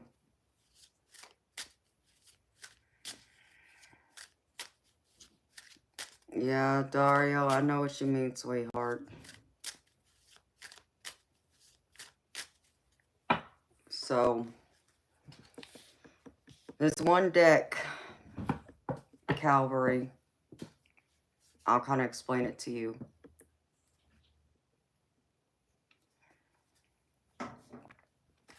It's called Love Me, Love Me Not. And so, it has like these symbols, you see. And depending on how many cards you pull with these symbols, depends on what the meaning behind it is, plus what the actual message on the card is. Like, an example would be like, this one card has a single rose on it. And it says, I get excited when I think about how incredible we could be together. Possibilities. So you go by the message on it. It says like you're supposed to pull 6 cards. And then it gives you like, if you pull 3 red cards, which are Balquets, this is a single rose. But if you pull Balquets and red roses, it indicates true love connection, a life partner, soulmate, and forever person. But obviously you can use your intuition. It's interesting though. I think it's a pretty interesting love deck.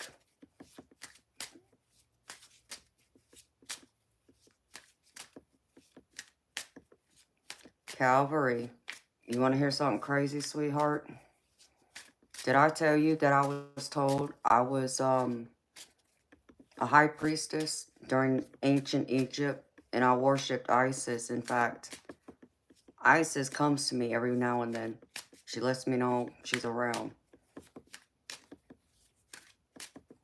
Daria, yes they are, honey. I love owls. Owls, I love hawks, I love eagles. I'm a Pisces.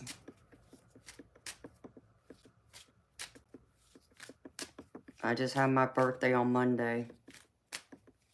Good morning, Josh.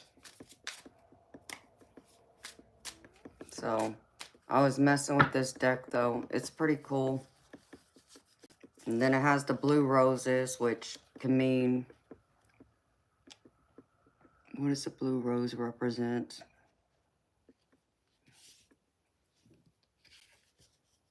That the person doesn't see you as anything but a friend. But then it has like these blue-red roses, which means it's complicated. They have conflicting feelings. Yellow roses, positive, friendly feelings, not necessarily romantic. Then they have the thorny bush rose, which is they want to distance themselves from you. So it's like depending on how many of which symbol you pull, depends on what you can add more meaning to it. But it can open up a conversation though too. Because that's one of the things that my friend and I were doing the other night. And it opened up a conversation. And they had said that it made them talk about some things that they probably wouldn't have mentioned before. So it's a pretty cool deck. And it's accurate. So we were talking about it. I'm glad I got it because I almost didn't get it because I just wasn't sure. Oh, thank you, Dario. I love animals. I'm a big animal lover.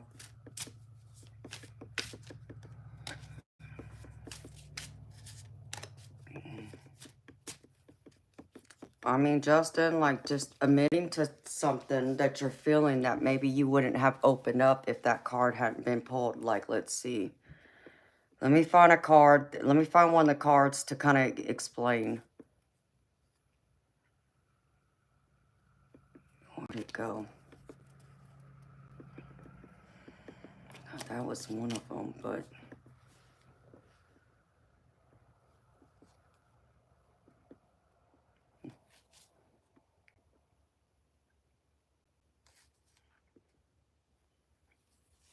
Okay, well, I'll bring up a couple things they have mentioned to me that they said they probably otherwise wouldn't have said anything.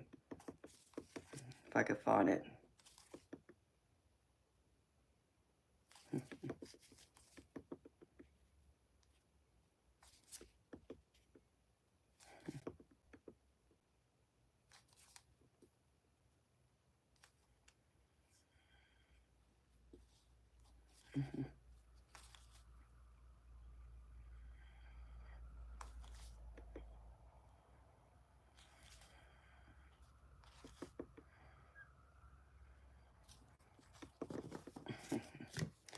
Okay.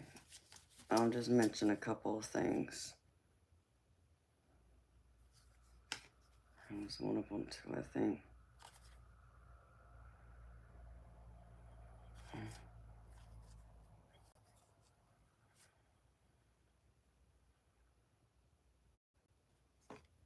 Well, I know they mentioned something about that too.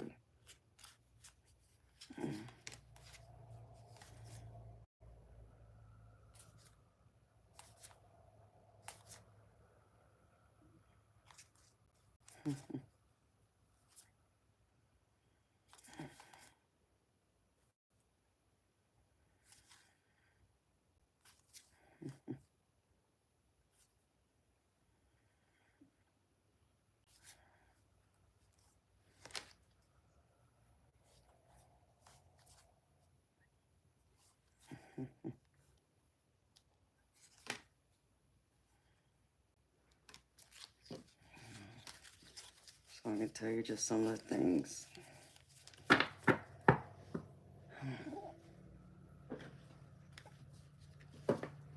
Well, I'll say this one first because y'all might get a laugh out of this. I already knew this person, you know, one of my friends. When I initially met them, there was a mystery about them. And there was something about them that called to me that I wanted to get to know. And that was it. There wasn't really anything else there that I would say. But apparently they already had started crushing on me. And after we had, we're talking one day, they started telling me what their type is. So like this card right here, it says, to be totally honest, you're not really my type. This was one of the cards that came out when I was reading for them just to kind of figure out how this deck worked. And it says not interested. But I know this isn't true. However, what it did confirm, which I already knew because they had already told me, is no, I'm not their type. I'm not what they go for. They go for more of the girl that's gothic like, that wears the dark, makeup and is grungy like. So I'm nothing like their type, but they're still drawn to me. But they also said in a sense that they never thought they'd be worthy or good enough for someone like me. They feel is part of the other reason why they would have never considered me being like their type. Now, they did say that they are attracted to people who are like of my ethnicity, but I don't believe they've ever been with anyone of like my ethnicity. So it opened up that door to saying and kind of confirming and explaining why. So it kind of opens the door. It's not just what the card says, but then it can go a little deeper than that. So then the next one is, am I even good enough for you? This was another thing that came out. And this person said this is also true, that they question this a lot.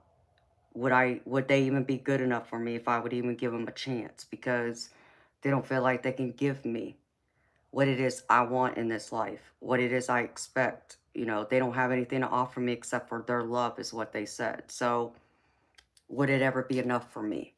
So it opens the door to a deeper conversation, which I like.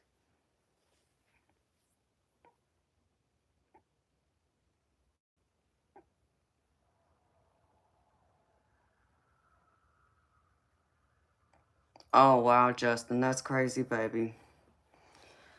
This one, Calvary, it's called Love Me Not. You can get it on Amazon.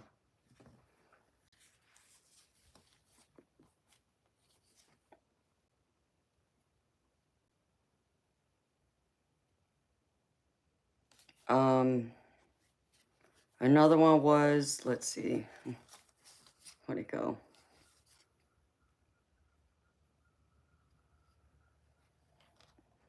Like they told me, this was another card that came out. It says, my alone time is precious to me, and I honestly prefer my own company. They said this is also true, and this is exactly how they felt up until the time they met me. And that kind of, I changed everything. And they explained to me why it changed. So it gives people, it seems like a safer place to open up and expand on certain feelings, certain things they may not have been willing to express until you put a card out there that has something on it that says something like, oh yeah, that's right. You know, because like I said, I was testing it out and they were willing to test this deck out with me to see how accurate it was. So they were going in and confirming, no, that is correct. It is accurate, and this is how it's accurate because I felt this way before I met you, but now I don't. So that kind of thing. Am I more interested in my friends since after reading them? You know, Calvary, it's one of those things, honey, I can't even say one way or the other. Um, I don't know. You know, it allowed me to dive deeper into their heart and soul, which I appreciated. Um, but it's also complicated too. Um, I'm well aware they have feelings for me, but I've known that for a while now. But, you know, being vulnerable like that with me will open that door to me. Instead of a man who's shut off, who won't be vulnerable and express their feelings openly and willingly with me, they have a better chance, I would say that much, just because they were willing to be honest and upfront with me. So I'll put it that way. But you never know what the future holds anymore. But I thought it was interesting.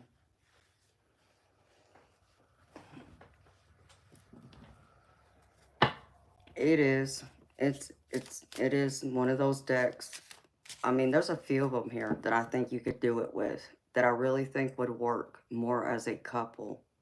Like reading both of y'all together at the same time and kind of talking about the relationship, y'all's feelings for each other, confirming, you know, where y'all can, you know, grow, you know, where the tarot sees y'all growing together, where y'all can confirm what the cards are saying and add to it and express it right there, that kind of thing. So I think it opens it up more.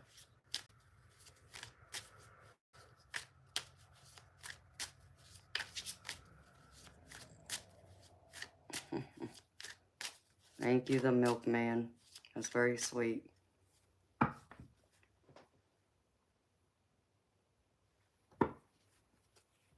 So, Justin, how fast were you going, baby? You only got 2 speeding tickets. That's crazy.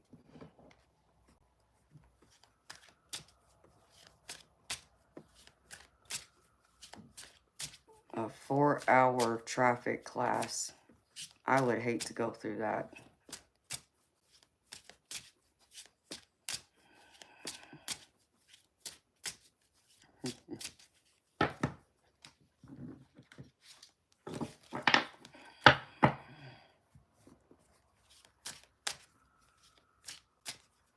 But you know, the one I really like, Calvary, is that other one that we were going through the other night. The unsent love letters. That's more of my deck right there. Because that's going deep, deep. And that's where I like to go. 34 in a school zone. Bad boy. Bad boy, Justin. 42 and a 35. Damn. Wow, the cop wasn't playing with you. Even though you were only doing 7 miles over the speed limit, they still decided to pull you over anyways. It's rare to hear that cops will pull you over doing that, only 7 miles over the speed limit. The school zone, now that I can understand. But only 7 miles over the speed limit, it's rare to ever hear them pulling you over for that. Normally they will wait till you get up to 10 miles, then they'll look at pulling you over.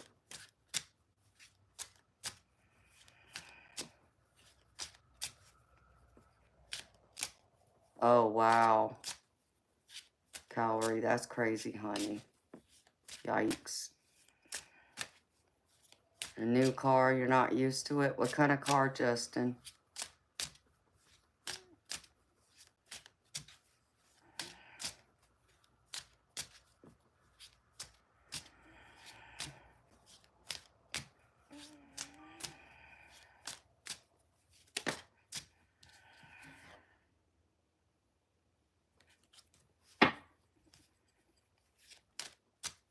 Flashing picture. Oh. Yeah. You got some of those over there, huh?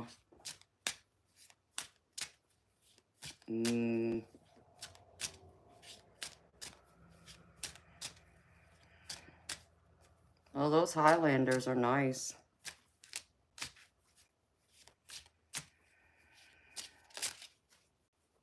Wow. Oh, you were in the car with him, Calvary? I didn't know you were in the car with him, sweetheart. Those Highlanders are nice, Justin. If I could have an SUV, I would probably pick something like that. If I couldn't get the, oh, there was another SUV I wanted.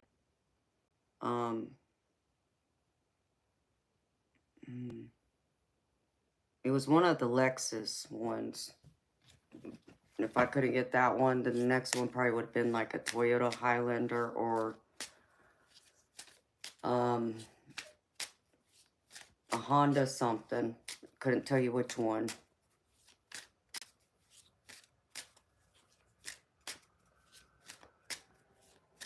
Oh, wow, honey. Well, I'm glad you weren't injured. So that's a blessing. How long ago was that, Calvary? Because I didn't even know that, honey.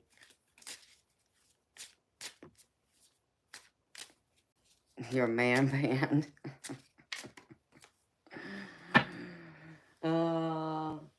That's what you guys call it, I know.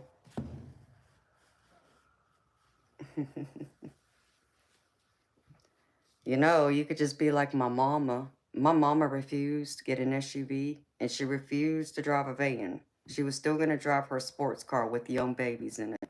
And that's what she did, too. You only drive Highlanders? Oh, wow, Calvary. So it just happened. I didn't even know that, honey.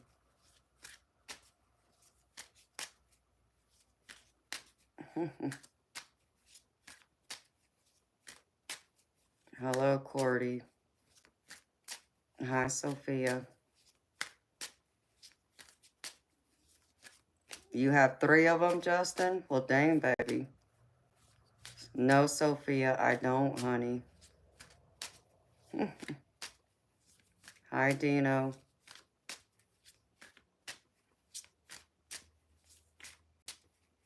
No, Sophia, I've never even thought of selling my hair. Why? Why, you want to buy my hair?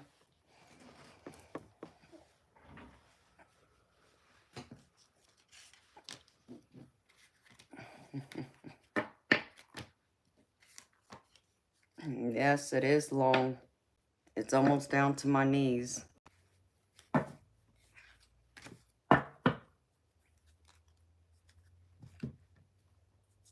Hello, Moral. Thank you. Yeah, I can't do the whole short hair thing. Dang, that car is loud.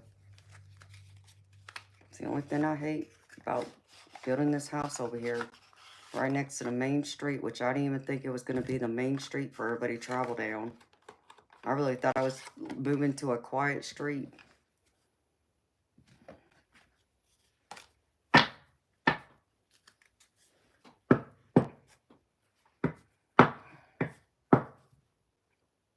Sophia, OF, meaning OnlyFans? No, I don't. If I had an OnlyFans, I wouldn't be here. Hello, Aishita. I'm good, sweetheart. How you doing? Yikes, Justin. That's crazy, baby.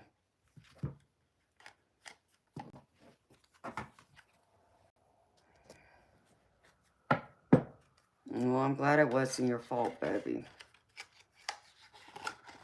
Like, I had a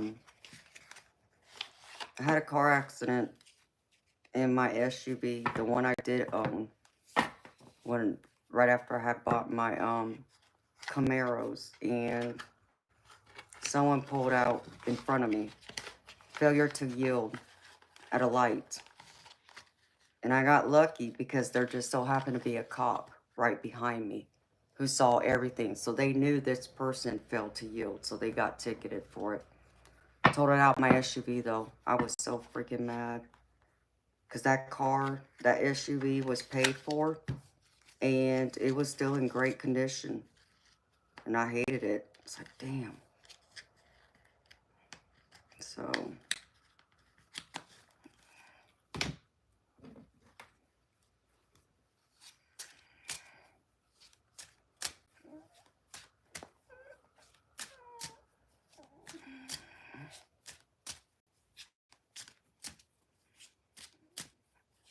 okay. Sophia, whenever I see OF, is people that say OnlyFans. So, because I don't like short hair. Short hair is not for me.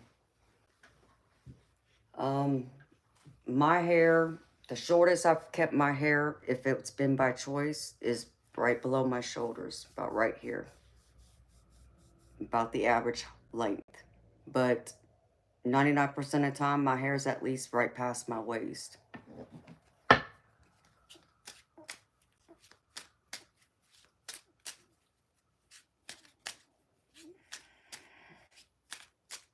You just got the Love Oracle. It came in a bundle with 2 other Love decks. Which Love Oracle did you get, sweetheart? Because I know there's like some different ones out there. Like, is it... Let me see.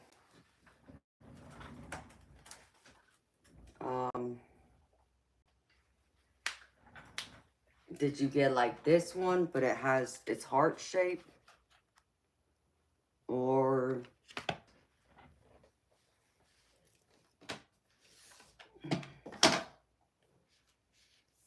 this one, or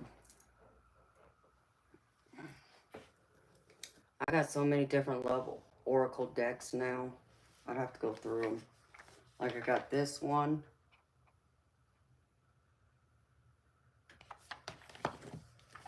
This one.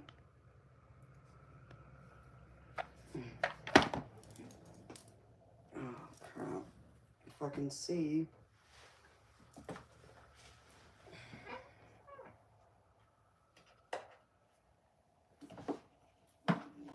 Let's see where this one lives. I have the Romance Angels ones. And then I've had this one for a while, but I rarely use it anymore. There's this one.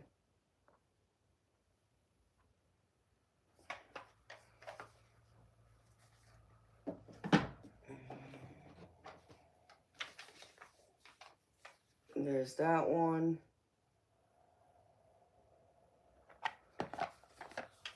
And then there's this one. And I have a couple other ones, honey. They're just in these wraps. I need to get a few more though.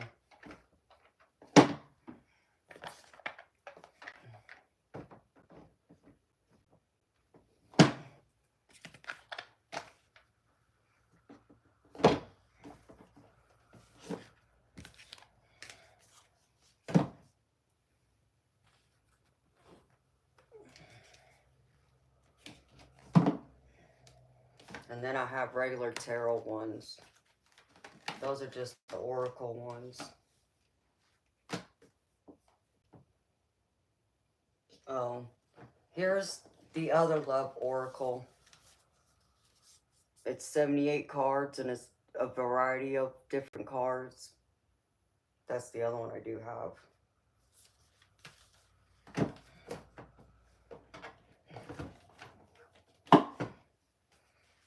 Yikes. Oh. Okay. And then this one. This is the one I just got today or yesterday.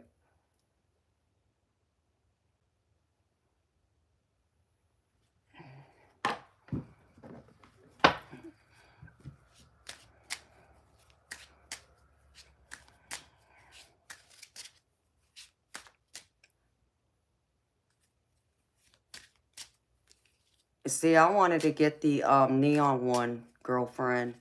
Let me know how you like it. And the soulmate manifestation. Okay, so you did get the one of the ones I just got then. Yeah, I want to know about the soulmate manifestation neon love. Because those were a couple of ones I want to get. I haven't gotten yet. It's on my list, though, that I want to get. Let me know how you like it, beautiful.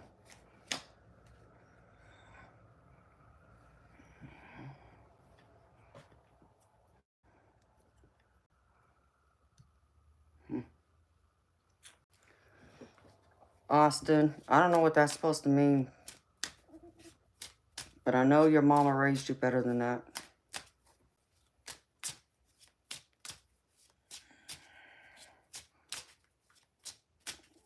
So, I got a bunch of decks, girlfriend. But I do need some more. I have this twin flame one, but it's like, how do I describe it?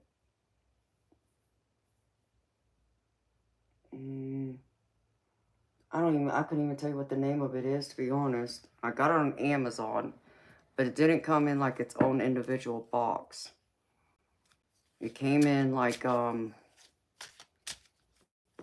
you order something from Amazon, it comes in like a black jewelry box is what it looks like. And so I had to put it in one of my wraps instead. They're pretty cards though.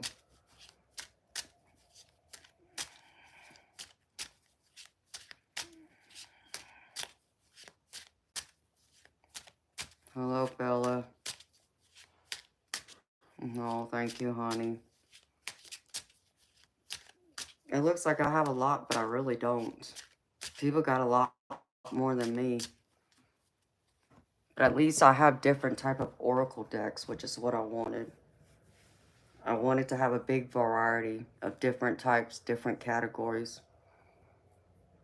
Thank you, Indigo Kid. Appreciate you, honey.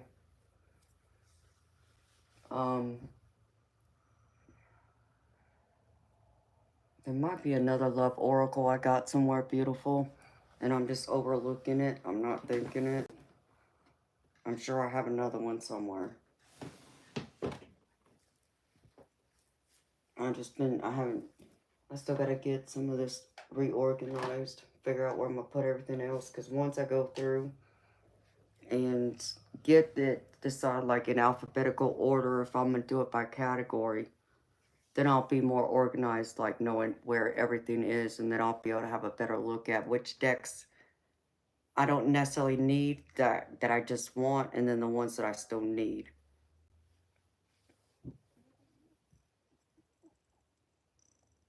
You're leaving, Justin? All right, baby. I'll look you up, baby. You have a good day. Take care of yourself. Have fun at that class. I hate it for you. I really do, baby. um, Sophia, I just turned 44.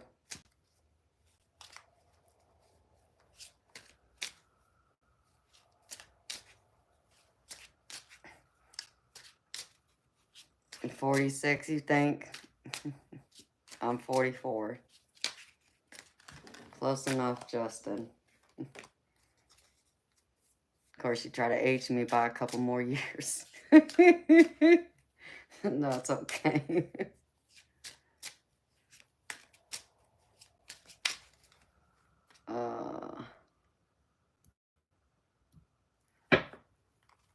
Good night to you too, Justin.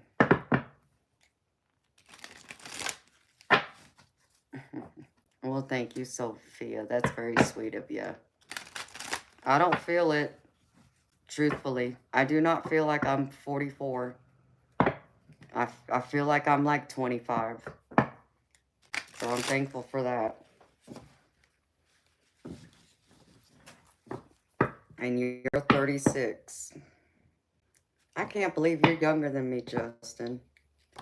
For some reason, I was thinking you were older than me. I don't know why.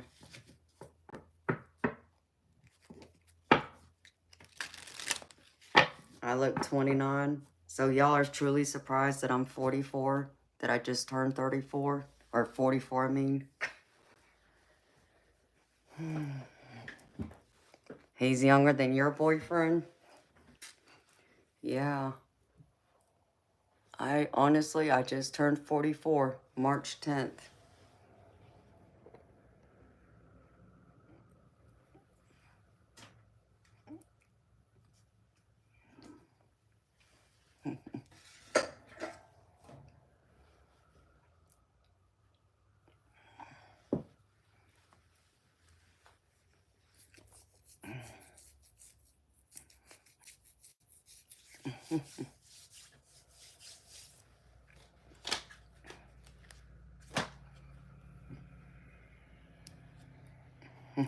Isn't that the truth, Justin?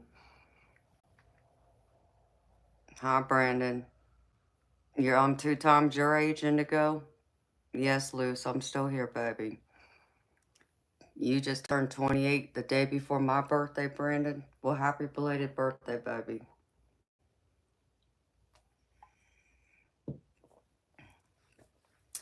Seriously, Calvary. He needs that and then some.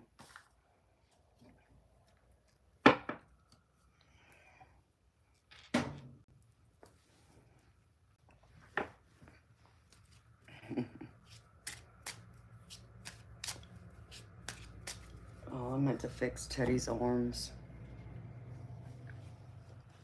Teddy's looking at me like, look, woman, put my arms back.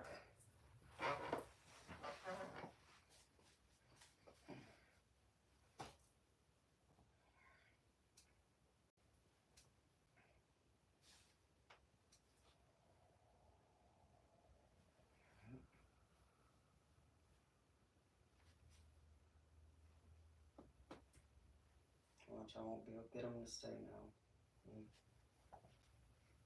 I guess he'll have to sit like that for right now.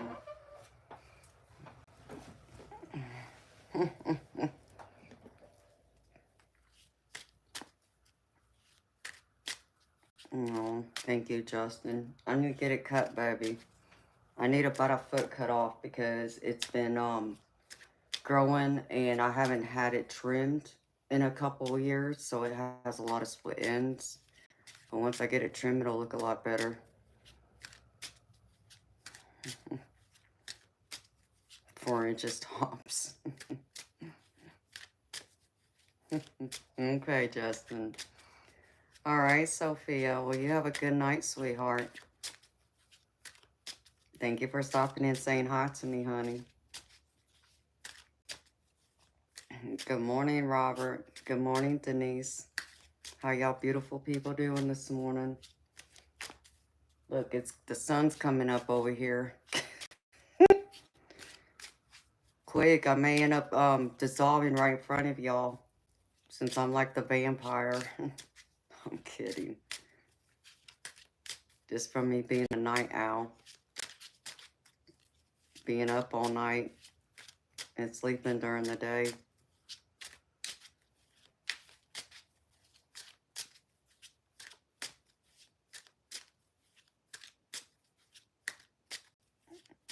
Sounds good, Sophia Gaming. Look forward to it, honey.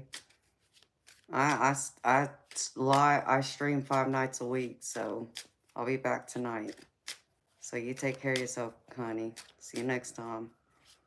You laughing at me, Calvary? I mean, it's true. Knowing I'm up all night, most people would think I'm, you know, that's probably the other reason why they think I'm a witch, too. You don't know if you want to sleep or take a salt bath. Oh, man. A salt bath would be nice. Let's see. But sleep would be good, too.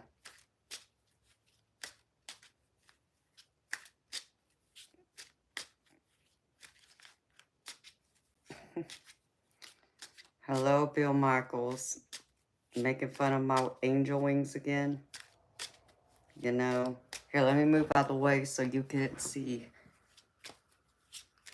Now I don't have any more bunny ears.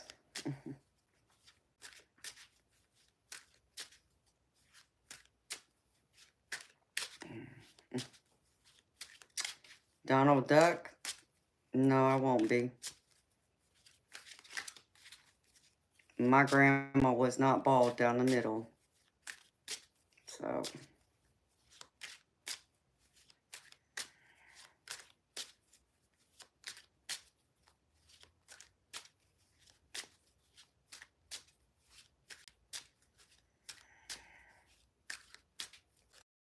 It's charming, Bill Michaels. Yeah, well, now it looks a little crooked, doesn't it? It's kind of strange.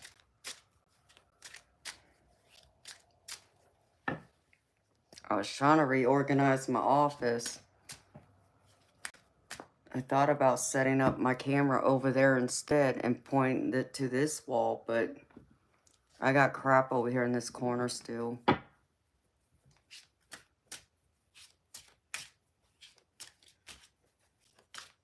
Good morning, Midnight News.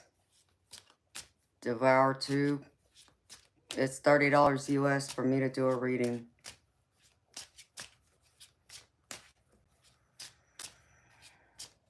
I gotta run to the restroom, doggone it. There goes my bladder for me drinking all that Red Bull now.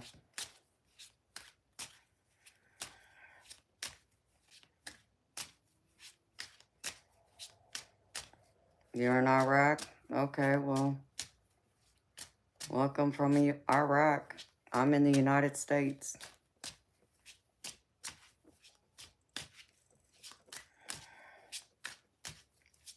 I like your name, Midnight News. Are you a night owl? Sounds like someone who's a night owl like me with Midnight News.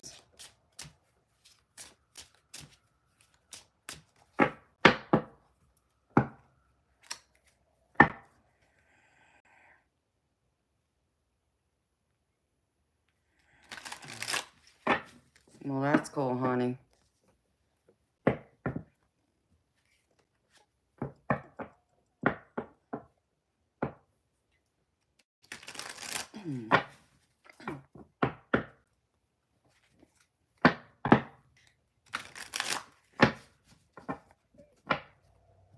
You think so, Robert? I can't sing a note worth a damn to save my life, baby.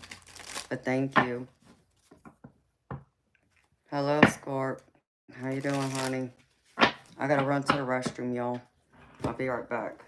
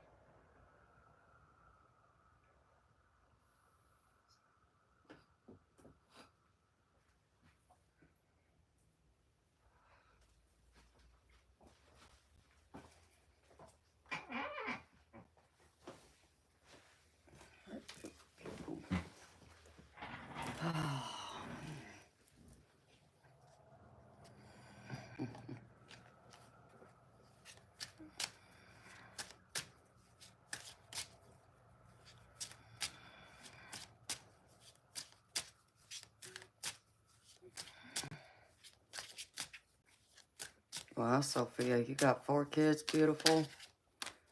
That's a lot, honey, to manage. Thank you, Thomas. I love spinach and pepperoni.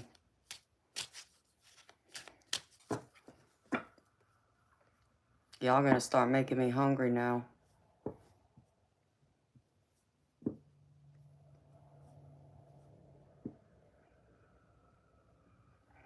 Wow.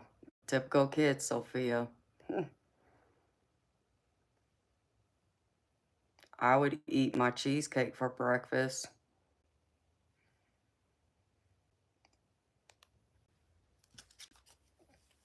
Oh, wow. 2 sets of twins? Wow, Sophia, you got your hands full, sweetheart.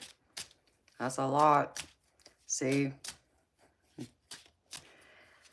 my mama told me when I was the teenager, she couldn't have given me a better birth control than this. Twins runs on both sides of my family. Literally, like both my grandmothers had a set of twins. And one of my grandmothers was a twin herself. And so my mama always told me I was going to be the one to have the twins. I said, oh, hell no, that's not happening, mama. I ain't having any for that reason.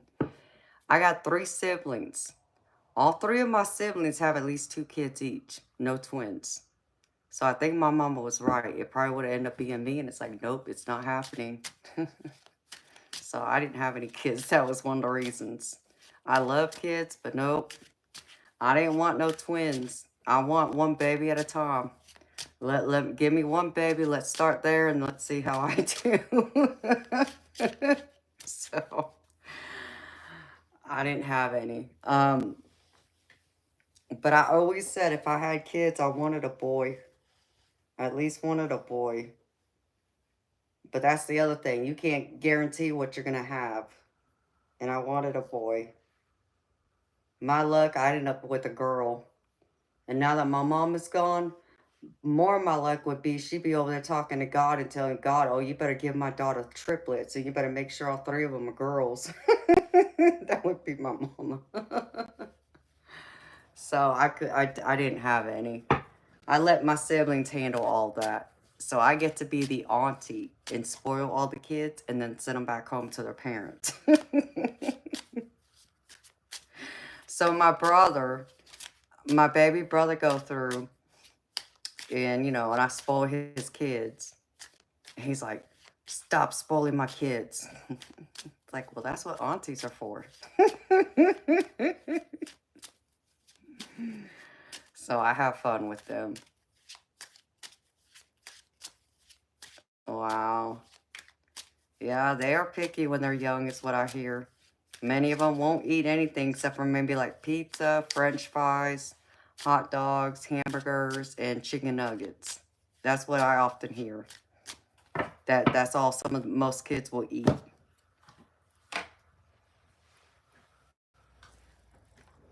Good morning, Eat Your Words Tarot. How you doing, sweetheart? It's been a minute since I've seen you, honey. Where you been hiding? They love chicken nuggets. Yeah. I mean, what are you going to do? You got to feed your kids. And it's not your fault they're so damn picky. They're not going to eat everything you put in front of their face. So, I mean, you're going to get in trouble for feeding them, junk food? No. You just wish they would eat everything else you gave them, too. See, I was the good kid. I was the one that ate everything my grandparents gave me. And I didn't argue. I ate all my vegetables. I ate everything they put in front of my face. I'm doing gravy, honey. I just celebrated my 44th birthday. Can you believe it? I just turned 44 Monday.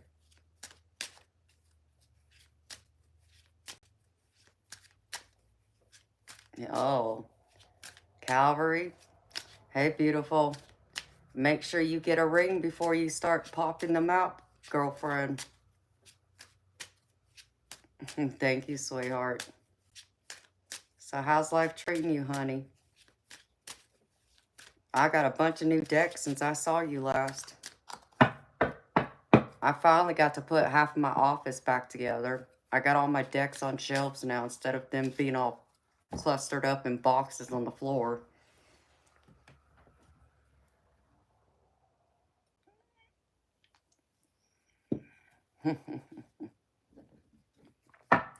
Good girl. That's how you do it, honey.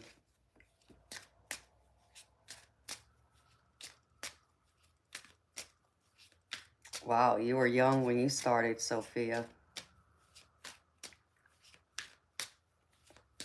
See, my mama was 18 when she had her first baby.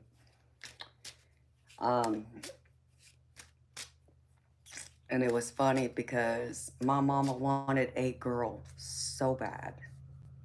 So bad. And she went to the doctor when she found out she was pregnant. She was told she was having a girl.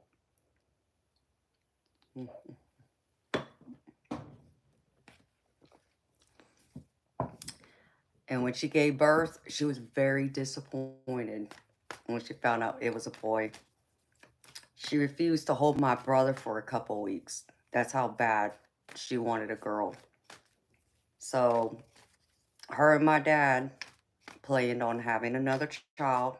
They talked about it. They wanted another child. My mama wanted her girl. So that's when I came. Thank you, JB Real. Hi, Dexter. How you doing, honey? So my mama could not have been happier when she had me. She got her girl she wanted. So when I was younger, when my mama told me the story, she told me out of the 4 kids she had, I was the only one that was planned. My other 3 siblings, they were like, oh shit type of deals. So whenever my siblings would get, when they would tick me off, do something, guess what I would say? Oh yeah, by the way, mama didn't want you anyways. Be mean to them. You were an accident. They wanted me.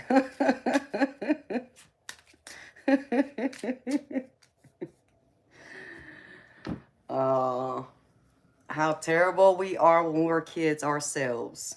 So I did. I let all 3 of my siblings know. Mama didn't want you. Daddy didn't want you either.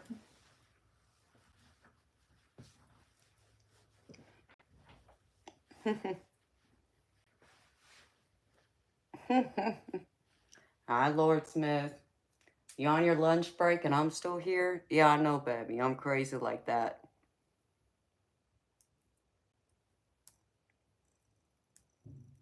Hello, no. I don't know what do you mean.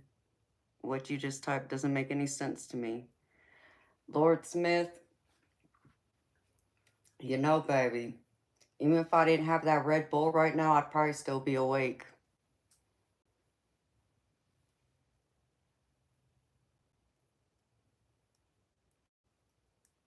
I don't speak Spanish, Mario.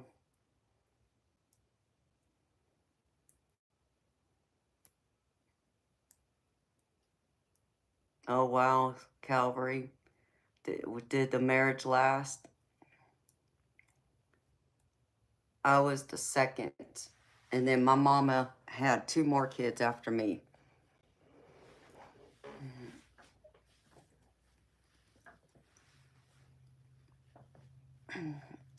Lord Smith, it's 8:30 a.m. for me.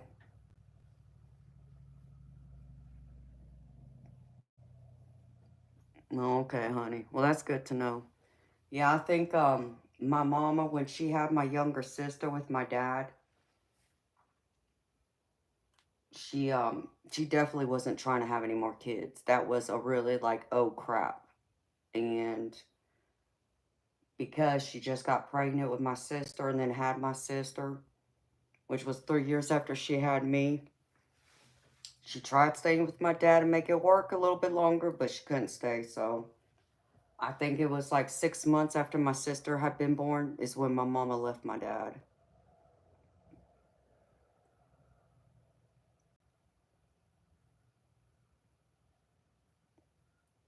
Wow, Sophia. Steven, yeah, I sleep, baby.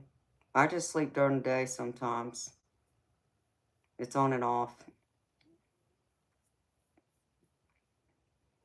No, I'm not from Thailand.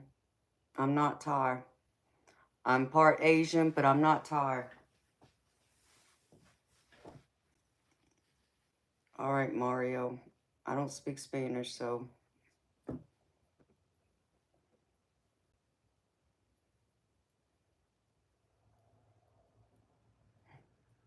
Hi, the Miracle Empress. You're nocturnal too, huh? Yeah, I've been that way since I was a child. I get that from my mom, I think. She was the same way. It's always more peaceful at night. It's more quiet. At least for me. And I can tune into spirit a lot better at night. No, I'm sending love to you too, honey. You're a night person, Lord Smith, but you're forced to be a daywalker. Yeah, I know what you mean. Oh, man. It's like I read something the other day. What was it on? Might have been Facebook. Probably was Facebook.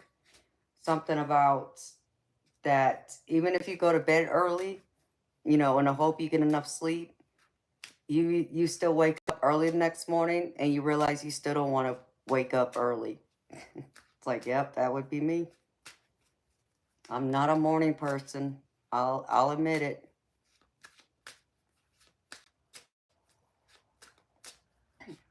He says my red lips are beautiful. Oh, okay. Well, thank you, Dario. I don't read any other language, so I couldn't make any sense out of it.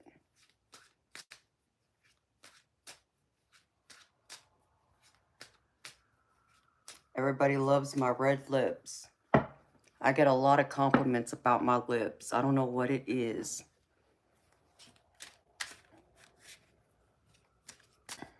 Really, Calvary? That's crazy, sweetheart. I can't eat burned food. No, my bear does move. He does that every now and then. To let you know he's there. He's watching, y'all. He's my protector. They are weird, Calvary. That's crazy, sweetheart. I wouldn't want no burnt food. You can keep all that. Mm-mm. Yuck. Even just the thought of putting some burned food in my mouth. Mm-mm. Can't do it.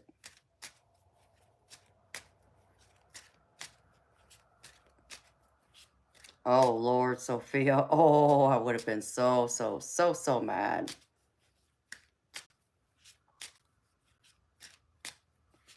Hello, Hala. Thank you. Appreciate y'all.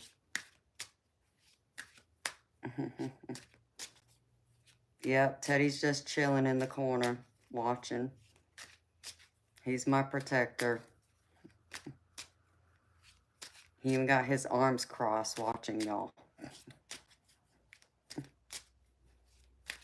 You're about to eat some breakfast? What you eating for breakfast?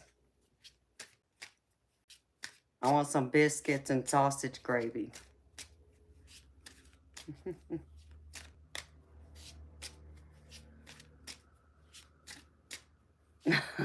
Calvary. That sounds like something I would have done too. And I got a white couch. Ooh. Ooh, I would not be happy.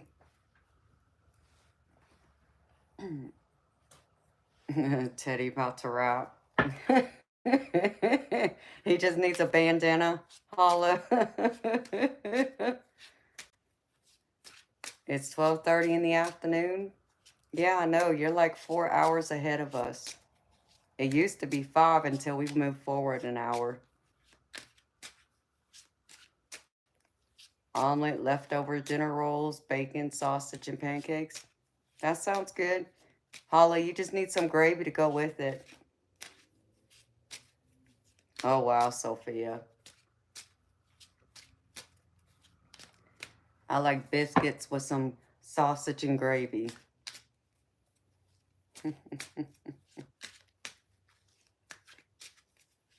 Thank you, Thomas. You know, Teddy, everybody keeps wanting me to dress him up. Someone told me he needs like a top hat and a, they want me to dress him up like, Mr. Planters is how they wanted me to dress him up like. That sounds good, Holla. That's what I want.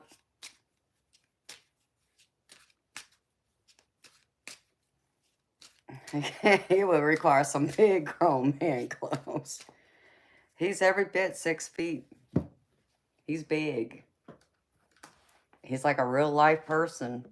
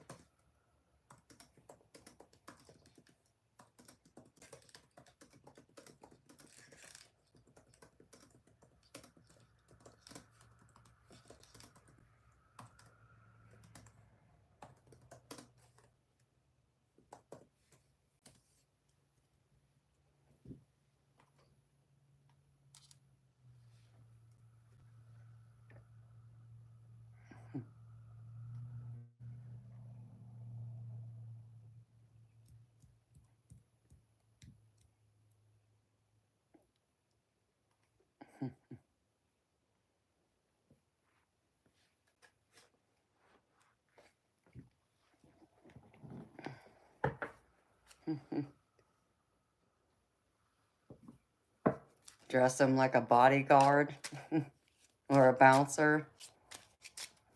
Ollie's the most mischievous. Sophia, normally it is the boys that are more mischievous than the girls.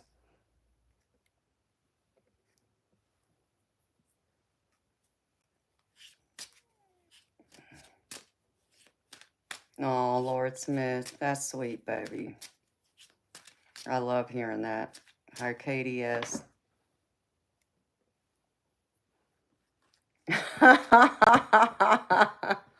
That's funny, Holler.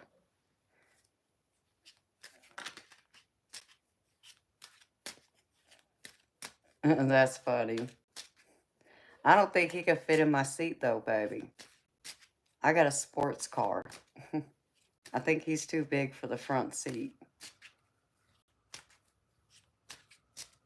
But that's funny. I don't think he'll fit, though.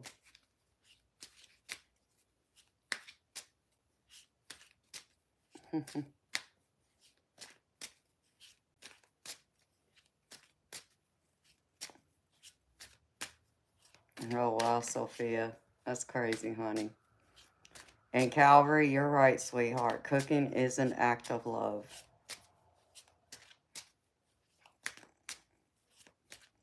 Take him to the gym with me. All right, Holly, you have a good day, sweetheart. Thanks for stopping in and saying hi to me.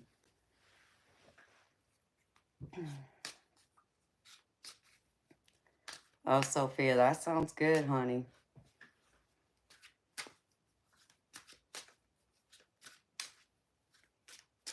I gotta think of some place to go to celebrate my birthday in true birthday fashion. I just don't know where. I mean, I thought of my restaurant, but it's too expensive to go there. I would love, love to go to my favorite restaurant, but I can't afford to go there right now, so I gotta wait.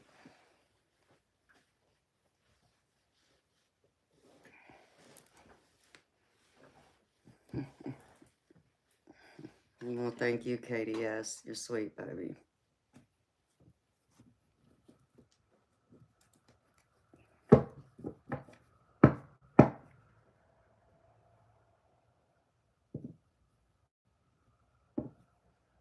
And that kebab and chip sounds good, though, Sophia.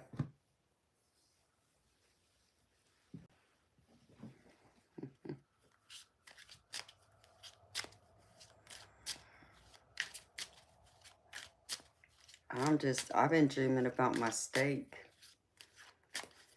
But it's at my favorite restaurant, and it costs too damn much to go there. So, and I can't just go there and get like one appetizer and, you know, the steak. And no, I got to go there and get my whole meal that I'm used to getting when I go there, because I go there to eat for real. But it's expensive. It's like $300 for 2 people to eat there. And that doesn't include alcohol, which I don't drink, but I'm just saying.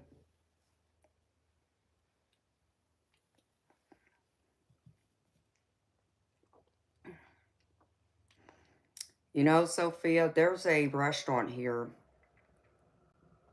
in the U.S. that I used to hear people brag about all the time, including my stepdaughter.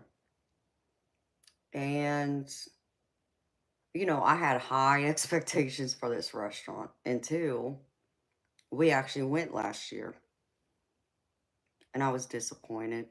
And I hated it because, you know, I'm sure it's probably just that one experience, but I can't, that one experience ruined it to where I can't get myself to go back there and spend no damn $75 per person to go there.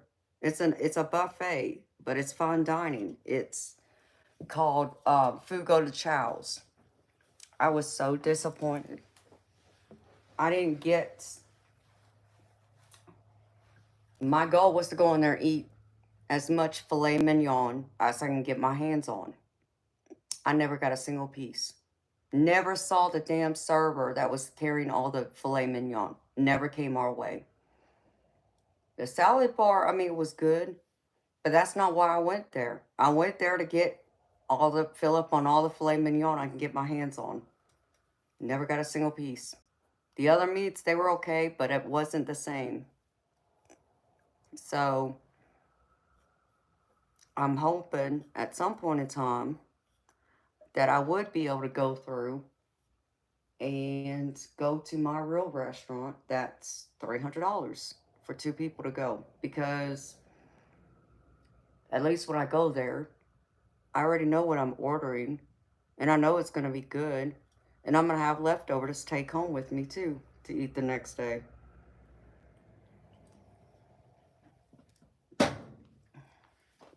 So, because when I go to this restaurant, it's a 5-course meal.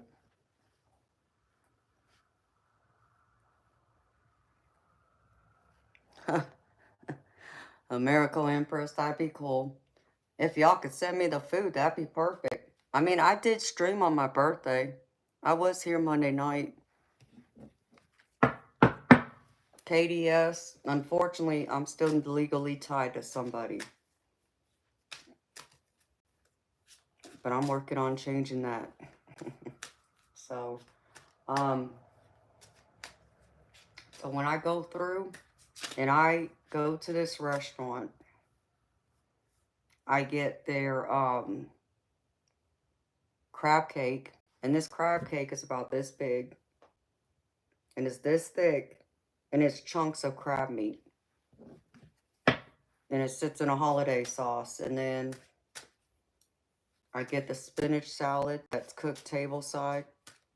With like they warm up like the mushrooms and the, there's something else. And it's so good. And then I get their lobster bisque soup. And then for the entree, the main course, I get a 14-ounce filet mignon with garlic mashed potatoes, cream spinach, cream corn, and every now and then I'll get the broccoli too. Not always, but I'll get that. And then I get a cheesecake to go. Aw, thank you, KDS. So I go there to eat.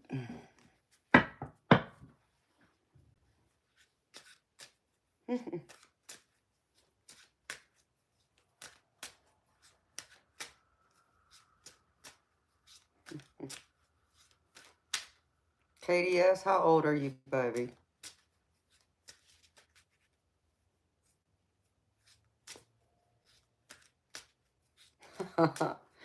You know, Calvary, I hear New Orleans got some great food, though, so I'm surprised.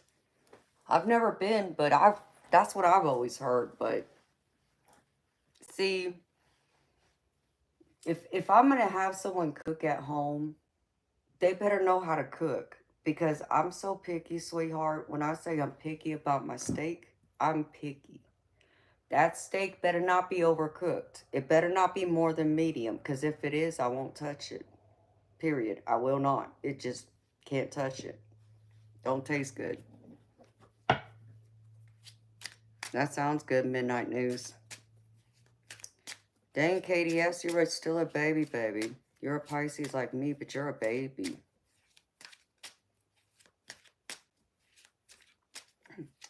Yeah, I'm picky too, Calvary. But you're right. A lot of the places are overpriced now. Especially fast food restaurants. You can forget about it. It's like...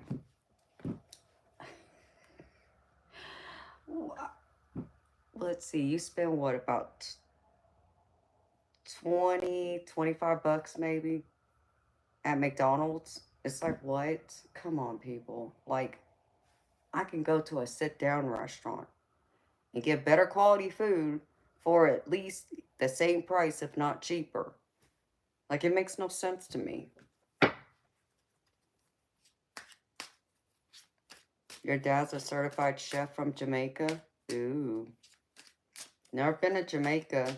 Always wanted to go. I bet your dad can cook.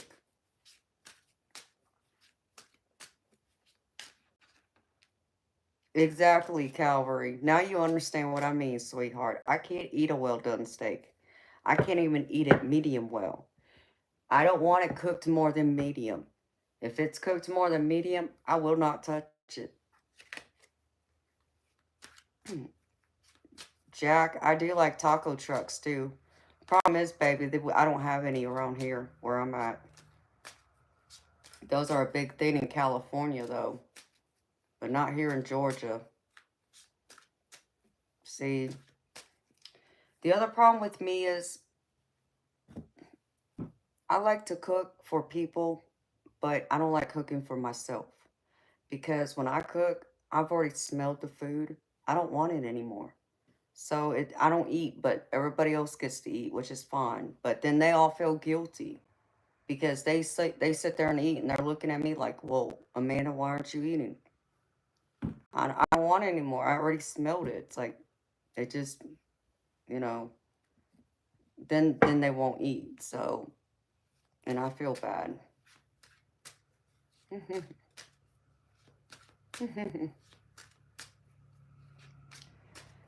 Oh, KDS, I don't know, baby. Maybe. Now that sounds good, Calvary. You know, another thing that's good, KDS? I did have a friend I shot pool with who was Jamaican. And oh my gosh, he would bring me. I don't know where he got them from, but it was from a restaurant that was near where we were at. He would bring me like those Jamaican empanadas that were beef. Oh man, those were so good.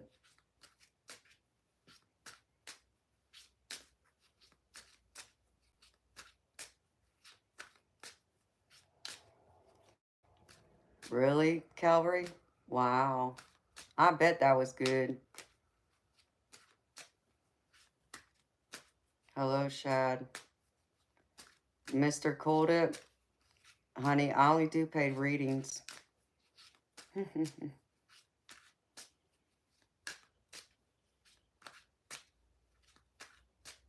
Oh, well, that's cool, Jack. See, here in Georgia, we got a large population, but they don't, I rarely see food trucks.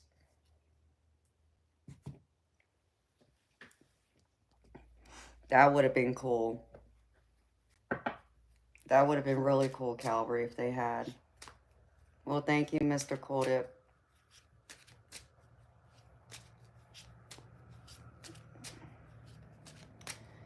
I wish I was having steak tonight, Sophia. I won't be having no steak, girl. I'll be on here streaming. I'll tell you what I'll probably be eating. I'll probably be eating some beef jerky and some chips. That's what I would probably be eating. So, um, yeah, that's probably what my dinner will be tonight.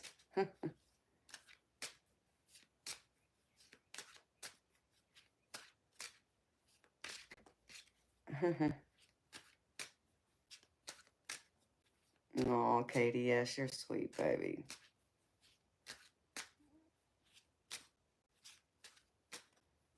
Yep, it's March 14th. It's still Pisces season.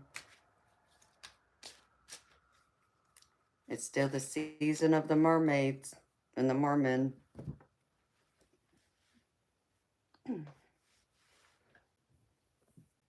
What does it mean, sweetheart?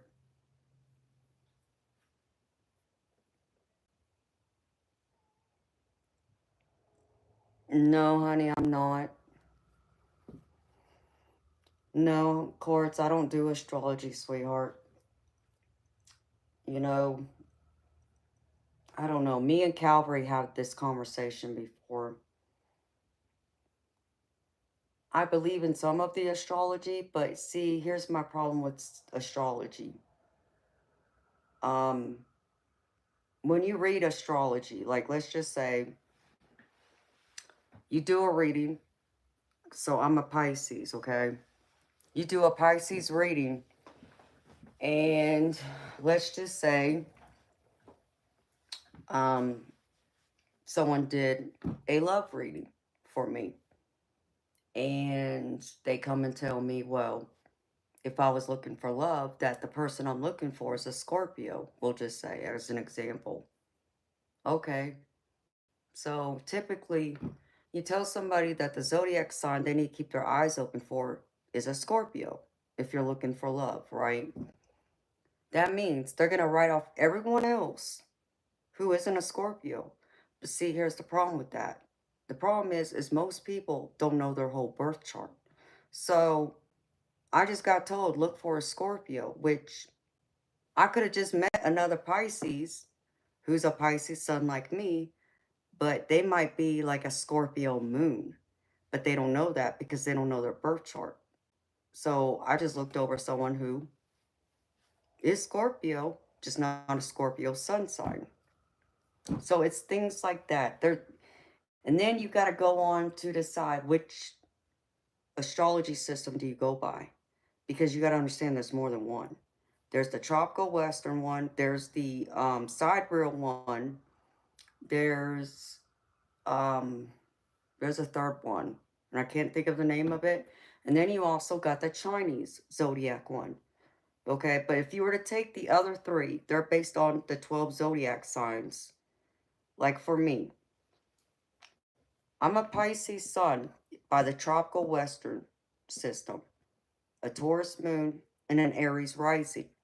But then if you were to look at the sidereal chart, I'm not even Taurus or Aries comes up in it. I'm a Pisces moon, an Aquarius sun, and my rising sign is either Capricorn or Virgo. It's something like that.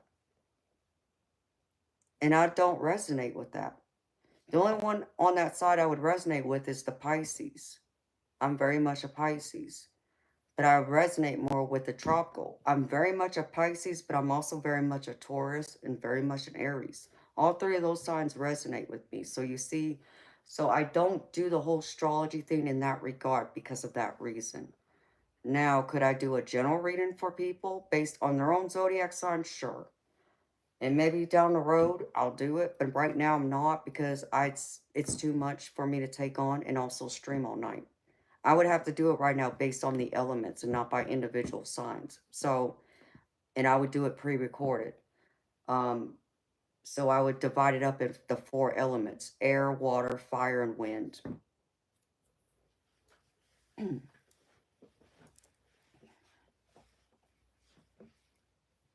Right. You see what I mean? There's some problems I have with the astrology side of it that I just don't. you know, I can't, let's see, do I have one? Okay, like an example of this. Here's the Empress, right? And in the tarot, the Empress is Taurus, okay? So, if this card were to show up, if you did a general love reading and they turn over this card, well, Empress is Taurus energy. Someone who knows about that, who knows tarot, would look for someone who's Empress, who's a Taurus. And like I said, they would write off everyone else if they seriously believe in it and look for that Taurus, but then find out that that person that they could have been with is actually a Taurus. They're just not a Taurus sun. They might be a Taurus moon or a Taurus rising. So it really, it causes a problem in that way for me. Are you? See, and I don't understand, why is mine so different, Calvary? Does that make any sense to you, sweetheart? Because I don't understand. How would mine be so different for me? I understand there's a little bit of the Aquarius that I understand that I can resonate with, but not nearly as much as I do with Pisces. Hi there, Frank. How you doing, honey? And then if you were to look at, I'm an Aries rising, very much an Aries. I'm very fiery. The Capricorn, if it's Capricorn, Libra, whichever the other sign was, it did not resonate with me the same. It's like, yeah, I see a couple of things, but it doesn't resonate with me like the other signs do from the tropical Western system. So I don't know how it got so confusing. Why is that, Calvary? Why would it show up so differently for me? You know, because I know, like,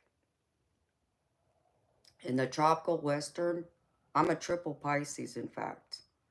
My Pisces sun, but I'm also a Pisces in Venus, and it's either Mars or Saturn placements. So I have a lot of Pisces in my chart. But what's crazy is I also found out that I have a lot of Libra in my chart too, which surprised me. Um, I don't know a whole lot about Libra. I know a little bit, but some of it, yeah, okay, I can understand, but not all of it.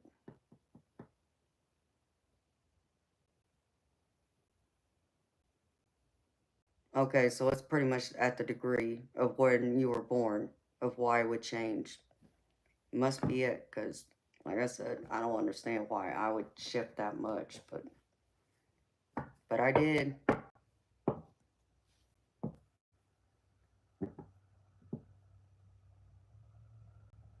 Okay.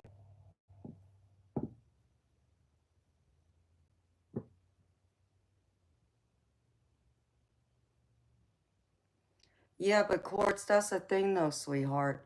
I tried following that. And that system does not make sense to me because it does not resonate. It doesn't resonate with me because that's a system that says I'm an Aquarius sun, and the other one, like the Capricorn or Virgo, whatever it is, it doesn't resonate with me. The tropical does. It really resonates. When I read it, it makes much sense to me. So I don't know. Maybe somebody else needs to do my chart and tell me if they come up with anything different.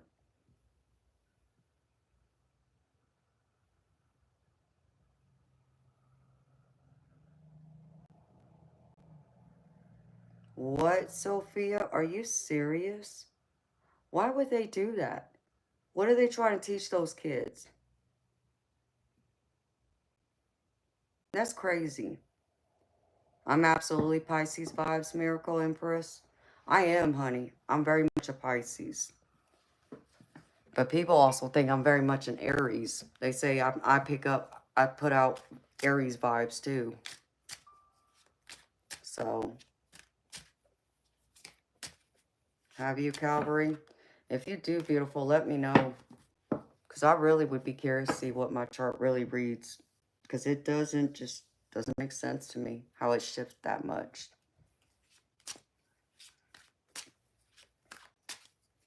You think it's a great mix? Well, thank you, honey. I like the different signs in my birth chart. And it matches me.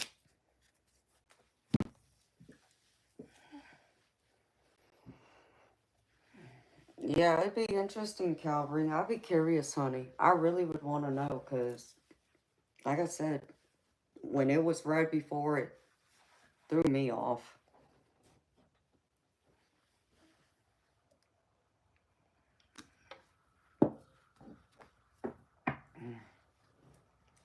And quartz, I do understand about the different planets. They represent the different houses too. Yeah, I do get that.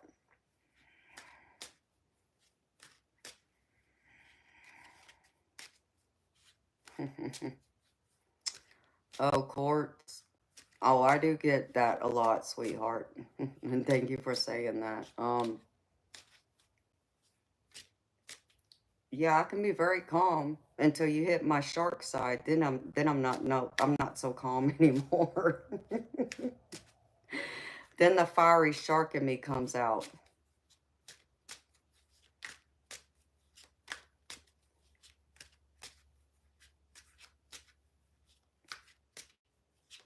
Sex ed that's just crazy about that. 12 years old, what? Now wait a minute. I'm trying to think. How old was I when I started taking sex education? That might be right. But I don't recall no video about watching two people getting it on either. Like, I'm trying to make sense of what they were trying to teach. What would be the point of it? Like, I don't understand. Sophia, sweetheart, I appreciate you offering. I appreciate you asking.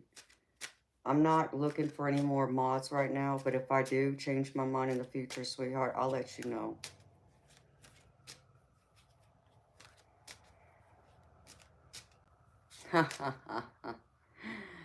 Miracle Empress, you got me down, sweetheart, because that's pretty much me right there in a nutshell. What, Calvary? Are you serious? Oh my gosh. Wow. I can't even imagine that. I can't even imagine. What? Why would you teach kindergarten kids that? Like, that makes no sense to me. Someone would have to explain to me the whole reasoning behind all of that.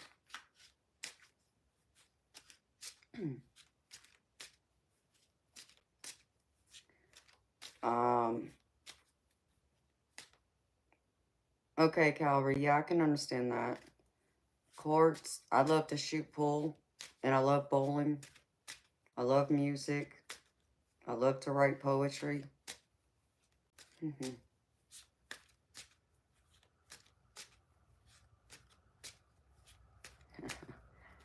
Good morning, MBMF. I understand, baby. Well, I appreciate you stopping in and saying hi to me.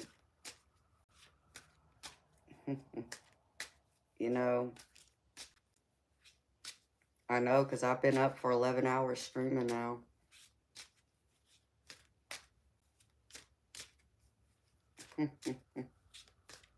So, but thank you for saying hi to me, MBMF. You have a good day, night, baby. See you later. I'll be back tonight. I'm that crazy person. What?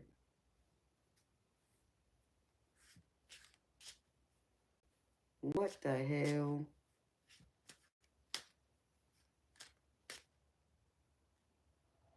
Why on God's green earth?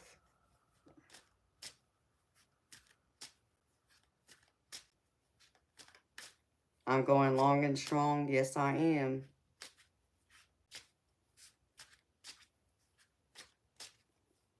I just got a notification, something about somebody spent over $120,000 to look like Britney Spears. Like, what? Like, why? Like, me and that person need to have a chat. Like, why can't you love yourself for who you are instead of trying to look like somebody else? Well, you be safe out there, MBMF. I'll be back tonight, baby.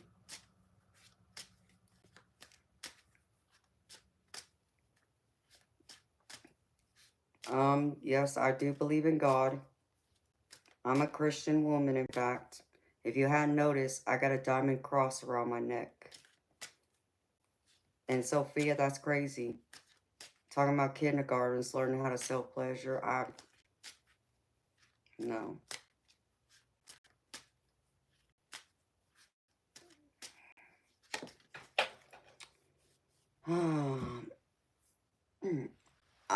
No courts, I haven't. I've had a past life reading done. Personal reading. Someone read for me. I've actually had a couple people.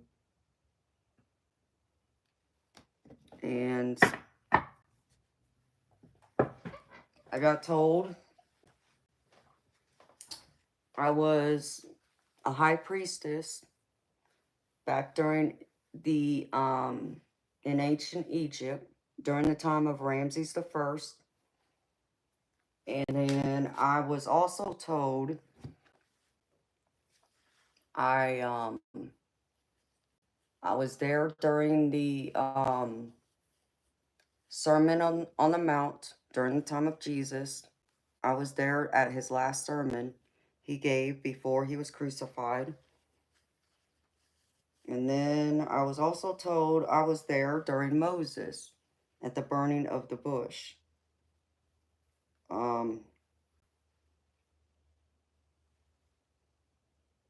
Yeah, those are the, I mean, I've been told I was also a medicine woman in a Native American tribe.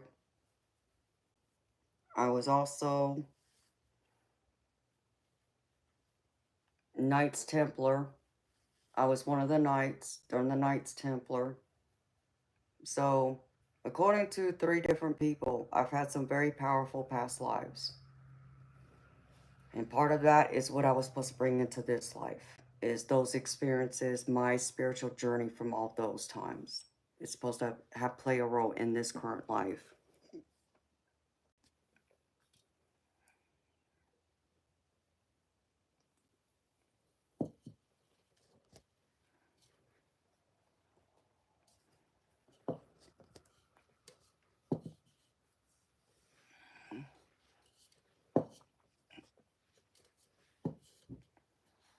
Hi, Joey K. Thank you, baby. You too, honey.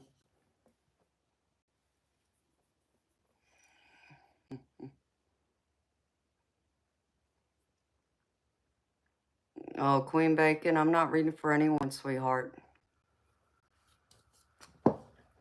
I do personal paid readings. And thank you for thinking so, but no, I'm not Native American.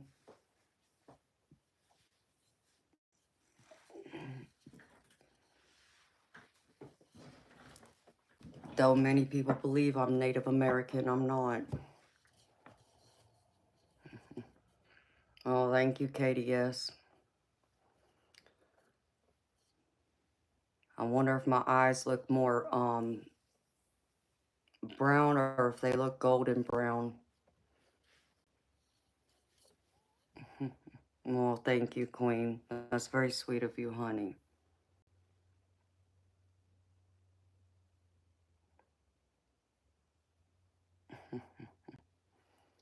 Well, thank you, MBMF. You too, baby. No, baby, because I'll be going to sleep soon.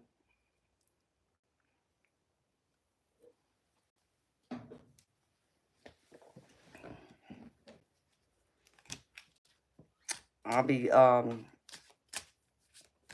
less than an hour, I'll be streaming for 12 straight hours. So,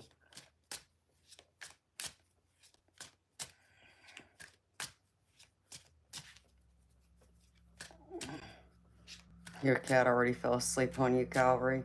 Oh, mine's been asleep. Black cat, no, I'm not a witch.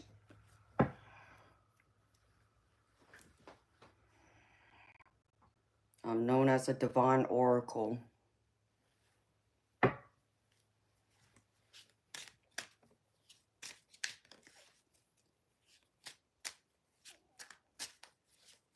And others would call me a seer.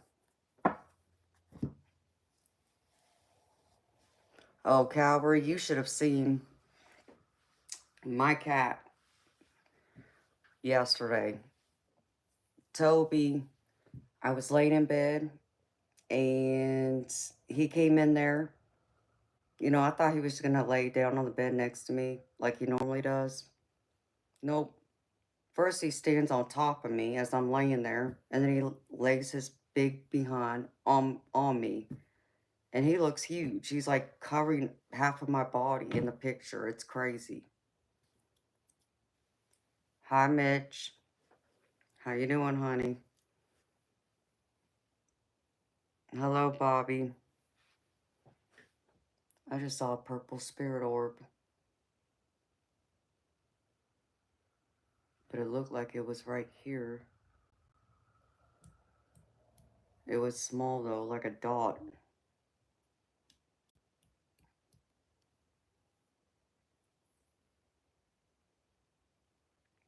Black Cat, are you a witch? Since you asked me, honey, I feel it's only fair that I ask you.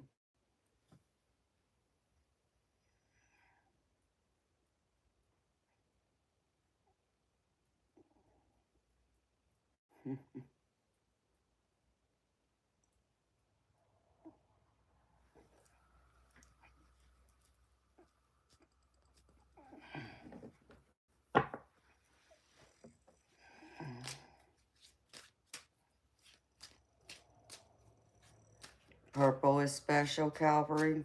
What does purple mean to you, sweetheart? Hey, Sophia.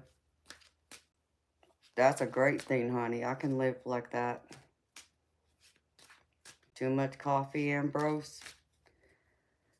Well, beautiful, I don't drink coffee, but I got plenty of Red Bull. Damn.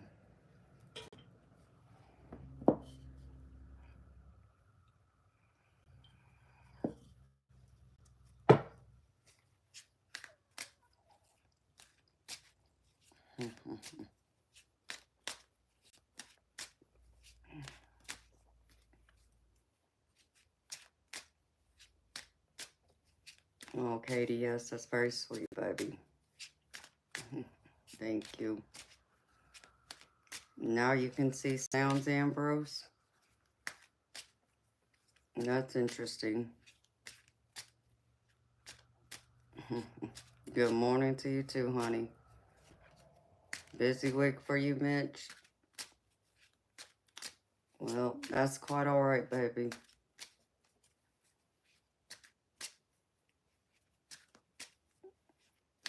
Can't live without your mochas.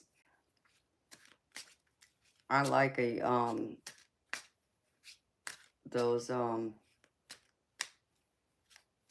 what do they call them? Those, mochas from the, from McDonald's, those frappes. Oh, what do they call them? Frappes.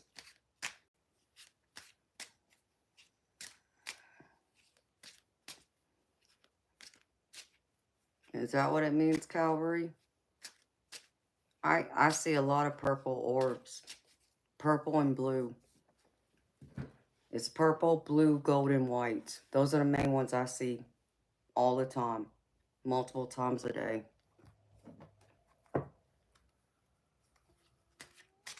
Yep, frappes.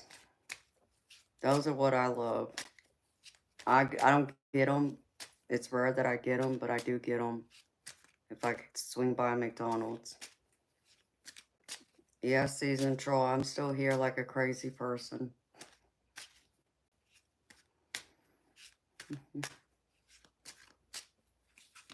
Well, thank you, Bob.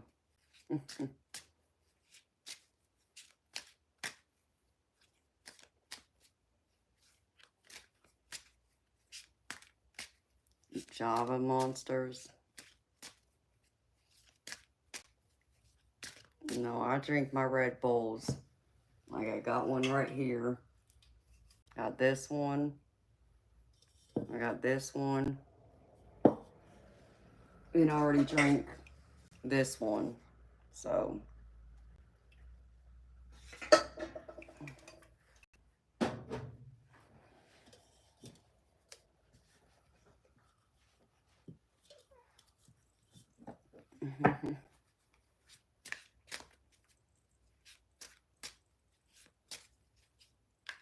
Yeah, the caramel ones are really good, Sophia. Starbucks has a good caramel one too, but they're so doggone expensive.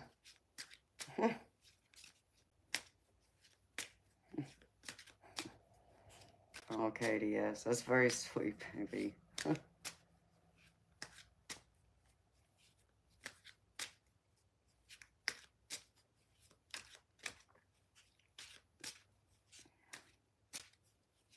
Yeah, I believe so, Calvary.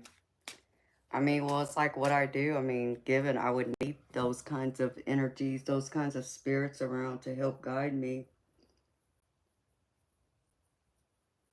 So that I can understand with the purple and the blues.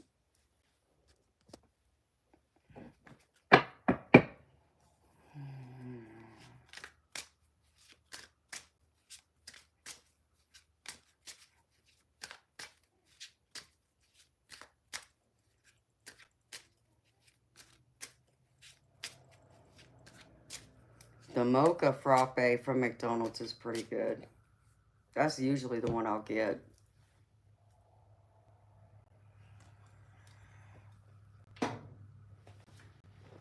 Mm.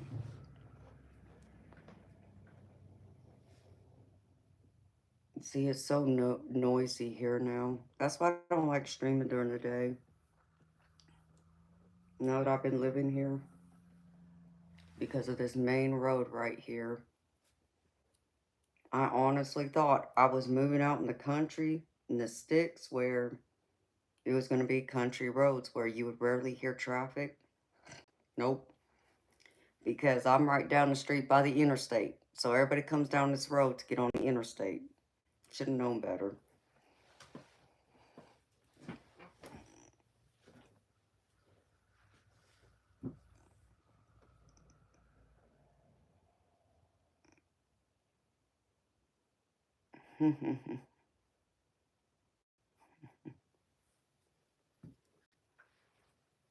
Green tea frappuccino. I've never had it, Calvary. I'll have to try it when I go by it there sometime. Well, thank you, Katie. Yes. You're very sweet, baby.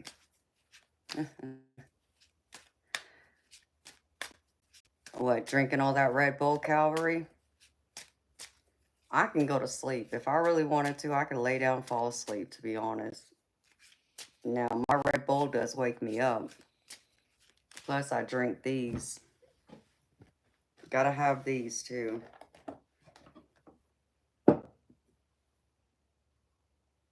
So, I drink one or two of these in a day, in between.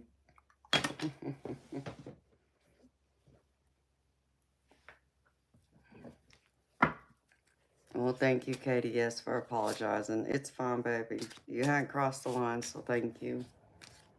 But you're very sweet. But I get it. Oh, the car noise? I think that's probably one of the reasons why I don't sleep as well, because I hear all the noise. Between that and hearing somebody else walk around my house. So I do think sometimes it's part of what wakes me up. All right, Katie, yes, you too, baby. And I just saw a bright spirit orb over here. It was,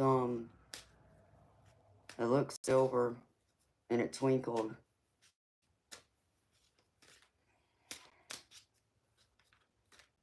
Y'all ready for that full moon tonight? That's going to be a wild full moon. Y'all might hear some howling out there tonight. And it's Friday. Oh, Lord. That energy's going to be wild tonight.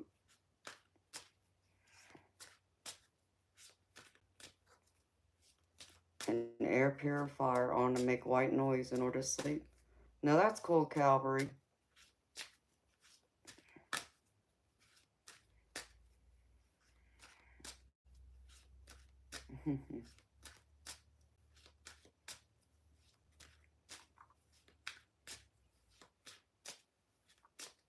I appreciate you, Sophia.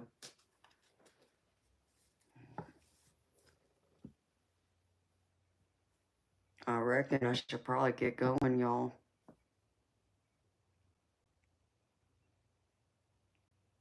It's almost, it'll be 10 o'clock before I know it. And that means I've been here for 12 hours then. We live in an apartment complex. It's never quiet.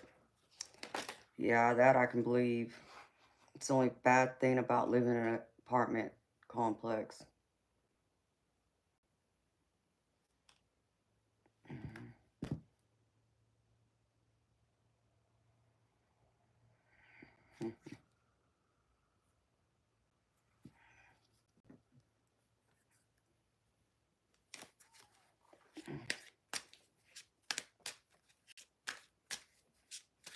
Yeah, Mitch, I'm glad you caught me, baby.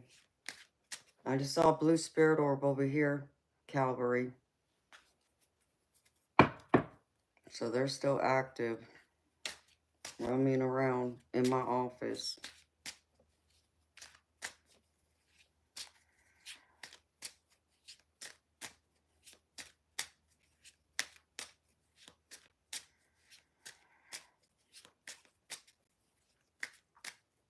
Well, me living in a house in a neighborhood obviously isn't much better if you live next to a main street that people travel down.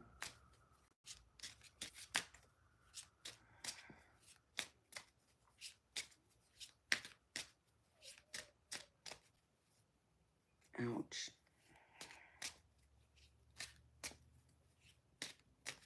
Good morning, Jane. How you doing, beautiful?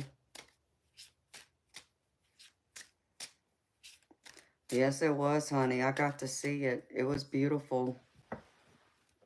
One of my mods took some pictures for me, too. Because I was waiting for it to turn red, and it never did when I looked at it. But then it eventually did. So how you doing, sweetheart?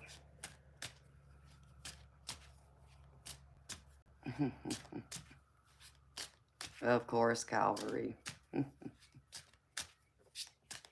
Hi, Kaya.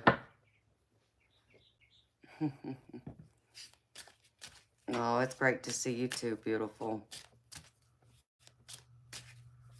Yeah, I was getting ready to get off here, actually, since I've been up all night. So I can come back tonight. And tomorrow night.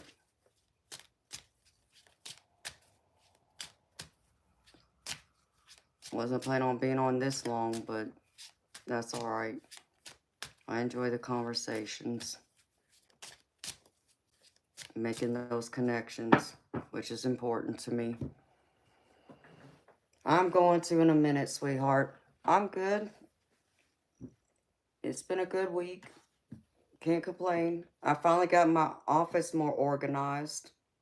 Like, I got all my decks up on the shelves now, Jane. See? Look, my bookshelf. I got all my decks over there. And then I got my other bookshelf over here. That's filled with decks, too. So, it's more organized. At least all my decks aren't on the floor anymore in boxes, like before. So, I'm sorry to hear that, Susan Troll. It sounds like you're an empath, honey. Empaths pick up other people's emotions like that. Which I am an empath, but I'm also clairsentient. And clairsentients also pick up the actual energy in the environment. So, There's many different things you can do to handle that, sweetheart. You just got to do your research, learn about it. Knowledge is power.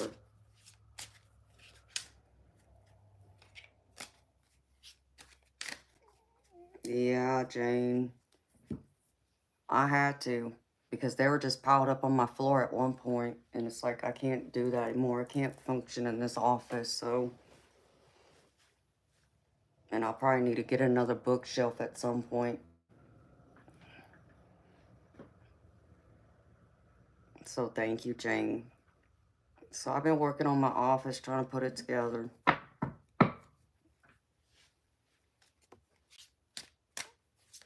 Yeah, season troll. You're probably just picking up people's emotions or the vibrations in the room that people put off.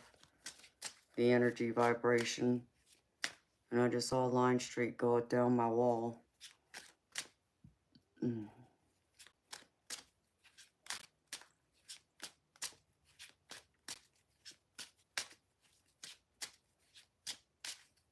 You know, Jane, I got charms, honey.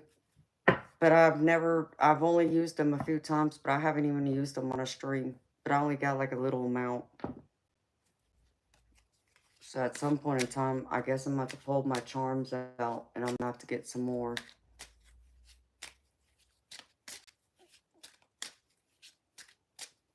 Season troll, I have no idea, sweetheart. I've never counted them. I even have some in my desk, too.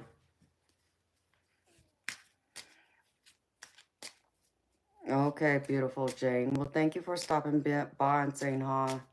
I'm glad you caught me too, sweetheart. You have a wonderful day, beautiful lady. I'm sure I'll catch you later. I'll stop by on one of your streams when you stream, honey. I try and catch you when I can, if I'm up. So you have an awesome, beautiful Friday and a happy full moon to you. You too, beautiful. Thank you.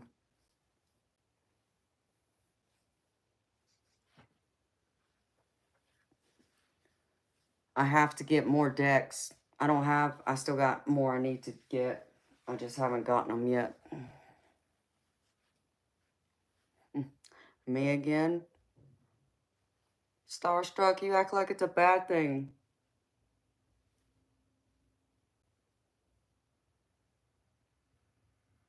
How you doing?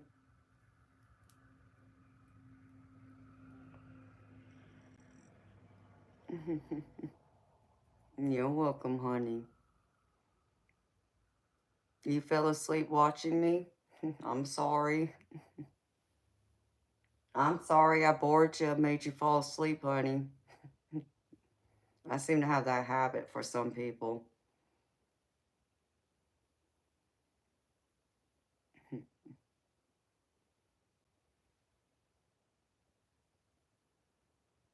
Oh, I know, honey. I'm just teasing you.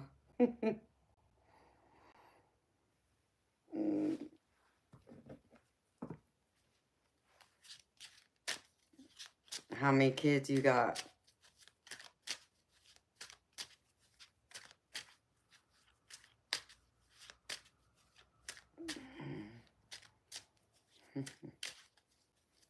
I'm very soothing.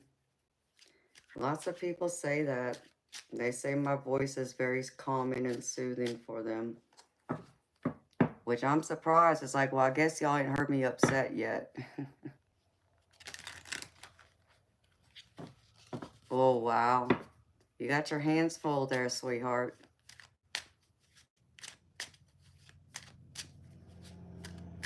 But that's a bunch of cuddles of love and joy. I love that.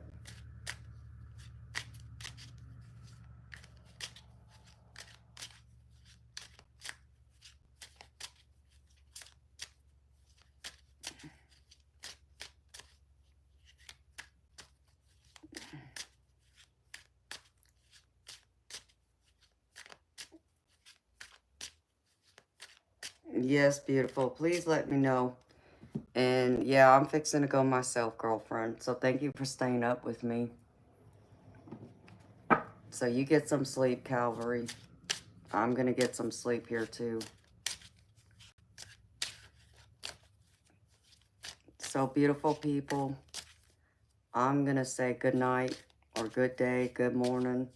I'm going to bed. I know some of y'all going to work or y'all already at work. It's my bedtime now. So thank you for spending some time with me. Thank you for hanging out. Thank you for all your likes and subscriptions and donations and for the wonderful, beautiful conversations we've had through the night. I greatly appreciate y'all sharing y'all's time and energy with me. I hope to be seeing y'all again. I'll be back tonight at 10 p.m. Eastern. So I hope to see y'all back here then. Y'all have a wonderful, beautiful day. Until then, bye.